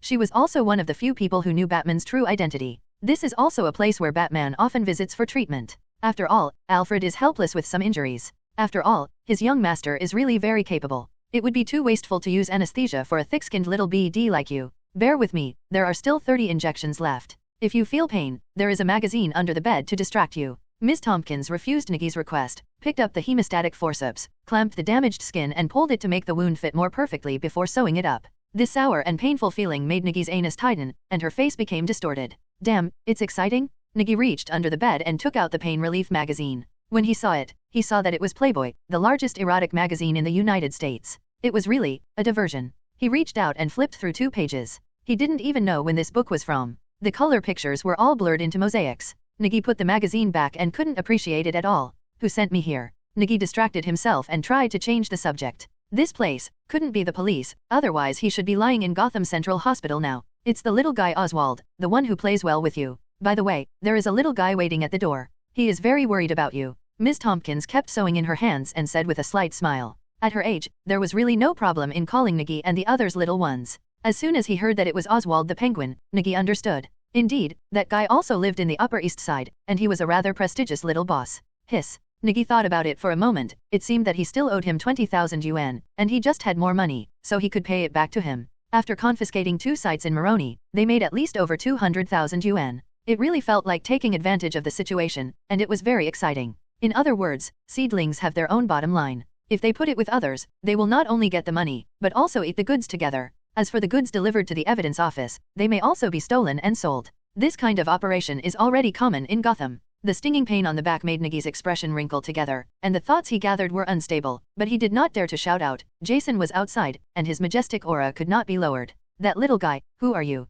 He seems to be very close to you. He is still waiting outside. Why don't you see him? Ms. Tompkins said distractedly while adjusting the crochet hook, touching the skin with her fingertips, and calculating the angle of the suture. The godson I adopted looks a lot like me. Nigi smiled in amusement, and Ms. Tompkins directly injected the needle. Nigi gritted his teeth and inhaled with a hiss. It hurt. Indeed, it's quite similar. Ms. Tompkins smiled, remembering what Nigi and the others looked like when they were children. Jerry and Nigi were fighting outside and ran here when they were injured. The gangsters who caused trouble everywhere at that time have now become policemen. Well, that's pretty good. Are you going to be his godfather? Ms. Tompkins asked. It's better than living on the streets. Although I can't teach him anything, at least I'm responsible. Nigi frowned and said with a smile, he is not Batman. The bottom line is so high. If Jason wants him to choose between him and Joker, then Joker's head could be crushed by Nigi. Okay, ma'am, let him go out to eat some food first. It's evening. The child is hungry. He can stop for a while. I'm not in a hurry. Nigi couldn't bear it any longer, so he found a topic and asked Tompkins to find Jason so that he could relax a bit.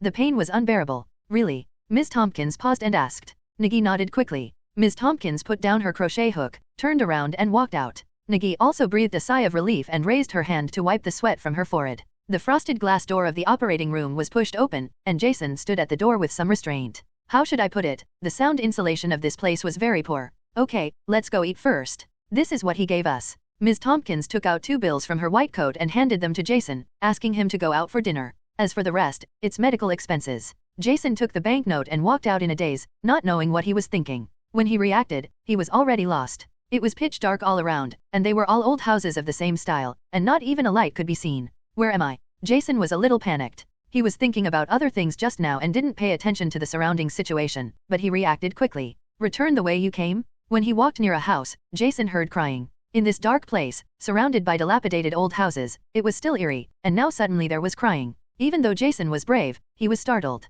He leaned against the wooden wall on one side and looked towards the place where the crying was coming. Is it inside the house? Jason tilted his head and looked over there, then looked left and right. His curiosity overcame his fear of the unknown, and he walked over lightly. Lying on the window and looking inside, Jason grabbed a stone in disgust and pushed away the cat poop on the windowsill. Jack, what's wrong? Why are you crying? Someone is talking in the room. Is it a woman? Who is Jack? Jason looked inside with questions in his head. A small candle was lit on the table inside. A pregnant woman is sitting on a chair. She has a big belly, blonde hair, but a tired face. On her lap, there was a man holding her head and crying. The cry was very sad and unpleasant, like a duck being strangled by the neck. No wonder Jason thought of ghosts when he heard crying. Maybe there was a quarrel at home? Jason thought to himself. But I still looked at the woman, or to be precise, the belly carrying the baby. They were a family. Jason was a little envious, and then remembered what Nigi said, and scratched his head awkwardly. Jenny, I failed. I messed everything up. My jokes didn't make those people laugh. I was fired from the theater. No theater wants me. The man named Jack raised his head sadly, with tears falling from his face and an ugly smile on his face. This is a man who has just experienced failure. It's okay, baby, you'll be fine. A woman named Jenny stroked his back and comforted him. No, Jenny, you married a loser. Honey, that's not. It's a fact. I can't support you. Jenny, what should we do? What should we do with our children? It's okay. The baby won't be born within 3 months. Mrs. Burgess will extend our lease. She sympathizes with me and will definitely get over it. No, she hates me. Every time I come back, she will come out and stare at me. This house and the surrounding area are polluted by those cat feces and the stench of those old people. Before the child is born, I want to take you away. Jack sat on the ground, as if to confirm his thoughts. I just want enough money so we can move to a nicer neighborhood. Those women on the street can make that much in a weekend and they don't even have to tell a joke. Honey, don't worry about anything, I still love you, you know? It doesn't matter if you have a job or not, even if you are fired, it's still great. Jenny smiled and said, look, you at least know how to make me laugh. Don't be so serious. My dear, just smile. Jack tried his best to smile, but the bitterness of life prevented him from smiling. He held his mouth with his fingers, pulled the corners of his mouth apart, and revealed a smile. Looking at the scene in the room, Jason left here quietly, but he still didn't know how to get out. Maybe, I should ask someone. But it's just like what the man said around here. Apart from wild cats and old people snoring, you can't see them. Meow, a cat quickly ran past the wall. After a while, another cat ran past. They both went in the same direction, and another cat ran in that direction. Jason thought for a moment and followed. The surrounding houses had changed and there was no longer that eerie feeling. There are more and more houses with lights on around, and there are also more cats. There must be hundreds of them, right? To be honest, this was the first time Jason had seen so many cats. They were all lying on both sides of the road, as if they were waiting for something. The door next to the room was pushed open, and a girl carrying a big basin came out, chewing gum in her mouth, placed the big basin on the ground casually, and blew a big bubble. Poof, the bubble was blown. The girl chewed the gum back, looked at Jason surrounded by cats, and asked curiously, "Who are you? Why are you here?" I want to know, where is the hospital?" "It's the hospital of a very kind old lady," Jason said a little awkwardly. He couldn't figure it out. As for where it was over there, he didn't pay attention. "Oh, you're talking about Ms. Tompkins, over there? Just keep walking and you'll be there." The girl carelessly stretched out her hand and pointed to the east. "Thanks." Jason looked at the direction she pointed and hurriedly ran over. The cats around him, as well as the girl holding the cat in her arms, all watched him leave. "Holly, who are you talking to?" A gorgeous-looking woman wearing a tight-fitting black leather jacket walked out of the house carrying 2 bags of cat food. "A stupid boy who went the wrong way and got lost here." After Nigi returned to Arkham Police Station, he simply divided the money and began to take medical leave. Just kidding, he is not an old tough guy like Gordon who can be on the police 24 hours a day, 24 hours a day. If Gordon's position hadn't been rising and falling, he would have remained at the first position on the front line. Maybe he won't live to retire at 71. In the past few days, the biggest news in Gotham is that the Gotham police, who have always been corrupt and ridiculed by talk show hosts, have had fierce conflicts with street gangs. Just when the people of Gotham were full of expectations, this outbreak of justice defeating evil stopped. Chief Gordon, the nemesis of crime, who worked overtime for 5 consecutive days, was reprimanded by Police Chief Loeb, because he was not only in the Chamarani family, but also in Falcone, and personally closed a bar in Falcone. "Where's Batman?" Loeb sat behind his desk, clasped his hands in front of his eyes, and looked coldly at Gordon in front of him. "Checking," Gordon said dryly. "Who sent Maroni here last night?" Loeb suppressed his anger and asked coldly. Last night, Maroni, who had left Gotham by boat to avoid the limelight, was hung upside down in his pajamas at the door of the Gotham police station, looking like a fat goose hanging on a shelf in a butcher shop. "Batman." Gordon lowered his head. "Then what are you still doing here? Catch him, Gotham doesn't need such a random guy." Loeb shouted angrily. He was in the city hall, in front of the upper-class people who had been intimidated by Batman, and he was sure to throw Batman into prison. So, what is Gordon doing here? He mobilized manpower to raid the Maroni family's properties and even crack down on street gangs. However, these were minor matters. However, he actually dared to challenge Falcone? He had no idea what Falcone represented, nor how much interest was involved, so how could he dare? Gordon, who was scolded by Loeb, walked out of the police chief's office with a dark face. Block, who was standing in the corridor holding a coffee cup and eating donuts, laughed happily and said, "How about that? I was right." Gordon walked to the side, pushed open the window, took off his glasses and rubbed his face tiredly. "Let's take down Maroni first." "Did he explain anything?" "Oh my god, you actually want him to confess." Bullock took a bite of the donut, as if he had heard a fantasy. "3 of that guy's lawyers have already come? We can't hold him for long. If you want to send him to jail, you must at least find a prosecutor who dares to prosecute him, judge, and there must be someone who dares to testify." Bullock took a sip of coffee and shook his head helplessly. These mafia families with deep roots were no longer something they could shake. The last district attorney who prosecuted Maroni was the one who took people to fish him out of the Gotham Canal. What could they do if the witnesses who originally promised to testify recanted their confessions in court? To put it bluntly, they still have the police uniforms on them. Without these police uniforms, those bastards might not know how they would deal with them. "Gordon, you were right to divorce. Let them leave here, that's right." Bullock threw the last piece of donut into his mouth. Alas. Gordon sighed and put on his glasses. "Let's go see Mr. Maroni and see if he needs anything." He needs freedom." Bullock grinned and said with a sinister smile. "You see, I have to prove myself as a qualified husband and father. You know, if it weren't for these important things, I wouldn't do such a thing." The man who had been crying on his wife's lap in the house that day, Jack, was now sitting at a small table in a bar. He was explaining something to the 2 men in front of him, but the 2 men didn't care at all about why he wanted to do this. Okay, we get it. How much do you know about Ace Chemical Plant?" A man interrupted him and asked directly. Ace Chemical Factory is an industry owned by the Kane family, but due to industrial adjustment, this chemical factory has temporarily ceased operations. I started out as a lab assistant there. It was a really good job, but what did I do? I actually quit my job to become a comedian." Jack recalled the stupid things he had done and scratched his hair in frustration.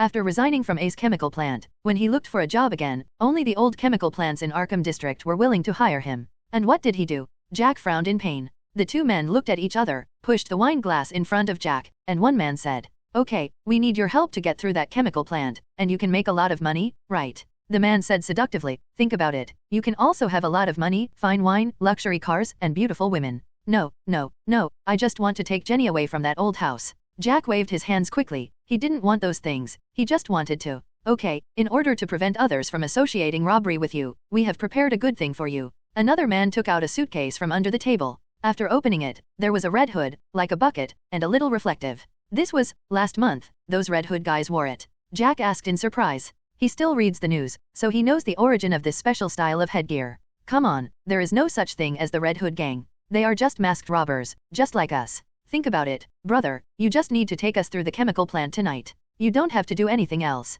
Tomorrow, you can get a sum of money and go to that damn place wherever you want.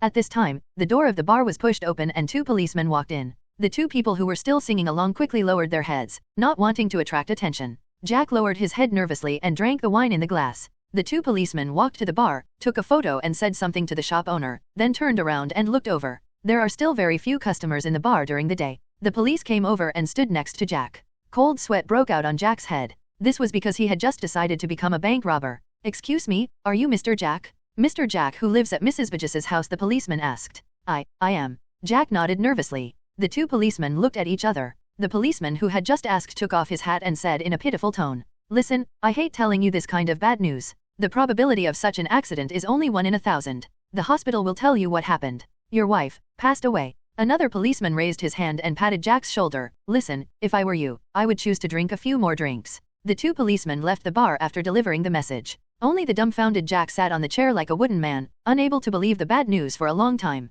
The 2 associates heard what happened to Jack, but they were more concerned about the plan they made than this. The employees on duty at that bank tonight are one of their own. They have a golden opportunity. As long as they walk through the chemical plant, they can take away all the banknotes in the bank without anyone noticing. Jenny, this is impossible, impossible. Brother, your wife passed away. I am very heartbroken, but you must come tonight so that you can give her a good burial tomorrow. Those who escape in the middle of the battle will not end well, without exception. But, she. No big deal, you're going tonight, right? Yes, I'll go. The 2 men looked at each other and smiled, turned around and walked out of the bar. Only Jack sat on the chair with blank eyes, looking at the wine in the glass. Jenny died. She was electrocuted when a short-circuit wire in disrepair caused her to experiment with a bottle warmer. The caller was the landlady, Mrs. Burgess, who was holding a white long-haired cat as old as herself in her arms. The lonely Jack stood at the door of that home, looking inside for a long time, and did not leave until dark. Jesus, I thought you weren't coming, put it on. Beside the sewer at night, the 2 robbers saw Jack coming and quickly put a red hood on his head.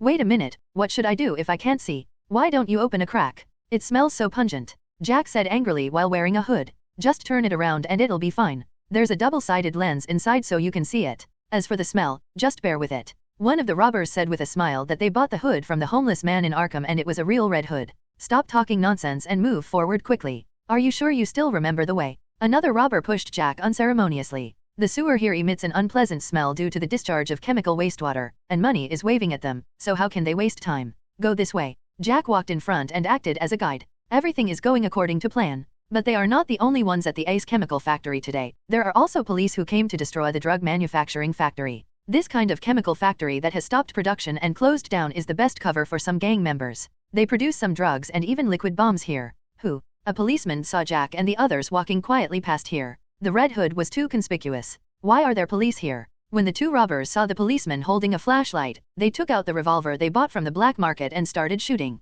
Bang bang bang bang, gunshots shattered the silence of the chemical plant. Woof woof woof. The police dogs also barked. Sergeant Gordon, who was in command at the scene, knew something was wrong when he heard the gunshots. Inside the factory, the drug-producing gang members also reacted. Action, action, the command sounded from the pager. The police suddenly appeared around them. Although the target was not Jack and the others had a guilty conscience. The 2 robbers shot all the bullets in their guns, turned around and ran away, leaving Jack here. According to their original plan, Jack was left as a scapegoat, otherwise they wouldn't have put the red hood on him. This is N6, I found the red hood here. Repeat, I found the red hood. The police channel rang with police shouts. The siege of the chemical plant has been completed, and the police are attacking inside, and the police dogs are biting and rushing in. Gunshots, shouts, chaos. Outside, Gordon heard the information about the red hood, and a layer of cold sweat broke out on his forehead. In this case, there is no way he can draw anyone's hand anymore. The policeman who was holding a pistol and shooting at the red hood suddenly felt a whirring sound on his head and looked up.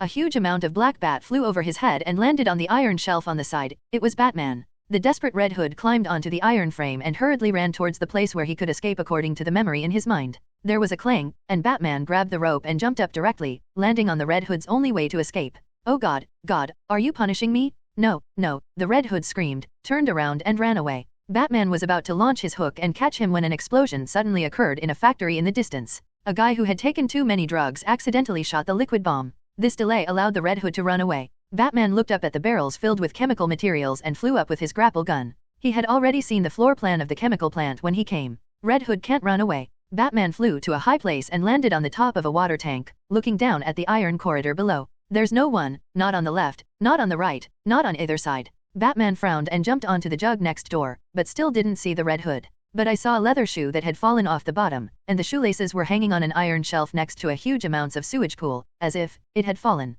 Batman looked down at the cesspool. This cesspool was very large, as high as 2 stories. It was round and looked like a bucket when standing high. Foam is rolling inside, and the green chemical liquid is constantly twisting like a grimace. This is a sewage pool specially designed to handle some dangerous chemicals. As Jack sank to the bottom of the sewage pool, his mask was filled with corrosive chemicals. His skin was corroded and painful, as if there were millions of ants biting his body and soul. He struggled to swing his hands in the water. While waving his hands, he touched the drain valve that workers needed to activate when cleaning the sewage pool. The circular valve opened, sucking him in like a whirlpool, and the amount of water in the sewage pool decreased rapidly. 3 minutes later, in the sewer outside, Jack vomited and crawled out of it. His skin was corroded by the chemical and turned pale. If the factory hadn't been closed for a long time, the chemicals inside would have evaporated. Now all that's left of him is his bones sunk at the bottom of the water. No. Ha ha ha ha, ah ha ha ha ha. Jack knelt on the ground, holding his hair tightly with both hands, crying and laughing while his voice, which had been damaged by chemicals, became extremely sharp.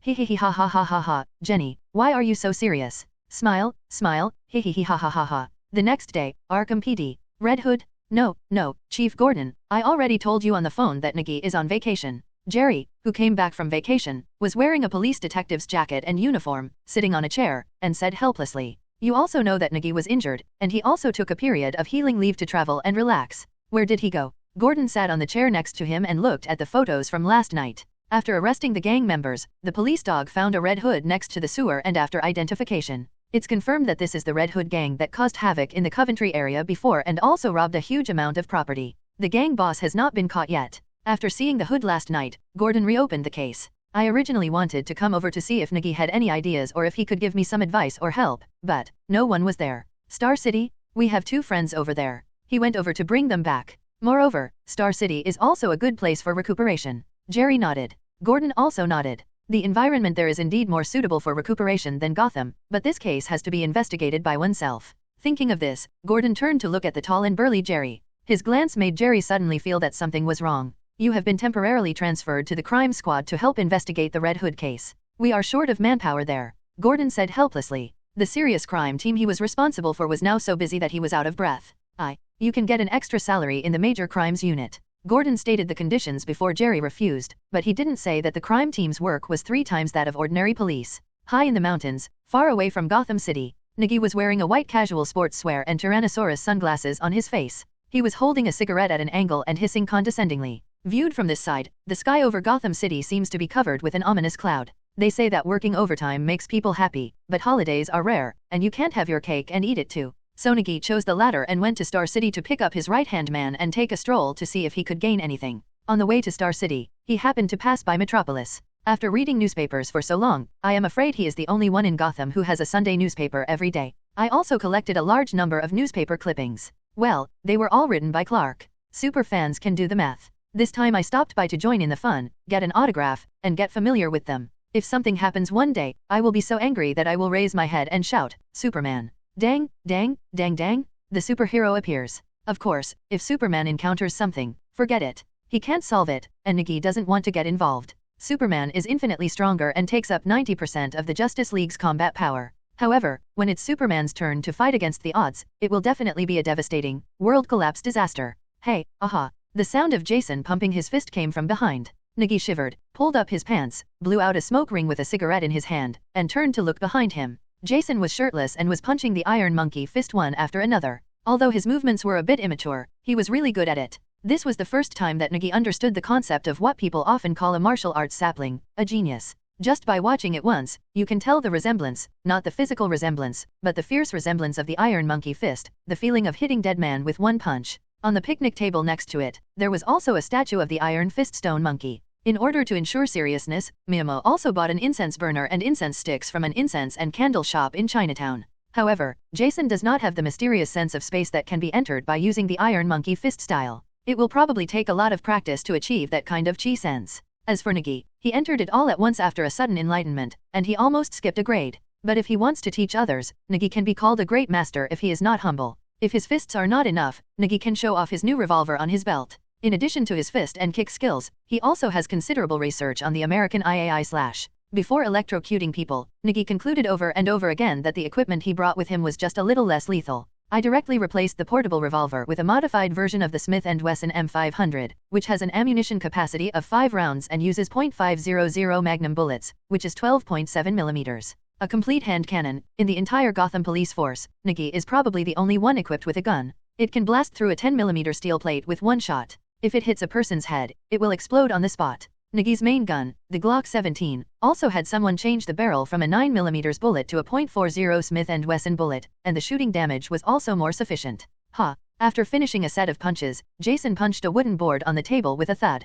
Miyama felt his hands hurt just looking at it, but the wooden board didn't move at all. Jason grinned in pain, turned around and clasped his fists in salute, lowered his head and said, "Master, pack up your things and leave. It's rare to have such good weather." Miyama waved his hand and asked Jason to pack up all the things and stuff them into the car next to him that Miyama bought for 50 yuan. It was the classic car that was distributed to the Arkham police station. Because Arkham added 2 new police cars, this car was eliminated. It was bought by Nigi, modified, and changed its color. The Rose Red Beetle classic car is a very cool color. But the weather today is really good, with blue sky and white clouds. To be precise, after leaving Gotham, there are green mountains and green waters. As a city with an industrial foundation of hundreds of years, Gotham's clouds in the sky are all sparks ejected from the steel furnace. Jason has also packed it up here, folded the picnic table, threw it on the roof of the car, and tied it with a rope. Nigi put the Iron Fist Stone Monkey into his backpack and carried it with him. He claimed to be the successor of the Iron Monkey Fist and currently had only one apprentice. Throwing the cigarette butt on the ground and stamping it out,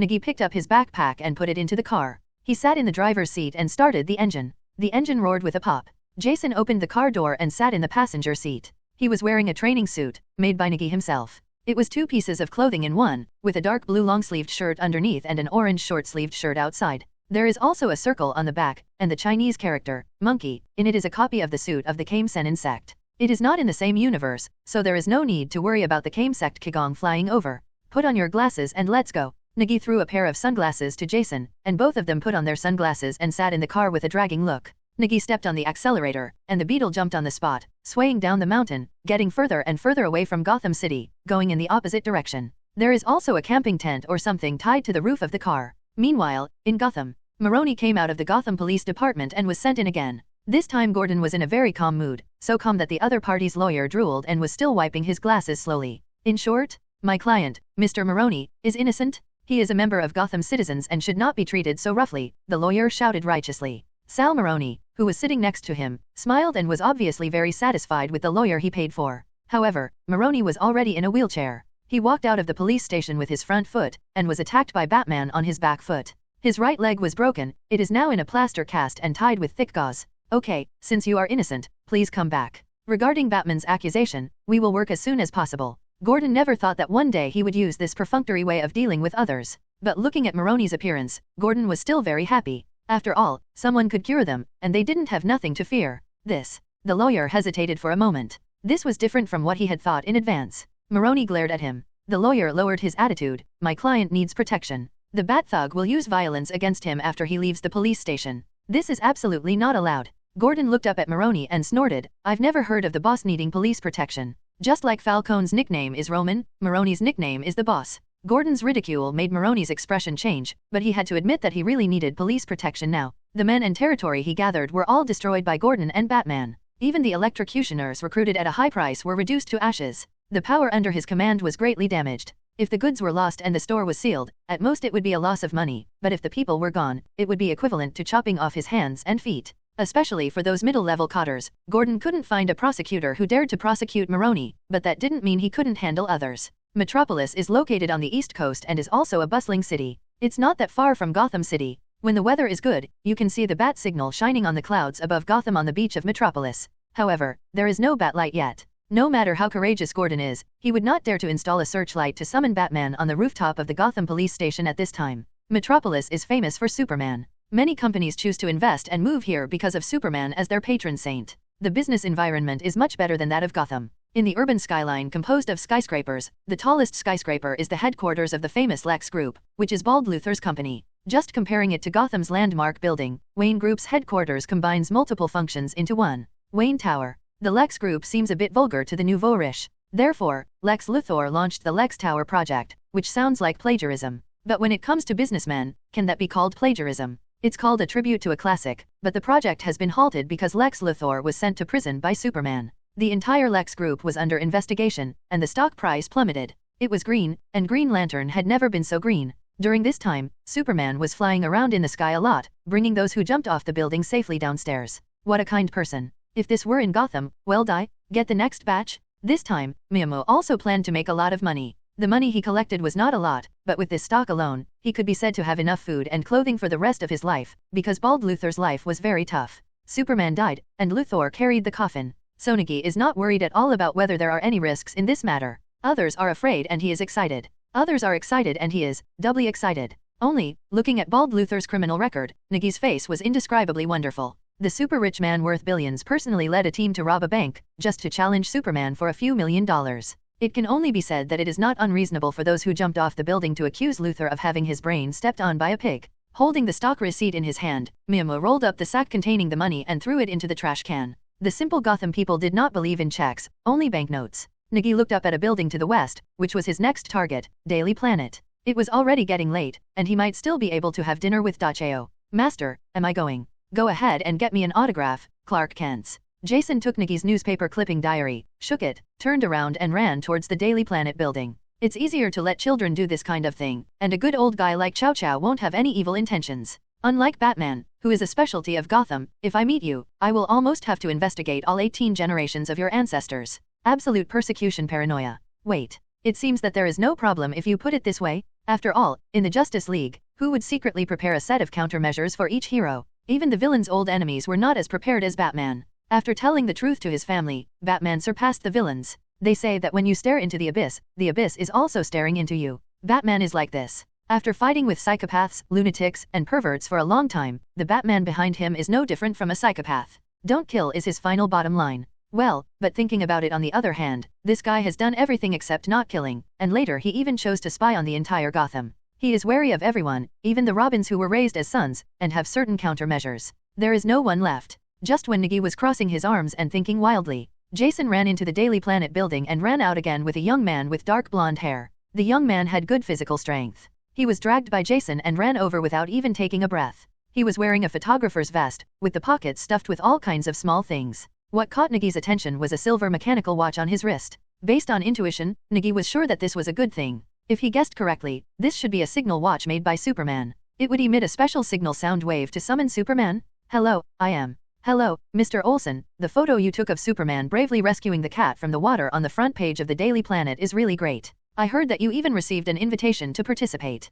Congratulations, congratulations. Nigi grabbed Jimmy Olsen's hand and shook it, just like a fan who had admired him for a long time and met the star he had longed for. Jimmy was a little surprised, but the front page photo was indeed taken by him, and he also received an invitation from the Animal Protection Organization for the most beautiful animal photography contest. By the way, Mr. Olsen, please sign your name for me. Nigi took out Superman peripherals bought from a roadside stall from his pocket, a signed book with the Superman logo. It has to be said that Superman is really popular in the metropolis, and these peripherals can be regarded as local specialties. Okay. Gigan Olsen was somewhat flattered and took the autograph book, took out a ballpoint pen from the pocket of his photography vest, and signed his name on it. Jason, who was watching this scene from the side, blinked. He was a little confused. How could Miyamo, who kept saying that he had never been out of Gotham on the road, know the person he casually called out in the Daily Planet? Moreover, it looks very familiar. If Nigi knew Jason's doubts, he would definitely smile mysteriously. Although the guy in front of him looked like an ordinary person. But he is a close friend of the country boy Clark, and he is also a roommate who lives in the same rental house, a colleague in the company, and one of the luckiest people in the metropolis.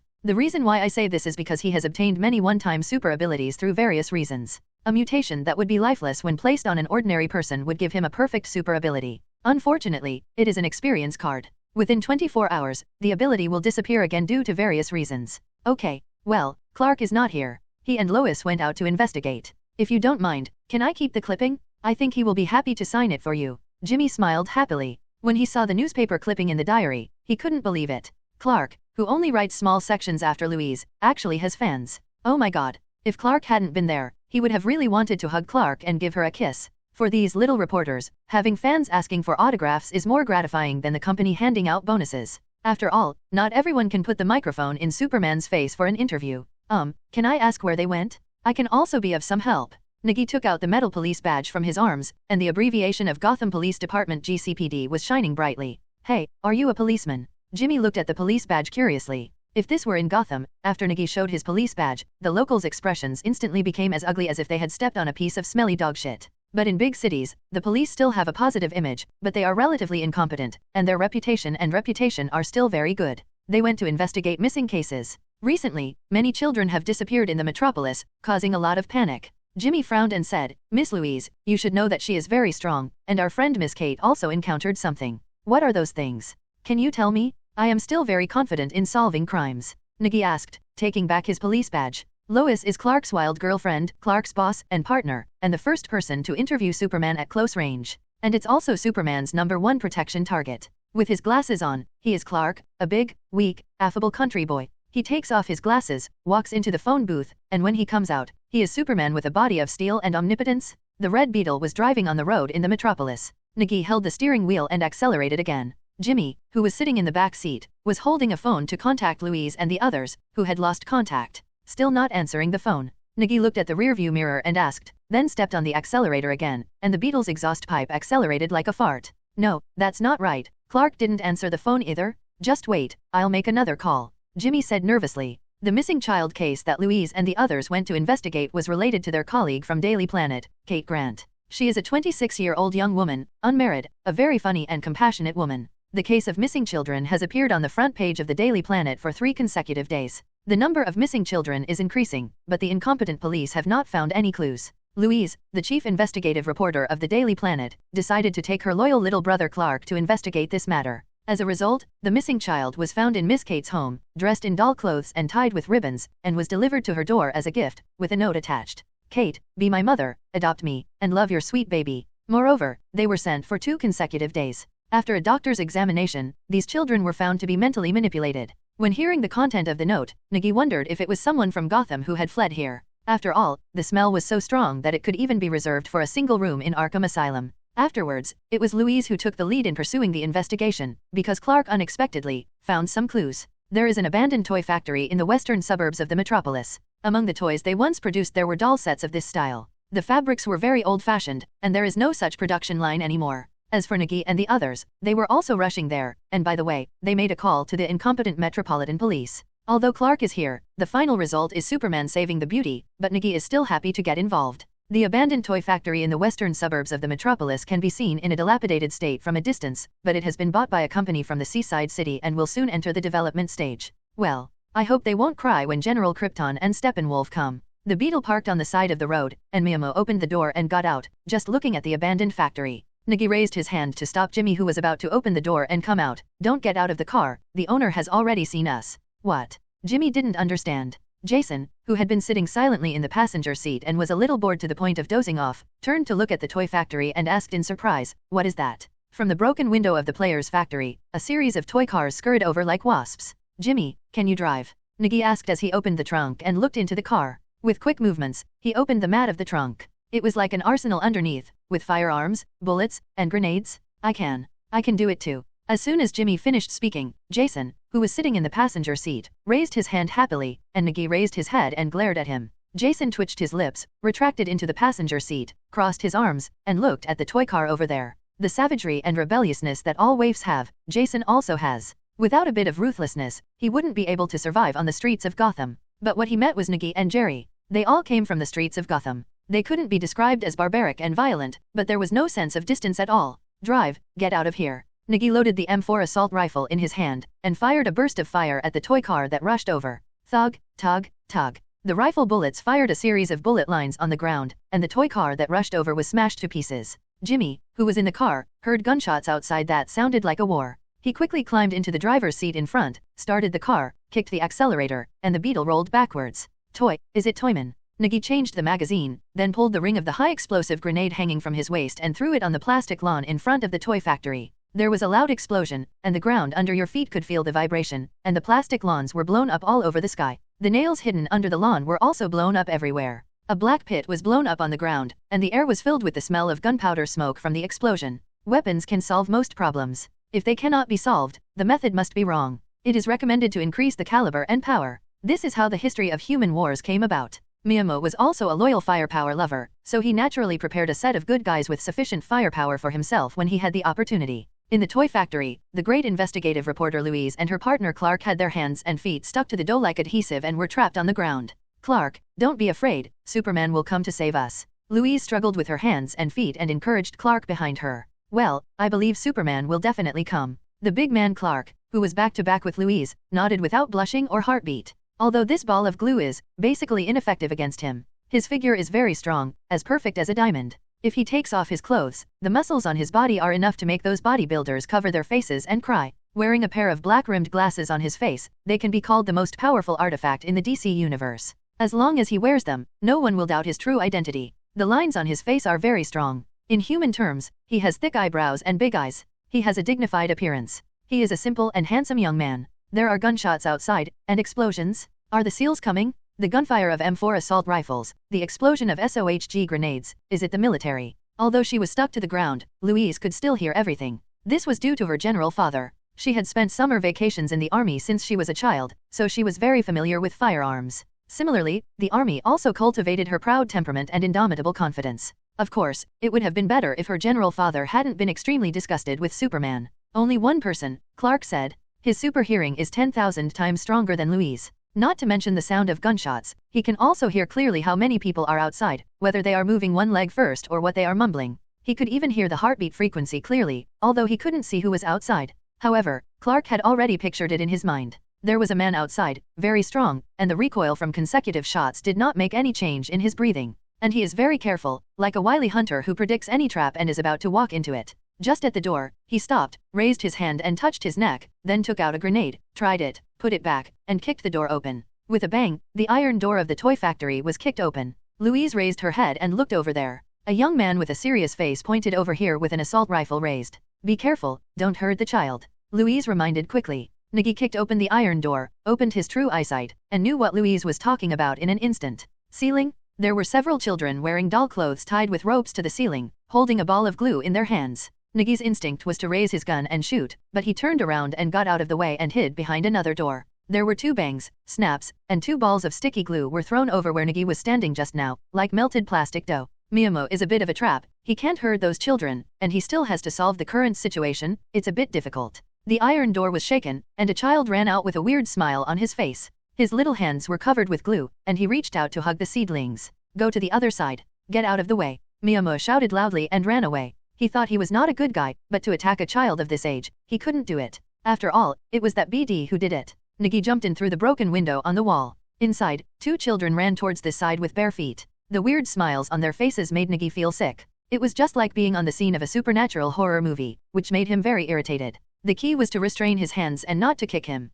Be careful. Louise shouted quickly. Nigi held the assault rifle in his hands with both hands, put it sideways and hit the 2 children, sticking it to their hands. 4 small hands tightly grasped the gun body and stuck to it. Nigi took off his sports coat and wrapped it around them. In an instant, he became the guest and restricted their movements. It was that BD who did it. Nigi stood up and cursed irritably, walking towards Louise. Excuse me, are you? I am a senior detective affiliated with the Gotham Police Department, Nigi. Nice to meet you, but this is not the place to talk. Nigi looked at the glue wrapped around Louise's hand, and then glanced at the honest Clark. This Superman, is he playing? As we all know, Superman Clark usually has 3 forms. When Louise is by his side. When Louise was kidnapped. When Louise is away. Thank you, Officer Nigi. Clark thanked him politely. He looked like a reassuring and honest child. Okay. Nigi couldn't say anything. Pretending to be a pig and eating a tiger was a part of Clark's life. Nigi stretched out his hand to tear open the shirt on his body, twisted it into a rope, and pulled it towards the adhesive on Louise's wrist. Ladies first. Pulling the 2 ends of the rope, the seedlings were like a big saw, slowly dividing the sticky dough into 2 halves. This thing is not very hard, so it needs to be cut stably. By the way, who is the prisoner? Nigi asked distractedly while keeping his hands on his hands. He was a little curious about this case. It's Anthony Scott, the toyman's son. Louise broke free from the adhesive on her hands and was about to get up, but her feet were still bound by the adhesive. Nigi continued to pull the rope, thinking to herself, he knew a little bit about the toyman. But the toyman's son? Right? The toyman is a bankrupt toy merchant who adds explosives to toys to cause destruction and robberies. The kid over there isn't a toy. The weird smile on his face is obviously a form of mental manipulation. Seeing the subtle change in expression on Nigi's face, Clark, who looked sideways, explained. Anthony is the son of toyman Winslow. Winslow died of cancer last month. Anthony came back and inherited the bankrupt toy factory, and also inherited the evil of the old toyman. Being reminded by him, Nigi really remembered a person. He was indeed the son of Toyman, but he was not Toyman. Rather, a second-generation puppet master. He is the assistant of the puppet master Barton Mathis who caused a big incident in Gotham and was hunted by Nigi and the others. Anthony Winston? Abandoned by his mother, he has lacked maternal love since he was a child. He has a special kind of dependence and prayer for his beloved woman, begging her to become his mother and love him like a child. He is indeed a pervert in Gotham. If I remember correctly, Nigi has also read his file. A medical student graduated from Gotham University, specializing in brain neurology. During his internship, he worked as an assistant to the puppet master Barton. Where are the others? Nigi raised his head and asked. Louise just woke up from a dream and exclaimed, Kate. Clark's expression behind her changed, and he immediately remembered that their colleague Miss Kate was in danger. However, he can't turn into Superman to save her at this time. If it's only Lois, he can make excuses. There are explosives, run. Nigi saw the flash of confusion in his eyes. When Clark quietly observed him, Nigi was also observing Clark. The eye of true sight's blind angle range allowed Nigi to see behind him and the surrounding situation without raising his head or turning around. He could clearly see the changes in Clark's expression. Therefore, Nigi chose to give him a favor directly. Nigi picked up Louise and ran outside. As he passed by, he pulled the two manipulated children out. Clark? Let me go, don't leave him. Louise, who was dragged away by Nigi, heard Nigi's shout just now without any suspicion at all, and looked at Clark who was still sitting there in horror. It was as if he was worried that he would be blown into pieces in the next second. You might as well shout loudly to Superman and ask him to save Clark. Help? Superman. Meow Meow shouted without replying. This reminder should be enough. Just as he dragged Louise and ran out of the toy factory, when he ran there was an explosion and the roof of the entire toy factory was lifted off. Is it really going bad? Nigi turned around in confusion. A blue figure is flying in the air, with a red cloak behind him, and a diamond-shaped logo with an S on his chest. Superman. When Louise saw this figure, she cried with joy, because Superman held a figure in his arms and quickly disappeared. Nigi squinted his eyes and smacked his lips with a strange expression. He suddenly discovered that Superman was also an actor. Louise may not have seen it, but Nigi did. Superman was holding a doll model in his arms. On the side of the road, Jimmy, who had driven the Beetle into a ditch, and Jason were carrying the butt of the car and pushing the car up. You're such a meow, why did you just drive down the car? Jason gritted his teeth and the veins on his forehead popped out. He pushed the Beetle forward with both hands, but the slope was too steep. Of course, it was a good thing that there was no water in the ditch, otherwise both of them would have been soaked and the car would have been scrapped. I don't know either. Jimmy pouted. He tried his best to suck the milk, but the car didn't move up a bit. Boys, it seems you are in trouble. Jason suddenly felt the weight on his hands lighten, and then he saw the Beetle, flying. No, what Jason saw in the next second shocked his entire worldview. A guy wearing blue tights with a red cape behind him lifted the Beetle with one hand. One hand? How much does that car weigh? Even if a strong man came, he wouldn't be able to pick it up so easily, right? Compared to Jason, who was full of question marks, Jimmy, who was as tired as a dog, jumped up with joy after seeing Superman. Superman also showed a handsome smile, stretched out his hand to weigh the Beetle, and then threw it up. The Beetle flew up more than 100 meters high, spun 180 degrees in the air, turned 6 times, and fell down. Superman stretched out his hand, still with one hand, as if catching a piece of bread, and gently as putting down a baby, put the Beetle on the road. I wish you all a pleasant journey. Superman moved his fingers on his forehead and instantly flew up, his cape turning into a red light.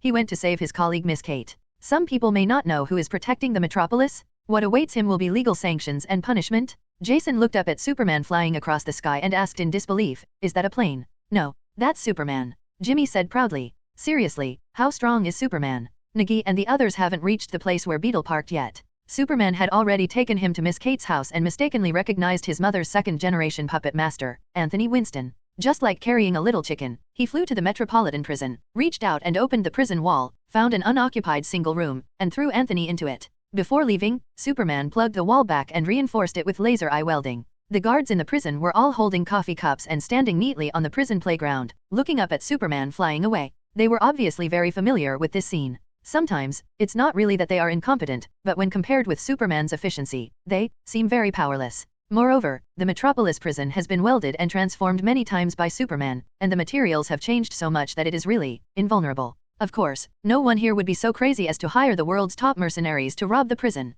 As we all know, Superman's body of steel is not just a title, but a person who lives up to his name. No one in Metropolis would be stupid enough to shoot Superman with guns and bullets, except for kryptonite bullets. Except for the idiot who came to snipe Superman last month and was sent to prison, there is no second idiot who did this. Even the bald Luthor, who is known as the pig's brain was stepped on, chose to take a laser gun and wear a mecha to challenge Superman. Although the mecha was torn to pieces by Superman, and the laser only reached the level of shaving Superman, at least it was in the right direction. Lifting this car with one hand? It's not that exaggerated. Nigi held the steering wheel, and the Beetle drove swaying on the road, listening to Jason's description of the situation. Nigi is actually not surprised at all. Although Superman's power is set in different file sizes, it is infinite. Not to mention lifting this Beetle with one hand. Superman can directly carry an airplane to fly in the sky, lift an oil drilling platform on the sea, and even lift a 20-story building behind it, transporting it along with the people inside. Those who cannot carry the plane are the people of the motherland, not Superman. At its peak, Superman's power can pull the entire Earth, shattering space barriers with one punch and affecting the multi-universe.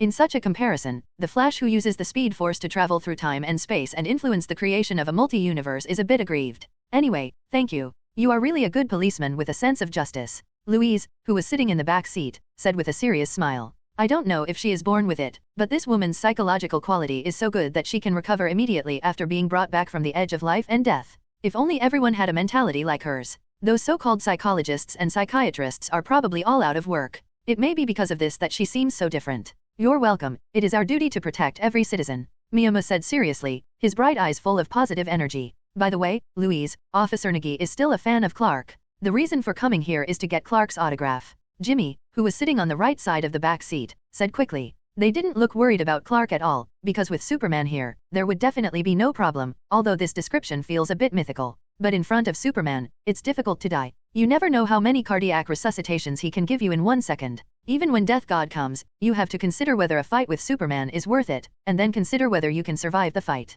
Really? The cute cornfield boy also has his own fans. It's really great. Louise said happily. Cornfield boy is Clark's nickname. His family is a corn farmer and a country boy, but only Louise can say this name. Clark might not mind if someone called her that, but Miss Louise would definitely hit someone. After all, she had. I wonder if I would be honored to have Miss Louise, the chief reporter of the Daily Planet, sign an autograph for me? I really like your crime-fighting news. Nigi, who was driving, took out the signature book from his pocket and handed it to the back. No problem, I'd love to. Louise reached out to take the signature book, opened it, took a pen and signed her name on it, and also made a special mark. To the righteous officer Nigi, he is a good man. Haha, this is such an honor. Nigi looked at the label above and smiled unexpectedly. Hey, Clark. Jimmy, who was looking towards the window, saw Clark standing on the roadside under the street light in front, and quickly reached out and waved. Clark held a blue suit jacket, a white shirt, and black-rimmed glasses in his arms, and he quickly reached out and swung his hands. The Beetle stopped next to him. As soon as Jimmy opened the door, Louise got out and looked Clark up and down. Superman sent me here. I think you will definitely come back from here, so I'll wait for you here. Clark touched his head with one hand and showed a simple smile, which made people look very down to earth. Next time, we should notify the police first. Louise walked next to Clark and tilted her head and smiled. Speaking of the Metropolitan Police, Nigi and the others did report the crime, and they did dispatch the police. However, as soon as they got halfway, the prisoner was already sent to prison by Superman. By the way, let me introduce you. This is the police officer from Gotham, Nigi. He saved my life. Louise extended her hand and introduced, not forgetting to mention that Nigi rescued her from the factory bomb. Clark looked at Nigi and nodded gratefully. The two of them looked at each other and smiled in a tacit understanding. Only the two of them knew the truth about the bomb in the factory. Clark, I am a fan of Daily Planet. I especially like what you wrote about environmental protection and peace, especially that article. We have mountains, rivers, and endless seas in the world, but we cannot protect a clean sky. You actually read that article? Clark said with some surprise. His supervision and hearing had confirmed that Nigi was not lying, and his heartbeat and pulse did not fluctuate at all. Yes, it's deafening, especially in Gotham, where we rarely see the sky and the stars at night through the thick clouds. Nigi nodded seriously. He had really read it. The reason why he remembered this article was entirely because it was the best article written by Superman. He could not stand the others. It's dry and even harder to swallow than Yilin magazine. At least Yilin has a wonderful clip of a Japanese who can drink toilet water after cleaning the toilet 7 times. As for Superman, it was written entirely like a textbook. Nigi suspected that except for some professional people who could understand it, others could at most understand that the content was about environmental protection and peace. That was the first article I wrote. It was inadequate in many places and not professional enough. Clark said with some embarrassment. Okay, you two can have a nice chat later. Don't you feel hungry? Louise smiled. After she said this, Nigi and the others remembered that the good guy didn't eat lunch or lunch. I'm going to treat you to the same restaurant as last time. Louise made a decision without waiting for their answer. This woman would always be fickle, but in the eyes of the boy in the cornfield next to her, Clark, she was the most perfect like this. The restaurant was good. Nigi and Jason, who had been hungry all day, just opened it up and had a meal. After all, it was better than the canned food in the car or the fast food on the street. This kind of home-cooked food, which is full and steaming, is obviously more delicious, especially since the two of them are still martial arts practitioners and have huge appetites. They had to replenish the dishes 3 times before they could barely eat enough. However, Louise was still very happy, and even suggested that Nigi must participate in the big eater competition that a nearby fast food restaurant continues to launch if she has the opportunity. When checking out, Louise showed what the legendary little rich woman was and just swiped her card. The chief reporter of the Daily Planet has an absolutely sufficient salary, and Louise is also a workaholic and spends very little money. In contrast, Clark's suit shopping list requires him to buy 2 more suits every month. The cost of clothing is such that Clark is close to being a moonlighter. After all, it is impossible for him to carry the suit he wears with him every time he transforms. When he comes back to look for it, he rarely finds it again. After drinking and eating, Nigi also got Clark's autograph as he wished, and they even took a photo together. Nigi, where are you staying tonight? Jimmy asked. We plan to hit the road directly. I'm going to Star City. 2 of my friends are having a lawsuit there. I want to go there and take a look and take a vacation there. Nigi shook the car key in his hand, and within one meal, they became familiar with each other. There was no need to mention the polite words for those gentlemen and ladies, they all called each other by their first names. Star City? It's really a good place for a vacation. Are you leaving tonight? Be careful when driving at night. Understood. Goodbye, everyone. Nigi waved his hand and led Jason towards the parking lot. Jimmy remembered something and ran towards the other side. I didn't expect there to be such good people in Gotham, and they're not as bad as the legend says. Louise looked at Nigi's back and said with a smile. Indeed. Clark nodded in agreement. In the parking lot, Miyamo started the Beetle, the lights came on, and the Beetle slowly drove out of the parking lot. Jason leaned against the passenger seat, strapped on his seat belt, and had a happy smile on his face. For a child of his age, today was indeed an unusual day. Wait. Jimmy ran over holding something. Nigi quickly parked the car, but Jimmy was not here to see him, but to see Jason. The window was lowered, and Jimmy handed in a box, which was a toy model of Superman. Jimmy grinned and said, given to you, this is our guardian of Metropolis, Superman. As he spoke, Jimmy made a gesture like Superman flying into the sky. Jason couldn't help but laugh. He held the Superman toy. Although he couldn't put it down, he still said stubbornly, I'm past the age of playing with toys. Okay, take it and say thank you. Nigi pressed Jason's head and rubbed it with a smile. Jason lowered his head and said, thank you. As the Beetle drove away slowly, Jimmy held his hands in the shape of a trumpet and shouted in the direction, have a nice trip. The road was very quiet at night, and Meow Mew turned on the only high-tech device in the Beetle, the tape player. Old rock songs were played from the speakers. Jason played with the Superman toy in his hand and asked curiously, is Superman real? Yes, it's true. He even ate with us. Nigi responded with a smile.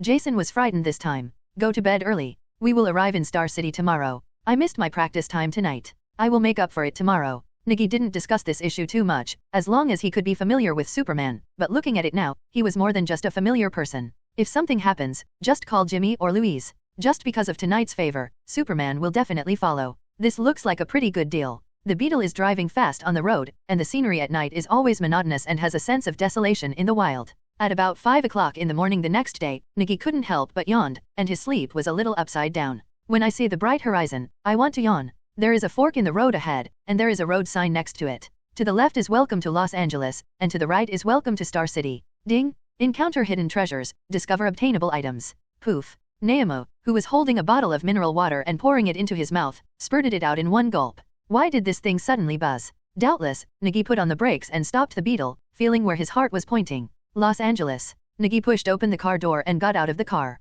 When he closed the door, he glanced inside. Jason was holding the Superman toy, wearing a police uniform coat, leaning against the car window and sleeping soundly. Carefully closing the car door, Nigi took out the cigarette case from his trouser pocket, took out a thin cigar and held it in his mouth. He is not that obsessed with smoking, but he is used to holding something in his mouth to relieve his mood when he is thinking. Thin cigars with mint flavor, slightly better to smoke than cigarettes. Taking out the matches given by the store when buying cigarettes, lighting a thin cigar and taking a deep breath, Nigi looked towards Los Angeles. I was thinking in my mind that Los Angeles in the DC universe is not a famous place, and it does not have outstanding representative heroes. But in the last century, there were the first masked vigilantes here, and they were the first batch of spontaneously formed vigilantes during the Cold War between the United States and the Soviet Union. Warder? In the beginning, the gangsters wore masks and committed crimes. There was no way to confirm that they were criminals, and there was no way to put them in jail and punish them with the law. Therefore, a group of police officers, as well as outstanding ordinary people, also put on strange clothes and masks to fight violence with violence. Among them is a vigilante named Captain Metropolis, who is Superman's former protector of the city. However, later on, these masked vigilantes were punished after being passed down for 2 generations. Masked actions are equivalent to breaking the law. No matter you are a gangster or a hero, you are violating the laws of the United States. So Batman is a criminal. But Superman is not, because Superman does not cover his face. Under pressure from the government and public opinion, these masked vigilantes have all retired, and now only one is still roaming around Los Angeles. A hero who never compromises even in the face of the end of the world. Rorschach? Wearing a constantly changing Rorschach mask on the face, also known as the Rorschach test, is a famous personality test pattern. And his title also came from this. What is a little different from the original DC universe is that this world does not have America's most powerful weapon, Dr. Manhattan. There would have been no such huge amounts of disaster, and Rorschach would not have died due to his uncompromising persistence. He is still a homeless man, carrying a small protest board and wandering the streets of Los Angeles. Nigi threw the cigarette butt on the ground and crushed it with his foot. If you think about it this way, there should be no surprises or major events in Los Angeles, so we can just make do with it. The point is, this thought in my mind keeps pointing there, and it is absolutely impossible to miss it or give up. Maybe you can still pick up the relics of those masked vigilantes. Anyway, they have retired, so they don't want them anymore. 3 times 5 divided by 2 is equal to a thing without an owner. If the Owl aircraft of the 2nd generation of Night Owl is no longer needed, Nigi is still willing to take over, although it is unlikely. Are you awake? Just in time to have some breakfast. There is a Chinese restaurant here, and xiaolongbao is very delicious. Nigi put a bag of hot steamed dumplings on the console next to him, took one and stuffed it into his mouth, and also held a cup of soy milk in his hand. Jason, who had just woken up, blinked and turned to look out the window. The Beetle was parked in a large park. There was a cathedral across the street not far away, and the sound of hymns was being recited over there. We have arrived in Star City. Jason's hazy sleepiness was swept away, and he quickly lowered the window and looked outside. No, this is Los Angeles. Star City is on the other side. Miyamu took a sip of the bean juice and looked towards the cathedral on the other side of the road, staring at the century-old tree at the door of the church. The ownerless treasure he was looking for was buried under that tree. He went to look at it while buying breakfast. It's not easy to dig out. It's been buried under the tree roots for I don't know how many years, but it should be good stuff. Moreover, the church is quite grand, and many people come to worship. It is not easy to start during the day. Nigi asked the priest of the church and found that the church would close at 6 o'clock in the evening, so he could start at that time. For this reason, he also bought an axe and a shovel, as well as a mask. It would be a shame if he was caught. But if you put on a mask, that means. If you arrest Luzon, what does it have to do with me, Joe Shuren? Los Angeles? What are we doing here? Jason leaned against the window, reached for the xiaolongbao in the bag, stuffed it into his mouth and started eating, his eyes constantly scanning outside. He had never been out of Gotham and was curious about everything. He even wanted to run into the church over there to see what it was like inside.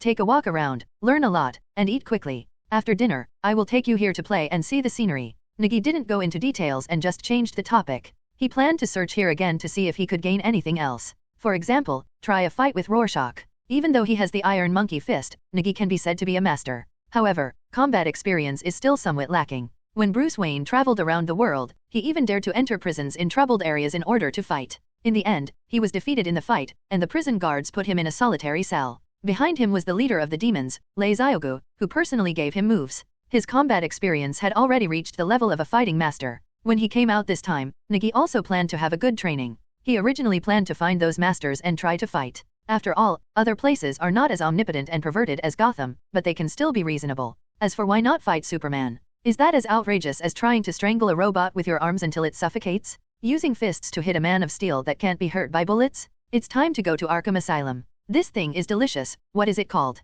Jason took 2 more xiaolongbao and stuffed them into his mouth. His mouth was full of oil. Xiaolongbao, I went to eat Chinese food at noon. I saw a good Chinese restaurant. I'll make a meal of it. I'll give you soy milk with sugar. Nigi took a glass of soy milk, handed it to Jason, and continued to look at the cathedral over there, thinking about his preparations. After the 2 of them finished breakfast, Nigi started driving around the city, trying to figure out how to find Rorschach. The guy had light red hair and was carrying a protest sign. There was a parade over there, so he walked over there. During the day, he was just an ordinary homeless man, living in a trash can in an alley and wandering aimlessly. In the evening, put on a brown windbreaker, a narrow-brimmed round hat of the same color, put on that face Rorschach and come out. Compared with Batman's not killing, Superman's kindness. Rorschach, who debuted during the Cold War, did not have any kindness for women, but was a fierce group. Everything in his hands was the most destructive weapon. If he took action, he would be killed or injured. Do-do-do, Nigi hummed, turning his head to look at the crowd marching in front of the city hall. The crowd was in a mess. I don't know why they came out to march.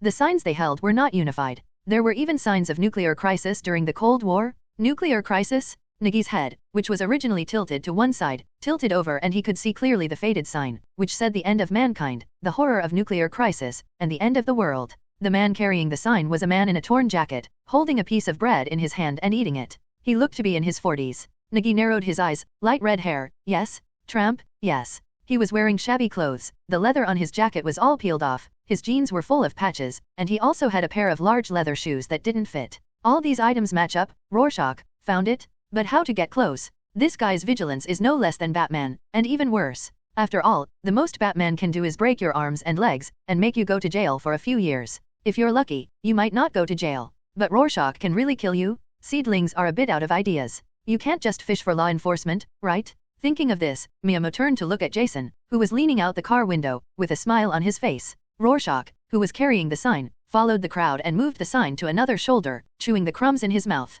Compared with those masked vigilantes who have retired or even become famous, his life is very ordinary and very free. Some of their group worked as dogs for the government, some kept their names anonymous, and some became famous, but he was the only one who did not compromise. Even with a wanted order, he would appear at night and act chivalrously. Walter Kovacs is his real name, but in his mind, Rorschach is his name. Well, can you show me your brand? A young man in a black coat ran over, stopped him, and reached out for the sign on his shoulder. Luo Xia glanced at the young man and was about to walk away from him. Suddenly, the young man reached out and grabbed the sign on his shoulder, turned around and ran away. Luo Xia was stunned for 2 seconds and immediately chased after him. He was stunned because there were still people snatching things from the homeless man. The boy ran very fast and his movements were very agile. If Luo Xia hadn't been chasing him so closely, he would have been thrown away. In an alley, as soon as Rorschach chased him in, he saw the sign thrown aside, and there was a person standing in the middle in front of him. Rorschach, you violated the mask law. Now, I want to arrest you and bring you to justice. What else do you want to say? Nigi held the police badge in his hand and shouted righteously.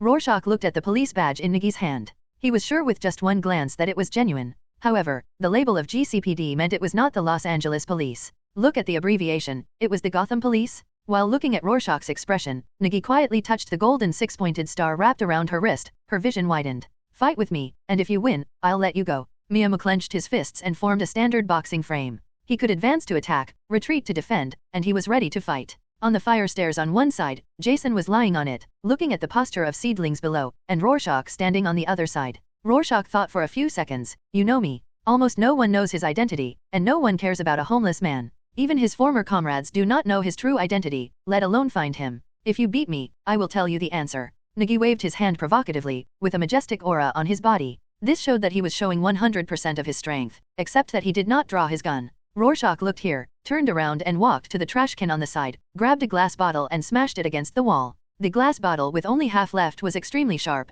and he was walking towards this side with it in his hand. Seeing this scene, Nigi was a little stunned. This style of painting was a little wrong, but he didn't have time to think about it, because the glass wine bottle had been taken out by Rorschach and flew directly towards Nigi's face. My day. Nigi quickly leaned back, and the glass wine bottle almost rubbed his hair and flew over, and he just stood up. Rorschach hit him with a punch. The position was extremely tricky. He hit the right rib and the punch directly exploded the liver. Ah! Nigi gritted his teeth and groaned in pain, and the veins on his forehead popped out. It was too painful, but he had a strong enough physique. This pain also aroused the ferocity of Miyamo, and blood suddenly penetrated his pupils. He was full of murderous intent and punched directly without any mercy. But Rorschach moved faster. No, it should be said that he had more fighting experience. The second before Nigi threw a punch, Rorschach saw the change in Nigi's shoulder and turned his head to avoid the punch. Like the sound of tearing cloth, Nigi's punch directly brought up a strong wind, just like the mysterious feeling before. Rorschach was also surprised by Nigi's punch, but he immediately counterattacked and grabbed Nigi's wrist with one hand.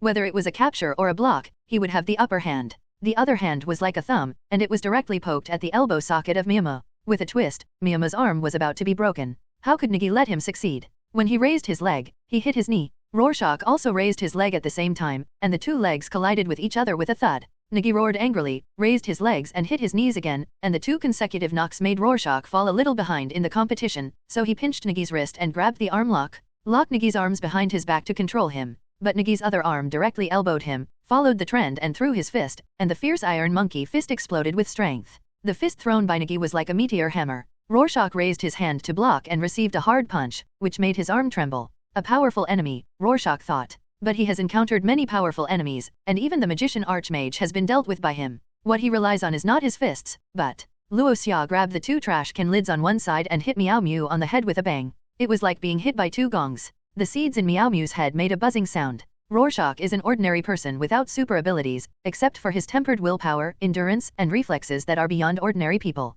His strongest strength is his adaptability. Anything in his hands is a weapon that can cause death or injury, whether it is hairspray, chili peppers, broken wine bottles, forks, oil pans, or toilets. In his hands, they are all weapons. Damn it, did I offend Jackie Chan, the fighting king of Furniture City? So cruel? Nigi cursed in his heart and raised his hands to keep resisting. The beatings he had received in his 2 lifetimes combined were not as many as this one. His nose was really bruised and his face was swollen. Even without looking at it, Nigi could feel that he was absolutely bruised. Especially on the ribs, Luo Xia was looking for the most painful parts to hit. If Nigi hadn't been able to hold his breath and carry it down, he would have suffered internal injuries and vomited blood. Nigi quickly backed away, kicking away the wooden box next to him to block the glass bottle flying towards him. There was a crackling sound, and the glass wine bottle shattered on the floor. Before Nigi could fight back or start a counterattack, Luo Xia came over again and swiped her head on, close to the ground. The glass fragments on the ground flew towards Meow Mew like shotguns. The frightened Meow Mew was so scared that he felt a chill on his back. He hurriedly grabbed his coat and slapped it.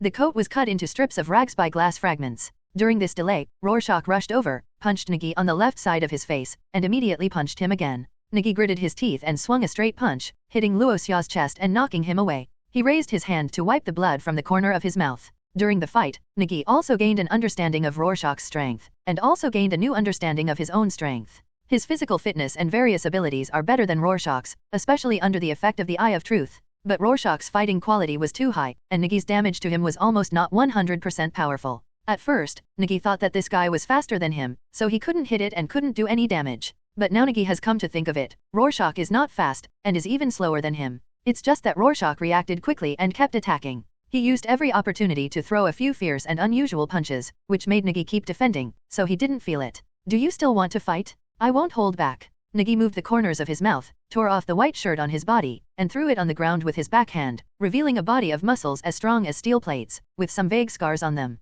The stitched and healed scar on the back is as close to the skin as a zipper. Rorschach stood up from the ground, raised his hand and beat his chest twice, and spat out a mouthful of bloody spit. His face was like facial paralysis, without any expression. He raised his hand and took off the tattered jacket on his body, and took out a white hooded mask with ink stains from his arms. Putting it on his head, Rorschach took a serious look at Nigi, then pulled the hood off hard, and black ink stains appeared on his face, forming an ever-changing pattern. Rorschach's hoarse voice sounded, "Tell me, what did you see?" Nigi glanced at Rorschach's face, and the ink stains changed, and suddenly the mask turned into a ferocious and terrifying lion. I just felt a chill on my hair. The next moment, Miyama felt a pain in his chest, a sweetness in his throat, and a mouthful of blood flowed upward, holding it in his mouth. Poof! Nigi spat out a mouthful of blood mist. Rorschach clenched his fist and hit Nigi's chest. The ink stains on Rorschach's mask changed with his emotions. The personality test formed by the ink marks on the mask changes in a certain order, which will make people fearful and lead to a trance state. People are always afraid of seeing their true heart. Still early, Nigi gritted his teeth and shouted. His white teeth were covered with a layer of blood, making him look even more ferocious. Swinging his arm forward to strike, the arm armor on his arm bounced off the blade. 3 blades cut through the air and slashed towards Rorschach. Rorschach was not surprised at all. He also had a friend who loved inventing, just like this one.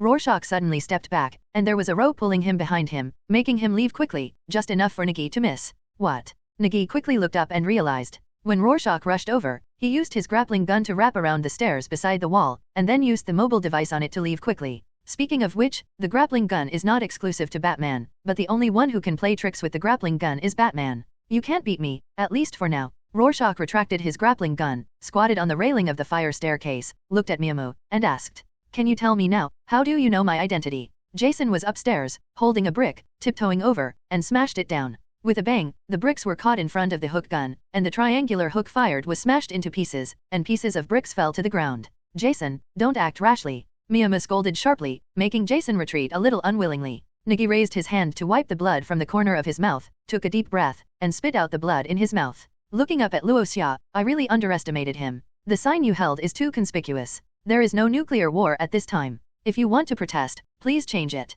It's not that. How do you know me? Nigi frowned. This is really hard to make up, but he also had a way. I checked it from the internet. You probably don't know that you dangerous people are all registered by the government. Seeing the changing ink stains on Rorschach's face, Nigi forced herself not to look at it, moved her eyes away and said, I came here because of the reputation. I happened to be passing through Los Angeles and wanted to see what kind of person the uncompromising Rorschach is. Rorschach remained silent, but he still believed Nigi's statement in his heart, because he couldn't be more clear about America's urinary nature. To this day, his wanted warrant for a reward is still hanging at the door of the police station, although he doesn't care. You are a policeman, but your moves don't look like them. Who is your master? Rorschach asked. This was also what he was curious about, because Nigi's fights were unorganized. Although he had a foundation in Iron Monkey Fist, his fighting routines were still street fighting moves. Direct and straightforward, but not ruthless enough. He is very similar to Rorschach. He was also born in the wild, and he continued to improve in battles, and finally integrated. I don't have a master, I just trained it all by myself. I got a boxing inheritance, and have some foundation. I feel very proud.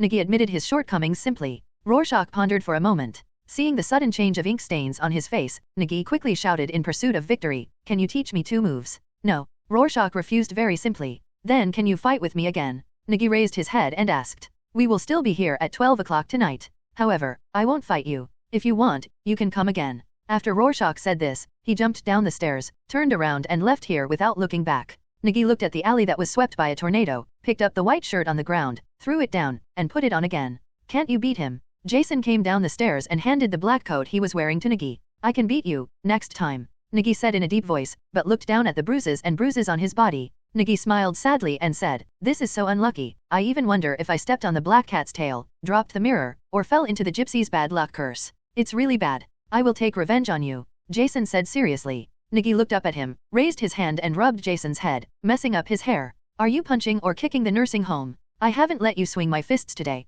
Practice your boxing skills before eating. The Beetle parked in front of a Chinese restaurant, occupying the last parking space. The traffic policeman who passed by and issued a ticket was stunned for a moment, and he took back the ticket that he had torn off. In the restaurant, Nigi and Jason each held a braised pork knuckle and ate it all. A very special dish, Farewell My Concubine, was stewed in the kitchen behind. The black-bone chicken stewed turtle was modified by the boss, who followed the local customs, and turned it into bison whip stewed snapping turtle, which is a great supplement. The seedlings also gave a little more money, and the boss stuffed a handful of American ginseng into the pot and poured in half a bucket of wolfberry. Turning to Nigi, he gave Nigi a look that even a man could understand, and the boss even said in a mean manner, I guarantee that even the bed legs will be broken by night. In fact, Nigi wanted to replenish the blood he vomited and take some medicinal food to restore the effect, but this is considered replenishment, right? It's none of his business. Just eat it and that's it. Supplementing it is not supplementing it. However, with an elbow on his stomach, Miyama wiped his greasy hands, looked at Jason who was still struggling with fat, and raised his hand to order 2 bottles of carbonated drinks to relieve the greasiness.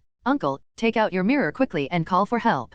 A fat man in a vest rushed in with a few people behind him. What's wrong? The boss walked out of the kitchen with a kitchen knife and looked at the fat man and those people, a little confused. He thought he was here to cause trouble. No, uncle, you have to lend us your big mirror. Xiaome's family on the top floor needs it urgently. The master is here and wants to set up an altar to catch ghosts. The fat man gestured and said, It's missing a big mirror. I remember you have one here, that's the one. The fat man pointed at the large mirror hanging on the wall, which was as tall as a person and had a bronze frame on the outside. Xiao Meijia, is that crazy girl? The boss thought as he recalled it, and it seemed that there was indeed such a person. Then take it quickly, the boss quickly urged. Hey, help. The fat man quickly called to the people behind him, and together with the shop owner, he took off the mirror from the wall, carried it and ran outside. Ghost hunting? Do you still have this thing here? Nigi held a thin cigar in his mouth and leaned on the chair with a smile. Hey, don't mention it. A teenage girl is possessed by an evil spirit. She doesn't recognize her relatives. The shop owner waved his hand and quickly ran to the kitchen to take care of his pot of bawang dabu decoction.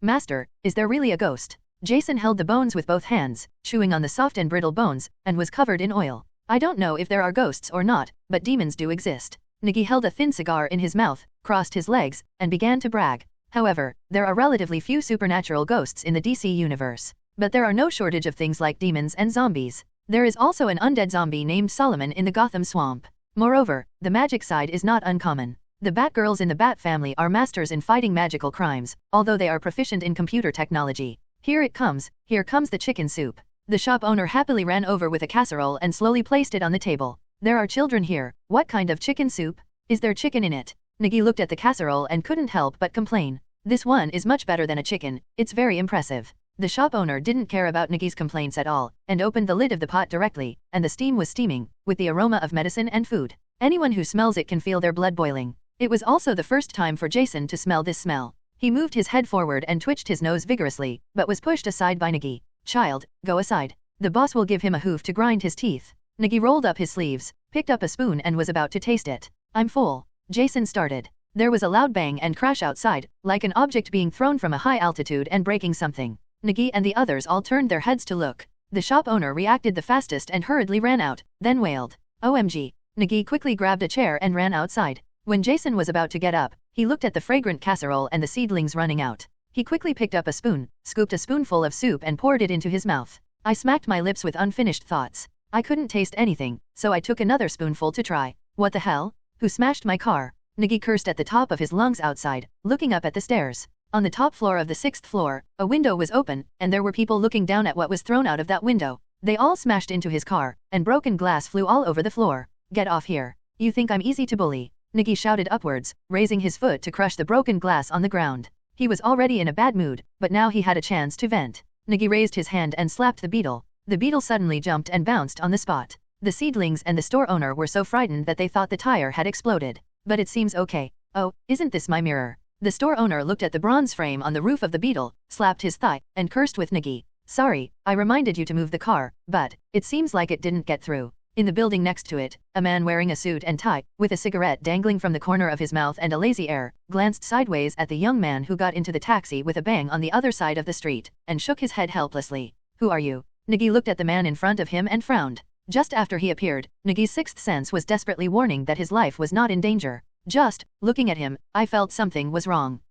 The man held out his cigarette and was about to introduce himself, but his eyes suddenly fell on Nigi's wrist. The golden six-pointed star tied to his wrist as a makeshift bracelet suddenly came into view of the man. He couldn't take his eyes off it, just like seeing a peerless beauty. Nigi looked down along his line of sight, quickly retracted the bracelet into her sleeve, and looked at the man with fear. At the same time, Nigi reached for his waist and grasped the pistol grip of the Smith & Wesson M500. The atmosphere was tense for a moment. Even the store owner felt something was wrong and quickly stepped aside, as if he would run away if he disagreed.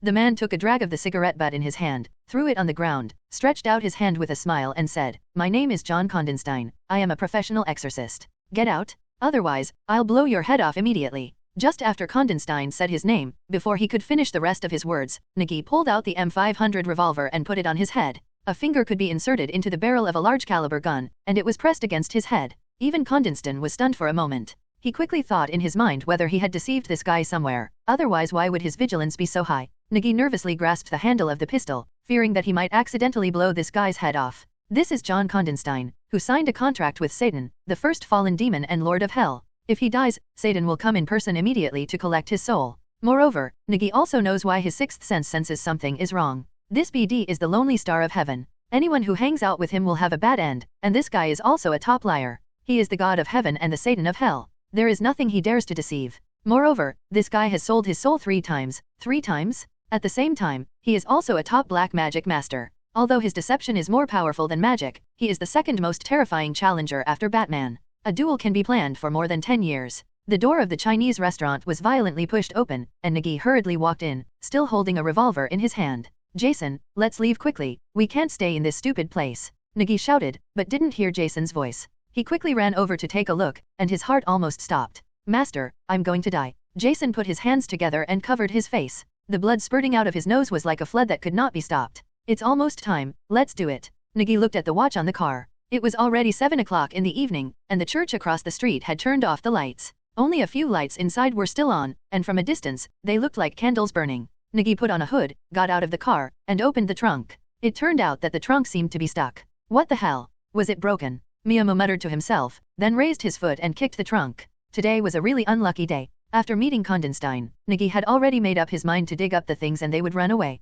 I really can't stay in Los Angeles anymore. Who knows why Condenstein is here? Really, Nigi thought to himself. With a bang, the trunk door popped open. Jason looked in the rearview mirror, pulled out the gauze from his nose, replaced it with 2 more, put on a mask, and got out of the car. Meow Mew carried the axe and shovel and was ready. The 2 of them went ahead as planned. Jason went over to watch while Meow Mew worked. Jason was carrying a glass wine bottle and pretending to be a drunkard walking around. Although he was smaller, he looked like that. If he didn't win the Best Actor award, it would be really humiliating. If Jason knew what Nigi was thinking, he would definitely laugh out loud. He was wandering the streets of Gotham, and he had never seen any kind of drunkard. I've even seen drug addicts who got high and ran into traffic and were knocked out more than once. Miyamo quietly ran under the big tree, closed his eyes and determined the location of the thing, then picked up the axe and chopped it down. It was a bit of a miscalculation. He should have just bought a chainsaw. Considering the noise, now the noise was even louder. Sweat broke out on Miyamo's forehead, and he swung the round axe and chopped wildly. It took only a minute to cut down, and a hole was made under the root of the tree.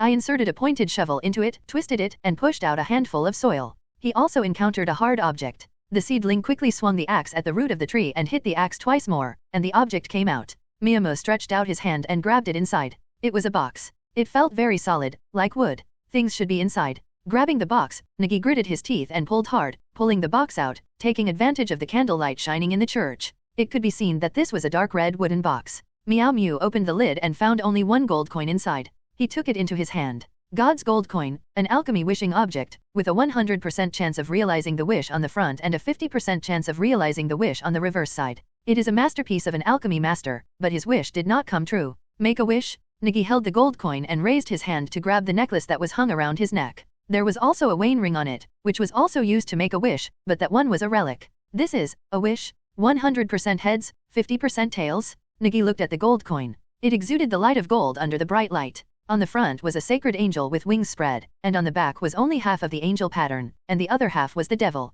What are you looking at? Suddenly a voice sounded in Miyamo's ears. Miyamo jumped up in fright and punched him. The man bent down and picked up the gold coins on the ground, just in time to avoid Nigi's punch, just like a coincidence. Nigi swept over with another leg, and the man looked up with the gold coins, as if he wanted to get close to the light to see. He dodged this leg sweep just in time. At this moment, Nigi felt like running away. He didn't believe in any damn coincidences. And he didn't feel this person coming at all. Although the effect of the Eye of Truth had ended, Nigi didn't hear a sound at all, and his sixth sense didn't respond. This person seemed to appear out of nowhere. What's more, Jason didn't sound an alarm. In this case, there are only two possibilities. First, this person is very strong. In the second case, the other party is not a human being. Nigi put aside the idea of drawing a gun and shot, and looked seriously at the man in front of him. He was wearing a black tuxedo. His age could not be seen, but this man looked very special. The face is as perfect as a sculpture carved by a knife and an axe. It is a very neutral face, with both the femininity of a woman and the strength of a man. It is hard to imagine that there is such a person with such a perfect length. Is this your thing? The man turned around and asked, with a faint smile on his face, but his eyes were empty. Nigi couldn't see her own reflection in his eyes, after hearing his inquiry. Nigi thought for a moment and then admitted, this is mine. A very interesting gadget. The man raised his hand and looked at the angel on the front of the gold coin, then at the half-angel on the back, and finally at the half-demon with a disdainful smile on his face. Give it back to you. Don't dig holes at night anymore. The gold coin drew an arc in the air and fell steadily into Miyamo's hands. Miyamo looked at the person in front of him, nodded politely, and quickly turned around and ran out. Jason was leaning on the side of the road, shaking a bottle of wine, watching Nigi running over, and said quickly, did you get the stuff? How the hell are you looking at people? They've all passed by. You didn't even give a warning. Nigi complained angrily, dragging Jason away quickly, almost starting to run. People. Jason turned to look at the big tree, scanning the empty space. Where was there anyone? Miyamo hurriedly dragged Jason and ran to the beetle. He reached out to pull the car door, but the door was stuck again. Miyamo was so angry and anxious that he kicked it and the door was deformed. The car door opened with a click and Jason was stuffed in. Jason also sensed something was wrong, so he climbed into the passenger seat in an extremely cooperative manner. Sitting in the passenger seat, he quickly asked, what's wrong? Don't ask, nothing happened. Nigi sat in the driver's seat, took a long breath, closed the door, turned around and drove away. It wasn't until the beetle drove 2 blocks away that Nigi's mood relaxed and he began to think about, what did you encounter just now? Human? Ghost? Monster? Demon? Or angel? Looking back at that disdainful smile, Nigi was basically sure whether this was angel, or the angel in the human world. Angels do exist in the DC universe, and there are also a large number of half-angels who maintain the balance between heaven and hell. But compared to this, Nigi looked at the god's gold coin in his hand, and the scenes he encountered today flashed before his eyes. The red light turned on at the intersection ahead. Nigi stepped on the brakes and stopped the beetle. He flicked the god's gold coin away with his fingers, perhaps granting his wish. I want to become stronger. No strength, no face, no angel, no devil. If I get angry I will destroy them all. The lion in Nigi's heart roared, and the god's gold coin flew high and fell in the air, head on. The wings spread angel on the front seems to be burning, and a devil's pattern emerges on it. Ding! The adventure treasure has been refreshed. Please explore by yourself. Ding! The adventure treasure has been refreshed. Please explore by yourself. Ding! The adventure treasure has been refreshed. Please explore by yourself. 3 consecutive sounds echoed in Miyama's mind. Miyama just looked at the gold coins in his hand that changed shape. The 100% wish on the front is gone, and on the back. Nigi turned the gold coin over and looked at the half-angel pattern. There is only a 50% wish success rate. And, looking at the devil pattern on the front, Nigi didn't know if it was a psychological effect. He could see the eyes of the devil inside, eyes like flowing magma. Here you go, keep it well. Nigi flicked the god's gold coin in his hand and fell into Jason's hand. There is a 50% chance that a wish can be fulfilled. Don't make a wish now. There is a 150% chance that it will not succeed. Save it for when you encounter difficulties that you cannot overcome. Jason looked at the gold coins in his hand, and then at the look on Nigi's face as he drove. He didn't know if it was an illusion. He felt that Nigi had changed a little, but he couldn't tell where. But Jason held this gold coin tightly in his hand. The beetle staggered into the alley. As soon as it stopped, Nigi slammed the steering wheel. What happened tonight was terrible. There was something wrong with this old car. It was fine when we drove here. Now it either can't open the door or the engine is making a bubbling sound. Pushing open the car door, Miyama got out of the car and looked at the alley illuminated by the car lights. It was empty and there was no one around. You were almost late. Rorschach's voice came from the stairs on one side, and Nigi turned around to look. Rorschach, wearing a trench coat, a round hat, and an ink-smeared mask, walked down the stairs. The brown trench coat on him looked particularly like a detective in an old-fashioned movie. Nigi took out the lighter from his pocket, lit the thin cigar in the corner of his mouth, and took a deep breath. I'm not lucky today. How about another fight? Nigi held the cigarette in his hand, tilted his head and said, exhaling a puff of smoke from his mouth, which dissipated under the illumination of the car lights. I told you, I won't fight you tonight. If you want to fight, you can follow me. Rorschach turned and walked away. There was a high wall over there, more than 3 meters high. Luo Xia rushed over in 2 steps, stepped on the wall and jumped up with a boost. Stepping on the top of the wall, Luo Xia turned to look at Miao Mu. Nigi threw the cigarette in his mouth on the ground, took out a pistol from his waist, which was a Glock 17. He walked to the car, threw it to Jason through the window, and touched his head. Go to bed early. After saying that, Nigi turned around and rushed towards the wall, imitating Rorschach, stepping on the wall and jumping upward with help, but he was not as nimble and agile as Rorschach. However, Nigi's arms were very strong. He directly grabbed the top of the wall and pulled himself up like a horizontal bar. Rorschach stood aside and didn't say anything. He just jumped up again and jumped to the upstairs opposite the wall. He reached out and grabbed the balcony on the 2nd floor and gradually climbed up. As nimble as a monkey, he climbed to the top of the building in the blink of an eye. Without waiting, Miyama lowered his body, tensed the muscles in his legs and jumped hard. This time I grabbed the balcony and climbed up layer by layer. Don't rely too much on external objects, otherwise you'll be far behind. Luo Xia, who was standing on the rooftop of the building, said as he looked at the seedlings that had just climbed up. I know, that's why I want to change. Nigi didn't defend himself, he just took off his coat and tied it around his waist. Follow me. Rorschach ran towards the other side of the building. At the edge of the building, I jumped up and saw a wide street below, and a higher floor on the opposite side, which was a full 3 floors higher than here. If it was normal, Rorschach would take out his grappling gun and fly away, but tonight he didn't want to use that. Instead, he stepped on the wall with both feet, and his powerful explosive power was like reversing gravity. Let him run straight up for 2 steps on the wall, and then jump to the rooftop in just 2 steps. This situation is very taxing on the body. But Rorschach turned to look at Nigi, who was standing on the opposite floor. The ink-stained mask on his face changed. He wanted to see this Gotham high-ranking police detective climb out of the slums. Known as a police hero, a man who is not afraid of life and death in order to catch criminals, does he have the courage and ability? Regarding the information about the seedlings, Rorschach learned about the existence of all records from his friends at noon. Every superhero has his own source of information. Although Rorschach is alone, his old friends who have returned home are still happy to provide him with intelligence and information support. Nigi jumped over, almost without any hesitation, and didn't care that it was a 6-story rooftop, and just jumped forward. However, with Nigi's explosive power and speed, he was unable to hit the wall with his feet and jumped again. His body fell down like a submerged stone. But Nigi also had his own way. He clenched his fists and smashed the glass with 1 punch. Grasping the broken glass, Nigi jumped up, stretched out his hand and punched it again. The thick glass was shattered like a biscuit in front of the fist with strong wind. On the 3rd floor, Nigi punched 3 times and completed the final leap before grabbing the edge of the rooftop with bloody fingers. Rorschach stood aside, looking at the gnashing seedlings, and pulled himself up little by little with both hands. The skin on his hands was torn open by the glass and dripping with blood. Nigi tore open his shirt with his teeth and wrapped it around his hands as a bandage. As if it was not his own flesh and he couldn't feel the pain, Nigi didn't even frown and was very silent. Compared with the physical pain, his tough character that refused to admit defeat made it even more unbearable for him to feel today's frustration. Moreover, Nigi raised his head and glanced at Rorschach. This silent guy seemed to want to teach him something.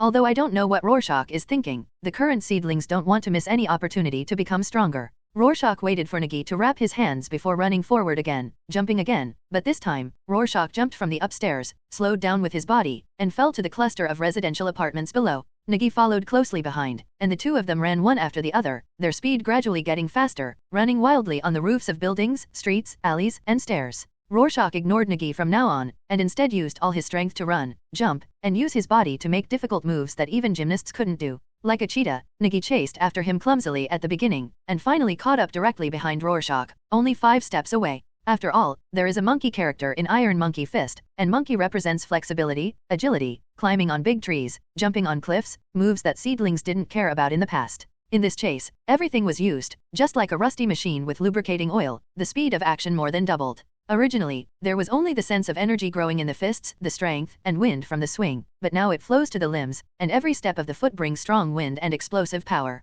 It was as if explosives were placed under his feet and suddenly detonated, directly pushing Nigi's body forward. Here we are. Rorschach, who had been running in front, stopped on the rooftop of a building and looked at the building below and the 2 vans in the building's parking lot. Nigi stopped, stabilized his body, and adjusted his breathing, even though running all the way was very exhausting. But he didn't feel tired at all, and he didn't even sweat much. He could feel the surging power in his body when he clenched his fists, as endless as a wide river. Who is down here? Nigi rubbed his numb and itchy hands. The wounds seemed to be stimulated and began to recover. Mr. Big, he's a damn human trafficker. It seems like the Los Angeles police didn't catch him. Rorschach raised his hand, moved the white gloves on his hand, and the ink mask on his face changed. Several strong thugs walked out of the building, wearing white t-shirts with the word G spray painted on the front. They were a group of gang members wandering around the city. A bunch of gangsters, trash, guys who take pleasure in crime. Just as they came out of the building carrying the goods of the transaction and walked to the van, Rorschach jumped out. With the impact of jumping from the building, Rorschach hit his knee and knocked a gangster out. This sudden incident shocked the gangsters, but when they saw the person who attacked them, the fear on their faces became even more intense. Rorschach? A legend on the streets of Los Angeles. Kill him. A bald gangster yelled at the top of his voice, which contrasted well with his fat body.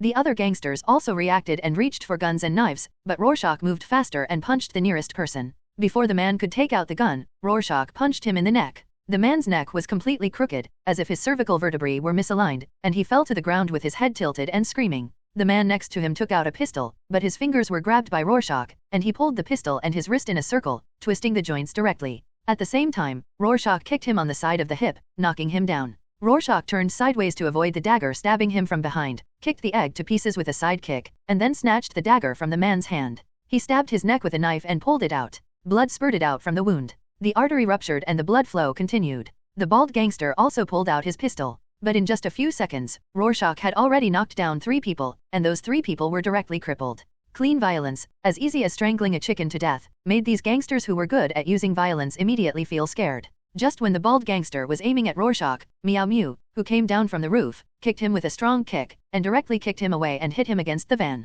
Before Nigi could make his second move, the spinning dagger flew over and was inserted directly into the bald gangster's forehead. Nigi turned around and looked over. Rorschach had already begun to deal with the last gangster. He punched the right rib and hit the liver hard. Rorschach quickly added another punch, and the gangster suddenly had thick blood pouring out of his mouth and fell to the ground. "You're too slow," Rorschach turned around and said. Nigi reached out and pulled out the M500 revolver from his waist. Without saying anything, he walked directly into the building. In one night, Nigi learned many things, such as MR Big is not actually big, on the contrary, the so-called MR Big is a dwarf less than 1 meter tall. Rorschach is indeed the person those gangsters fear the most. With his actions last night, he almost completely wiped out a gang. On the streets, there is another legend about Rorschach, and in the Los Angeles police station, there are criminal files about Rorschach. I'm afraid, that's a few more pages. However, this has nothing to do with seedlings. He is currently in a suburban cemetery in Los Angeles, wearing a dark green canvas coat and carrying a shovel on his shoulder, looking for something among a pile of tombstones.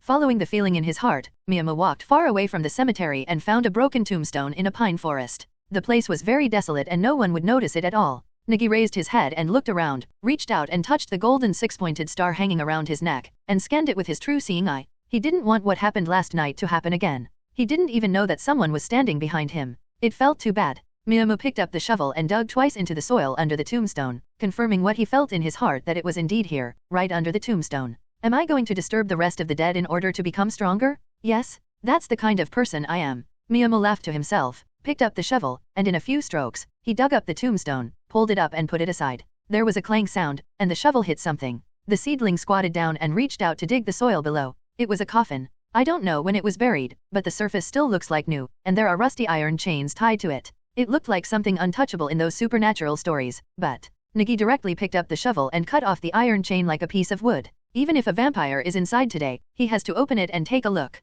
After digging out the coffin, Nigi pulled out his pistol, held the gun in one hand, touched the lid of the coffin with the other, and let out a breath. With a click, the lid of the coffin was lifted, and the barrel of the M500 revolver in his hand was pointed inside. Last night, this pistol shattered the heads of at least 4 people. Nothing happened, just a faint musty smell, like the smell of clothes that have been left for a long time. There were no zombies emerging from coffins, flying bats, or wailing ghosts. It was very calm, so calm that even the seedlings were a little uncomfortable. Nigi raised his hand and slapped himself in the face, saying angrily, "Isn't it better to be calm? You're so mean." Nigi turned around and looked around again. Although he could see everything around him due to the effect of the eye of true seeing, he still wanted to confirm it with his own eyes. Then we opened the museum and touched the corpse. Although there was no body in the coffin, there were only a few items, a hooded robe of unknown material, a few bottles, and a thick book. Miyagi reached out and picked up the book. As soon as he took it, Miyagi said in shock, "FK. Alchemy Codex, it records everything about a great alchemist. Turning stone into gold is not a legend,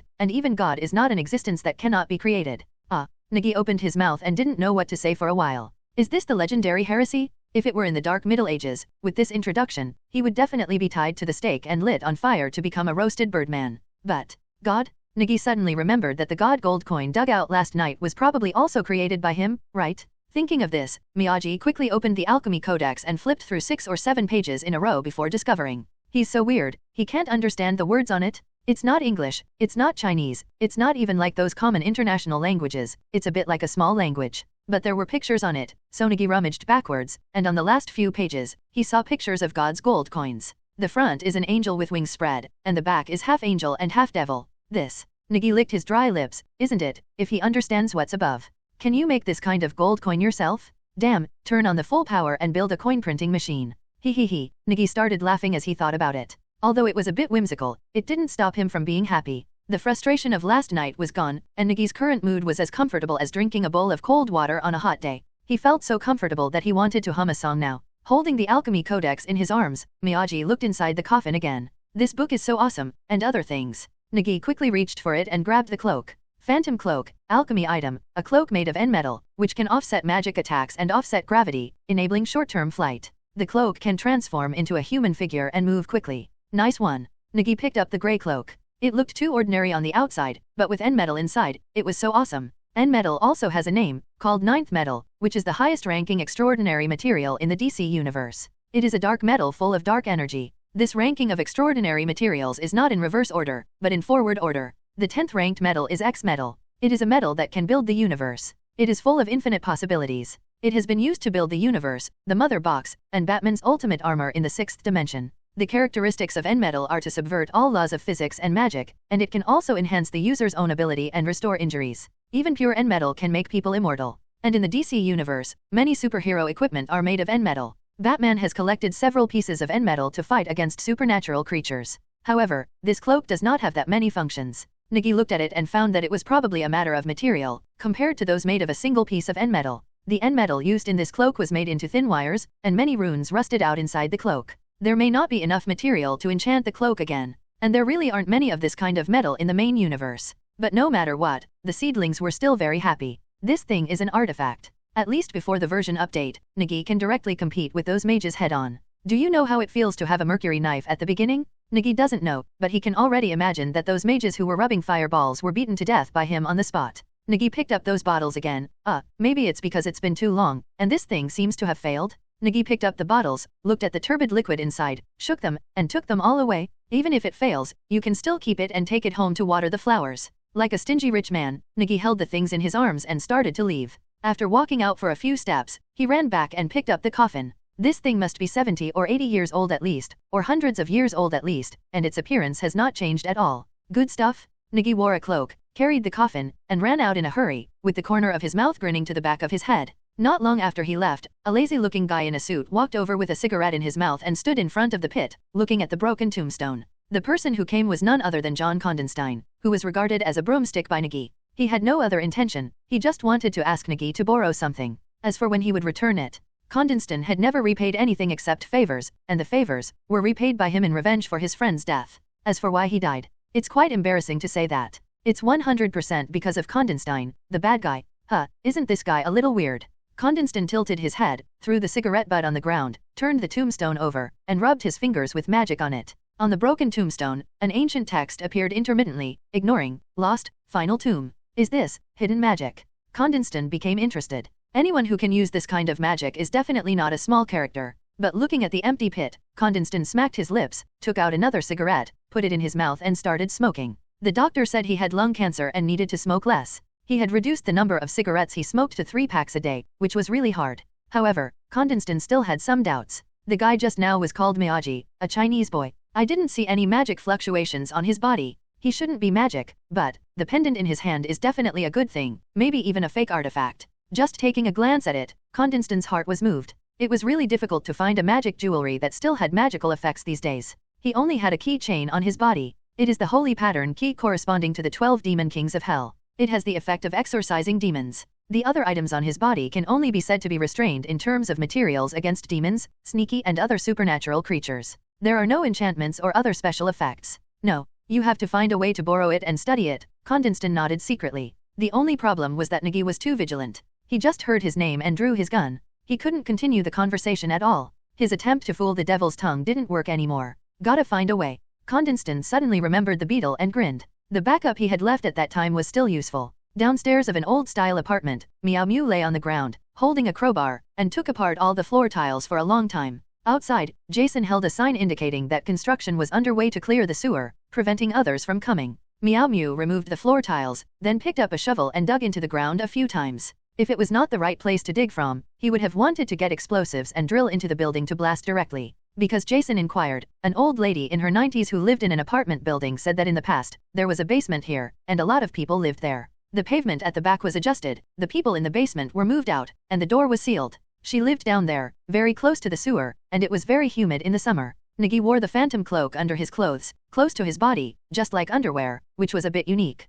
He had previous experience of digging graves, so he was very motivated this time. Suddenly, they dug to the door, and quickly dug out a hole, which was also an iron door. After knocking on it a few times with a shovel, a hole was cut out in the rusty iron door. Nigi expanded the hole again, and there should be no problem if an adult got in. However, he did not rush in. Instead, he lit a thin cigar and threw it in along the hole. Seeing the red light of the cigarette butt rolling by without extinguishing, Meow Mew felt relieved that he had made no big mistake. The cat bent down and got into the hole. It was very spacious down there. Miyamo held a flashlight and shined it inside. It was indeed a basement, very spacious, and there were some furniture scattered on the ground. They were already covered with thick mold. Meow Mew sensed them carefully and walked towards the innermost part. The ground was soft when you stepped on it, and you didn't know how many layers of mold had grown there. When you came down, you didn't wear a mask, which was a bit of a miscalculation. Nigi tied his sleeves to his face to act as a mask. Walking all the way to the end, you can hear the sound of the sewer flushing. Next to the sewer, there is a broken wooden door with mushrooms growing on it. Nigi kicked it open.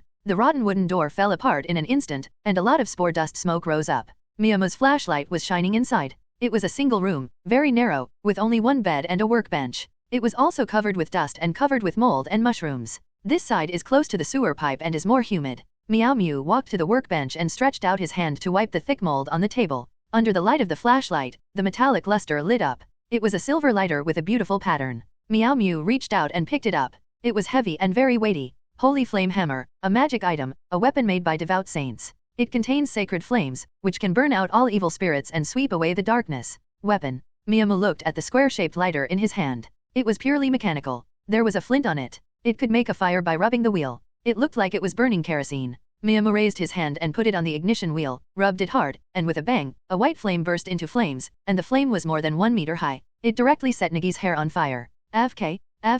Nigi quickly patted his hair, then remembered the clothes on his body, and quickly put the hood over his head. The flames dissipated instantly, leaving only the smell of burnt hair echoing in the room. Nigi touched her hair and bared her teeth. He looked at the lighter in his hand and wiped it with his fingers again. This time, Nigi moved the fire area away and released the flames at the door. A single spray could shoot up to 3 meters. But, this thing seems to be really burning kerosene, because the flames are no longer as fierce as they were at the beginning. After trying it several times, Miyamoto finally understood how to use this thing. The power of the flame could be adjusted. Holding a thin cigar in his mouth, Miyamoto lit the cigar with the Holy Flame Hammer. Not to mention, using the Holy Flame to light a cigarette, the taste was extraordinary. Nigi held a thin cigar in his mouth and continued to wipe the dust in front of the workbench. When he saw something, he stuffed it into the bag behind him and took it out before talking. But he did find something. To be precise, it was a drawing. There was only one page. On it was a gun. It looked like a Winchester M1873 lever rifle. An artifact from the Civil War, it had a lever-loading mechanism, and the magazine under the front barrel could hold 5 bullets. This gun type started from the war against the Indians and continued to the end of World War II. It was used almost everywhere, and it was also a frequent guest in Western cowboy movies. However, the lever-action rifle on the drawing is very different. It has special patterns and runes on it. It looks like... Nigi reached out and took out the golden 6-pointed star hanging around his neck. He looked at the runes on it and compared them. There are so many similarities. This pattern. Nigi looked at the holy flame hammer lighter again. The patterns on it were almost the same. It looked a bit religious, as if it had something to do with the Holy See and the manufacturer of this thing. Pious saints, this is 100% the property of the Holy See, but, now it has the surname Meow. If anyone dares to ask for it, then try this holy fire. It will be over if it burns or not. Anyway, it burns very much. Nigi rolled up the drawings, put them into the backpack behind him, stuffed all the utility knives on the table into them, and groped around on the bed again. He also wanted to find out if the gun on the drawing was in this room. It seemed like it was really gone. After looking through it again and even knocking on the wall, Meow Mew walked out reluctantly, crawled out of the basement, and filled the ground back. After Jason saw it, he quickly came over to help. The two of them finished laying the floor tiles and ran away quickly. Kondenstein, who stood on the roof and watched condescendingly for a long time, threw the finished cigarette butt at his feet and stamped it out. There were already more than a dozen cigarette butts thrown on the ground, as well as an empty cigarette box. Coming down from the stairs, Kondenstein stepped on the ground unbelievingly, with an indescribable awkwardness on his face. He was sure that Nigi had gotten something good from it. But he was very sad. This place was very close to the apartment building where he lived. Very close? It was just a street away, and he had walked past it. Shit luck. Kondenstein cursed in discomfort, turned around and left. 2 minutes later, he ran back with a shovel. What if there is something left in it? That guy was definitely not a magician. He could see clearly that he was just a dilettante who was just lucky. No, it's not even half-assed. You must have discovered something else when you go down there. Why didn't you discover this place first? While digging, Kondenstein felt heartbroken. Why is there no magic for treasure hunting? Damn it! Turning grief and anger into strength, Kondenstein's dark, rotten lungs dug a hole in the ground without even breathing. It may also be because the seedlings were dug again, so the soil became soft. Kondenstein is not as careful as Nigi. Besides, someone has already gone in and explored, so there is no danger. After getting into the basement, Kondenstein snapped his fingers and light emitted from his body. This was a thing used by those magicians to fool people in the past, but the lighting was still very good. Kondenstein didn't even need to look for the messy footprints on the ground. He walked straight into the innermost part. Just taking a look at the scorched marks on the door frame, Kondenstein's expression became serious. When dealing with demons, he often has to prepare some things to restrain demons, such as the best holy water, which is contaminated with sacred aura, so he is very sensitive to this. Kondenstein raised his hand to the burnt area and rubbed it with his fingers. Like a powder addict, he put his fingers in front of his nose and took a deep breath. Then I sneezed. The smell was so good. It is more authentic than the source water taken from the river in the Holy Land after the Pope personally blessed it. And it's very strong, like a flame. Holy shit. Kondenstein hurriedly walked into the house. The house had been turned over by seedlings and everything was taken away. However, Kondenstein's eyes still found some traces. His eyes were capable of picking out 5 holes in one word in the contract of hell. To be honest, the demon kings of hell are too simple to compare with this black-hearted Jacong. Kondenstein raised his hand, and the light on his hand burst out. Some marks appeared on the table. They were the marks left by things that had been left for a long time, although they were very messy. However, Kondenstein looked at a few patterns, quickly reached out and touched them, and extracted the traces on them. He usually didn't like to use spells, but this time he made an exception. He looked at the floating traces and slowly reorganized them. He immediately determined that this was a divine weapon, maybe it was blessed by God, and it was definitely not an ordinary thing. The pattern on it is the sacred pattern used only by the church's tribunal. Kondenstein has already begun to consider the possibility of killing the seedlings and grabbing this thing. This is an artifact. There are no 2 things in the Holy See. There is only one cross sword, which is still passed down from generation to generation within the Holy See, and no one has ever seen it. There are a few holy objects, but the holy objects all have serious side effects, or are simply consumables. Kondenstein also had a sacred object, the Shroud of Turin, which was only half a piece, palm file size, and was used by pulling silk from it. Then make a fake shroud to burn and exorcise evil spirits. It is used less and less every time, and there is no way to replenish it.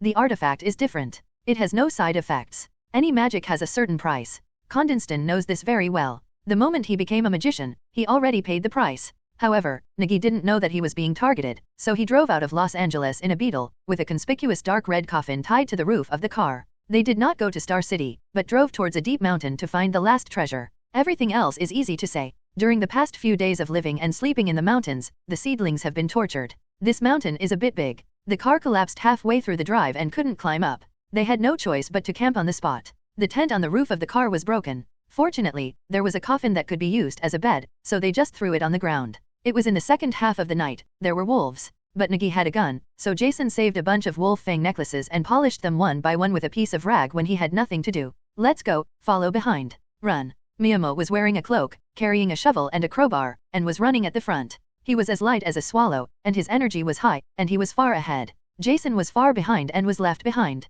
In terms of speed and agility, the kid had not yet developed his skills. On a protruding rock, Meow Mew raised his hands to block the sun and looked down at a valley full of gravel. It seemed like it was washed out by an earthquake or a flood, but it was already a long time ago. Until now, he had not thought clearly about what kind of treasures would be hidden here, but it was not easy to come here. Jason ran over from behind panting. Nigi threw the rope to him and jumped directly from the top. This scene almost frightened Jason into cardiac arrest. He quickly ran over and saw the seedlings jumping on the raised rocks like flexible mountain monkeys, using their hands and feet. That flexibility, with the rope on his body, was a restriction and burden for him. Jason slowed down, fixed the rope on the rock, tied it to his body, and forced down a little bit. He wouldn't have been like this before, but he gradually learned everything. There is nothing more profound than experiencing it in person. When Jason used the rope to make an emergency landing, Miyamo had already jumped to the bottom of the valley, stepping on the moving rocks under his feet, and walked towards the place where he felt the feeling. Right in the innermost part of the valley, after walking a few steps inside, Meow Mew saw a crack opening from the ground, starting from the gap between his fingers and spreading to a 1-meter wide crack.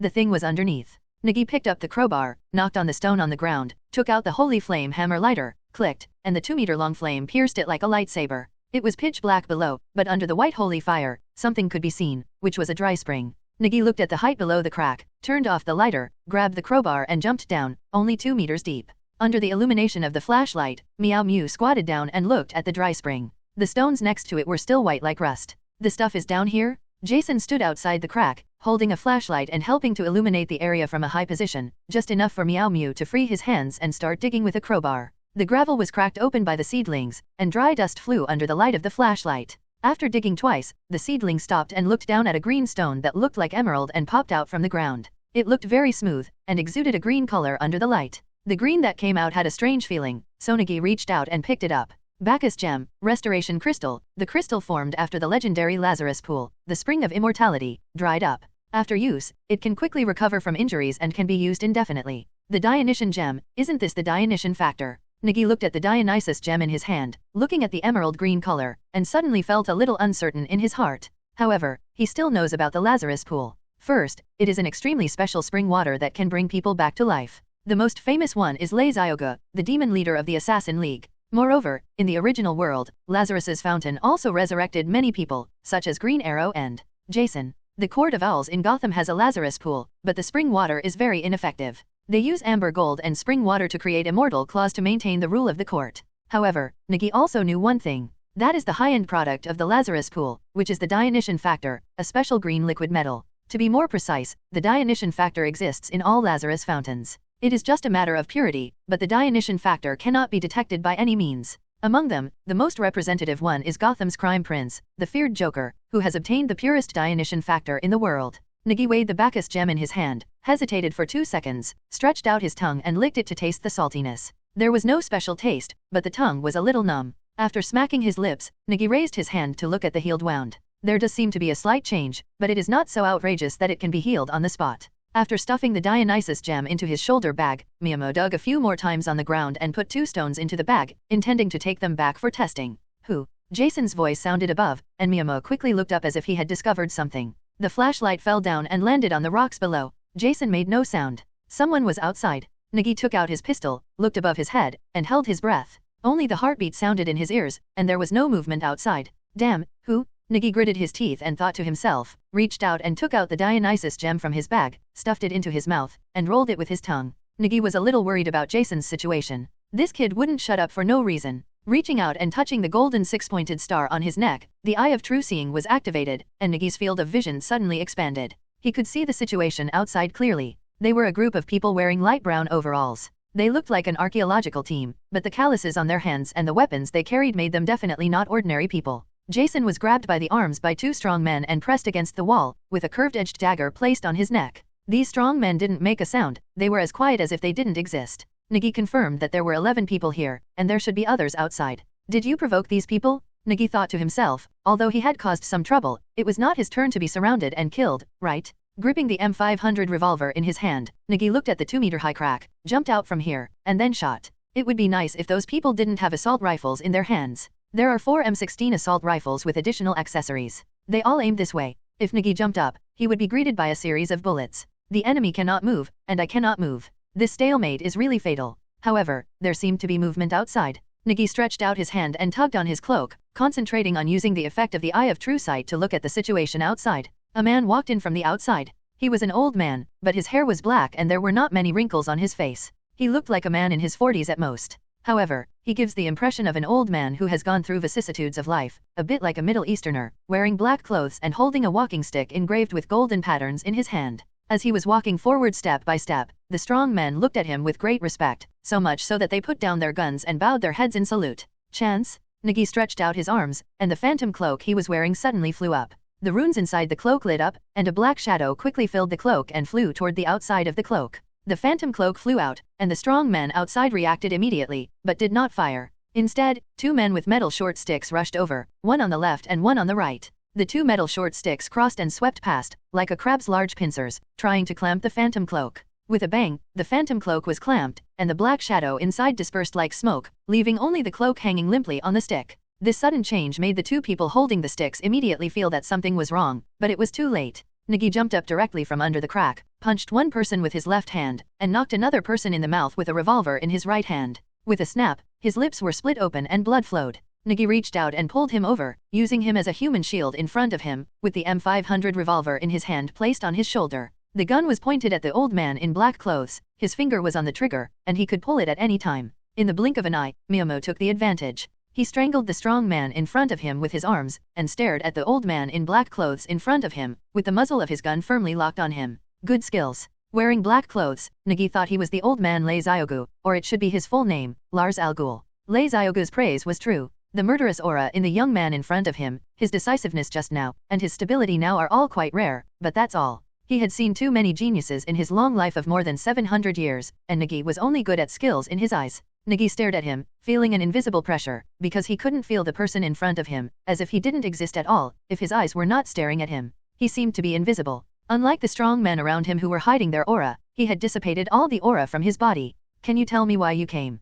Lei Zyogu asked. The strong men around him also showed a fierce aura, and even the strong man whom Nigi was holding with his arms was a little ready to move. Nigi increased the strength on his arms again, and glanced around, looking at Jason who was controlled on the wall. The two looked at each other and realized that Jason was really smart and knew immediately what Nigi wanted to do. The exchange of glances between the two of them was also under Lei Zyogu's gaze, but he did not come here for Miyamoto and the others, but for the legendary Lazarus Pool. 700 years ago, he obtained the regenerative healing factor because of the Lazarus Pool and founded the League of Assassins. As time went by, the spring water in the Lazarus Pool gradually became less and less, but there was not only one Lazarus Pool in the world, and he came here to find the immortal spring water. They have been searching for hundreds of years in the world. From some legendary corners, they determined that there once was a legend of immortal springs in this area. But this place is so big that they have been searching here for half a year. The Lazarus Pool, like the Dionysian factor, cannot be detected by any means. They can only search. A few days ago, he knew that Nigi and the others were coming. At first, it was because of tourists passing by the camp.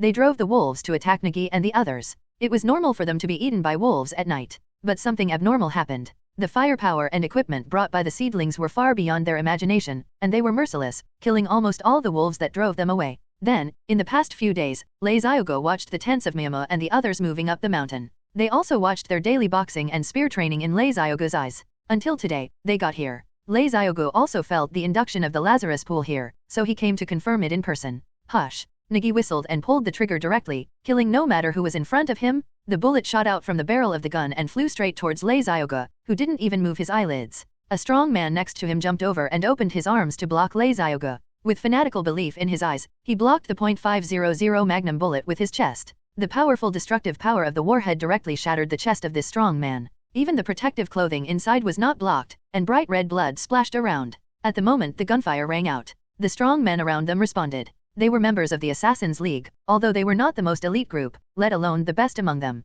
However, the strength cannot be underestimated. Click, click, click. The M16 assault rifle fired first. Nigi pushed the human shield in front of him forward and kicked it up. The dense bullets directly hit the human shield into a bloody sieve, and the human shield that was kicked by Nigi flew out again, just hitting two strong men with guns. Nigi didn't have time to pull the trigger. He raised his right arm directly in front of his face, and a sharp katana swept past. With a clang, it hit Nigi's right arm. The strong shark tooth gauntlet blocked the blow like a shield. Nigi immediately clenched his fists, and the 3 blades on the gauntlet popped out. With the sparks of friction, katana was stuck in the gap. Nigi raised his leg and kicked out, hitting the heart of the man holding the knife. His strength exploded, and the man spit out a mouthful of blood. Another machete swung at Nigi. Nigi dodged sideways, raised his hand and shot a person in the distance, hitting him right between the eyebrows, and his head exploded. Just like an exploded red watermelon. Take action whenever you have the chance, no matter how far or near. This is what Nigi and Rorschach learned that night. It is said that listening to you is better than 10 years of reading. Nigi feels the same now.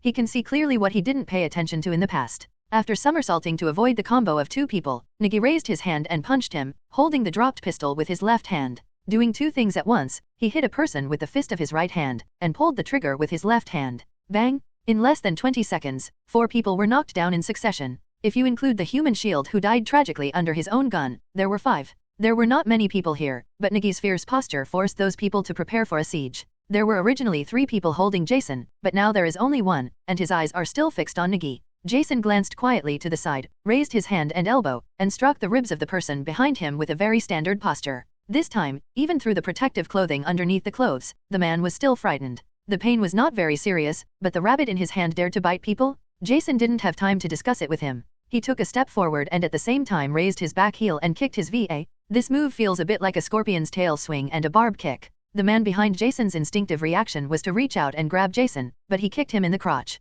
No matter how long he had been trained and had a strong will, this kick still had an effect. Ah, the man screamed. With red eyes, he reached out and grabbed Jason. He had already decided to tear Jason alive into 2 pieces. Jason threw himself down, leaving him with a chance to catch the man. He rolled over again, raised his leg and kicked the man's crotch again. These 2 hits in a row hit all the weak spots. The man became dull again and stiffened for a moment. The severe pain made him a little stunned, and he was in a trance. Jason seized the opportunity. No, he grabbed the stone on the ground. With enough strength, he rounded his arm and hit the man on the forehead. There was a muffled sound, the skin was torn open and blood was flowing. Then he hit it again, 3 times in a row, and Jason really imitated the cruelty of Nigi. After the man fell, Jason remembered to take out his gun. He reached into his pants and took out the Glock 17 modified that Nigi had given him. When he was about to pull the trigger, Jason suddenly turned his head and looked to the side. Lei Zioga, who was standing not far away, was watching him with a little expectation in his eyes, as if he wanted to watch Jason pull the trigger with his own eyes. Jason swallowed. He felt as if he was being targeted by an ancient western dragon.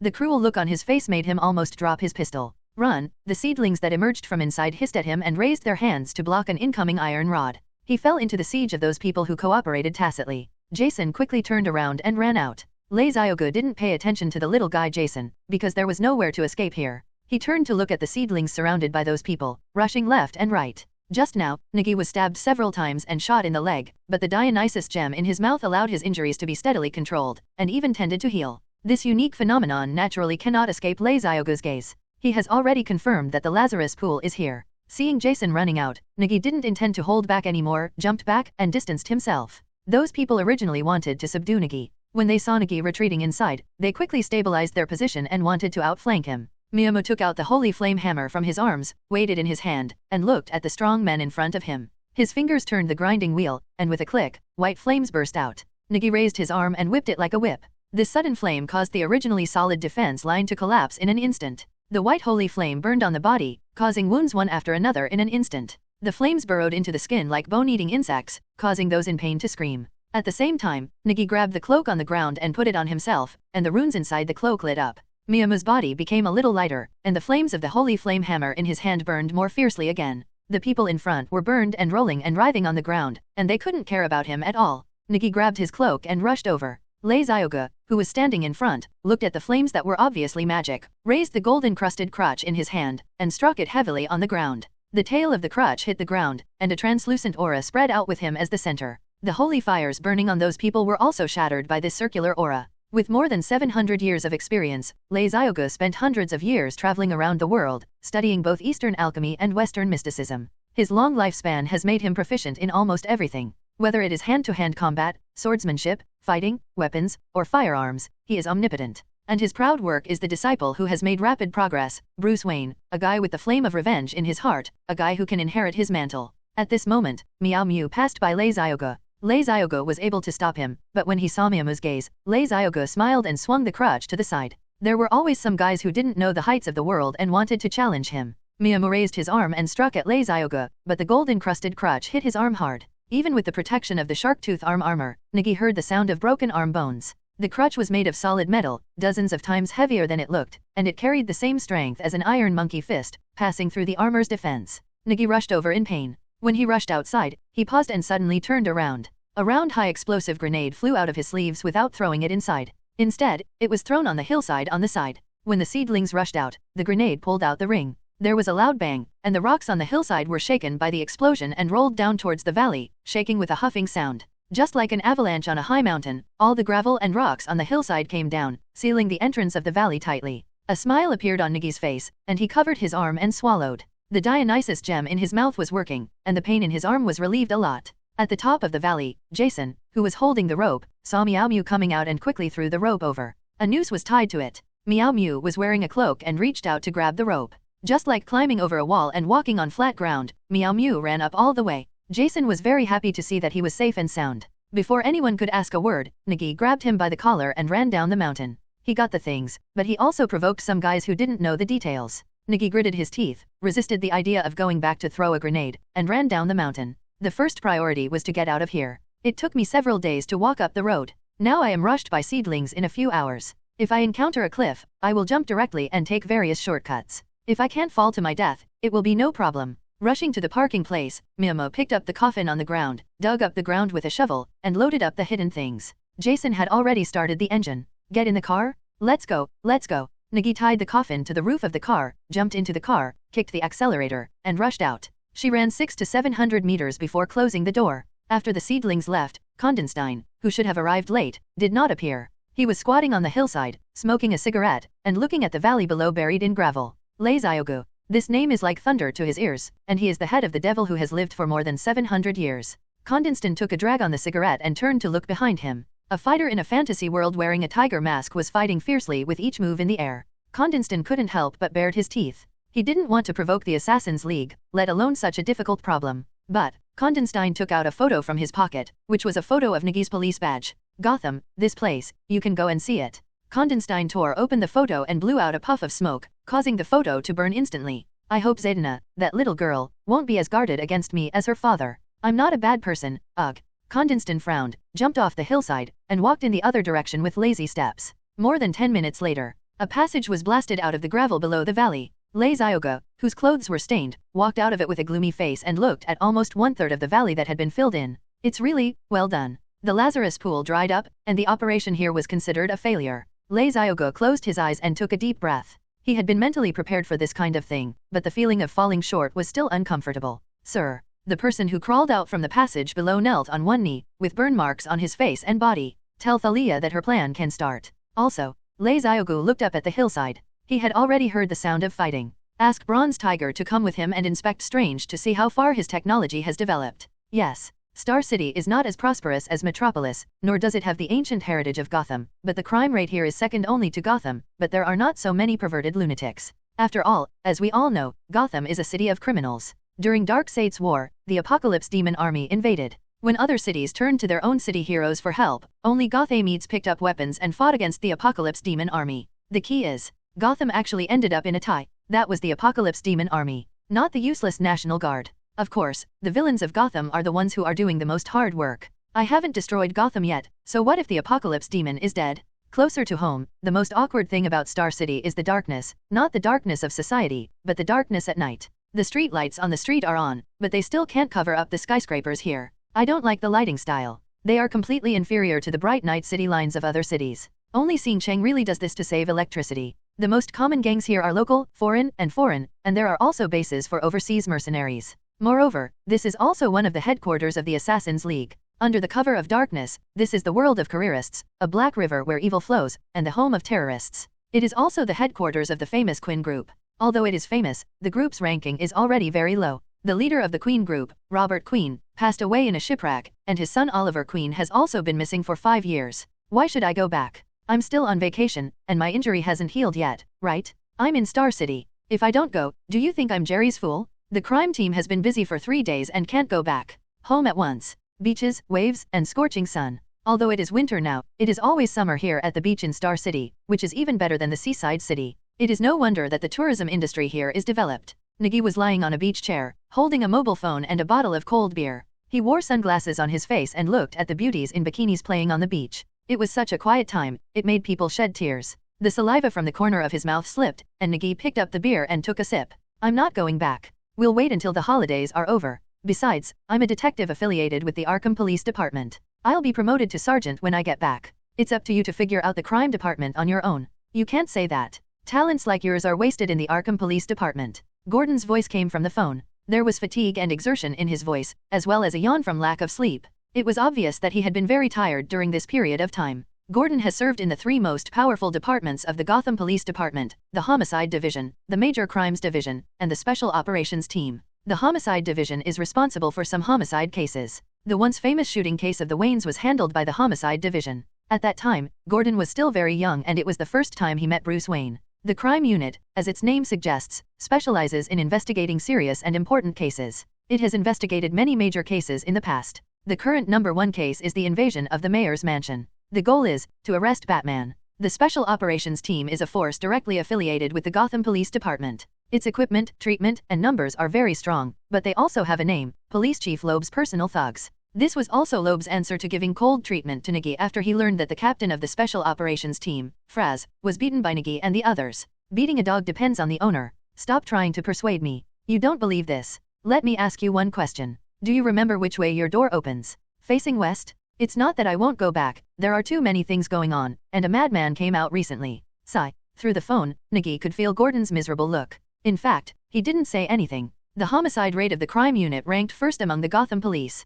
Sometimes in Gotham, being called a loser is not a bad thing, because ordinary heroes die too quickly. Wait, you mean crazy? Someone has escaped from Arkham Asylum again. Nigi took a sip from the beer bottle. No, it was a Joker. Who knows, he jumped out of that circus. He killed a gang and the entire warehouse at Dixon Pier. Who? What did you just say? Joker. Nigi spurted out a sip of beer, and the cold wine fell on his broad chest and flowed onto his brown beach shorts. After hearing the name Joker, Nigi sat up directly, even a little dazed, and finally came. The Prince of Crime in Gotham City, the spokesperson of chaos and madness, and the #1 leader of Batman's fan club, Joker. What's wrong? Gordon sounded a little confused. No, tell me, what happened to Joker? Nigi raised his hand to wipe the drink off his body, and his Hawaiian shirt was blown up by the sea breeze, revealing his strong body underneath. It's the mutilation case at Pier 33. It's a small gang, it seems. I'll take a look at the information. Wait a minute. Gordon's voice sounded on the phone. Give me the information on the gravel case at Pier 33. Then there was the sound of turning pages. Found it. The Hell Iron Fist gang, a small gang with only 9 people, were all chopped into pieces, and all their faces were cut with smiles.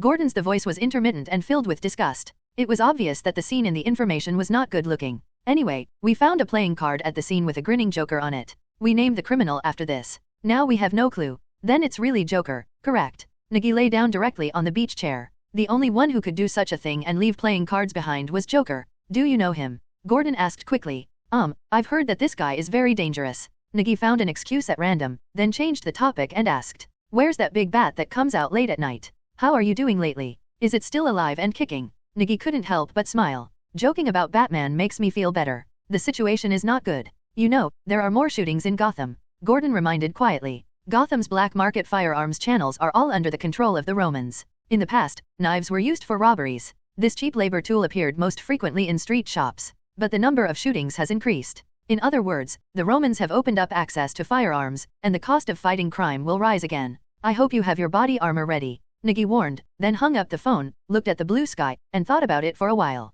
Joker has appeared, and the big stage of Gotham is about to become lively. Miyagi picked up the phone and looked at the address book on it. The phone was adjusted to Chinese and the password was made up of homophones and pinyin, so Miyagi didn't worry about being seen by others. Without 20 years of Chinese language and dialect foundation, and 5 years of intense internet surfing training, I can't understand anything on Nigi's phone at all, even if I find a Huaxia Tonglei. Edward, has the person been found? Nigi called Edward Nigma the Riddler. The Riddler Nigma is in Star City. In addition to helping Otis with his lawsuit, the other thing he does is to find someone. Not the Green Arrow who survived on a desert island and returned from purgatory, but a doctor, Dr. Achilles Milo. Speaking of which, this man is not famous, but the werewolf who helped escape from Arkham Asylum that night was his result. To be precise, it is the result of side effects. After all, many scientific achievements in the world were created by accident. The werewolf's name is Anthony Romulus. He won the Olympic gold medal at the Olympic Games 3 years ago and achieved outstanding results. However, underneath this dazzling performance was the reason for long-term doping.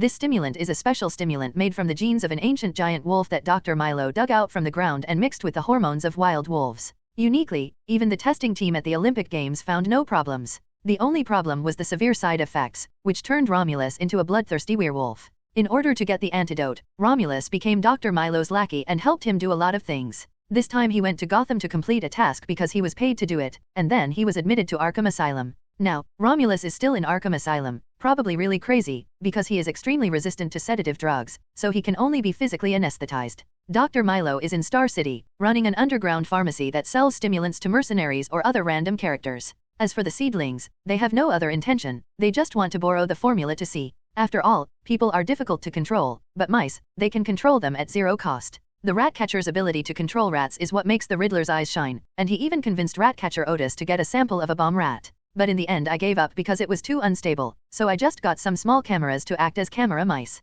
In Star City at night, except for the street lights and the conspicuous skyscrapers in the city skyline, all lights are turned off without exception. Only the billboards on the rooftops of the top floors emit a faint white light. The whole city seemed to be covered in darkness. Only in some small alleys hidden by tall buildings can there be light of feasting and feasting. Happy Valley Bar. Nigi held a thin cigar in his mouth and wore a beige plaid suit. He looked a bit like a cowherd, but with a pouted mouth, a frown, and an expression that kept strangers away from him. Just tell the girls who want to come over to strike up a conversation and seek excitement for a one-night stand to stay away. I said, what's your expression like? Wearing a dark green suit, he was meticulously dressed and his hair was combed brightly. Nigma walked over, raised his hand, snapped his fingers, and shouted into the bar, a cup of Jade Dragon. I feel a little irritable thinking about going back to Gotham. Nigi held a cigarette in his mouth, shook his head, and knocked the ash into the shell ashtray. Nigi asked, have the lawsuits been settled? Yeah. Nigma nodded and reached out to take the Emerald Dragon cocktail handed over by the bartender, which was melon-flavored and had a small stick with a yellow question mark on it.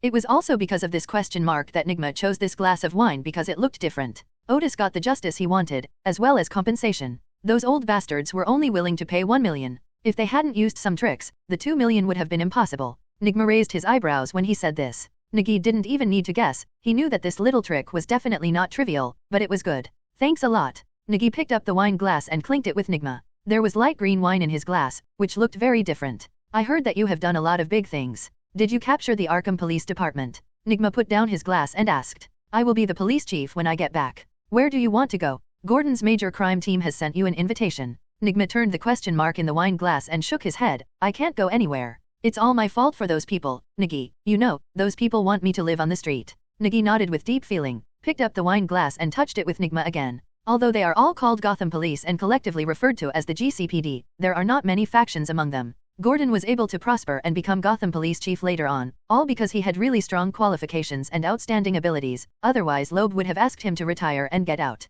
It can be said that Gordon has worked in all positions in the Gotham Police Force. He even worked as a traffic policeman posting tickets on the street for a period of time, during which he was even retaliated by those street gangsters. Most of the people in Gotham's police force have worked with him before. Although Gordon does not accept dirty money and has a bad temper and a tough temper, he is a good person with ability. This is almost a consensus. When the interests of these people are not touched, they are all willing to give Gordon a face. However, other people are not so lucky. They have no background, no power, and no background. It is difficult to get ahead. The achievements that Nigi earned with all his hard work were only possible because of Gordon's recommendation. Otherwise, he would still be a small policeman in Arkham District, and he might one day put on a mask and go robbing. As I said before, let's do something big together in Arkham, Nigi said with a smile. I'm waiting for you to prosper. Cheers. Nigma raised his wine glass, and he was also pressing himself on Nigi. Just because this little policeman who climbed out of the slums was able to treat him to a drink of red wine with a starting price of $20,000 when we met him for the first time. This is something that Nigma will never forget for the rest of his life.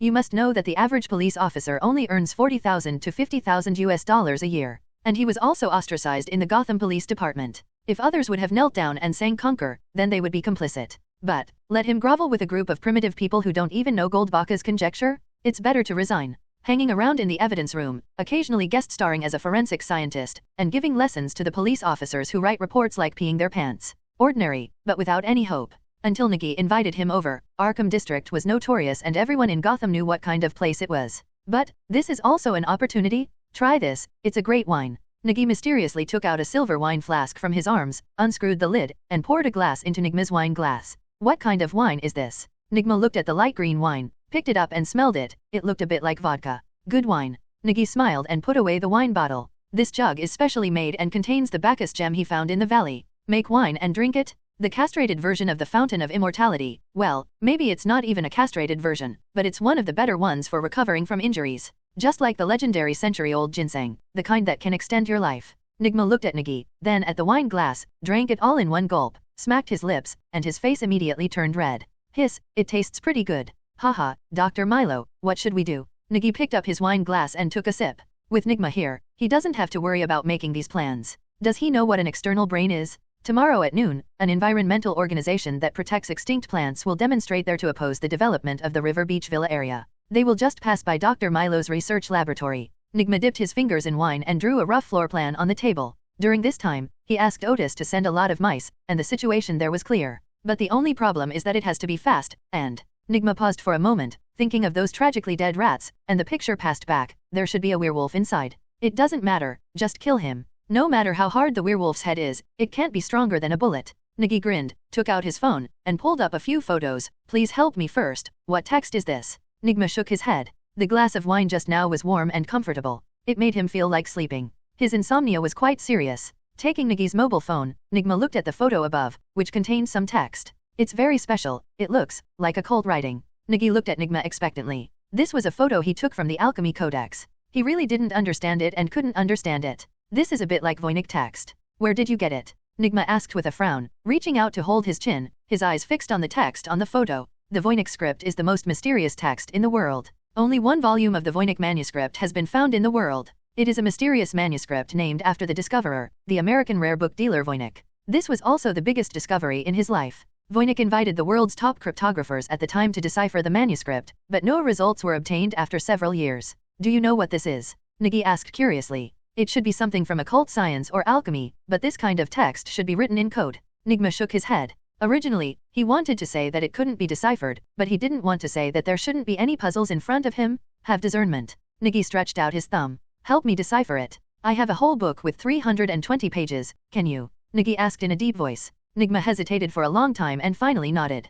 Put on your hat. Follow Mr. Nigma and study hard. Nigi raised his hand, put the baseball cap on Jason, and pushed him to Nigma's old car. Be careful on the road, see you in Gotham. Nigi waved towards the cab. See you in Gotham. Nigma waved his hand and threw a file-sized instrument to Nigi. This was a signal jammer he had made before, which just turned off the monitoring in Dr. Milo's laboratory. The old car left here quickly. Jason, who was sitting in the back seat of the car, was carrying his school bag. He looked at Nigma who was driving in front of him with a wary expression, and then looked back at Nigi who was watching him from behind. Nigma looked up at the rearview mirror. Although he was not willing to take care of children at all, Nigi had told him that this was his first student. Let me meet you. My name is Edward Nigma. What's your name? Jason Todd? It's a good name. It means rich knowledge, spirituality, good at analysis, and rich knowledge. Nigma drove the car and asked questions to himself, commenting on Jason's name like a treasure trove. Really? Jason looked at Nigma in disbelief. He didn't even know that his name had so many meanings. Jason's surprised look was very helpful to Nigma. He nodded. Of course, if you read more books, you will also understand these things. Why should I go back with you? Jason said somewhat unhappily, turning his head to look behind the car from time to time, but seedlings could no longer be seen. This reminded him again of the night when his mother left him in the crime alley. As long as he read 1000, his mother would buy bread. But she didn't come back. Looking at the depressed Jason in the rearview mirror, the Riddler frowned helplessly. Children are the most annoying. Listen, Nigi has handed you over to me. You will be my student from now on. If you see me, you will call the teacher. Take good care of the things in your bag. You will decipher them with me when the time comes. Do you understand? Nigma said in a deep voice and honked the horn to express his dissatisfaction. It was not that he hated the job Nigi assigned him, but that he was powerless against children. In terms of communication, he has a negative score. Yes, teacher. I will try my best. Jason shouted. The sound of teacher calmed down Nigma's irritable mood. He quite liked teaching people things. Very good, let's take the first lesson. It's as light as a feather, but no one can handle it for too long. What is this? I don't know. It seems you are a fool too. Watching the old car leave, Nigi tugged on his suit,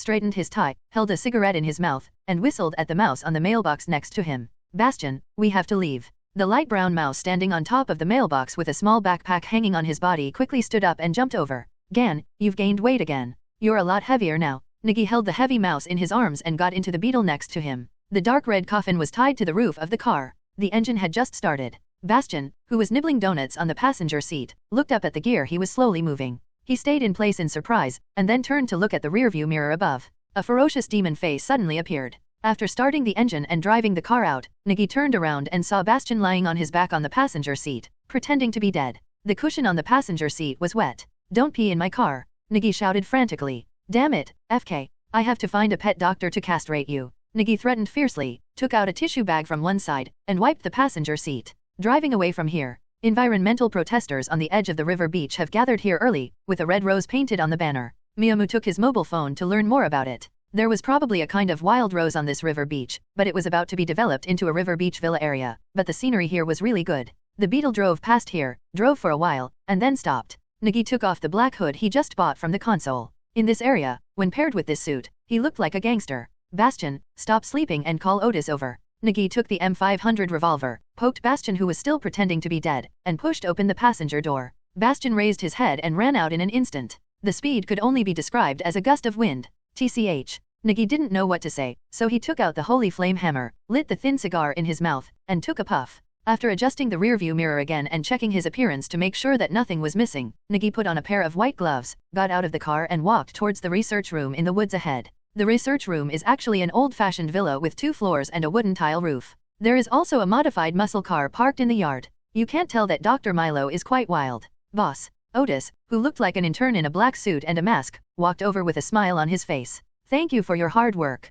Nigi raised her hand and patted him on the shoulder as encouragement, which made Otis smile even happier. How is the situation inside? Nigi asked. 3 people came in just now. They should be shopping. They will leave in a while. We can wait a moment. Otis nodded. He has been monitoring here since yesterday. Hundreds of rats have gathered around him, but they can't get in. Once the mice enter the villa, they will be killed. Good. Nigi nodded, followed Otis and walked to the side, squatting down behind the bushes there. The underground here has been hollowed out by rats, and the terrain has dropped a lot, but the surface traces have not changed at all. Do you smoke? Nigi took the thin cigar out of his mouth and turned around to ask. Otis shook his head quickly. Seeing him shaking his head, Nigi put out the cigarette butt in his hand and stuffed it into his pocket. As a police officer, no one knows how to commit crimes better than him. What are your plans to go back? You are an innocent person. Nigi asked softly. FKU? Without your help, I wouldn't be where I am today. Your kindness and Mr. Nigma, SHH. Nigi raised her hand to whisper. People came out of the research room, 2 men and 1 woman. The modified muscle sports car seemed to be driven by them.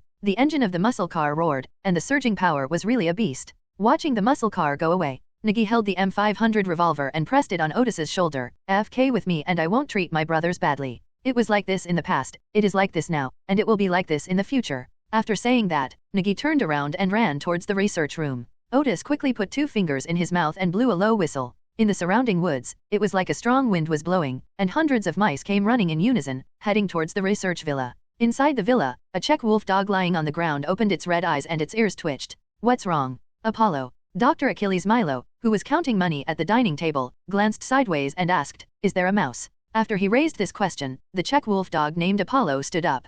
Dr. Milo's face darkened and he reached for an Uzi submachine gun fixed under the dining table. In a place like Star City, Dr. Milo has 2 skills if he dares to negotiate the price with those mercenaries. Otherwise, even the Olympic champion werewolf would tear him into pieces, but he really couldn't remember who was so brave and dared to cause trouble for him. The Czech wolf dog began to grow in size and stared outside. Although it was not the first time he saw it, Dr. Milo always felt excited every time he saw this scene. This is a myth, this is a miracle. The wooden door was kicked open with such force that the entire door was knocked down. Ouch. Apollo, the Czech wolf dog, also turned into a giant wolf more than 2 meters tall with 4 paws on the ground and rushed towards the door. Nigi looked at the giant wolf rushing towards him and commented, this dog is really big, and it has a furry coat. The next second, the giant wolf rushed towards him, and Nigi raised his leg and kicked him on the lower jaw. The force was like an explosion, and the upper and lower teeth of the giant wolf were knocked together, causing the teeth to crack. Immediately afterwards, Nigi kicked out again, and the giant wolf flew out, hit the wall, and fell to the ground. Ta-da-da-da-da.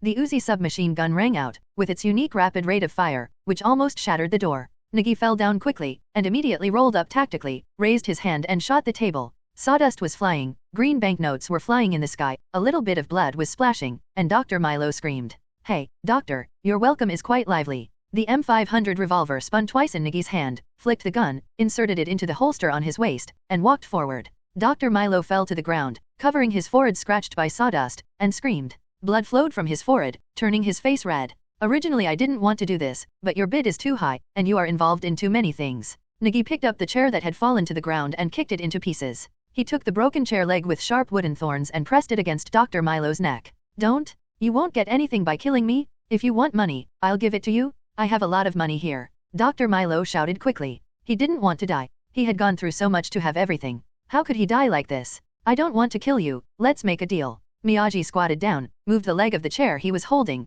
pressed against Dr. Milo's right leg, and sneered.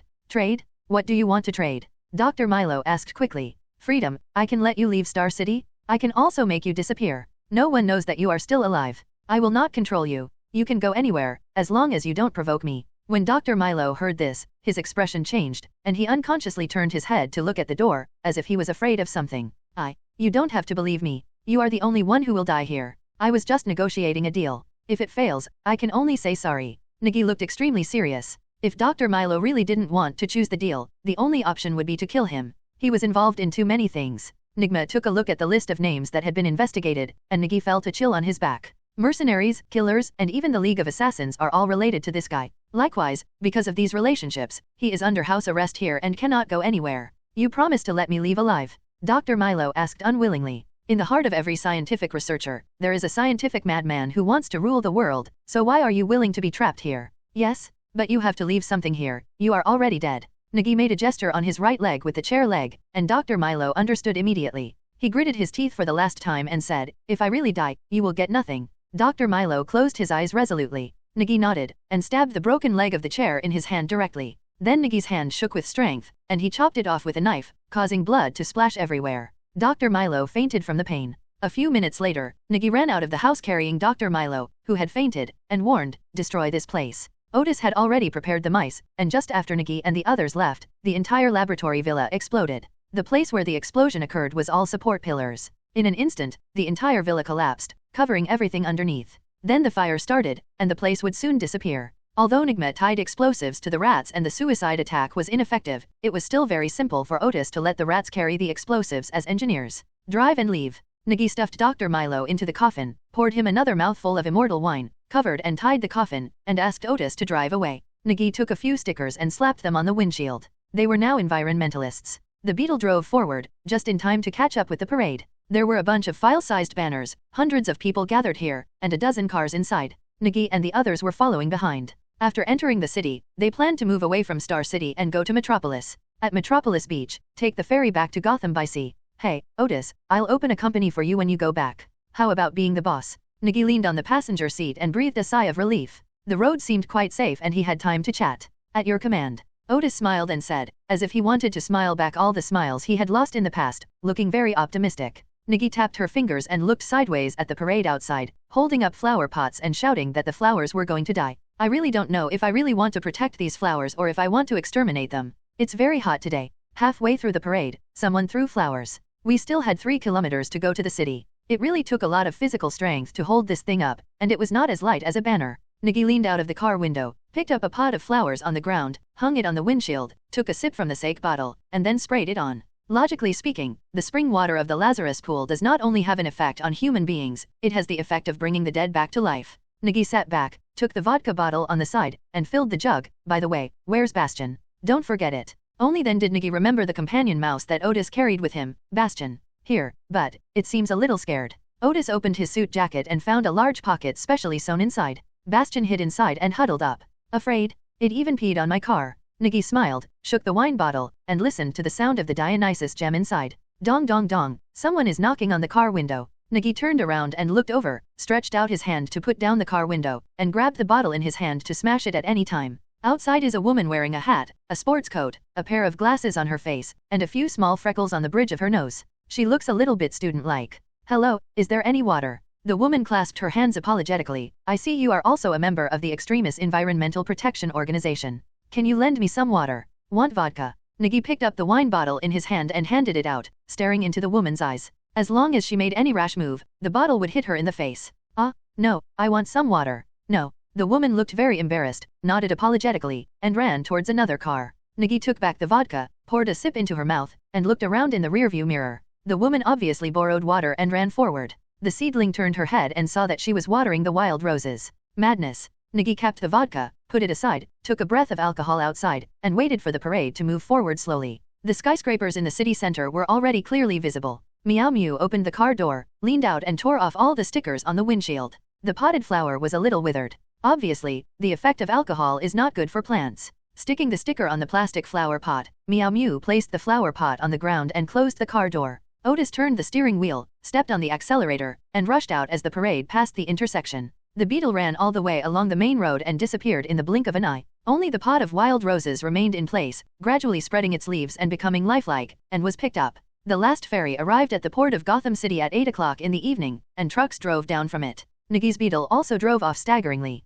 When he returned to Gotham, he could immediately feel that this place was completely different from other cities. It's not the bright lights of a metropolis, nor the darkness of the night like Star City, but the sound of sirens ringing everywhere, the flashing red and blue police lights flashing rapidly on the walls of high-rise buildings. There are also some occasional screams in the darkness, and the smell of sin that hits your face is really addictive. Gotham at night is no ordinary bustling place. Meow Mew lowered the car window and squinted his eyes comfortably, feeling the oncoming night wind. It rained for a while in the evening, and there was still a moist smell in the air. Sirens sounded nearby, and a Hummer police car followed from behind. The police lights flashed, and the people in the car honked their horns twice. That slow beetle in front of you, stop immediately and check. Stop immediately and check, the communication horn on the police car shouted loudly. Nigi knew it was the BD Jerry as soon as he heard it. He smiled and turned to look behind him. There were 3 police cars painted in black and white, with their lights flashing, following closely behind. To take precautions, Nigi also made preparations in Gotham in advance. He himself was a local snake after all. Jerry, you deserve a beating, Nigi shouted to the back. A police car passed from behind, drove in front of the beetle, and opened the way with its siren on. The convoy was quite large. Ahead, turn right and park. Nigi sat back in the car and pointed to an underground parking lot on the right. Otis quickly turned the steering wheel and drove the beetle in, followed closely by the 2 police cars behind him. The sun lamp in the parking lot was very dim, the beetle was parked aside, and Meow Mew opened the door and got out. The police cars following behind also stopped. Jerry pushed open the car door and came out, gave Meow Mew a bear hug, picked him up and spun him around 3 times. Okay, let me go, you stink. Nigi pretended to be disgusted and pushed Jerry away. He raised his hand and rubbed his face. I've gained weight. I've eaten well during this period. Stop talking, just listen. Jerry opened his mouth and breathed a sigh of relief, and Nigi quickly waved. The urine I pee now smells like coffee. Chief Gordon is awesome, Jerry said with a fearful expression on his face. There is nothing more terrifying than working overtime with a workaholic. No, there is also one, that is working overtime for 3 days in a row and drinking coffee as water. Okay, is the hospital I asked you to make an appointment ready? Nigi raised his hand and put it on Jerry's shoulder and asked. It's all done, just send it over. Jerry whispered. Nigi nodded and looked at the young policeman Milo standing next to the police car, but the police badge on his body had been upgraded to detective. Come here, Milo, you've made a difference, Nigi said with some surprise. From a police officer to a detective, it takes at least a few years. Brother Meow, I went to the crime squad to get this thing. Milo scratched his head in embarrassment. This had become his habit, but he had been transferred from the Arkham Police Department, so he seemed a little embarrassed. That's a place where only elites can go. Do your best. Don't embarrass the Arkham District. If you stand out, our faces will shine as well. Come on.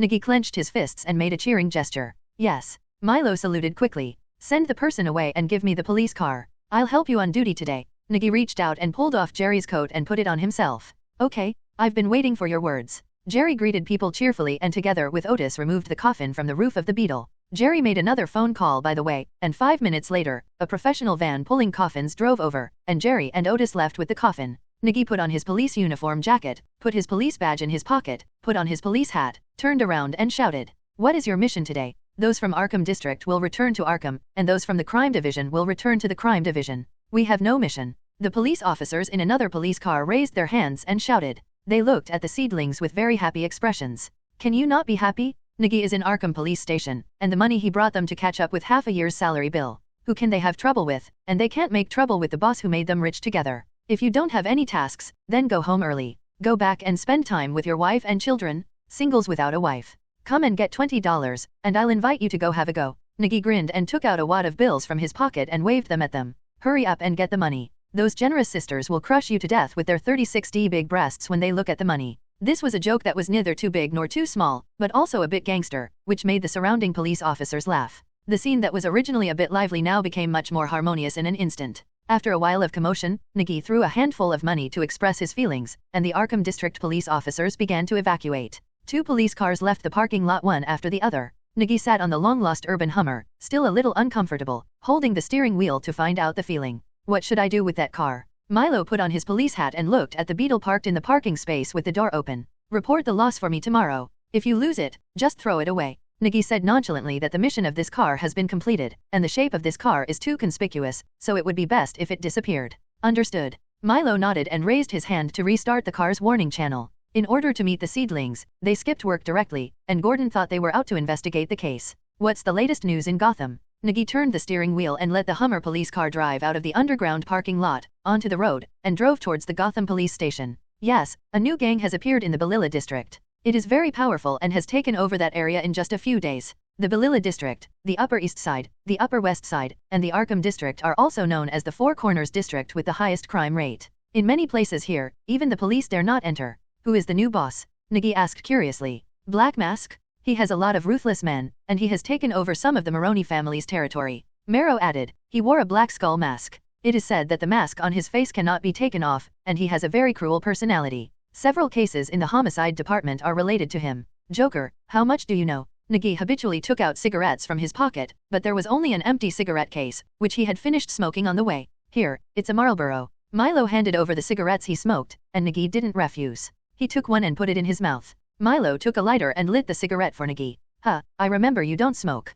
Nigi held the cigarette between his fingers, flicked the ashes outside in front of the car window. I'm used to it. There's no one in the crime team who doesn't smoke. They can't stand it. Milo smiled bitterly and began to explain Joker. This is a criminal who recently came out. The crime team has traced it and found 3 murders related to him. A Joker playing card, the most common kind, will be left at the crime scene. So far, we don't have any clues about him. We can only confirm that he is a male, about 33 years old, and may have worked in the circus. Furthermore, according to the speculation of our psychological experts, this guy's methods of committing crimes have become more and more precise. You may not believe it, but he actually used a broken wine glass to kill 2 people in a row. This is normal. Didn't Batman pursue it? Nigi asked, taking another drag on the cigarette. Brother Meow, you'd better not talk about Batman in the police station. You can't talk about anything related to him. It doesn't matter. Diddy, this is the Gotham Police Department. Jerry, where are you? Can you come over for support? Gordon's voice rang. Milo reached out and picked up the pager. This is car number 16. I'm Milo Scully from the Major Crimes Unit. We're on 3rd Avenue, about to approach the intersection of Route 175. You go to the old city of Gotham. According to the police, the female star Bicardina has been kidnapped. The local police station has deployed the arrest. You go to the scene and have a look. There must be no mistakes. Yes, by the way, Bicardina, is she the female star who starred in the girls' boudoir? Milo asked curiously. How do I know? Gordon roared angrily. Go and watch the scene for me? I'll be there soon. Don't act rashly. This is the Roman's mistress. You'd better be honest with me. Do you understand? Gordon warned again worriedly. Once Milo heard that she was the mistress of the Roman Falcone, his curiosity suddenly disappeared. Nigi next to him became a little curious and took the beeper from Milo. Romans? What's going on? Nigi. Gordon was obviously a little happy when he heard this voice, and quickly explained. I just received the call, but this is a big deal. Don't make the Romans crazy. I don't want Gotham to turn into a damn battlefield. Bicardina, a once famous female star in Gotham. With long pale golden hair, big blue eyes, handsome face, and young and sexy body, she is as beautiful as an elf coming out of fairyland. However, she only made 1 movie and then disappeared from the film industry. When she reappeared, she followed Falcone to attend a banquet for Gotham's upper class. Falcone is already a man who wants to marry, and he has found a 20-year-old mistress, so damn enviable. Nigi drove straight to Gotham Old City, which was originally the original Gotham City Center and the original Wayne Tower building. However, as the population increased and times changed, the city center gradually moved away, and this became the place where some celebrities, mansions, and old houses passed down by their families were located. The Wayne family's mansion is the original skyscraper like Wayne Tower. When it was built in Gotham City, it was a landmark building, just like the current Wayne Group headquarters. It was planned and built by Bruce Wayne's great-great-grandfather, Alan Wayne, one of the founders of Gotham City. Most of the buildings on the street have Gothic spire styles. Although they look old on the outside, the houses are magnificent inside. Bicardina's home is a European-style villa. The overall style is ivory white, just like the princess castle in fairy tales. It is really a golden house hiding a beauty. Nigi parked the car on the side of the road. There were already many cars parked next to it. The police from Gotham Old City were standing outside. They looked more like security guards than police officers, although they were similar. Here, the biggest task of the police in Gotham's Old City is to protect this villa area, and the most common cases here are theft cases. No one knows that there will be a treasure trove in that house. Crime Squad, Milo shouted, taking out his police badge. The Old City policeman standing at the door glanced at Milo and the others in surprise, then moved out of the way without saying anything, even looking forward to it. Milo walked in immediately. Nigi threw the cigarette butts on the ground and stamped them out. He turned around and looked around. The number of cars parked on the street was wrong. There were too many. What are you doing? I'm a detective from the crime unit. Milo shouted in the yard, and Miyamo quickly walked over. In the yard were a group of guys wearing black windbreakers with fierce eyes. Their aura was like a group of German wolfhounds. After blocking Milo from the outside, Miyamo noticed that these people had weapons under the hems of their windbreakers, but they were not exposed. Milo was pushed away, his expression a little ugly. Arkham Police Department is handling the case. Get out of here. Nigi took out his M500 revolver and put it on the head of the guy blocking the road.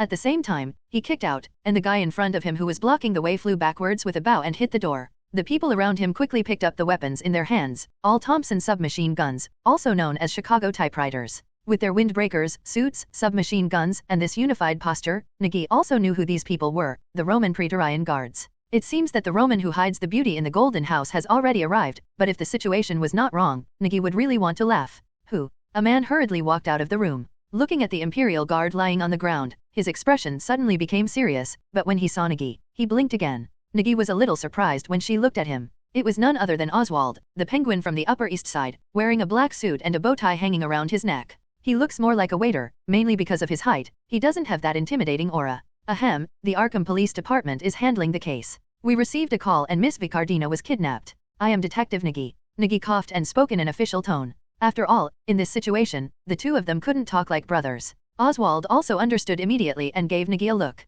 It was not unreasonable for this guy to be able to sneak out. His ability to observe words and emotions was first class. It has nothing to do with you, get out. Oswald's voice was loud, and he deliberately took a step back so that the people in the room could hear him. Someone spoke in the room, as if asking who was outside. Oswald hurriedly ran in, and after a while, he came out and looked at the seedlings, nodding slightly to indicate safety. Come in. With that said, Oswald got out of the way. Nigi and Milo walked forward, but Oswald raised his hand to stop him. You can't bring the gun in, give it to me. Oswald stretched out his hand and asked for a firearm, and Nigi handed him the M500 revolver in the holster. The shape of this gun was much larger than an ordinary revolver, and it was heavy to hold. Milo also handed his sidearm to Oswald, and the two were searched again before walking in. The decoration in the house feels very palace-like, with silver-edged ceilings, crystal hanging lamps, and classical furniture combinations. But what concerned Nigi the most was a man standing by the wall, wearing a black peaked cap, a long black windbreaker, and a series of counting scars on his face. Scars composed of 4 short horizontal lines and 1 long horizontal line were densely crisscrossed on the face, with murderous intent in his cold eyes. Victor Zeus? Nigi recognized him immediately. There was no one except him, a pervert who cut himself after killing people. Victor Zeus, also known as Mr. Zeus, is a famous killer in Gotham. He practices unarmed combat for 16 hours every day and is a master of combat. Rather than using firearms, he preferred to use knives or other objects to tear those people's necks apart. Every time he kills a person, he cuts himself with a knife. The dense scars on his body can be said to have killed hundreds of people. Zeus's eyes were also fixed on the seedlings, and the corners of his mouth twitched to reveal a charming sneer, as if he had spotted a good prey. Nigi also clenched his fists and glared at him fiercely. The two of them were so majestic that they were like the tip of a needle facing a wheat on, without flinching. Milo and Oswald didn't know what to do when they saw this scene. Falcone, who had been silent at the table on one side, raised his head and glanced. I took another look at the seedlings, they looked familiar. Vidocq, Falcone called. Vidazes smiled and turned his head, no longer paying attention to the seedlings, and the seedlings also turned to look at Falcone. Wearing a neat suit, Falcone looks like he is on a date, spinning a playing card in his hand. As long as she lives, I'll pay you $30 million, and you policemen won't have to worry about it. Falcone threw the playing cards in his hand on the table, face up, and it was a grinning joker card. In playing cards, they are also called ghost cards and trump cards. The moment Nigi saw the playing cards, his face suddenly darkened. Joker. Falcone picked up the wine glass on the table and took a sip. The red wine was as rich as blood. There are dishes on the dining table, and there is a gold candlestick next to it with pink candles on it. It seems that the romantic candlelight dinner has become exclusive to one person. Crime Unit, Gordon. Get out of my way. Holding up his police badge and ID, Gordon walked in furiously. Ignoring Zeus's gaze, he walked directly to Falcone and slapped his badge on the table. Excuse me, how did Miss Vicardina disappear? Are you interrogating me, Mr. Sheriff? Falcone asked angrily. After years of experience, he could control his mind steadily and not be overwhelmed by anger. However, he is not a good old man without a temper. Those who were canned in the slaughterhouse have the most say on this point. Putting down the wine glass and picking up the napkin to wipe his mouth, Falcone looked at Gordon and threw the napkin in his face. Get out. Gordon grabbed the napkin in his hand and slammed the table. Falcone, you will eventually pay the price for what you have done, but what happened to Miss Vicardina's disappearance? It has nothing to do with you, Falcone said solemnly, whether it was him as the godfather of Gotham's underworld or the laws of the mafia. He is not allowed to bow to the police, let alone ask the police for help. That is a sign of cowardice and incompetence. No matter who this green-haired Joker is, he will pay a heavy price for his actions. The Gotham Police Department, the major crime team, is responsible for this case. We will bring Miss Vicardina back safely. Please cooperate. Hey, let's go. Falcone did not stand still, but stood up and left. When he passed by Nigi, he said softly, I remember you. Nigi curled his lips in embarrassment. Oswald ran at the front. Apparently his current position was to saddle Falcone and act as an errand boy. After Falcone left, Nigi walked to the dining table, reached out and picked up a piece of steak dipped in sauce and stuffed it into his mouth. While chewing, Nigi tapped the playing cards on the table with his fingers. Joker did it. Is there anything you can do? The terrifying cloud that will hang over Gotham in the future, Joker, is stepping onto the stage to show off his unparalleled madness. But now Chief Gordon has completely failed to realize the seriousness of this matter, or is somewhat powerless. Nigi didn't say much, and he didn't have any special information for Joker. He just reported at the Gotham Police Station and officially returned to the Arkham District Police Department. But he met Joker just after he came back, and he seemed pretty good.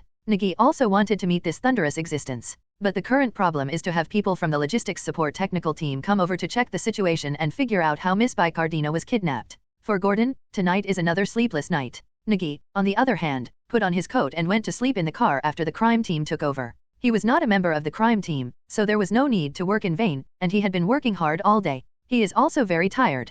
Instead of wasting it all together, it is better to go to bed early and recuperate. Besides, Falcone will not be idle, and the storm in Gotham is no longer calm. I just don't know who will win this time. The night in the darkness of Gotham, Batman wandering around Gotham City at night, also ended his patrol for the night, lay down in the Batmobile, activated the autopilot mode, and returned to the Batcave tiredly. In the Batcave, Alfred was well prepared. When the Batmobile crashed through the waterfall and rushed in, he unfolded his umbrella in front of him to block the splashing water. The engine of the Batmobile quieted down, and the top compartment opened. Batman covered his arms and stepped out of the car. The remaining water stains on the metal floor were also dyed red with blood. Master Bruce, you need to rest. Alfred ran over to support Batman and walked towards the operating table on the side. On the way, Batman took off his hood, revealing Bruce Wayne's face. His face was pale, and fatigue accompanied by black eyeshadow seemed to be engraved on his face, making him look very weak. Lying on the operating table, Alfred put on gloves and began the suturing operation skillfully. He could no longer remember how many times he had used a needle to sew something.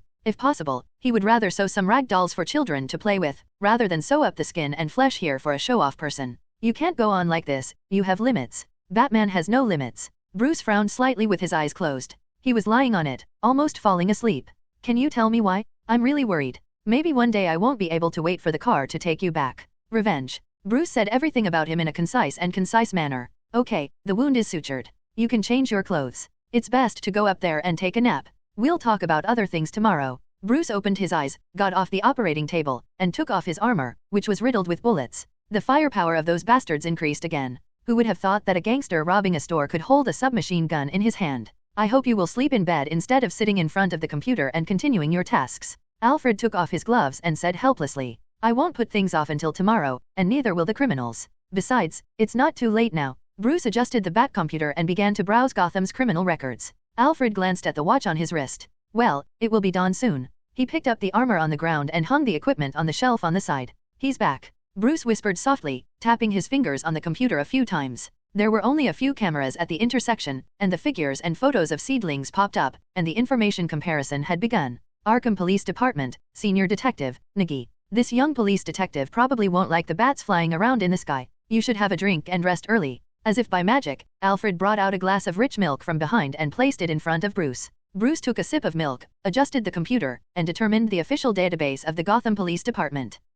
What do you think his name should be? Bruce put the Joker's playing card on the screen and started spinning it. The Joker on it was grinning widely. The Joker in the circus is a person who makes people laugh, but in this scene, it seems very uncomfortable. Alfred said truthfully. Bruce looked at the latest case of the major crime team, the kidnapping of Cardinal. Under the Batcomputer's search, Picardina held Falcone's arm, and photos of celebrities visiting celebrity places popped up one by one, as well as proof of assets in her name. Master, I still want to remind you that you should rest. Do-do-do-do la la, la la la. Dong dong dong, there was a fierce drum beat, and along with a gong, the curtain on the stage suddenly opened. Joker, who had pale skin and dark green hair, walked out from behind, raised his hand and shook it around, as if to say hello to the audience. Then, Joker performed a tap dance on the stage stacked with wooden boxes, clasping his waist with both hands, making a scraping sound with his big leather shoes on the wooden boxes. Wow, look who this is. Who am I? Joker asked loudly, putting his hand to his ear and tilting his head, as if listening to the answers from the audience below the stage. Joker. Joker clapped his hands, jumped up, stepped on the board hard, and pulled a rope next to him. A spotlight shone on him. That's me. Joker hooked his hands on his lips, followed the wound on his cheek with his fingers, and pulled out a big smile that was ferocious, twisted, and terrifying. We've you. Vicadina, who was tied to the chair, shook her head and struggled fiercely. She wore a green wig that looked like aquatic plants on her head, and her face was painted with exaggerated Joker makeup. She shed tears due to fright, and the makeup was ruined. SHH. Joker put his fingers to his mouth and blew, then took out a revolver from his arms and stuffed it into his mouth. Then, looking blankly at Vicadina below the stage, there was a click, and Joker pulled the trigger and shed tears. Ha ha ha ha ha ha ha ha ha ha. Joker raised his head and laughed wildly, with tears falling from his face. He pointed the pistol at the ceiling, pulled the trigger, and made a bang. Joker was so frightened that he trembled all over and dropped his gun on the ground. He lowered his head and a shadow enveloped his face. Don't be so serious in life. Falcone will spend money for you, right? You are the most beautiful little cutie. Joker raised his head, turned into a cheerful expression, and jumped off the stage. This was in a warehouse. It didn't originally belong to Joker, but after Joker took a crowbar and knocked a hole in the administrator's head, the place became his, and no one has objected until now. Throw away those damn donuts in your hands. Try what real Chinese food is. If you eat those things again, you will all become Sheriff Bullock. You will not be able to run away, let alone catch criminals. Early in the morning, Nigi bought a bunch of breakfast from Chinatown and shared the breakfast at the Major Crimes Division office of the Gotham Police Department. Oh my god, Nigi, you are so considerate. A policewoman who stayed up late and worked overtime almost shed tears when she saw Nigi handing over the steaming buns. The working hours of the crime unit meant that they had time to eat, leaving only donuts from the 24-hour store. There are also 2 coffee machines that Chief Gordon bought at his own expense. The other one was prepared for them by Chief Loeb. Mumu, I love you. If I were a woman, I would marry you. A middle-aged police detective stuffed the bun into his mouth and drank a glass of soy milk. Although Chinese food does not suit their taste, it is so delicious compared to eating greasy donuts. Get out. Nigi scolded with a smile, and gave each member of the night shift a breakfast. The crime team works in 2 shifts. Gordon is the boss of one team and part-time captain of the crime team, and Bullock is in charge of the second team. Although this bunch of tired cows and horses look quite embarrassed, these people were all personally invited by Gordon one by one. They are honest, reliable, and have the ability to work. The most powerful thing is that the average level of these people is that they are all police detectives. They are the backbone of serious police officers and a sharp knife prepared by Gordon to fight the corruption in Gotham. Have you got a clue? Nigi pushed open the door of the captain's office. The thick smoke in the room was like a fire. Fortunately, the building of the Gotham police station is relatively old and does not have smoke sensors. Nigi walked over and opened the window. The sun was shining outside. It was a rare good day. He threw the breakfast bag on the desk. Gordon got up from the table and put on his glasses. What time is it? I have to go out. Have you brought the records from the investigation department? Brother, you must be too busy. Sheriff Bullock has begun to take over the shift. I see that the brothers who went out to keep an eye on people have also returned. You should go back and take a rest. Nigi took a look at the 2 trace reports on the table, as well as the detection of the playing card and the footprint detection. No time? We have to find this Joker before Falcone. How did they get their ransom? Do we have anyone following him? Gordon wiped the corners of his eyes and asked. The ransom has been prepared. Falcone took the serious route. Sheriff Bullock was watching the cash withdrawn from the bank. The delivery time is not yet clear. Nigi flipped through several reports and then flipped through other materials. The intelligence information on Gordon's side was not ordinary, and almost all the information from the Gotham Police Department was compiled. There are many that are too late to be uploaded to the computer. By the way, what day is it today? Gordon suddenly remembered something and woke up from his hazy sleep. Thursday is an annoying day. Do you have a date? Nigi asked with a smile. My daughter is coming back today. Fake, Gordon looked anxious and raised his hand to scratch his hair. Your daughter? Barbara, Nigi asked after thinking for a while. Barbara Gordon, the famous network hacker Oracle, fights against the evil Oracle kids. It should be. You're about to graduate from college now, right? I knew it. I forgot. Damn, what time is it now? Gordon asked with a glimmer of hope. Nigi glanced at the clock on the wall. It's 10 o'clock noon. Gordon raised his head in despair. I'll make a call first. He quickly picked up the phone on his side and dialed. Captain. A police detective opened the door and ran in, shouting loudly, "We found Joker." When Gordon heard this, he quickly stood up and was about to direct the action, but Nigi pinned him down on the chair. "You should communicate with your daughter, and I will help you call the police." Nigi took off his jacket and was wearing a thick police bulletproof vest with the GCPD logo on his chest. Gotham City Center, 3rd Avenue. A black business car was driving crookedly on the road, and suddenly the door was pushed open. The driver was thrown down and hit the ground head first, breaking his neck and leaning to the side. A person wearing a princess mask with loose golden hair reached out to close the car door, took off the mask, and threw the wig out together. His appearance was reflected in the rearview mirror, with pale skin, red lips, and dark green hair. It was the Joker who had just robbed the ransom car. "Ho ho, we are together, right?" Joker looked at the approaching police car in the rearview mirror, smiled, patted the money bag beside him, and stepped on the accelerator to the bottom. The black business car roared, speeding up to its highest speed, followed by the police car chasing after it. Bullock held the steering wheel in one hand and the pager in the other, requesting the surrounding police stations to cooperate in supporting and contain Joker.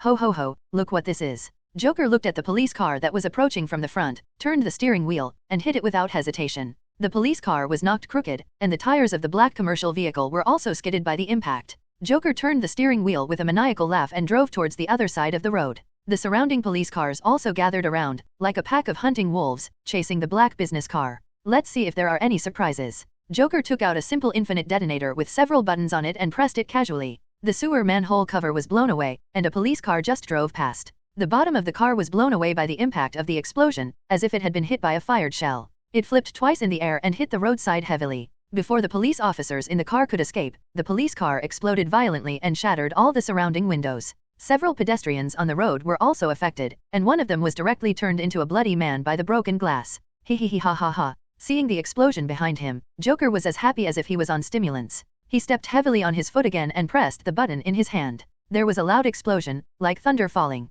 A truck parked on the side of the road was lifted up by the impact of the explosion. It was torn into 2 pieces by the explosion like a toy, and fell heavily on the road. Several cars on the road that had no time to dodge were hit by the wreckage of the truck, and they exploded together, with flames shooting into the sky. The scene looked like they had been bombarded by heavy artillery. A hole. The police car behind quickly stopped the car to avoid crashing into it. The burning fire, accompanied by black smoke, made everyone present wonder if they had not woken up. Is this apocalyptic scene really the work of a human being? The smell of burning in the air, as well as the burning car wreckage, accompanied by billowing black smoke, made some police officers immediately think of something bad going on. "Rescue people quickly. Contact the fire station." Bullock got out of the car, looked at the scene on the street, and gave instructions quickly. FK. Nigma, who drove to support, heard the situation coming from the pager, and cold sweat broke out on his forehead. In one encounter, 3 police officers were killed and 16 innocent people were affected. The street explosion caused even greater losses. This is really crazy. The corners of Miyagi's mouth twitched, and he took the pager and began to make arrangements, asking people to prepare to block the road and not to pursue them.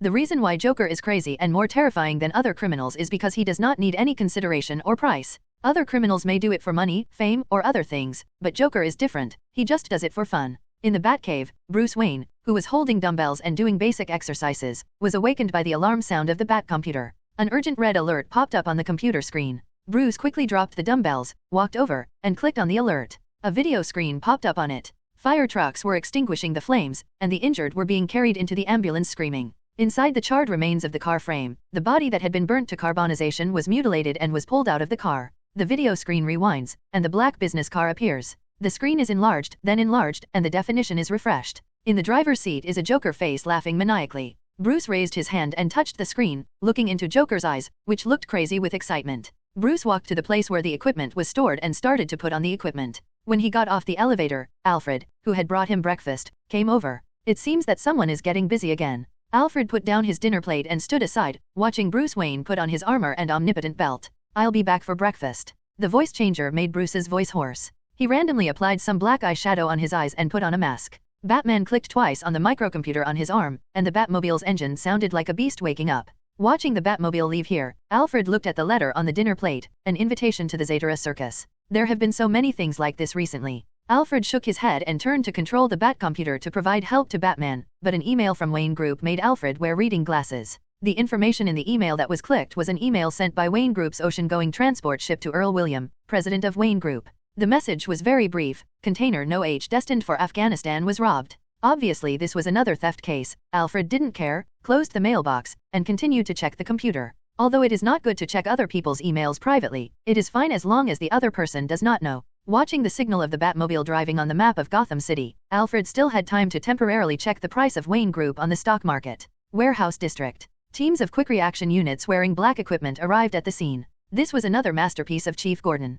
To be precise, it was the quick reaction force prepared by Gordon to take action as soon as possible after breaking up with Falcone. The manpower recruited there are all retired soldiers and top students in the police station. Group B arrives at location. Team A arrives at location. On the rooftop of a building 500 meters outside the warehouse, a sniper holding a sniper rifle said to the pager. Group C arrives at location. On the road outside the warehouse, Miyamo held the pager and said nothing, just looking at Bullock. It stands to reason that Nigi is not high enough to command this roundup, but Bullock is a cunning thief and does not want to take any responsibility. He directly praised Nigi as the on-site commander, and got Police Chief Loeb to agree first. Act as planned, Nigi said while holding the pager. He turned to look at the black business car that had hit the wall, with broken glass and white airbags deployed. It was the car that Joker drove away. Before the engine was turned off, all the money in the car disappeared. 30 million in cash. Joker was asked to move it, and it took a while. There were still a few green banknotes scattered on the ground, like road signs, spreading all the way to the door of a warehouse. There was also half a banknote stuck between the two doors.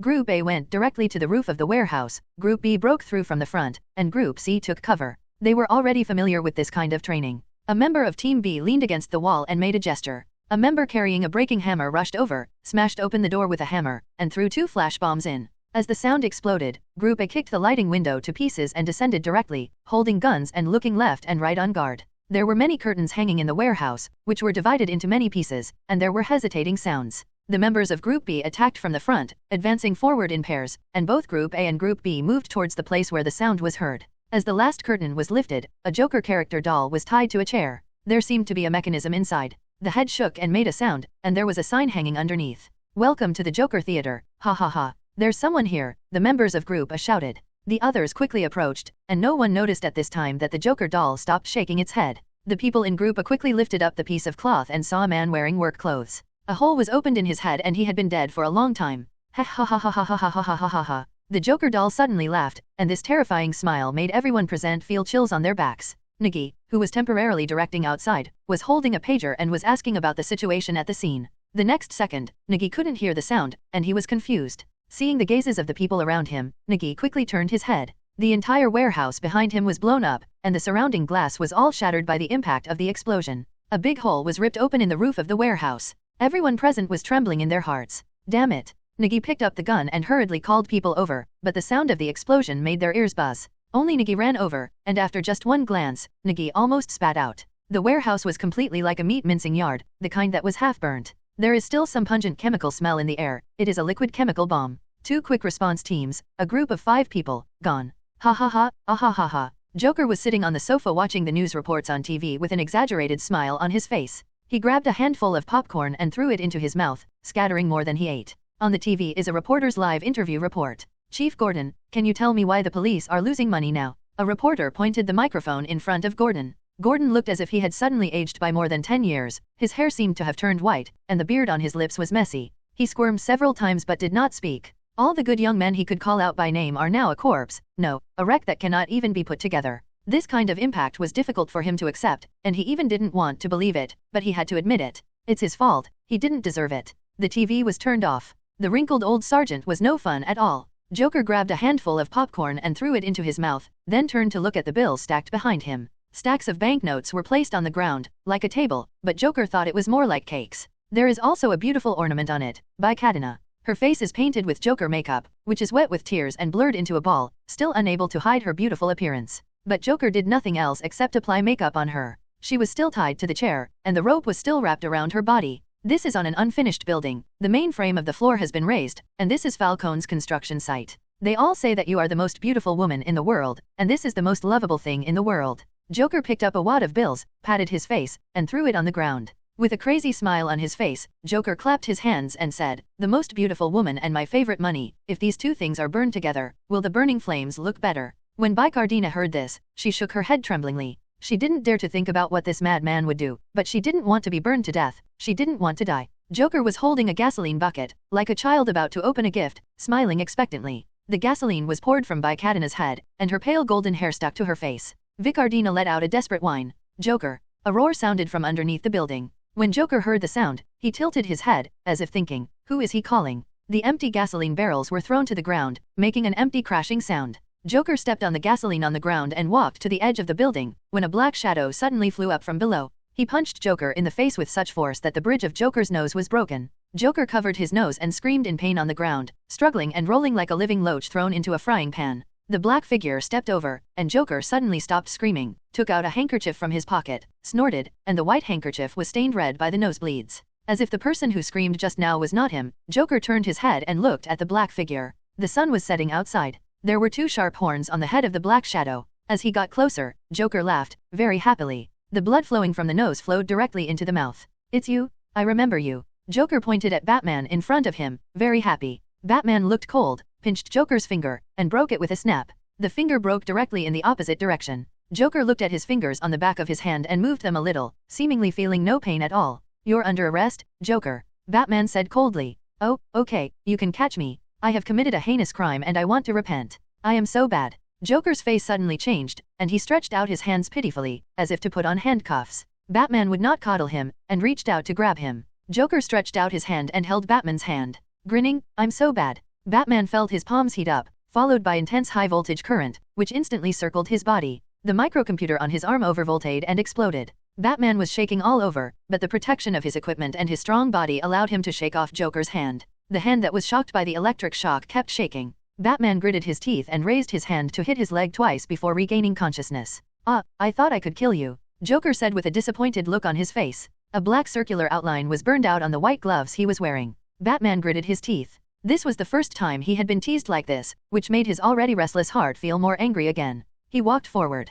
Joker stood there, looking at Batman walking over, and blinked innocently, as if he wasn't the one who had done the trick just now. Batman raised his arm and punched Joker, sending him flying and falling to the ground. Joker coughed, spit out a mouthful of blood, and rolled on the ground like a naughty child. It hurts, the bad is bad, it's bad. Batman snorted and clenched his fists. No matter how much Joker pretended to be crazy, he would never let him go. But Batman miscalculated one thing. Joker was really crazy, not just pretending. Perhaps it was because his brain was born with uneven distribution. The right hemisphere of his brain was slightly larger than the left. It's impossible to predict what kind of move he will make next, just like now. Batman raised his fist and hit Joker directly on the ground. Joker suddenly turned around and let Batman's fist fall to the ground. The ground felt shaking. Joker took out his pistol, which was a revolver left by the two robbers who invited him to rob the bank that night. He carried this pistol and walked on the street for a long time, trying to kill someone. In the end, he failed and was caught by the police. But seeing that there was nothing to squeeze out of him, he released him again, so he used this gun to kill someone. An old man, or an old lady, because he raised a cat, and the cat didn't like him. Why? Why didn't the cat like him? So, he asked the old lady with a bullet. The moment he saw the pistol, Batman instinctively dodged. These days, the bullets in his body are enough to fill a pizza plate. Bang! The gun went off. Batman jumped to the side and threw a batarang. Before Joker could stand up, he knocked away his pistol and scratched the back of his hand. Joker covered the back of his hands and screamed. This kind of fooling made Batman very angry, and he decided to let Joker spend this Christmas in the hospital. Dang dang dang, I lied to you. Joker burst out laughing, but what greeted him was Batman's indestructible fist. Joker was knocked out again, and this time he landed next to the pile of money.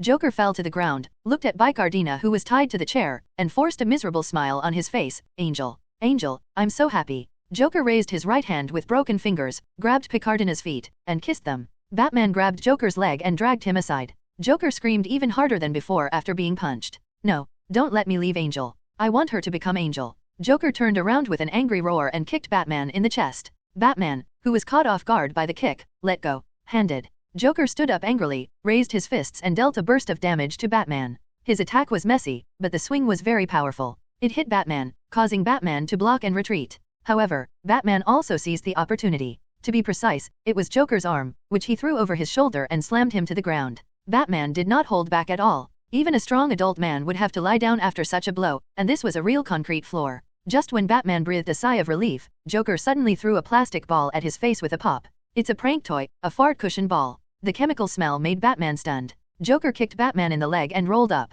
He stood up straight, as if he was unscathed, but immediately Joker covered his body and screamed. Just like being handsome for only 3 seconds. Batman looked at Joker. In the past, he used various props to teach others, but this was the first time he was dealt with like this. Look, Angel appears. Joker stood on the edge of the building without guardrail protection and pointed at Bicardina who was tied to the chair. Batman quickly looked over and saw a thin lead falling into the gasoline on the ground with a squeaking sound. The flames burned instantly like an explosion, and Bicardina inside was swallowed by the flames. Without thinking, Batman rushed towards Vicardina, opened the cloak behind him, and fiercely protected Vicardina inside. His strong hands instantly shattered the chair. Batman held Bicardina, who was still burning and screaming, and jumped down from the building. When he came up, he saw an industrial pool below with water in it. This is the 6th floor. A splash of water appeared in the industrial pool in the lower right corner. Joker, who was standing upstairs, blinked, put his hands behind his back, and quietly walked away. The blood flowing from his face dripped onto the ground. Batman is really fake. Joker's voice sounded from the darkness and disappeared again. In the Gotham Police Department, Jerry led a group of Arkham policemen and broke into the headquarters office. Nigma stood in the crowd, pushed up his glasses, and glanced at the police bosses sitting at the conference table, discussing how to shirk responsibility. Police chief, deputy chief, superintendent, police inspector, the lowest ranking person in front of this table is the police chief. Who let you in? Get out. Sitting next to the conference table, the captain of the special operations team, Ferris, was the first to stand up and shout, especially when he saw Jerry. Enemies are extremely jealous when they meet. Ferris wanted to punch Jerry to death. Last time in the toilet, he was beaten unconscious, but he lost all face. We are here to pick up Sheriff Arkham, Nigi, back. Jerry raised his head and shouted without fear, and the Arkham policemen behind him also raised their hands and shouted, we are here to pick up the chief. What happened? Sitting at the head of the conference table, Police Chief Loeb, with a grim look on his face, shouted knowingly and glanced at Jerry and the others. Tell the police chief that we are here to pick up Sergeant Nigi of the Arkham Police Department and return to the Arkham District. Jerry raised his hand and saluted. Although they talk about accepting, their momentum means that if they can't greet you, they will just grab it. Especially Jerry's sturdy appearance, wearing a body armor, a pistol on his waist, and a grenade hanging outside the body armor. He is more convincing than anything else. Police Chief Loeb raised his hand and knocked on the table, saying in a cold voice, are you protesting against me? You are not a police officer anymore. A police superintendent slapped the table and stood up. That's right. What do you guys look like? Are you forming gangs? This is a police station. It's not gangsters dividing their territory. Young Special. Jerry slapped the table directly. Just as he was about to curse, he was grabbed by Nigma from behind. In this case, it would not be good for anyone to break up the relationship. Nigma came out. Hello, leaders, our Arkham Police Department is currently short of manpower. Our chief is still on vacation, and several police chiefs are also very busy. It is the time to hire people. Chief Gordon borrowed Detective Nigi to handle the case for the sake of Gotham. It's also for Gotham. We in Arkham District also need Nigi. Please. Having said this, Nigma stopped talking. Everyone knows the rest of the meaning. The accident caused by Joker this time is more serious than the previous ones. Naturally, someone has to take the blame and be punished. 10 members of the Quick Response Force died. This blame is too heavy. As for the temporary commander, Nigi is naturally the best person to take the blame. Although his temporary command was personally appointed and approved by Police Chief Loeb, but so what? Credit goes to Police Chief Loeb for his proper command. Now that such a big thing has happened, the prisoner is still at large, and this case should not have been taken over in the first place. What's more, Gordon is also a big star now. He has long been displeased with him. At least none of the people sitting at this table are displeased with him. For the mayor's mansion case, the Gotham Police Department received a large amount of sponsorship, but Gordon's crime team ate up most of it. The case is still under investigation. What do you mean? Loeb knocked on the table. Our Gotham Police Department has sacrificed so many police officers. What are you doing? Give us time. We'll catch Joker? You take the credit. We just want Nemo to return to Arkham. Nigma said in a deep voice. Okay, I agree. Loeb nodded. I'm very happy that we still have police officers in Gotham who dare to stand up and declare war on crime. You won't let me down, right? Yes. Nigma agreed. Then go out. Lobby made a gesture of seeing off guests. Nigma turned to wink at Jerry and the others, and a group of Arkham policemen retreated from the conference room. The conference room door closed again. Loeb's face darkened instantly after the door closed. Arkham, as the lowest-ranked police station, actually dared to stand on his opposite side. Police chief, they. Just as a police sergeant was about to complain a few words, he was interrupted by Lobby raising his hand. Lobby looked at Fraz. Isn't the Arkham police chief's vacation too long? I think the chaos in Arkham District is not an ordinary situation. It's the Internal Affairs Department, and they've been conducting strict investigations recently. A police superintendent said quickly, handed Lob a step up, and smiled flatteringly. Chief Gordon, the blow he received this time is relatively big. Let him rest first. Ferraz, you can work part-time as a major crime team. Yes? I will definitely make the crime unit even better. Ferraz stood up with a smile on his face, raised his chest and raised his head. They knew very well where the crime squad was. Although they don't like Gordon's style, they have to admit that when Gordon selects people, ability is really not a priority. After finishing the task notes, Miyamo came out of the office and walked outside. Jerry and the others were waiting in the lobby of the police station. When they saw Nigi coming out, they quickly stood up. Several policemen who were smoking and chatting also put out their cigarettes. Jerry asked with concern, Mumu, are you okay? Fine. Nigi shook his head, looking at the group of Arkham District policemen in front of him. Nigi frowned, and then he immediately understood. These are all here to escort him on the platform, otherwise, those bastards wouldn't let him out so easily. It's really disgusting. Nigi thinks he knows enough about Gotham. Corruption is nothing more than making money and looking ugly. However, I didn't expect that they would dare to attack heretics. When taking notes, Nigi thought clearly that meeting Joker was just an opportunity for those people to pick peaches. The so-called responsibility for casualties and command failure are also excuses. The only real ones are rights and interests. Gordon has touched other people's interests? Both the crime squad and the quick response force have eaten up most of the funding resources. However, they had no reason to replace him. What Gordon wants to do is to exercise fairness and justice in the corrupt and chaotic Gotham, which can be said to be all enemies. Nigi, 5 days. Nigma stretched out his hand and waved 5 fingers in front of Nigi. Catch Joker within 5 days. It seems that those old guys still underestimated me. Nigi smiled disdainfully and turned to look at the second floor behind him. Police Chief Loeb's assistant was standing on the stairs, monitoring this area unabashedly. Let's go. Miyamu turned around and walked out at the lead. Jerry followed closely, and everyone else also left. After walking out of the gate of Gotham Police Station, Nigi made arrangements. Let Otis help. I had already looked for him when I came here. He was gathering rats to search, but there are too many people in Gotham. It's best to focus on one area for the search. Nigma pushed up his glasses, and the Riddler, who was shrewd and capable and used his high IQ to toy with his enemies, came online. A few hours ago, Nigi was suddenly called back to the Gotham Police Station. Milo called. He felt something was wrong and immediately summoned Jerry and the others. Thanks to the fact that there was no one in charge at the Arkham Police Department, and Nigi's prestige in the police station was also very high, Jerry just shouted a few words and pulled everyone over. In such a big case, everyone is happy if Joker is caught, but if Joker cannot be caught, whoever is in charge of this case will be unlucky. Go to Gordon's house first. The others will go on patrol and show me the addresses of all the chemical plants in Gotham. Just drive by and there is no need to go in and search. Do you understand? Nigi turned around and directed, the closest thing to Joker is the chemical factory. Whether it is the origin of Joker's multiple births or his criminal experience, chemicals are inseparable. Moreover, the warehouse explosion during the day was a chemical bomb, with such power that only chemical plants have enough raw materials. I've thought about this too and marked it on my computer. I also found a screenshot of Joker. As Nigma spoke, he opened the rear door of the police car, took out the laptop, and a picture of Joker popped up on the screen. The grin was really scary, the corner of his mouth was cut open with a knife, he was wearing funny lipstick, and he had dark green hair. And those eyes made Nigi look heavy, but when he saw Nigma on the side, Nigi relaxed a little. The Riddler, with full power, is no worse than Joker, and even has an advantage in some places, although he has not won. Do it your way, tell me if you need any help. Nigma shook his head, we have to catch his tail first. Otis is searching around the warehouse. There will be news soon. Besides, aren't you curious? What are you curious about? Nigi was a little confused. Why did Joker kidnap Falcone's lover? Nigma was a little confused about this, and even suspected that there was someone behind Joker who wanted to disgrace Falcone. Don't think about it. Joker doesn't need a reason to kill the mayor. Nigi was not confused at all. Get in the car, I have to go see this old guy Gordon first. Nigi opened the door and got in the car. When something like this happened, it hit Gordon the hardest, and Nigi didn't want this responsible old police chief to fall into disrepair. Gordon's house is on the second floor of an old apartment building. This apartment is not too old, and some of the facilities are aging. At least this rusty outer staircase once made the fledgling Batman almost fall to death. Dong dong dong, there was a knock on the door. Nigi stood at the door, not knowing what to say. He kicked the stairs gently with his feet, and the door was opened. It was not Gordon who opened the door, but Gordon's daughter, Barbara, who was wearing a checkered apron and holding a spatula in her hand, as if she had just come out of the kitchen.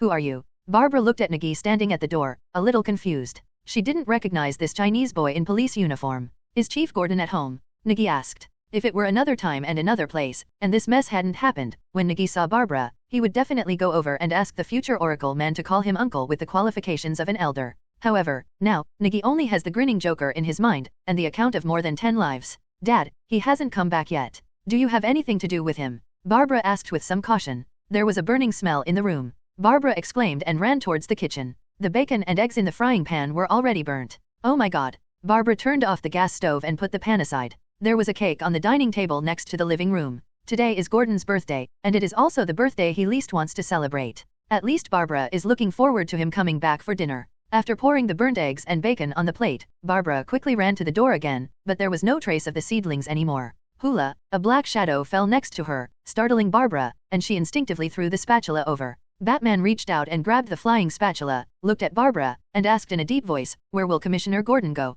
Batman on the roof had already heard Nigi's inquiry just now. To be precise, he heard it through a bug. The bug was placed in the mailbox at the door, just enough to hear the sounds going in and out of the house. Although Batman at this time has a tendency to be immoral, he still pays attention to other people's privacy. Otherwise, this bug would have been planted on Chief Gordon, and he could do it. Are you Batman? Barbara looked curiously at the strong man in strange clothes in front of her. The sharp horn on his head didn't look like a bat, but like a big cat. Where will Gordon be? Batman repeated because he couldn't find Gordon. Gordon did not return to the police station. After leaving the hospital to visit the injured, Gordon seemed to have disappeared. He had something to do and needed to find Gordon. I don't know, but he might go to the beach. As soon as Barbara finished speaking, Batman roared, flew to the top of the building with a rope, and disappeared without a trace. Who is? Barbara looked at the dark night sky and complained. Not a good person. Nigi's voice sounded from downstairs. Barbara was so frightened that she trembled and looked down quickly. Miyagi squatted on the stairs below, holding a cigarette in his mouth. He waved to her, took out a lighter and lit the cigarette.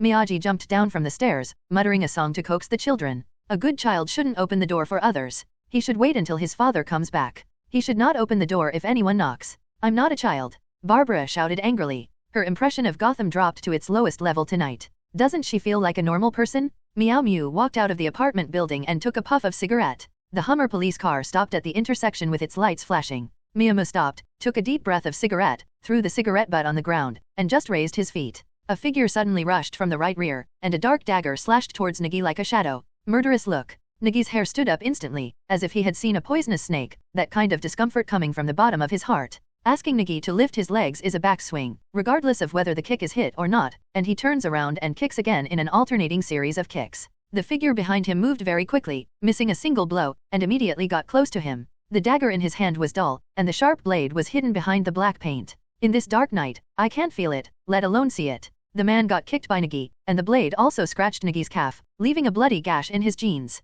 Get out. Nigi shouted, grabbed the garbage bag on the side, and threw it at the man. The garbage bag was in the air, and was cut open by the man with a knife, with a joking look in his eyes, but after the garbage bag exploded. Bang bang bang bang. The gunfire of the M500 revolver echoed around like two explosive kicks. The man's soul was filled with rage, and the playful look in his eyes turned into panic, and his body made a series of moves that could be called abnormal. However, the damage caused by the .500 Magnum bullet, even if it is a scratch, is a serious injury that can shatter flesh and blood. The man fell directly, one arm fell to the ground, blood spattered everywhere, and his fingers were still trembling. Bang bang, click, empty. The bullets in the seedling gun were empty. He took out the lighter from his pocket, and put his fingers on the friction wheel and turned it. The holy flame hammer sounded, and with a click, white flames burned, holding it in Meow Mew's hand, like a burning lightsaber. The figure who fell to the ground was like a wild dog with its back broken, wailing, and crawling on the ground at a very slow speed. Unfortunately, his leg was broken, and there was a blood hole the size of a fist file, spraying blood on his thigh. Nigi approached step by step, but his eyes were scanning the surroundings. In the Hummer police car at the intersection, Jerry and Nigma heard the gunshots and quickly got out of the car with guns in hand. Moo. Jerry quickly shouted forward, holding a gun in one hand and taking out a tactical flashlight in the other and shining it forward. After confirming that there were no other enemies around, Nigi extinguished the flame of the holy flame hammer and took 2 quick steps forward. He stepped on the back of the man in front of him, reached out to grab his hair, and pulled off the hat on his head. He looked quite unfamiliar. He looked young, his forehead was covered with dense beads of sweat, and it hurt a lot. Tell me, who asked you to come? Nigi asked while pulling his hair. The man shook his head and snorted. Quite brave. What's going on? Jerry also ran over. Nigma held a small pistol in both hands and walked over timidly. He was really tired of this kind of hail of bullets. Give me the gun. Nigi reached out and grabbed the gun from Jerry's hand, and fired 3 more shots at the man's still intact right leg. His thigh was broken directly. The man raised his head and screamed, his body shaking in pain. When Nigma saw this scene, he moved a little uncomfortably. Blood was flowing on the ground, and water splashed when he stepped on it. He won't live long, Nigma reminded quickly. Even an elephant couldn't handle this amount of bleeding. It's not that easy to die, Nigi said coldly. Taking out the jug from his arms, Miyamo pinched the man's mouth, poured half of the jug into his mouth, raised his pistol, and put it on the man's head. Tell me, who asked you to come? Nigi yelled angrily, like an angry lion, full of murderous intent, without even the slightest hint of joking. The man didn't show any fear at all. Instead, he grinned with a look of disdain on his face and gritted his teeth. Nigi felt something was wrong and quickly opened his mouth. A mouthful of rich blood gushes out of his mouth and his whole body twitched. Poison, lethal. Nigma covered his nose and took a look, confirming the situation. However, not only did the man not die immediately, but he struggled painfully, writhing like a fish that fell to the ground, and kept vomiting blood from his mouth. What's going on? Nigma was confused.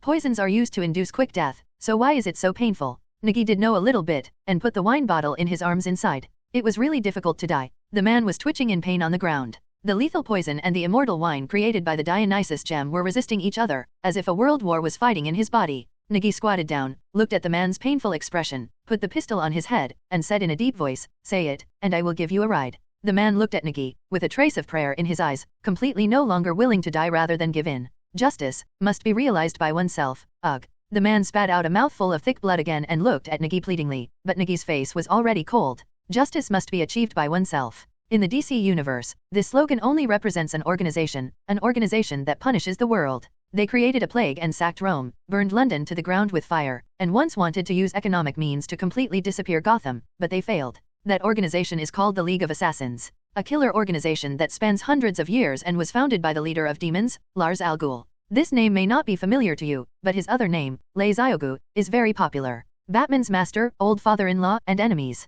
It can be said that this ninja master played an important role in making Bruce Wayne the powerful Batman. Although he has nothing to do with ninjas, if there is a relationship, he is more like the king of assassins, teaching Bruce Wayne how to overcome fear and use fear as a weapon. Are you from the Assassin's League? Why did you come to kill me? Is there a bounty on my head? Nigi asked with a frown. Although the League of Assassins nominally enforces justice, isn't that what the slogan is? In essence, it is still a killer organization, so it naturally has the task of killing people, and it is also part of the training. Bane, the giant man who broke Batman's back, could be considered a member of the League of Assassins, but he was just a transfer student who had been trained there, and he was not a brother to Batman. Haha, you all will die. The killer who wanted to assassinate Nigi shouted crazily and stared at Nigi with eyes full of hatred. I regretted it. You can wait here to die. Nigi threw the pistol to Jerry, stood up and walked outside. The assassin was stunned for a moment, but the severe pain in his body made him twitch. Nigma reached out and took a small thing he carried with him and placed it on the wall on the side. It was a camera. I originally got it out with the intention of putting it on Otis's portable mouse, but it just happened to be used now.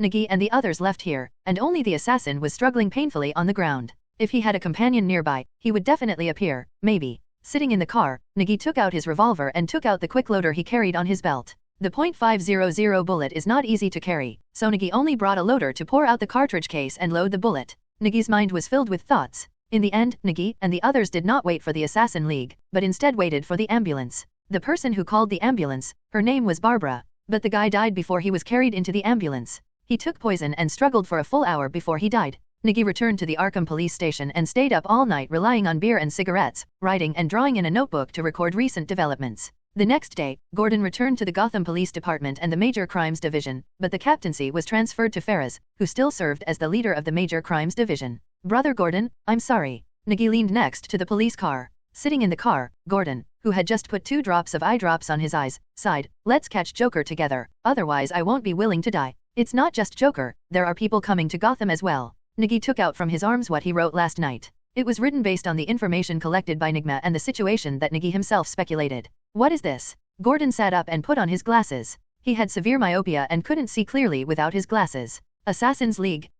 What's going on? Gordon just glanced at it and immediately grasped the information inside. It was a terrorist organization? The body is still in the hospital. He committed suicide by taking poison. Didn't Barbara tell you when you came home? She called the ambulance. Nigi turned to look at the car. When Gordon heard this, he shook his head in shame. He led people to search Joker last night and discussed cooperation with Batman. I didn't go home, sigh. Nigi raised his hand and patted the police car. Where's that big bat? Send this piece of paper over, that guy knows what to do. Gordon hesitated for a moment. No one knew about his agreement with Batman yet, but when he thought that Nigi and Batman had known each other before, he didn't care. I will pass it on to him. By the way, do you have any ideas about Joker? Gordon put away the note and said, we found the raw materials for making explosives at the Ace chemical plant and prepared them ourselves. Joker may have a high talent for chemistry, or this may be his profession. I have a way to catch him, and he will come to us on his own. Nigi smiled confidently. He thought for a whole night and found several fatal weaknesses of Joker. Of course, the first weakness was Batman. For Joker, Batman was his other side.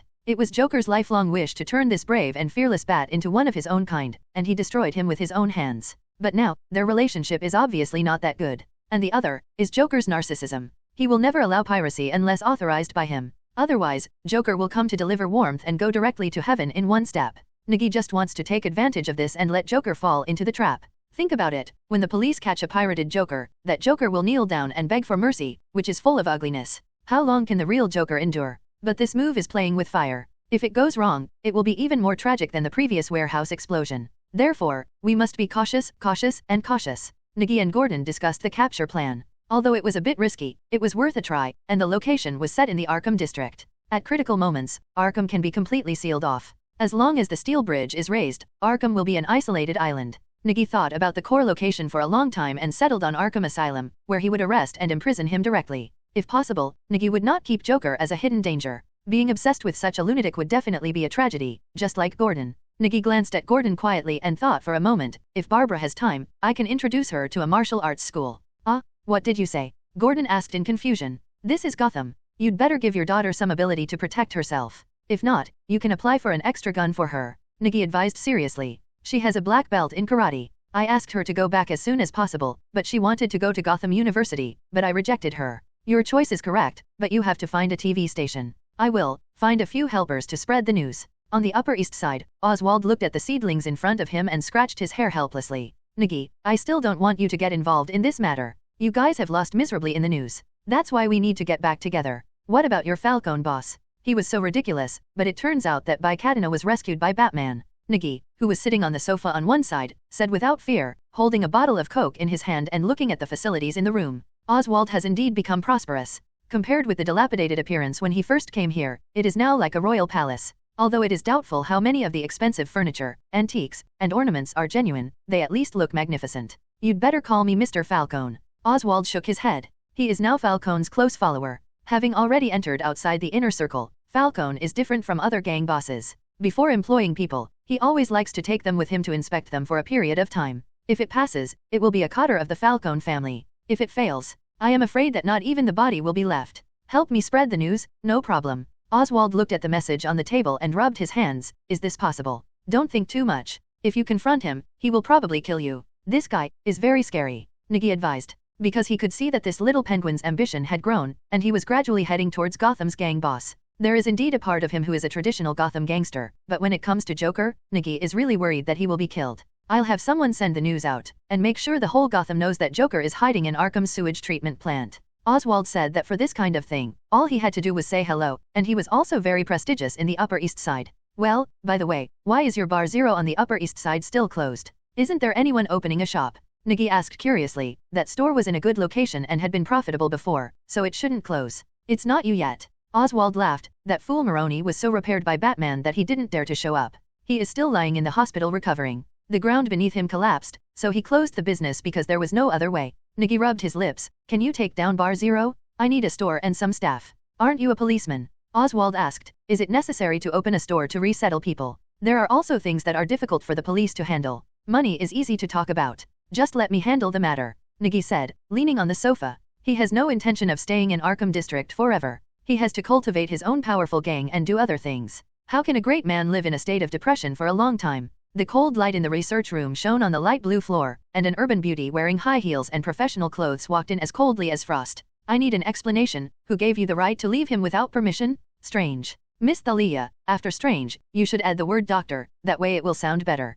Hugo Strange was standing in front of the culture tank in a white coat, holding a notepad and checking some values. You still have not answered my question. Thalia walked over, biting her red lips with her white teeth, looking at the corpse in the culture tank, and asked with an unwilling look, how did he die? In the cylindrical culture tank, a mutilated corpse was soaked in the light green liquid, with several thin metal tubes interspersed on the corpse. Strange raised his head, looked at the data on the computer, and recorded it again on the notepad in his hand. He died of pain, his heart ruptured, and he also took strong poison and struggled for more than an hour. Strange said, I didn't expect that a little policeman could actually. What do you want to say? Thalia's eyes were cold. Strange closed the notepad and turned to look at Thalia. Miss Thalia, I admit that the Assassin's League is powerful, but I recognize more what I see with my own eyes. Thalia stared at him without fear, but Strange finally took a step back and ended the confrontation. Okay, I admit, I underestimated the policeman, but... Strange looked at the culture tank. A strange look lit up in his eyes. I really underestimated him. This corpse with a distorted face, internal organs, and even burst blood vessels gave Strange too much confusion and shock.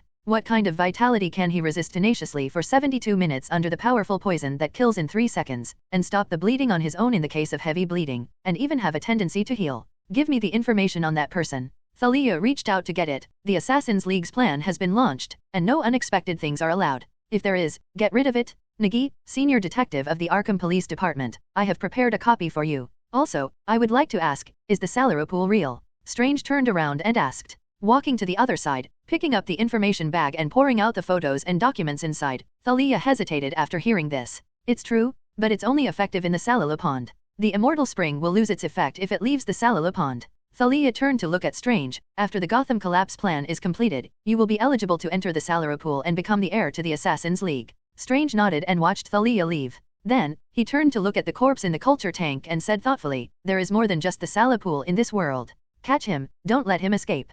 A gang member carrying a pistol fired 3 shots at the fleeing figure in front of him. Bang bang bang, the panicked figure hid in an alley, and a group of gang members chased the fireball. Jote? Did you read that correctly? A gang member with a submachine gun rushed into the alley and saw only a long dead end. He shouted in surprise, where are the people? I read that right, it's the Joker. The Romans offered him a reward of 10 million. 10 million. Kiet blushed, completely aroused by the sky-high price of the reward, which was even more exciting than when he got high with a woman. 10 million, this is a number that they, the middle and low-level gang members, would never dare to think of. Where is that damn green-haired guy with the money exchange coupon that ran away from the circus? Where is it? Several people hurriedly ran into the alley, searching for traces of Joker. Although they had no talent for tracking, they were tempted by the huge reward. It was the trash can. They all turned over it twice, just as Choate, who was holding a pistol, opened the trash lid on one side. Joker, who was hiding in the trash can, stood up first. George looked at Joker's pale complexion, funny red lips, and dark green hair, and his face suddenly became overjoyed. At this moment, a pocket knife stabbed into his neck. It was a 3-cent inferior pocket knife. It was a bit unusable even for robberies, but now it took his life. The warm blood, like running water, spread along his neck, making the suit on his body soaked through. He wanted to shout a reminder, but Joker's hand covered his mouth, making him unable to make a sound and could only stare wide-eyed. All the strength in his body flowed out along with the blood. When the gun in his hand fell, Joker reached out to catch it. Good baby, you should go to bed early, Joker said with a smile, pulled out the knife, and splashed a stream of warm blood on Joker's face. Licking the blood droplets on his lips, Joker shouted excitedly, let Uncle Jack see who's not sleeping yet. This sound alarmed several people around him, but Joker held the pistol and pulled the trigger, shouting crazily. The obedient baby has already laid down to sleep. The bad baby who hasn't slept yet, should be punished. Bang bang bang bang. Every time the muzzle of Joker's gun shook, a blood flower bloomed from one of the gang members, and the gunfire echoed around him. Click, the bullet was empty. Joker brought the barrel of the gun to his eyes, looked at the dark rifling inside, shook it twice, and shrugged helplessly. It seems that American products are not easy to use either. More than half of the gang members in the alley were killed or wounded by the gunshots just now. The only remaining person was hiding behind the trash can and did not dare to show his face. Joker jumped out of the trash can, bent down to pick up the lid on the ground, put it back on, and nodded with satisfaction. Picking up a submachine gun on the ground and loading it, Joker looked up at the sky and said to himself, what should I do with the bad baby? Should pull out teeth. I hate pulling out teeth. But Joker turned to look at the gang member hiding behind the trash can, grinned and shouted, bad babies like to pull out teeth. The gang members who were hiding behind the trash can were anxious and angry when they heard this rumor. Finally they gritted their teeth and stood up, raised their guns and pulled the triggers. The Joker from Gori Baichi? Die. The bullets fired from the submachine gun in his hand were like a metal storm, sweeping away everything in the alley. Broken wine bottles, wooden boards, bricks, scraps of paper flying everywhere, and BG tin trash cans. Click, all the bullets were fired. The gang members gasped for air and glanced in front of them in horror. There was no Joker? Oh, poor bad baby, leave it to Uncle Jack. Uncle Jack will make you a good baby. Joker, holding a submachine gun, appeared from the side and pressed the barrel of the gun against the gang member's cheek. In the man's frightened eyes begging for mercy, Joker shook his head pitifully. Don't worry, Uncle Jack will help you. The trigger was pulled, the submachine gun fired bullets, and there was a sound of the water bag being smashed. The gang member's face, teeth, tongue, and skin were all shattered by bullets, turning into thick red plasma and splashing on the wall, like a thick layer of red paint.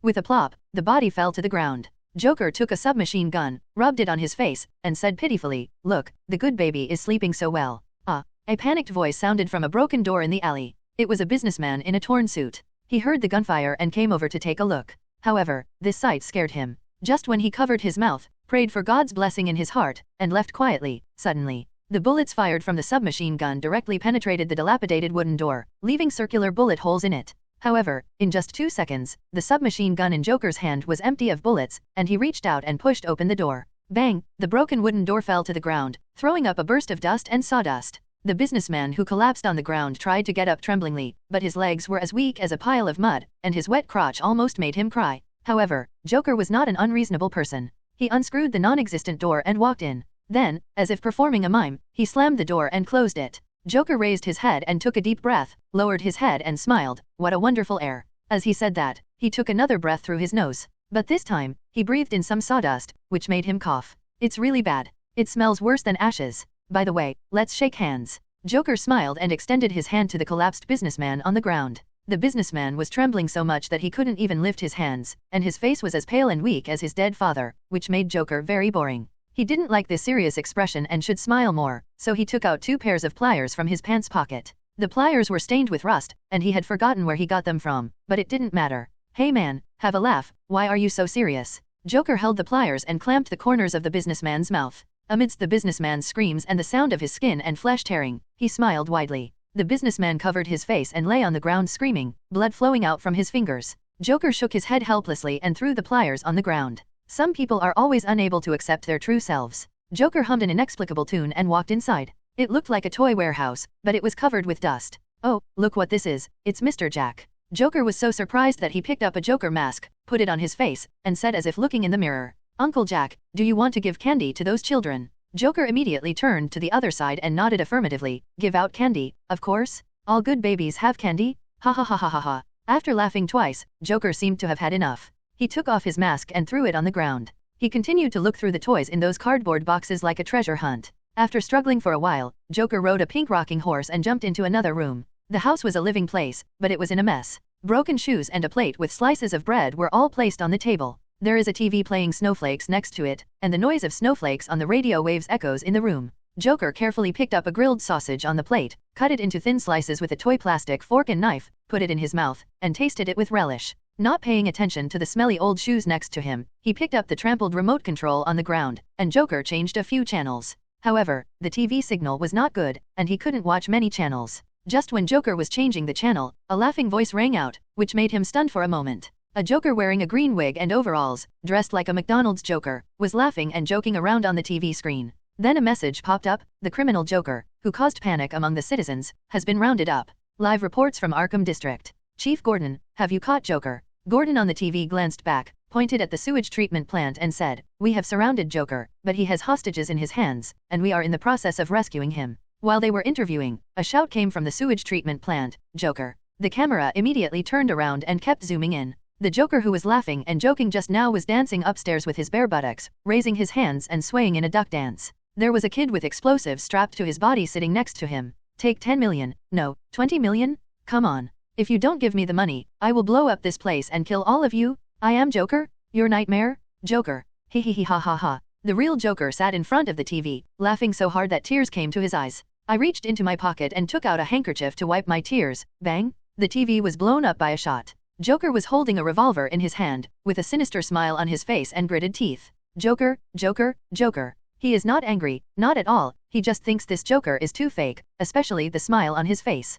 Nothing like Joker at all. You should smile more happily. Joker pulled the corners of his mouth with his fingers, pulled out a smile, and stared at the TV set that was emitting electric sparks with cold eyes. He grabbed the sausages and bread on the table, stuffed them into his mouth, chewed them, turned around and walked out. He needed something. Let them know what a Joker is? Uncle Jack who puts good babies to sleep is the Joker? At the sewage treatment plant in Arkham District, Gordon held a cigarette in his hand and looked at the sewage treatment plant building with a sad expression. It was getting late. If it were night, there would be too many surprises, Gordon thought to himself. And this plan is a bit too crazy, just in case the madman gets angry. Thinking of this, Gordon took another long puff of cigarette, and a pile of cigarette butts were already thrown under his feet. Saplings, are you sure? Gordon turned around and asked. Meow Mew, who was holding a large kettle and pouring instant coffee into it, heard this and without even raising his head, he picked up the hot water kettle and poured water into it. I'm not sure, but don't worry. As long as Joker sees this scene, he will definitely come. This guy does not allow fakes to remain in the world unless authorized by him. It's not unreasonable for Nigi to say this. The most famous gang in Gotham is the Joker gang, but no one dares to pretend to be Joker. It's not that there are none, but they are all dead. What a miserable death. There was a circus that was desperate and used the Joker as a gimmick. As a result, the real Joker heard the sound and rushed over, and poured laughing gas into them one by one, making them laugh to death, including the audience. Bah, this coffee is bitter than my life. Nigi spit out a sip of coffee, stuck out his tongue, wrinkled his face, turned around and shouted, bring me 2 bottles of milk and a bag of sugar. Don't wait any longer. Come here at night, let the brothers drink some coffee and eat some cake, and prepare to stay up late. Nigi leaned on the chair and said, this chair is the kind of folding recliner from the Gotham TV broadcast truck. As for the TV station staff, they have been evacuated. Only 2 guys with longer insurance than their lives are here carrying cameras and interviewing Joker at close range. No, I think Milo is too much. Gordon came over, sat on a chair, picked up a cup of coffee and took a sip. Nigi turned around and looked over. The Joker on the roof was jumping up and down, almost doing a striptease horseback riding dance. He was not wearing a mask, but he was clearly releasing himself. I'm still worried.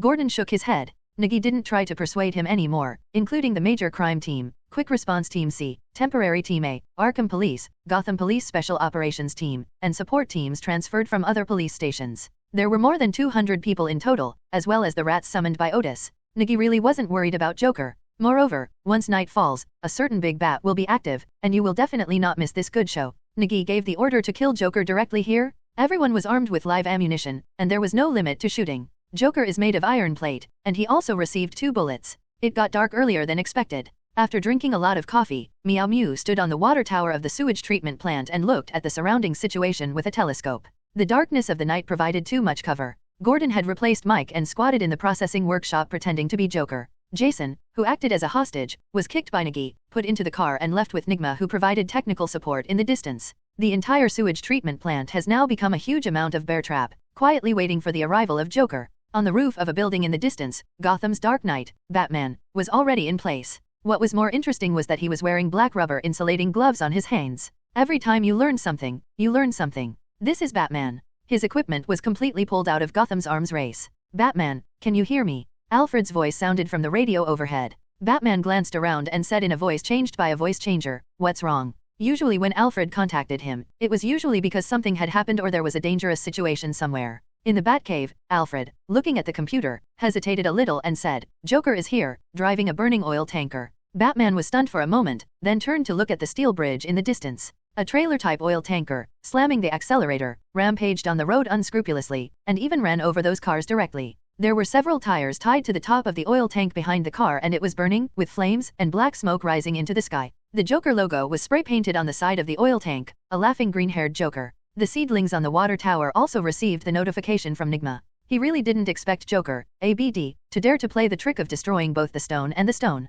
Sniper. Nigi shouted at the pager, "Find a way to stop that oil tanker. We must not let it explode." The surviving Group C of the Quick Reaction Force turned around with 2 sniper rifles, and the snipers showed pained expressions. How to stop this thing? It's easier said than done. The tractor trailer is the same model as Optimus Prime, and the exhaust pipe is emitting black smoke. It can be seen that the accelerator is pressed to the bottom. It's like a train moving at full speed. Does this thing stop? What the hell, Jerry, try to stop the car. Miyamo shouted loudly as he ran down from the water tower. How can we stop this? Jerry roared directly. The burning oil tanker had already crossed the steel bridge. If it continued at this speed, it would crash into the sewage treatment plant in 3 minutes at most. Edward, think of a way. Nigi roared directly into the earphones. The external brain was used at this time. At home, Nigma was sweating profusely as he pressed the keyboard on his computer and smoked. Various impact model formulas kept popping up on the screen. There is a way. Use the police car to go over and slow down. Drive the police car, blow out the tires of the oil tanker, use the police car as an obstacle, intercept.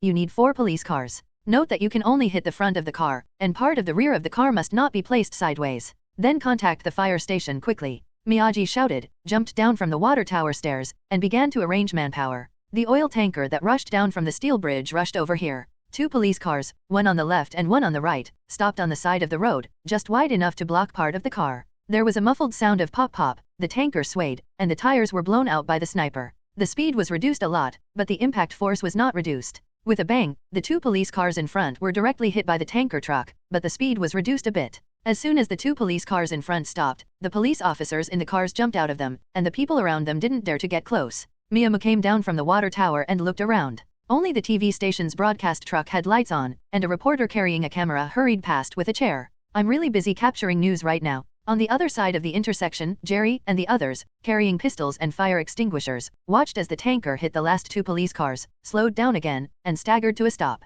Up. Jerry shouted quickly. The police on both sides quickly took fire extinguishers and sprayed dry powder and foam on the roof of the oil tanker. Jerry and other policemen rushed over in one go. The policeman with a shotgun shot the car door lock, and the car door suddenly opened. They were like tigers pounced on their prey, pinning Joker in the car and shouting loudly, "Catch him! Grab his arm first! Handcuffs! Get him down! Quick!" With roars and roars, these people forcefully pulled Joker out of the car. Click, click, click. 3 handcuffs were added. Jerry took off the mask from Joker's face and was stunned for a moment when he came over to take a look. Not only him, but the other police officers were also stunned. Under the Joker mask, there is a man with tape on his mouth, shaking his head and trying to say something. With a tug, the tape on his mouth was torn off, and a layer of skin on his lips was peeled off, leaving a bloody mess. "Bomb? There's a bomb on me," the man shouted in panic. Just this sentence scared Jerry and the others into a cold sweat. They turned around and ran away. Even the policeman holding a fire extinguisher next to them fled in a hurry. The fire extinguisher was thrown on the ground for fear of running slower.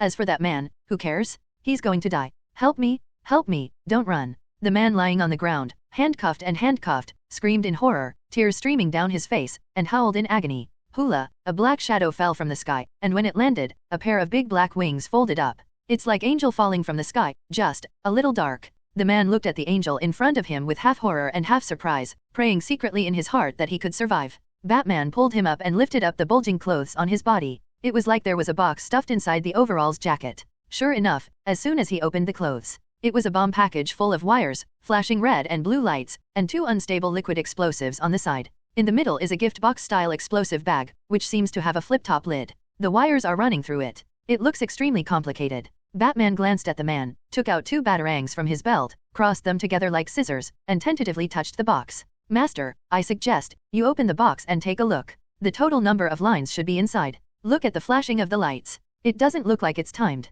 Alfred, who was far away in the Batcave, used his former military knowledge to give Batman on-the-spot guidance. Batman's eyes were firm, and he used bat darts to slowly pry open the gift box-style lid. As soon as he opened it, several levels inside were touched, and the lid of the box popped up. A green spring glove was punched out. The spring used was a mechanical spring, which was extremely fast. There was also a spiked finger tiger on the glove, which was extremely fierce. Batman's abnormal reflexes only had time to raise his hand to block, and the punch hit him on the arm. It felt like being hit by someone swinging a hammer. Beep beep beep beep beep. The explosives suddenly went off. The man with explosives tied to his body was so frightened that he peed his pants. Batman reached out to pull the explosives, and it exploded instantly. Batman instinctively raised his hand to cover it, but there was no explosion as he imagined, but an unbearable stench, which made Batman frown. The smell was a bit familiar. Dang dang dang? Big surprise. The Joker's voice sounded from the box on the man's chest. Batman looked gloomily and took out the so-called bomb, the prank leather pad, the super version from the box. There is also a talking Joker doll, which plays Joker's wild and triumphant laughter, as if laughing at the stupidity of these people. No matter how good-tempered Batman was, this roller coaster-like ups and downs made him a little angry and threw the Joker doll to the ground. The Joker doll fell to the ground and exploded. With a bang, the impact of the explosion directly blew Batman away. The man with explosives tied to his body was also blown away. Compared to Batman, who was protected by equipment, he was much worse, but he was still alive and could still scream at the top of his lungs. Batman got up from the ground, breathing heavily. It felt like gnashing his teeth. He jumped up, rushed up to the wall on one side, and disappeared into the darkness. Jerry, who witnessed all this, conveyed everything to Nigi through the pager. Meow Mew, who was originally heading this way, was frightened when he heard that the driver was not Joker. Meow Mew, who knew a little about the art of war, immediately turned around and ran back. That reporter just now? That reporter? Gordon? Nigi was running so fast that he almost left an afterimage. The situation just now had mobilized most of the police force. Damn it! Nigi cursed inwardly, stepped hard on his feet, and ran towards the sewage treatment workshop. The door of the sewage treatment workshop was pushed open by Miyamu. As soon as he stepped in, Miyamu let out a scream. Then, with a thud, he fell backwards, causing Nigi's eyes to almost pop out of his head in pain. That BD threw marbles. Nigi covered his back and stood up with a ferocious expression. The ground was covered with glass marbles, and there was no place to put his feet. He kicked twice to find a place where he could stand. Nigi stared, raised his hand angrily and grasped the six-pointed star around his neck, and activated the Eye of Reality effect. Gordon, where are you? Nigi took out his pistol, put his feet on the ground, kicked away the glass marbles, and walked inside. The workshop is not small, and there are some large machines and pipes in the middle. Here they arranged a group of 7 people to commit serious crimes. But Nigi didn't see a single figure. Gordon. Nigi's voice echoed in the workshop, and the people covered by the canvas screamed when they heard it. There was a bulge under the canvas, and Nigi kicked off the glass marbles on the ground and ran over, but he still scanned the surroundings warily. He checked the canvas again, took out a folding fruit knife from his pocket, and made a slit on it. He didn't want to bet on Joker's bad taste. When the canvas was opened, it was revealed that they were all members of the crime team. They were not dead, but they were not much better.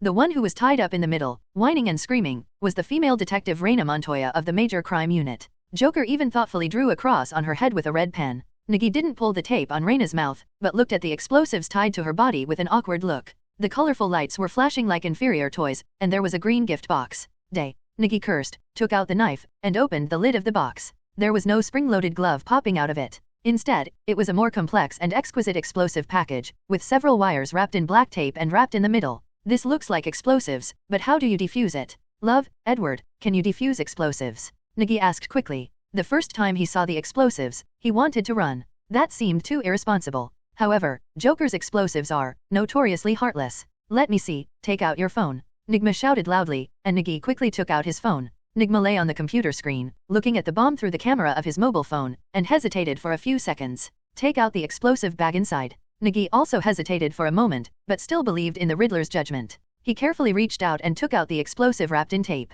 The corner of Nigma's mouth in front of the screen twitched. It's potatoes, damn it. What? Miyamo was stunned when he heard this. He picked up the explosive and took a closer look. It was not a potato. The sprouts were sprouting out. AFK, I'm scared to death. Nigi pulled off the tape.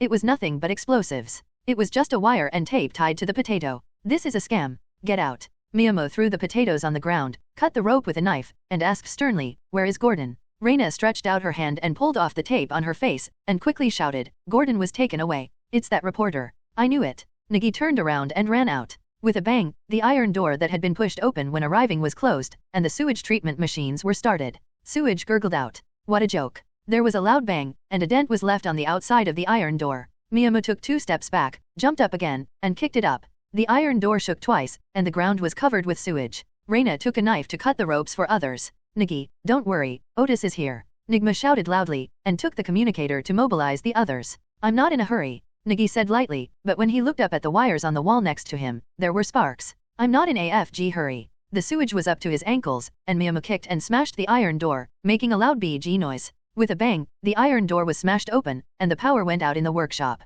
Nigma asked Otis to turn off the main gate. Not only was there a power outage here, but the surrounding area was also completely black, and it was pitch black, but there were some places with lights on. There are still lights on the roof next to the sewage plant. Group C, can you hear me? Nigi looked at the roof of the building, took out the pager and asked. Joker is up there, let me find a way to turn off his live broadcast first. Nigma's voice sounded from the earphones. Nigi hurriedly ran towards the building. In the dark place around him, the sound of mice running and squeaking could be heard all the time. Otis, wearing a waterproof leather jacket and a gas mask on his face, ran over carrying a hunting fork. Joker is on the roof? Don't take the stairs. Otis shouted to Nigi, then raised his hand and whistled. An explosion instantly caused an explosion on the stairs on the 2nd floor, and the glass on the window was shattered. On the rooftop, Joker's terrifying laughter was heard. Hee hee, I'm sorry, I'm so happy. Joker was wearing a large suit, and his smile was swaying from side to side, making him laugh wildly. This gray-striped suit looked nondescript on him, like a sack on his body, empty and too big. Joker covered his face with his hands, looked at the camera that was filming, and shouted excitedly, Hello, Gotham. Ha ha ha. By the way, who is this Joker? Joker smiled and pulled Sheriff Gordon, who was bundled like rice dumplings next to him, over. The green wig on Gordon's head was nailed to the forehead by Joker with a stapler. His face looked as if it had been wiped with putty. It was as white as a sculpture. Fortunately, the glasses had not been taken off yet. Tisk, tisk, tisk, let's see who this ridiculous Joker is. Joker shook his head and took out the police badge from his pocket, stuck out his tongue, dipped a little saliva on his finger, and opened the badge. Look, this is Sheriff Gordon, James Gordon. Joker stared, smiled, turned his head, shook his head and clicked his tongue a few times, as if he was looking at a hopeless guy. Same. Why don't you smile? Joker blinked and looked at Gordon whose mouth was taped, a little confused. Why didn't he smile? On the other side of the camera, in the Gotham TV headquarters, all the staff were standing here, watching the live broadcast. Director, what should we do now? A staff member looked at the TV director who was wearing a suit and holding out his belly. The task they received was to live broadcast the Joker's footage and attract the real Joker to pass, but it really passed. The station director took a puff of his cigar, looking like a nouveau riche in the countryside, and frowned. How are the ratings? It's already 13%. At this time, we have reached the top 3. The staff on the other side said. Then let's continue broadcasting and let Big Mouth Toad prepare the script. We want to win the first place in the ratings tonight. If this police chief died a little more tragically, maybe our ratings could be even higher. The station director said unabashedly. After all, for them, ratings, audiences, and data are the last word. As for the life and death of the police, it's none of their business. Gordon, who still didn't know that he had been sacrificed, was struggling fiercely. Unfortunately, the handcuffs on his wrists were not ropes that could be cut with glass. His struggle also made Joker react. Joker tapped his forehead with his finger, thought for a while, took out a pistol from his pocket, and pointed it at Gordon. At this time, Gordon didn't dare to move anymore, and Joker also had a happy smile on his face. Dear Chief Gordon, do you have anything to say? Joker turned his head sideways, put his hands to his ears, and moved his head bit by bit, as if he really heard something. Gordon scolded the 18th generation of Joker's ancestors in his mind, and he had the guts to tear the tape off my mouth? That's it, you are a bad baby. Oh, don't worry, Uncle Jack will help you. Joker pointed the gun upwards with a smile, and the building under his feet exploded with a bang. Joker was so frightened that he swayed left and right. He quickly took out an oxygen mask from his pocket and put it on, and took a few deep breaths. It scared me to death, I thought it was. Before he finished speaking, Joker saw a group of rats rushing up to the stairs. Wow, that's a lot of roasted geese. Joker smiled excitedly, took out a submachine gun from his clothes, pointed it there and pulled the trigger. Click, click, click. Submachine gun bullets fired across the roof, dozens of rats were cut off, and blood splattered everywhere. The seedlings climbed up from downstairs, dragging a Group C sniper who was hanging upside down downstairs, and climbed to the top of the building. Joker just finished using up his bullets, took out a liquid test tube from his arms, and threw it toward the stairs. There was a loud bang, and the mouse at the entrance of the stairs was blown into a pile of mud. Under the cover of the explosion, Nigi kicked away the camera in use. The camera spun around in the air, dragged the wire downstairs, and fell upstairs. Joker, you're under arrest. Nigi roared angrily, stood up, and kicked him. The unprepared Joker was kicked by the kick and flew sideways, falling to the ground in a miserable state. Nigi looked at Joker screaming on the ground, and suddenly felt that this is not difficult. Taking out the M500 revolver from the holster, Nigi walked towards Joker. He had no intention of capturing this scourge alive. Gordon, who fell to the ground, looked at Nigi's murderous look and screamed twice, telling him not to do anything stupid. Joker, bye. Nigi walked over, looked at Joker rolling on the ground and screaming, sneered, and pulled the trigger with his finger. The moment the gun rang out, Joker reached out and grabbed Nigi's wet trouser legs, and in an instant, high-voltage electricity rushed through. Ah! Nigi screamed, his whole body twitching, his fingers seemed to be locked. He squeezed the trigger, bang bang bang bang. The bullet hit the concrete floor, causing rubble to scatter. A stray bullet scratched Joker's cheek and took away a piece of bloody flesh. Nigi was so shocked that he took several steps back and sat down on the ground. His hair stood up as if it had exploded, and white steam was rising from his wet trouser legs. Yeah. Joker looked at the burnt electric shock device in his hand. It had been used too many times and had been burned. Looking up at Nigi again, Joker stuck out his tongue and licked the blood on his face, took out a knife from his pocket, and walked over to Nigi. Did you buy a ticket? Joker asked with wide eyes. Nigi's whole body twitched due to the electric shock. He stared at Joker, gritted his teeth, raised his hand, and slapped Joker on the face. Because he didn't use any strength, Joker didn't feel any pain. Joker stuck out his tongue and licked his lips again, rolled his eyelids, and organized the words in his mind. You're dead. Joker nodded. Nigi heard Joker's cold joke, looked at the knife that was stabbing him, and turned his head to the side with all his strength. The feeling of weakness and paralysis after being electrocuted cannot be relieved for a while. I am going to die here? How could it be possible? Nigi roared in his heart, turned his head desperately, and a double-edged hunting fork stabbed him from behind. The hunting fork was ground out with 2 long nails. It was very rough, but also very sharp. Joker's right hand was pierced at once. Joker looked at the pierced right hand, took out a doll from his pocket, and pinched Nigi, causing a stream of water to spit out from the doll's mouth. Nigi also turned his head desperately and lay on the ground all of a sudden. The stream of water flew over him and fell to the ground, foaming, and there was an unpleasant chemical smell. It's strong acid? On the same day, Nigi, who almost turned into a double-faced man, had a layer of cold sweat on his forehead. This Joker was a bit too vicious. Otis, wearing a waterproof leather jacket, came up from behind, grabbed the hunting fork with both hands, and stabbed Joker again. Joker took the doll and sprayed strong acid at Otis. Otis had no time to dodge and did not dodge. The acid fell on the gas mask on his face, melting the protective layer, but Otis stabbed him again. Joker screamed when he was stabbed and jumped up. Otis took advantage of the victory and stabbed forward again. Joker took out a knife and threw it away, and took the opportunity to avoid Otis's hunting fork. An axe whipped out of his sleeve, Joker held it in his hand, showed a ferocious smile, and struck forward. Seeing this scene, Nigi, who had just regained consciousness on the ground, quickly raised his leg and tripped over, causing Joker to miss him. Otherwise, if the axe fell on his head, Otis would have had his head opened for free tonight. He was originally not good at close combat. Otis, go back. Nigi got up and punched Joker. Although he didn't regain his sharpness, there was no feeling in his fist, and he punched Joker 3 times in a row. Joker screamed and backed away, vomiting a mouthful of blood. He pulled at the corners of his mouth and smiled more ferociously. He reached out and pulled his pocket, and a bunch of glass marbles rolled out from his trouser legs. The seedlings that had not been stepped on fell to the ground again, but they saw a revolver on the ground and quickly picked it up. Die. Nigi pulled the trigger on Joker. With a bang, a colorful note exploded from the muzzle of the gun, and a small flag stretched out from the muzzle, which read, "Failure. Ah, I've been shot." Joker covered his chest and staggered, like an actor with poor acting skills. AFKU. Nigi was so angry that he rushed over and punched Joker twice in the face, grabbed him by the collar and threw him to the ground. Joker's thin body, in the hands of Nigi, is like a skinny turkey in the mouth of a lion, an existence that will be torn apart. With a bang, the fork in Joker's hand stabbed Nigi in the stomach, but the thick body armor blocked the blow. Oh, you cheated. Joker laughed heartily and shrugged helplessly. What the hell? Nigi raised his arm and punched Joker in the face, causing a bloody flower to explode. This BD is really aggressive? Nigi cursed in his mind, raised his fist and hit Joker 3 or 4 times in the face before stopping. Joker's face was covered in blood and his skin was torn apart from the beating. The corners of his mouth were still twitching and raised, and his eyes were staring at Nigi excitedly. Nigi, who was angered by those eyes, grabbed Joker's neck with both hands, slammed it to the ground, and threw him out. Joker rolled on the ground a few times and reached the edge of the roof. During the last lap, Joker reached out to grab the edge of the roof, but did not grab it. Because he saw another figure on the roof, dressed in black, so familiar. An idea suddenly popped into Joker's mind. If he fell, would anyone save him? As soon as this idea appeared, it filled Joker's crazy mind, and he allowed himself to roll down from the rooftop. When he fell from the building, he saw everyone's expressions. There was a relieved smile on Miyamo's face, and a look of annoyance on Gordon's face for not catching him with his own hands. Only that fake guy. He actually hesitated? He hesitated?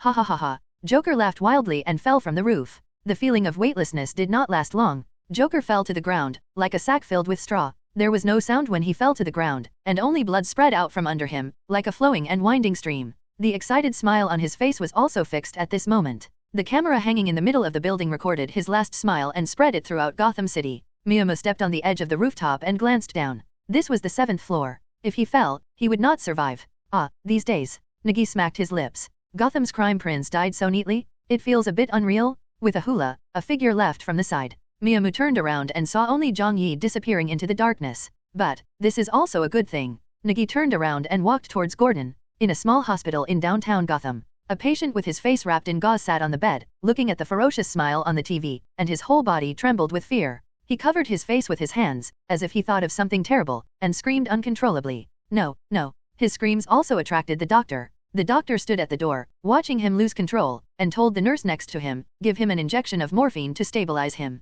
By the way, what is his name? The nurse looked through the case sheet. Maze Curtis. His face was disfigured. He was probably frightened while watching TV. Turn off the TV to give him less stimulation. The doctor put his hands in the pockets of his white coat. I don't want my patient to be sent to Arkham Asylum, so I won't get any medical expenses. I don't want to go to school. Jason was wearing a brand new school uniform and carrying a school bag, standing awkwardly beside the car. Next to him, Nigi, wearing sunglasses, was secretly looking at a female teacher with a cup. After hearing this, he kicked Jason on the butt very skillfully. Are you farting? Why don't you go to school? A little furry kid who doesn't even have full hair still wants to join society. Jason, who was rubbing his butt, frowned and said, I can learn from teacher Nigma. Isn't he your brother? He said that you are an idiot. You should just hang out in school for a few years. He doesn't have time to teach an idiot. Nigi said with a smile. Jason didn't know what to say. He carried his school bag like a shackle and walked back to the school 3 times a step. By the way, go to class well. If you don't go to class well, I will ask Jerry to come over and take care of you. Remember to go home after class. After Nigi finished speaking, he opened the car door, got into a new police car, and drove away. Jason looked at the police car disappearing on the street, sighed helplessly, and turned around and walked towards the school. Do-do-do, hummed Nigi, but his expression was relaxed. The police badge and certificate hanging in his arms had also been upgraded to the position of sergeant. The youngest chief in the Gotham police force and the fastest rising chief, Chief Loeb, was unhappy, but not to the point of breaking up. After all, there was really no money in Arkham District.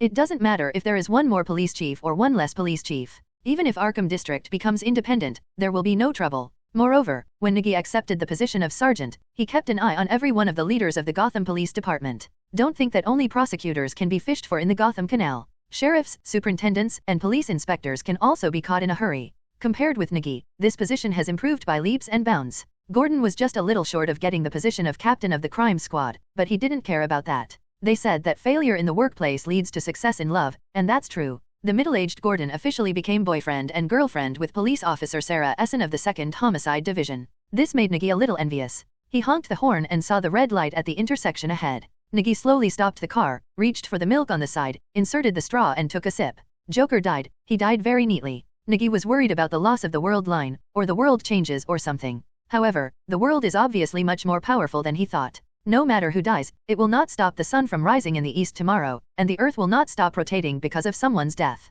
The days are still passing day by day, just like the weather is getting colder and colder. Meow Mew is holding milk and looking at the signs outside. The homeless people gather in front of the manhole cover that is steaming outside to keep warm. When the green light turned on, those boring things were thrown out of his mind as the tires turned, and Nigi drove towards the suburbs. Rich people in Gotham don't live in the city, but in the beautiful suburbs. The big ones are called manors and the small ones are called villas. The most famous one is Wayne Manor, which has been passed down by the Wayne family for 6 generations, and it can be called the #1 existence in Gotham. As for Mima, he was driving to a country villa to have a deal with someone. The car just drove onto a small road. They were stopped by a burly man in a black suit. After making contact with a pager, the few people got out of the way. After a while, the police car drove to the door of the villa. Meow Mew got out of the car, took off the glasses on his face, and looked at Falcone, who was feeding a group of chickens in the small farm on the side. Mr. Zeus, the killer who also worked as a bodyguard, was standing nearby wearing a white shirt and black trousers with his hands in his pockets. There were several serious bodyguards around.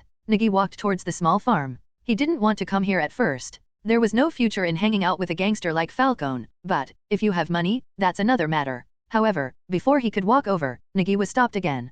Please wait a moment. The bodyguard blocking the road said politely. Nigi clapped his hands helplessly and turned to look at Falcone, who was feeding the chickens. He was dressed as a farmer, but he didn't look like a gangster. However, Nigi was not curious, because Falcone was from a very low background, and his mother raised Falcone and the others by raising these chicks and selling broiler chickens. Waiting for Falcone to finish feeding the chickens, Nigi yawned out of boredom. Congratulations, Mr. Gotham's youngest police chief. Falcone took the towel, wiped his hands, and said with a smile. You came to me not to talk about this, right? Of course not, please come in. Falcone threw the towel to the bodyguard and walked towards the villa inside, followed by the killer's ass. Nigi looked at the police car outside, stretched out his hand and tugged on the heavy belt, and then walked inside. What would you like to drink, red wine, whiskey, or a little psychoactive vodka? Falcone pointed to the wine cabinet filled with world-famous wines, took a glass of refreshing wine and sat on the sofa. Nigi just crossed his arms and said, I don't drink in the morning. Falcone nodded, stopped beating around the bush, and asked directly, did you kill Joker?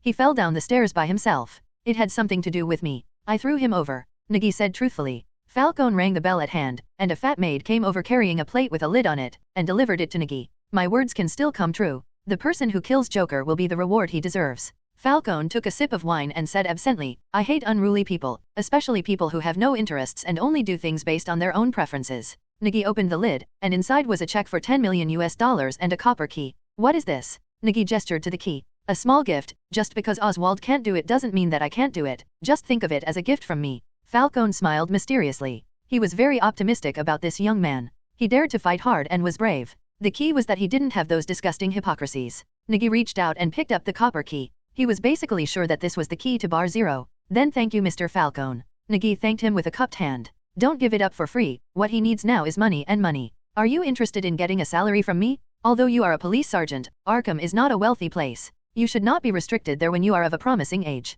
Falcone made no bones about it and said that he wanted to buy the seedlings. Half of the credit for his reaching his current position was the friends on his payroll. He was a Roman who bought half the city, so how could he miss a young and promising police officer? No need. The salary from the police station is enough. Thank you for your reward. Nigi bent down to thank you, then turned and left without any nostalgia. This free and easy attitude even stunned Falcone. Watching Nigi leave, the killer's ass raised his head, with a hint of ferocity on his scarred face. Do you want to teach him a lesson? Zeus really wanted to fight Nigi, but he would not act without Falcone's order. It doesn't matter. Falcone waved his hand. It's enough for him to accept the money. Add his name to the salary slip, put it in the secondary slip and send it to him every month. I am really looking forward to what he will do. Falcone picked up the glass and drank the refreshing wine in one gulp. Have you found the master you were asked to find? Falcone turned to look at the fat maid. The Assassin's League has taken the order. The fat maid lowered her head and said. Falcone nodded. The unscrupulous big bat really made him feel a little anxious. This anxiety should not exist. In Arkham Asylum.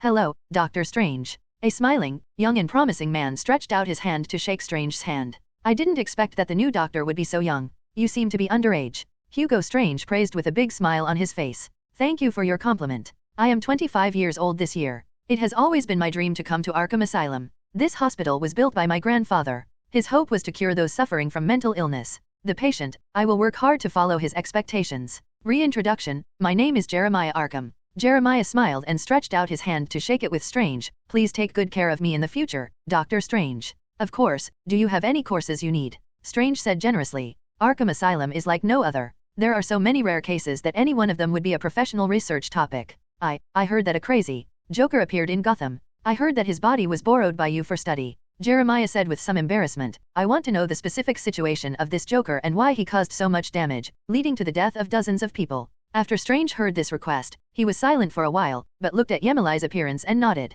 I'd be happy to help you, please. The underground facility of Arkham Asylum is, to be precise, a large utility room with a washing machine for cleaning bedding and clothes, and an incinerator for burning garbage. Hugo Strange walked at the front, leading Jeremiah behind him towards the morgue. The lunatic asylum also had a place to store corpses. Although it was not big, there were many freezers. This place is really a bit shabby. Jeremiah looked at the spider webs on the corners of the ceiling and the dust in some places. There were dark red rust on the iron storage boxes, which looked like blood rust. Hearing this, Strange smiled and said, after all, Arkham Asylum has been established for a long time. It is very expensive to maintain it, and there are very few places used here. Strange took the key to unlock the door and pushed open the door of the morgue. It was more like a large ice house, even though the stainless steel freezers where the bodies were stored were not opened. The morgue was still filled with cold air, and the freezer on the bottom floor was frozen into lumps of ice. Okay, this is the famous Joker. Although I don't know where you got the news, but you know he is here. This is a secret. Strange walked to a freezer and pulled it open. It was like a big drawer inside, with a silver-white body bag lying quietly inside.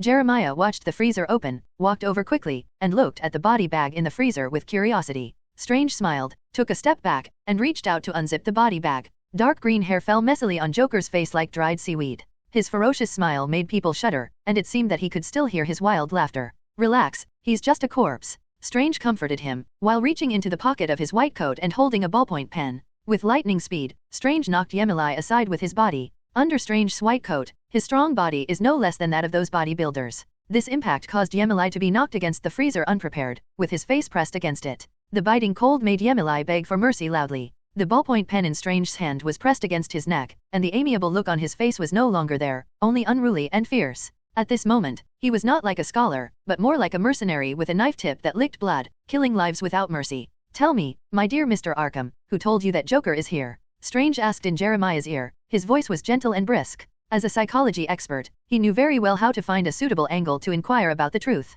Moreover, Joker's body is here, and there are definitely no more than 7 people who know about it. That nursery immediately sent Joker's body to the Gotham police station for identification and then burned it that night. He spent a lot of effort to get that woman Talia to send someone to package up Joker's body and bring it. Thinking of this, Strange stabbed Jeremiah's neck with the ballpoint pen in his hand, piercing the skin. The pain also prompted Jeremiah to quickly explain, I heard what others said, really. Although your heartbeat is speeding up, your reaction is slow. You are thinking about what to say to your benefit. You are lying? No, you are hiding the truth. Strange said thoughtfully, Arkham, this surname no longer exists in Gotham. Maybe even the people in Arkham don't know who this place is named after. So, Jeremiah Arkham, don't hide it in front of me. I can understand your lies. You won't have a second chance. Strange pulled out the ballpoint pen and pointed it at Jeremiah's ear this time. There was still a drop of blood on the tip of the ballpoint pen, which condensed instantly in the cold storage. I say. Jeremiah also felt the threat of death. He knew very well that this bald doctor would really kill him. Someone asked me to get Joker's body as intact as possible.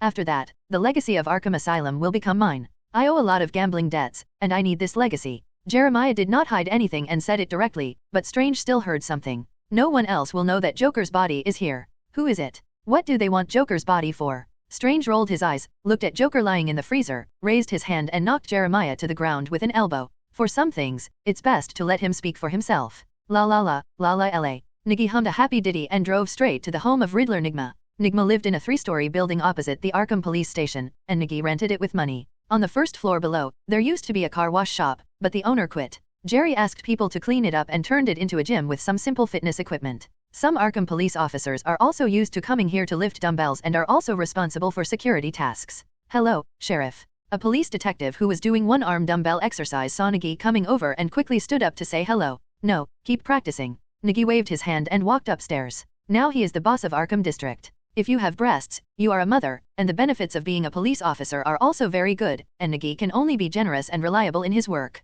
The original bonus offered to Director Wei Fei Sankai was given by Nigi to 50-50, with 50% of the basic bonus, 50% of the bonus, and a monthly subsidy for the injured and injured police officers. He didn't take any of it himself. The 50% reward was the Arkham District's alarm resolution rate. More work, more reward. Being a policeman at least has to do something serious. Walking to the second floor, Nigi looked at the rotary lock on the security door, which was just like the old-fashioned safety lock on the bank. After aligning the password, Miyamoto opened the door and walked in. As soon as he entered, there were 2 bookshelves blocking the front, and a heavy canvas hung on the ceiling. If anyone dared to break in, these dumbbells, which weigh several kilograms, are very comfortable once they are dropped. Edward, Nigi called as he walked in. Nigma was sitting in front of the workbench, looking at the alchemy codex on the table attentively. There was a pile of paper full of words on the table, and a pile of books, which were also scattered everywhere on the ground. Nigma reached out and turned the monocular magnifying glass on the frame, picked up a water-dipped quill, and was writing a character on the paper. He shouted to the back without looking back. "There are drinks in the refrigerator, help yourself. Don't disturb me." "Okay." Nigi was not polite, walked to the green two-door refrigerator, opened the refrigerator door, and took out a bottle of Coke. Picking up a book on the ground, it was Analysis of Medieval Religion. Nigi sat on the sofa with the book and flipped through it casually. Nigma was describing the characters. After deciphering it for 10 minutes, he crumpled the piece of paper into a ball and threw it into the full trash can. He looked up and sighed. "Is it difficult?" Nigi asked as he put down the book. "It's not difficult, but it takes a lot of effort." Nigma raised his hand and took off his glasses, pinching his eye sockets very tiredly. "By the way, why did you come to me?" Nigma stood up and asked. He looked like a bachelor now. He hadn't been out in the past few days and his hair was messy. The deciphering of the Voynich text was obviously not that smooth. After all, it was a medieval cipher text, and a large amount of data was needed to draw on it and deduce the correct meaning. "I didn't expect Falcone to actually give him the 10 million US dollars. Nigi took out the check from his arms with a happy face and handed it to Nigma. Hello, everyone. As we wrap up this video, I want to share a quick note. I have a Patreon account. If you'd like to support me and enjoy on-demand audiobooks, you can become a Patreon member. Alternatively, you can check out my Google Drive link, which has 500+ novel audiobooks available through my Ko-fi or Patreon shop. I appreciate your support.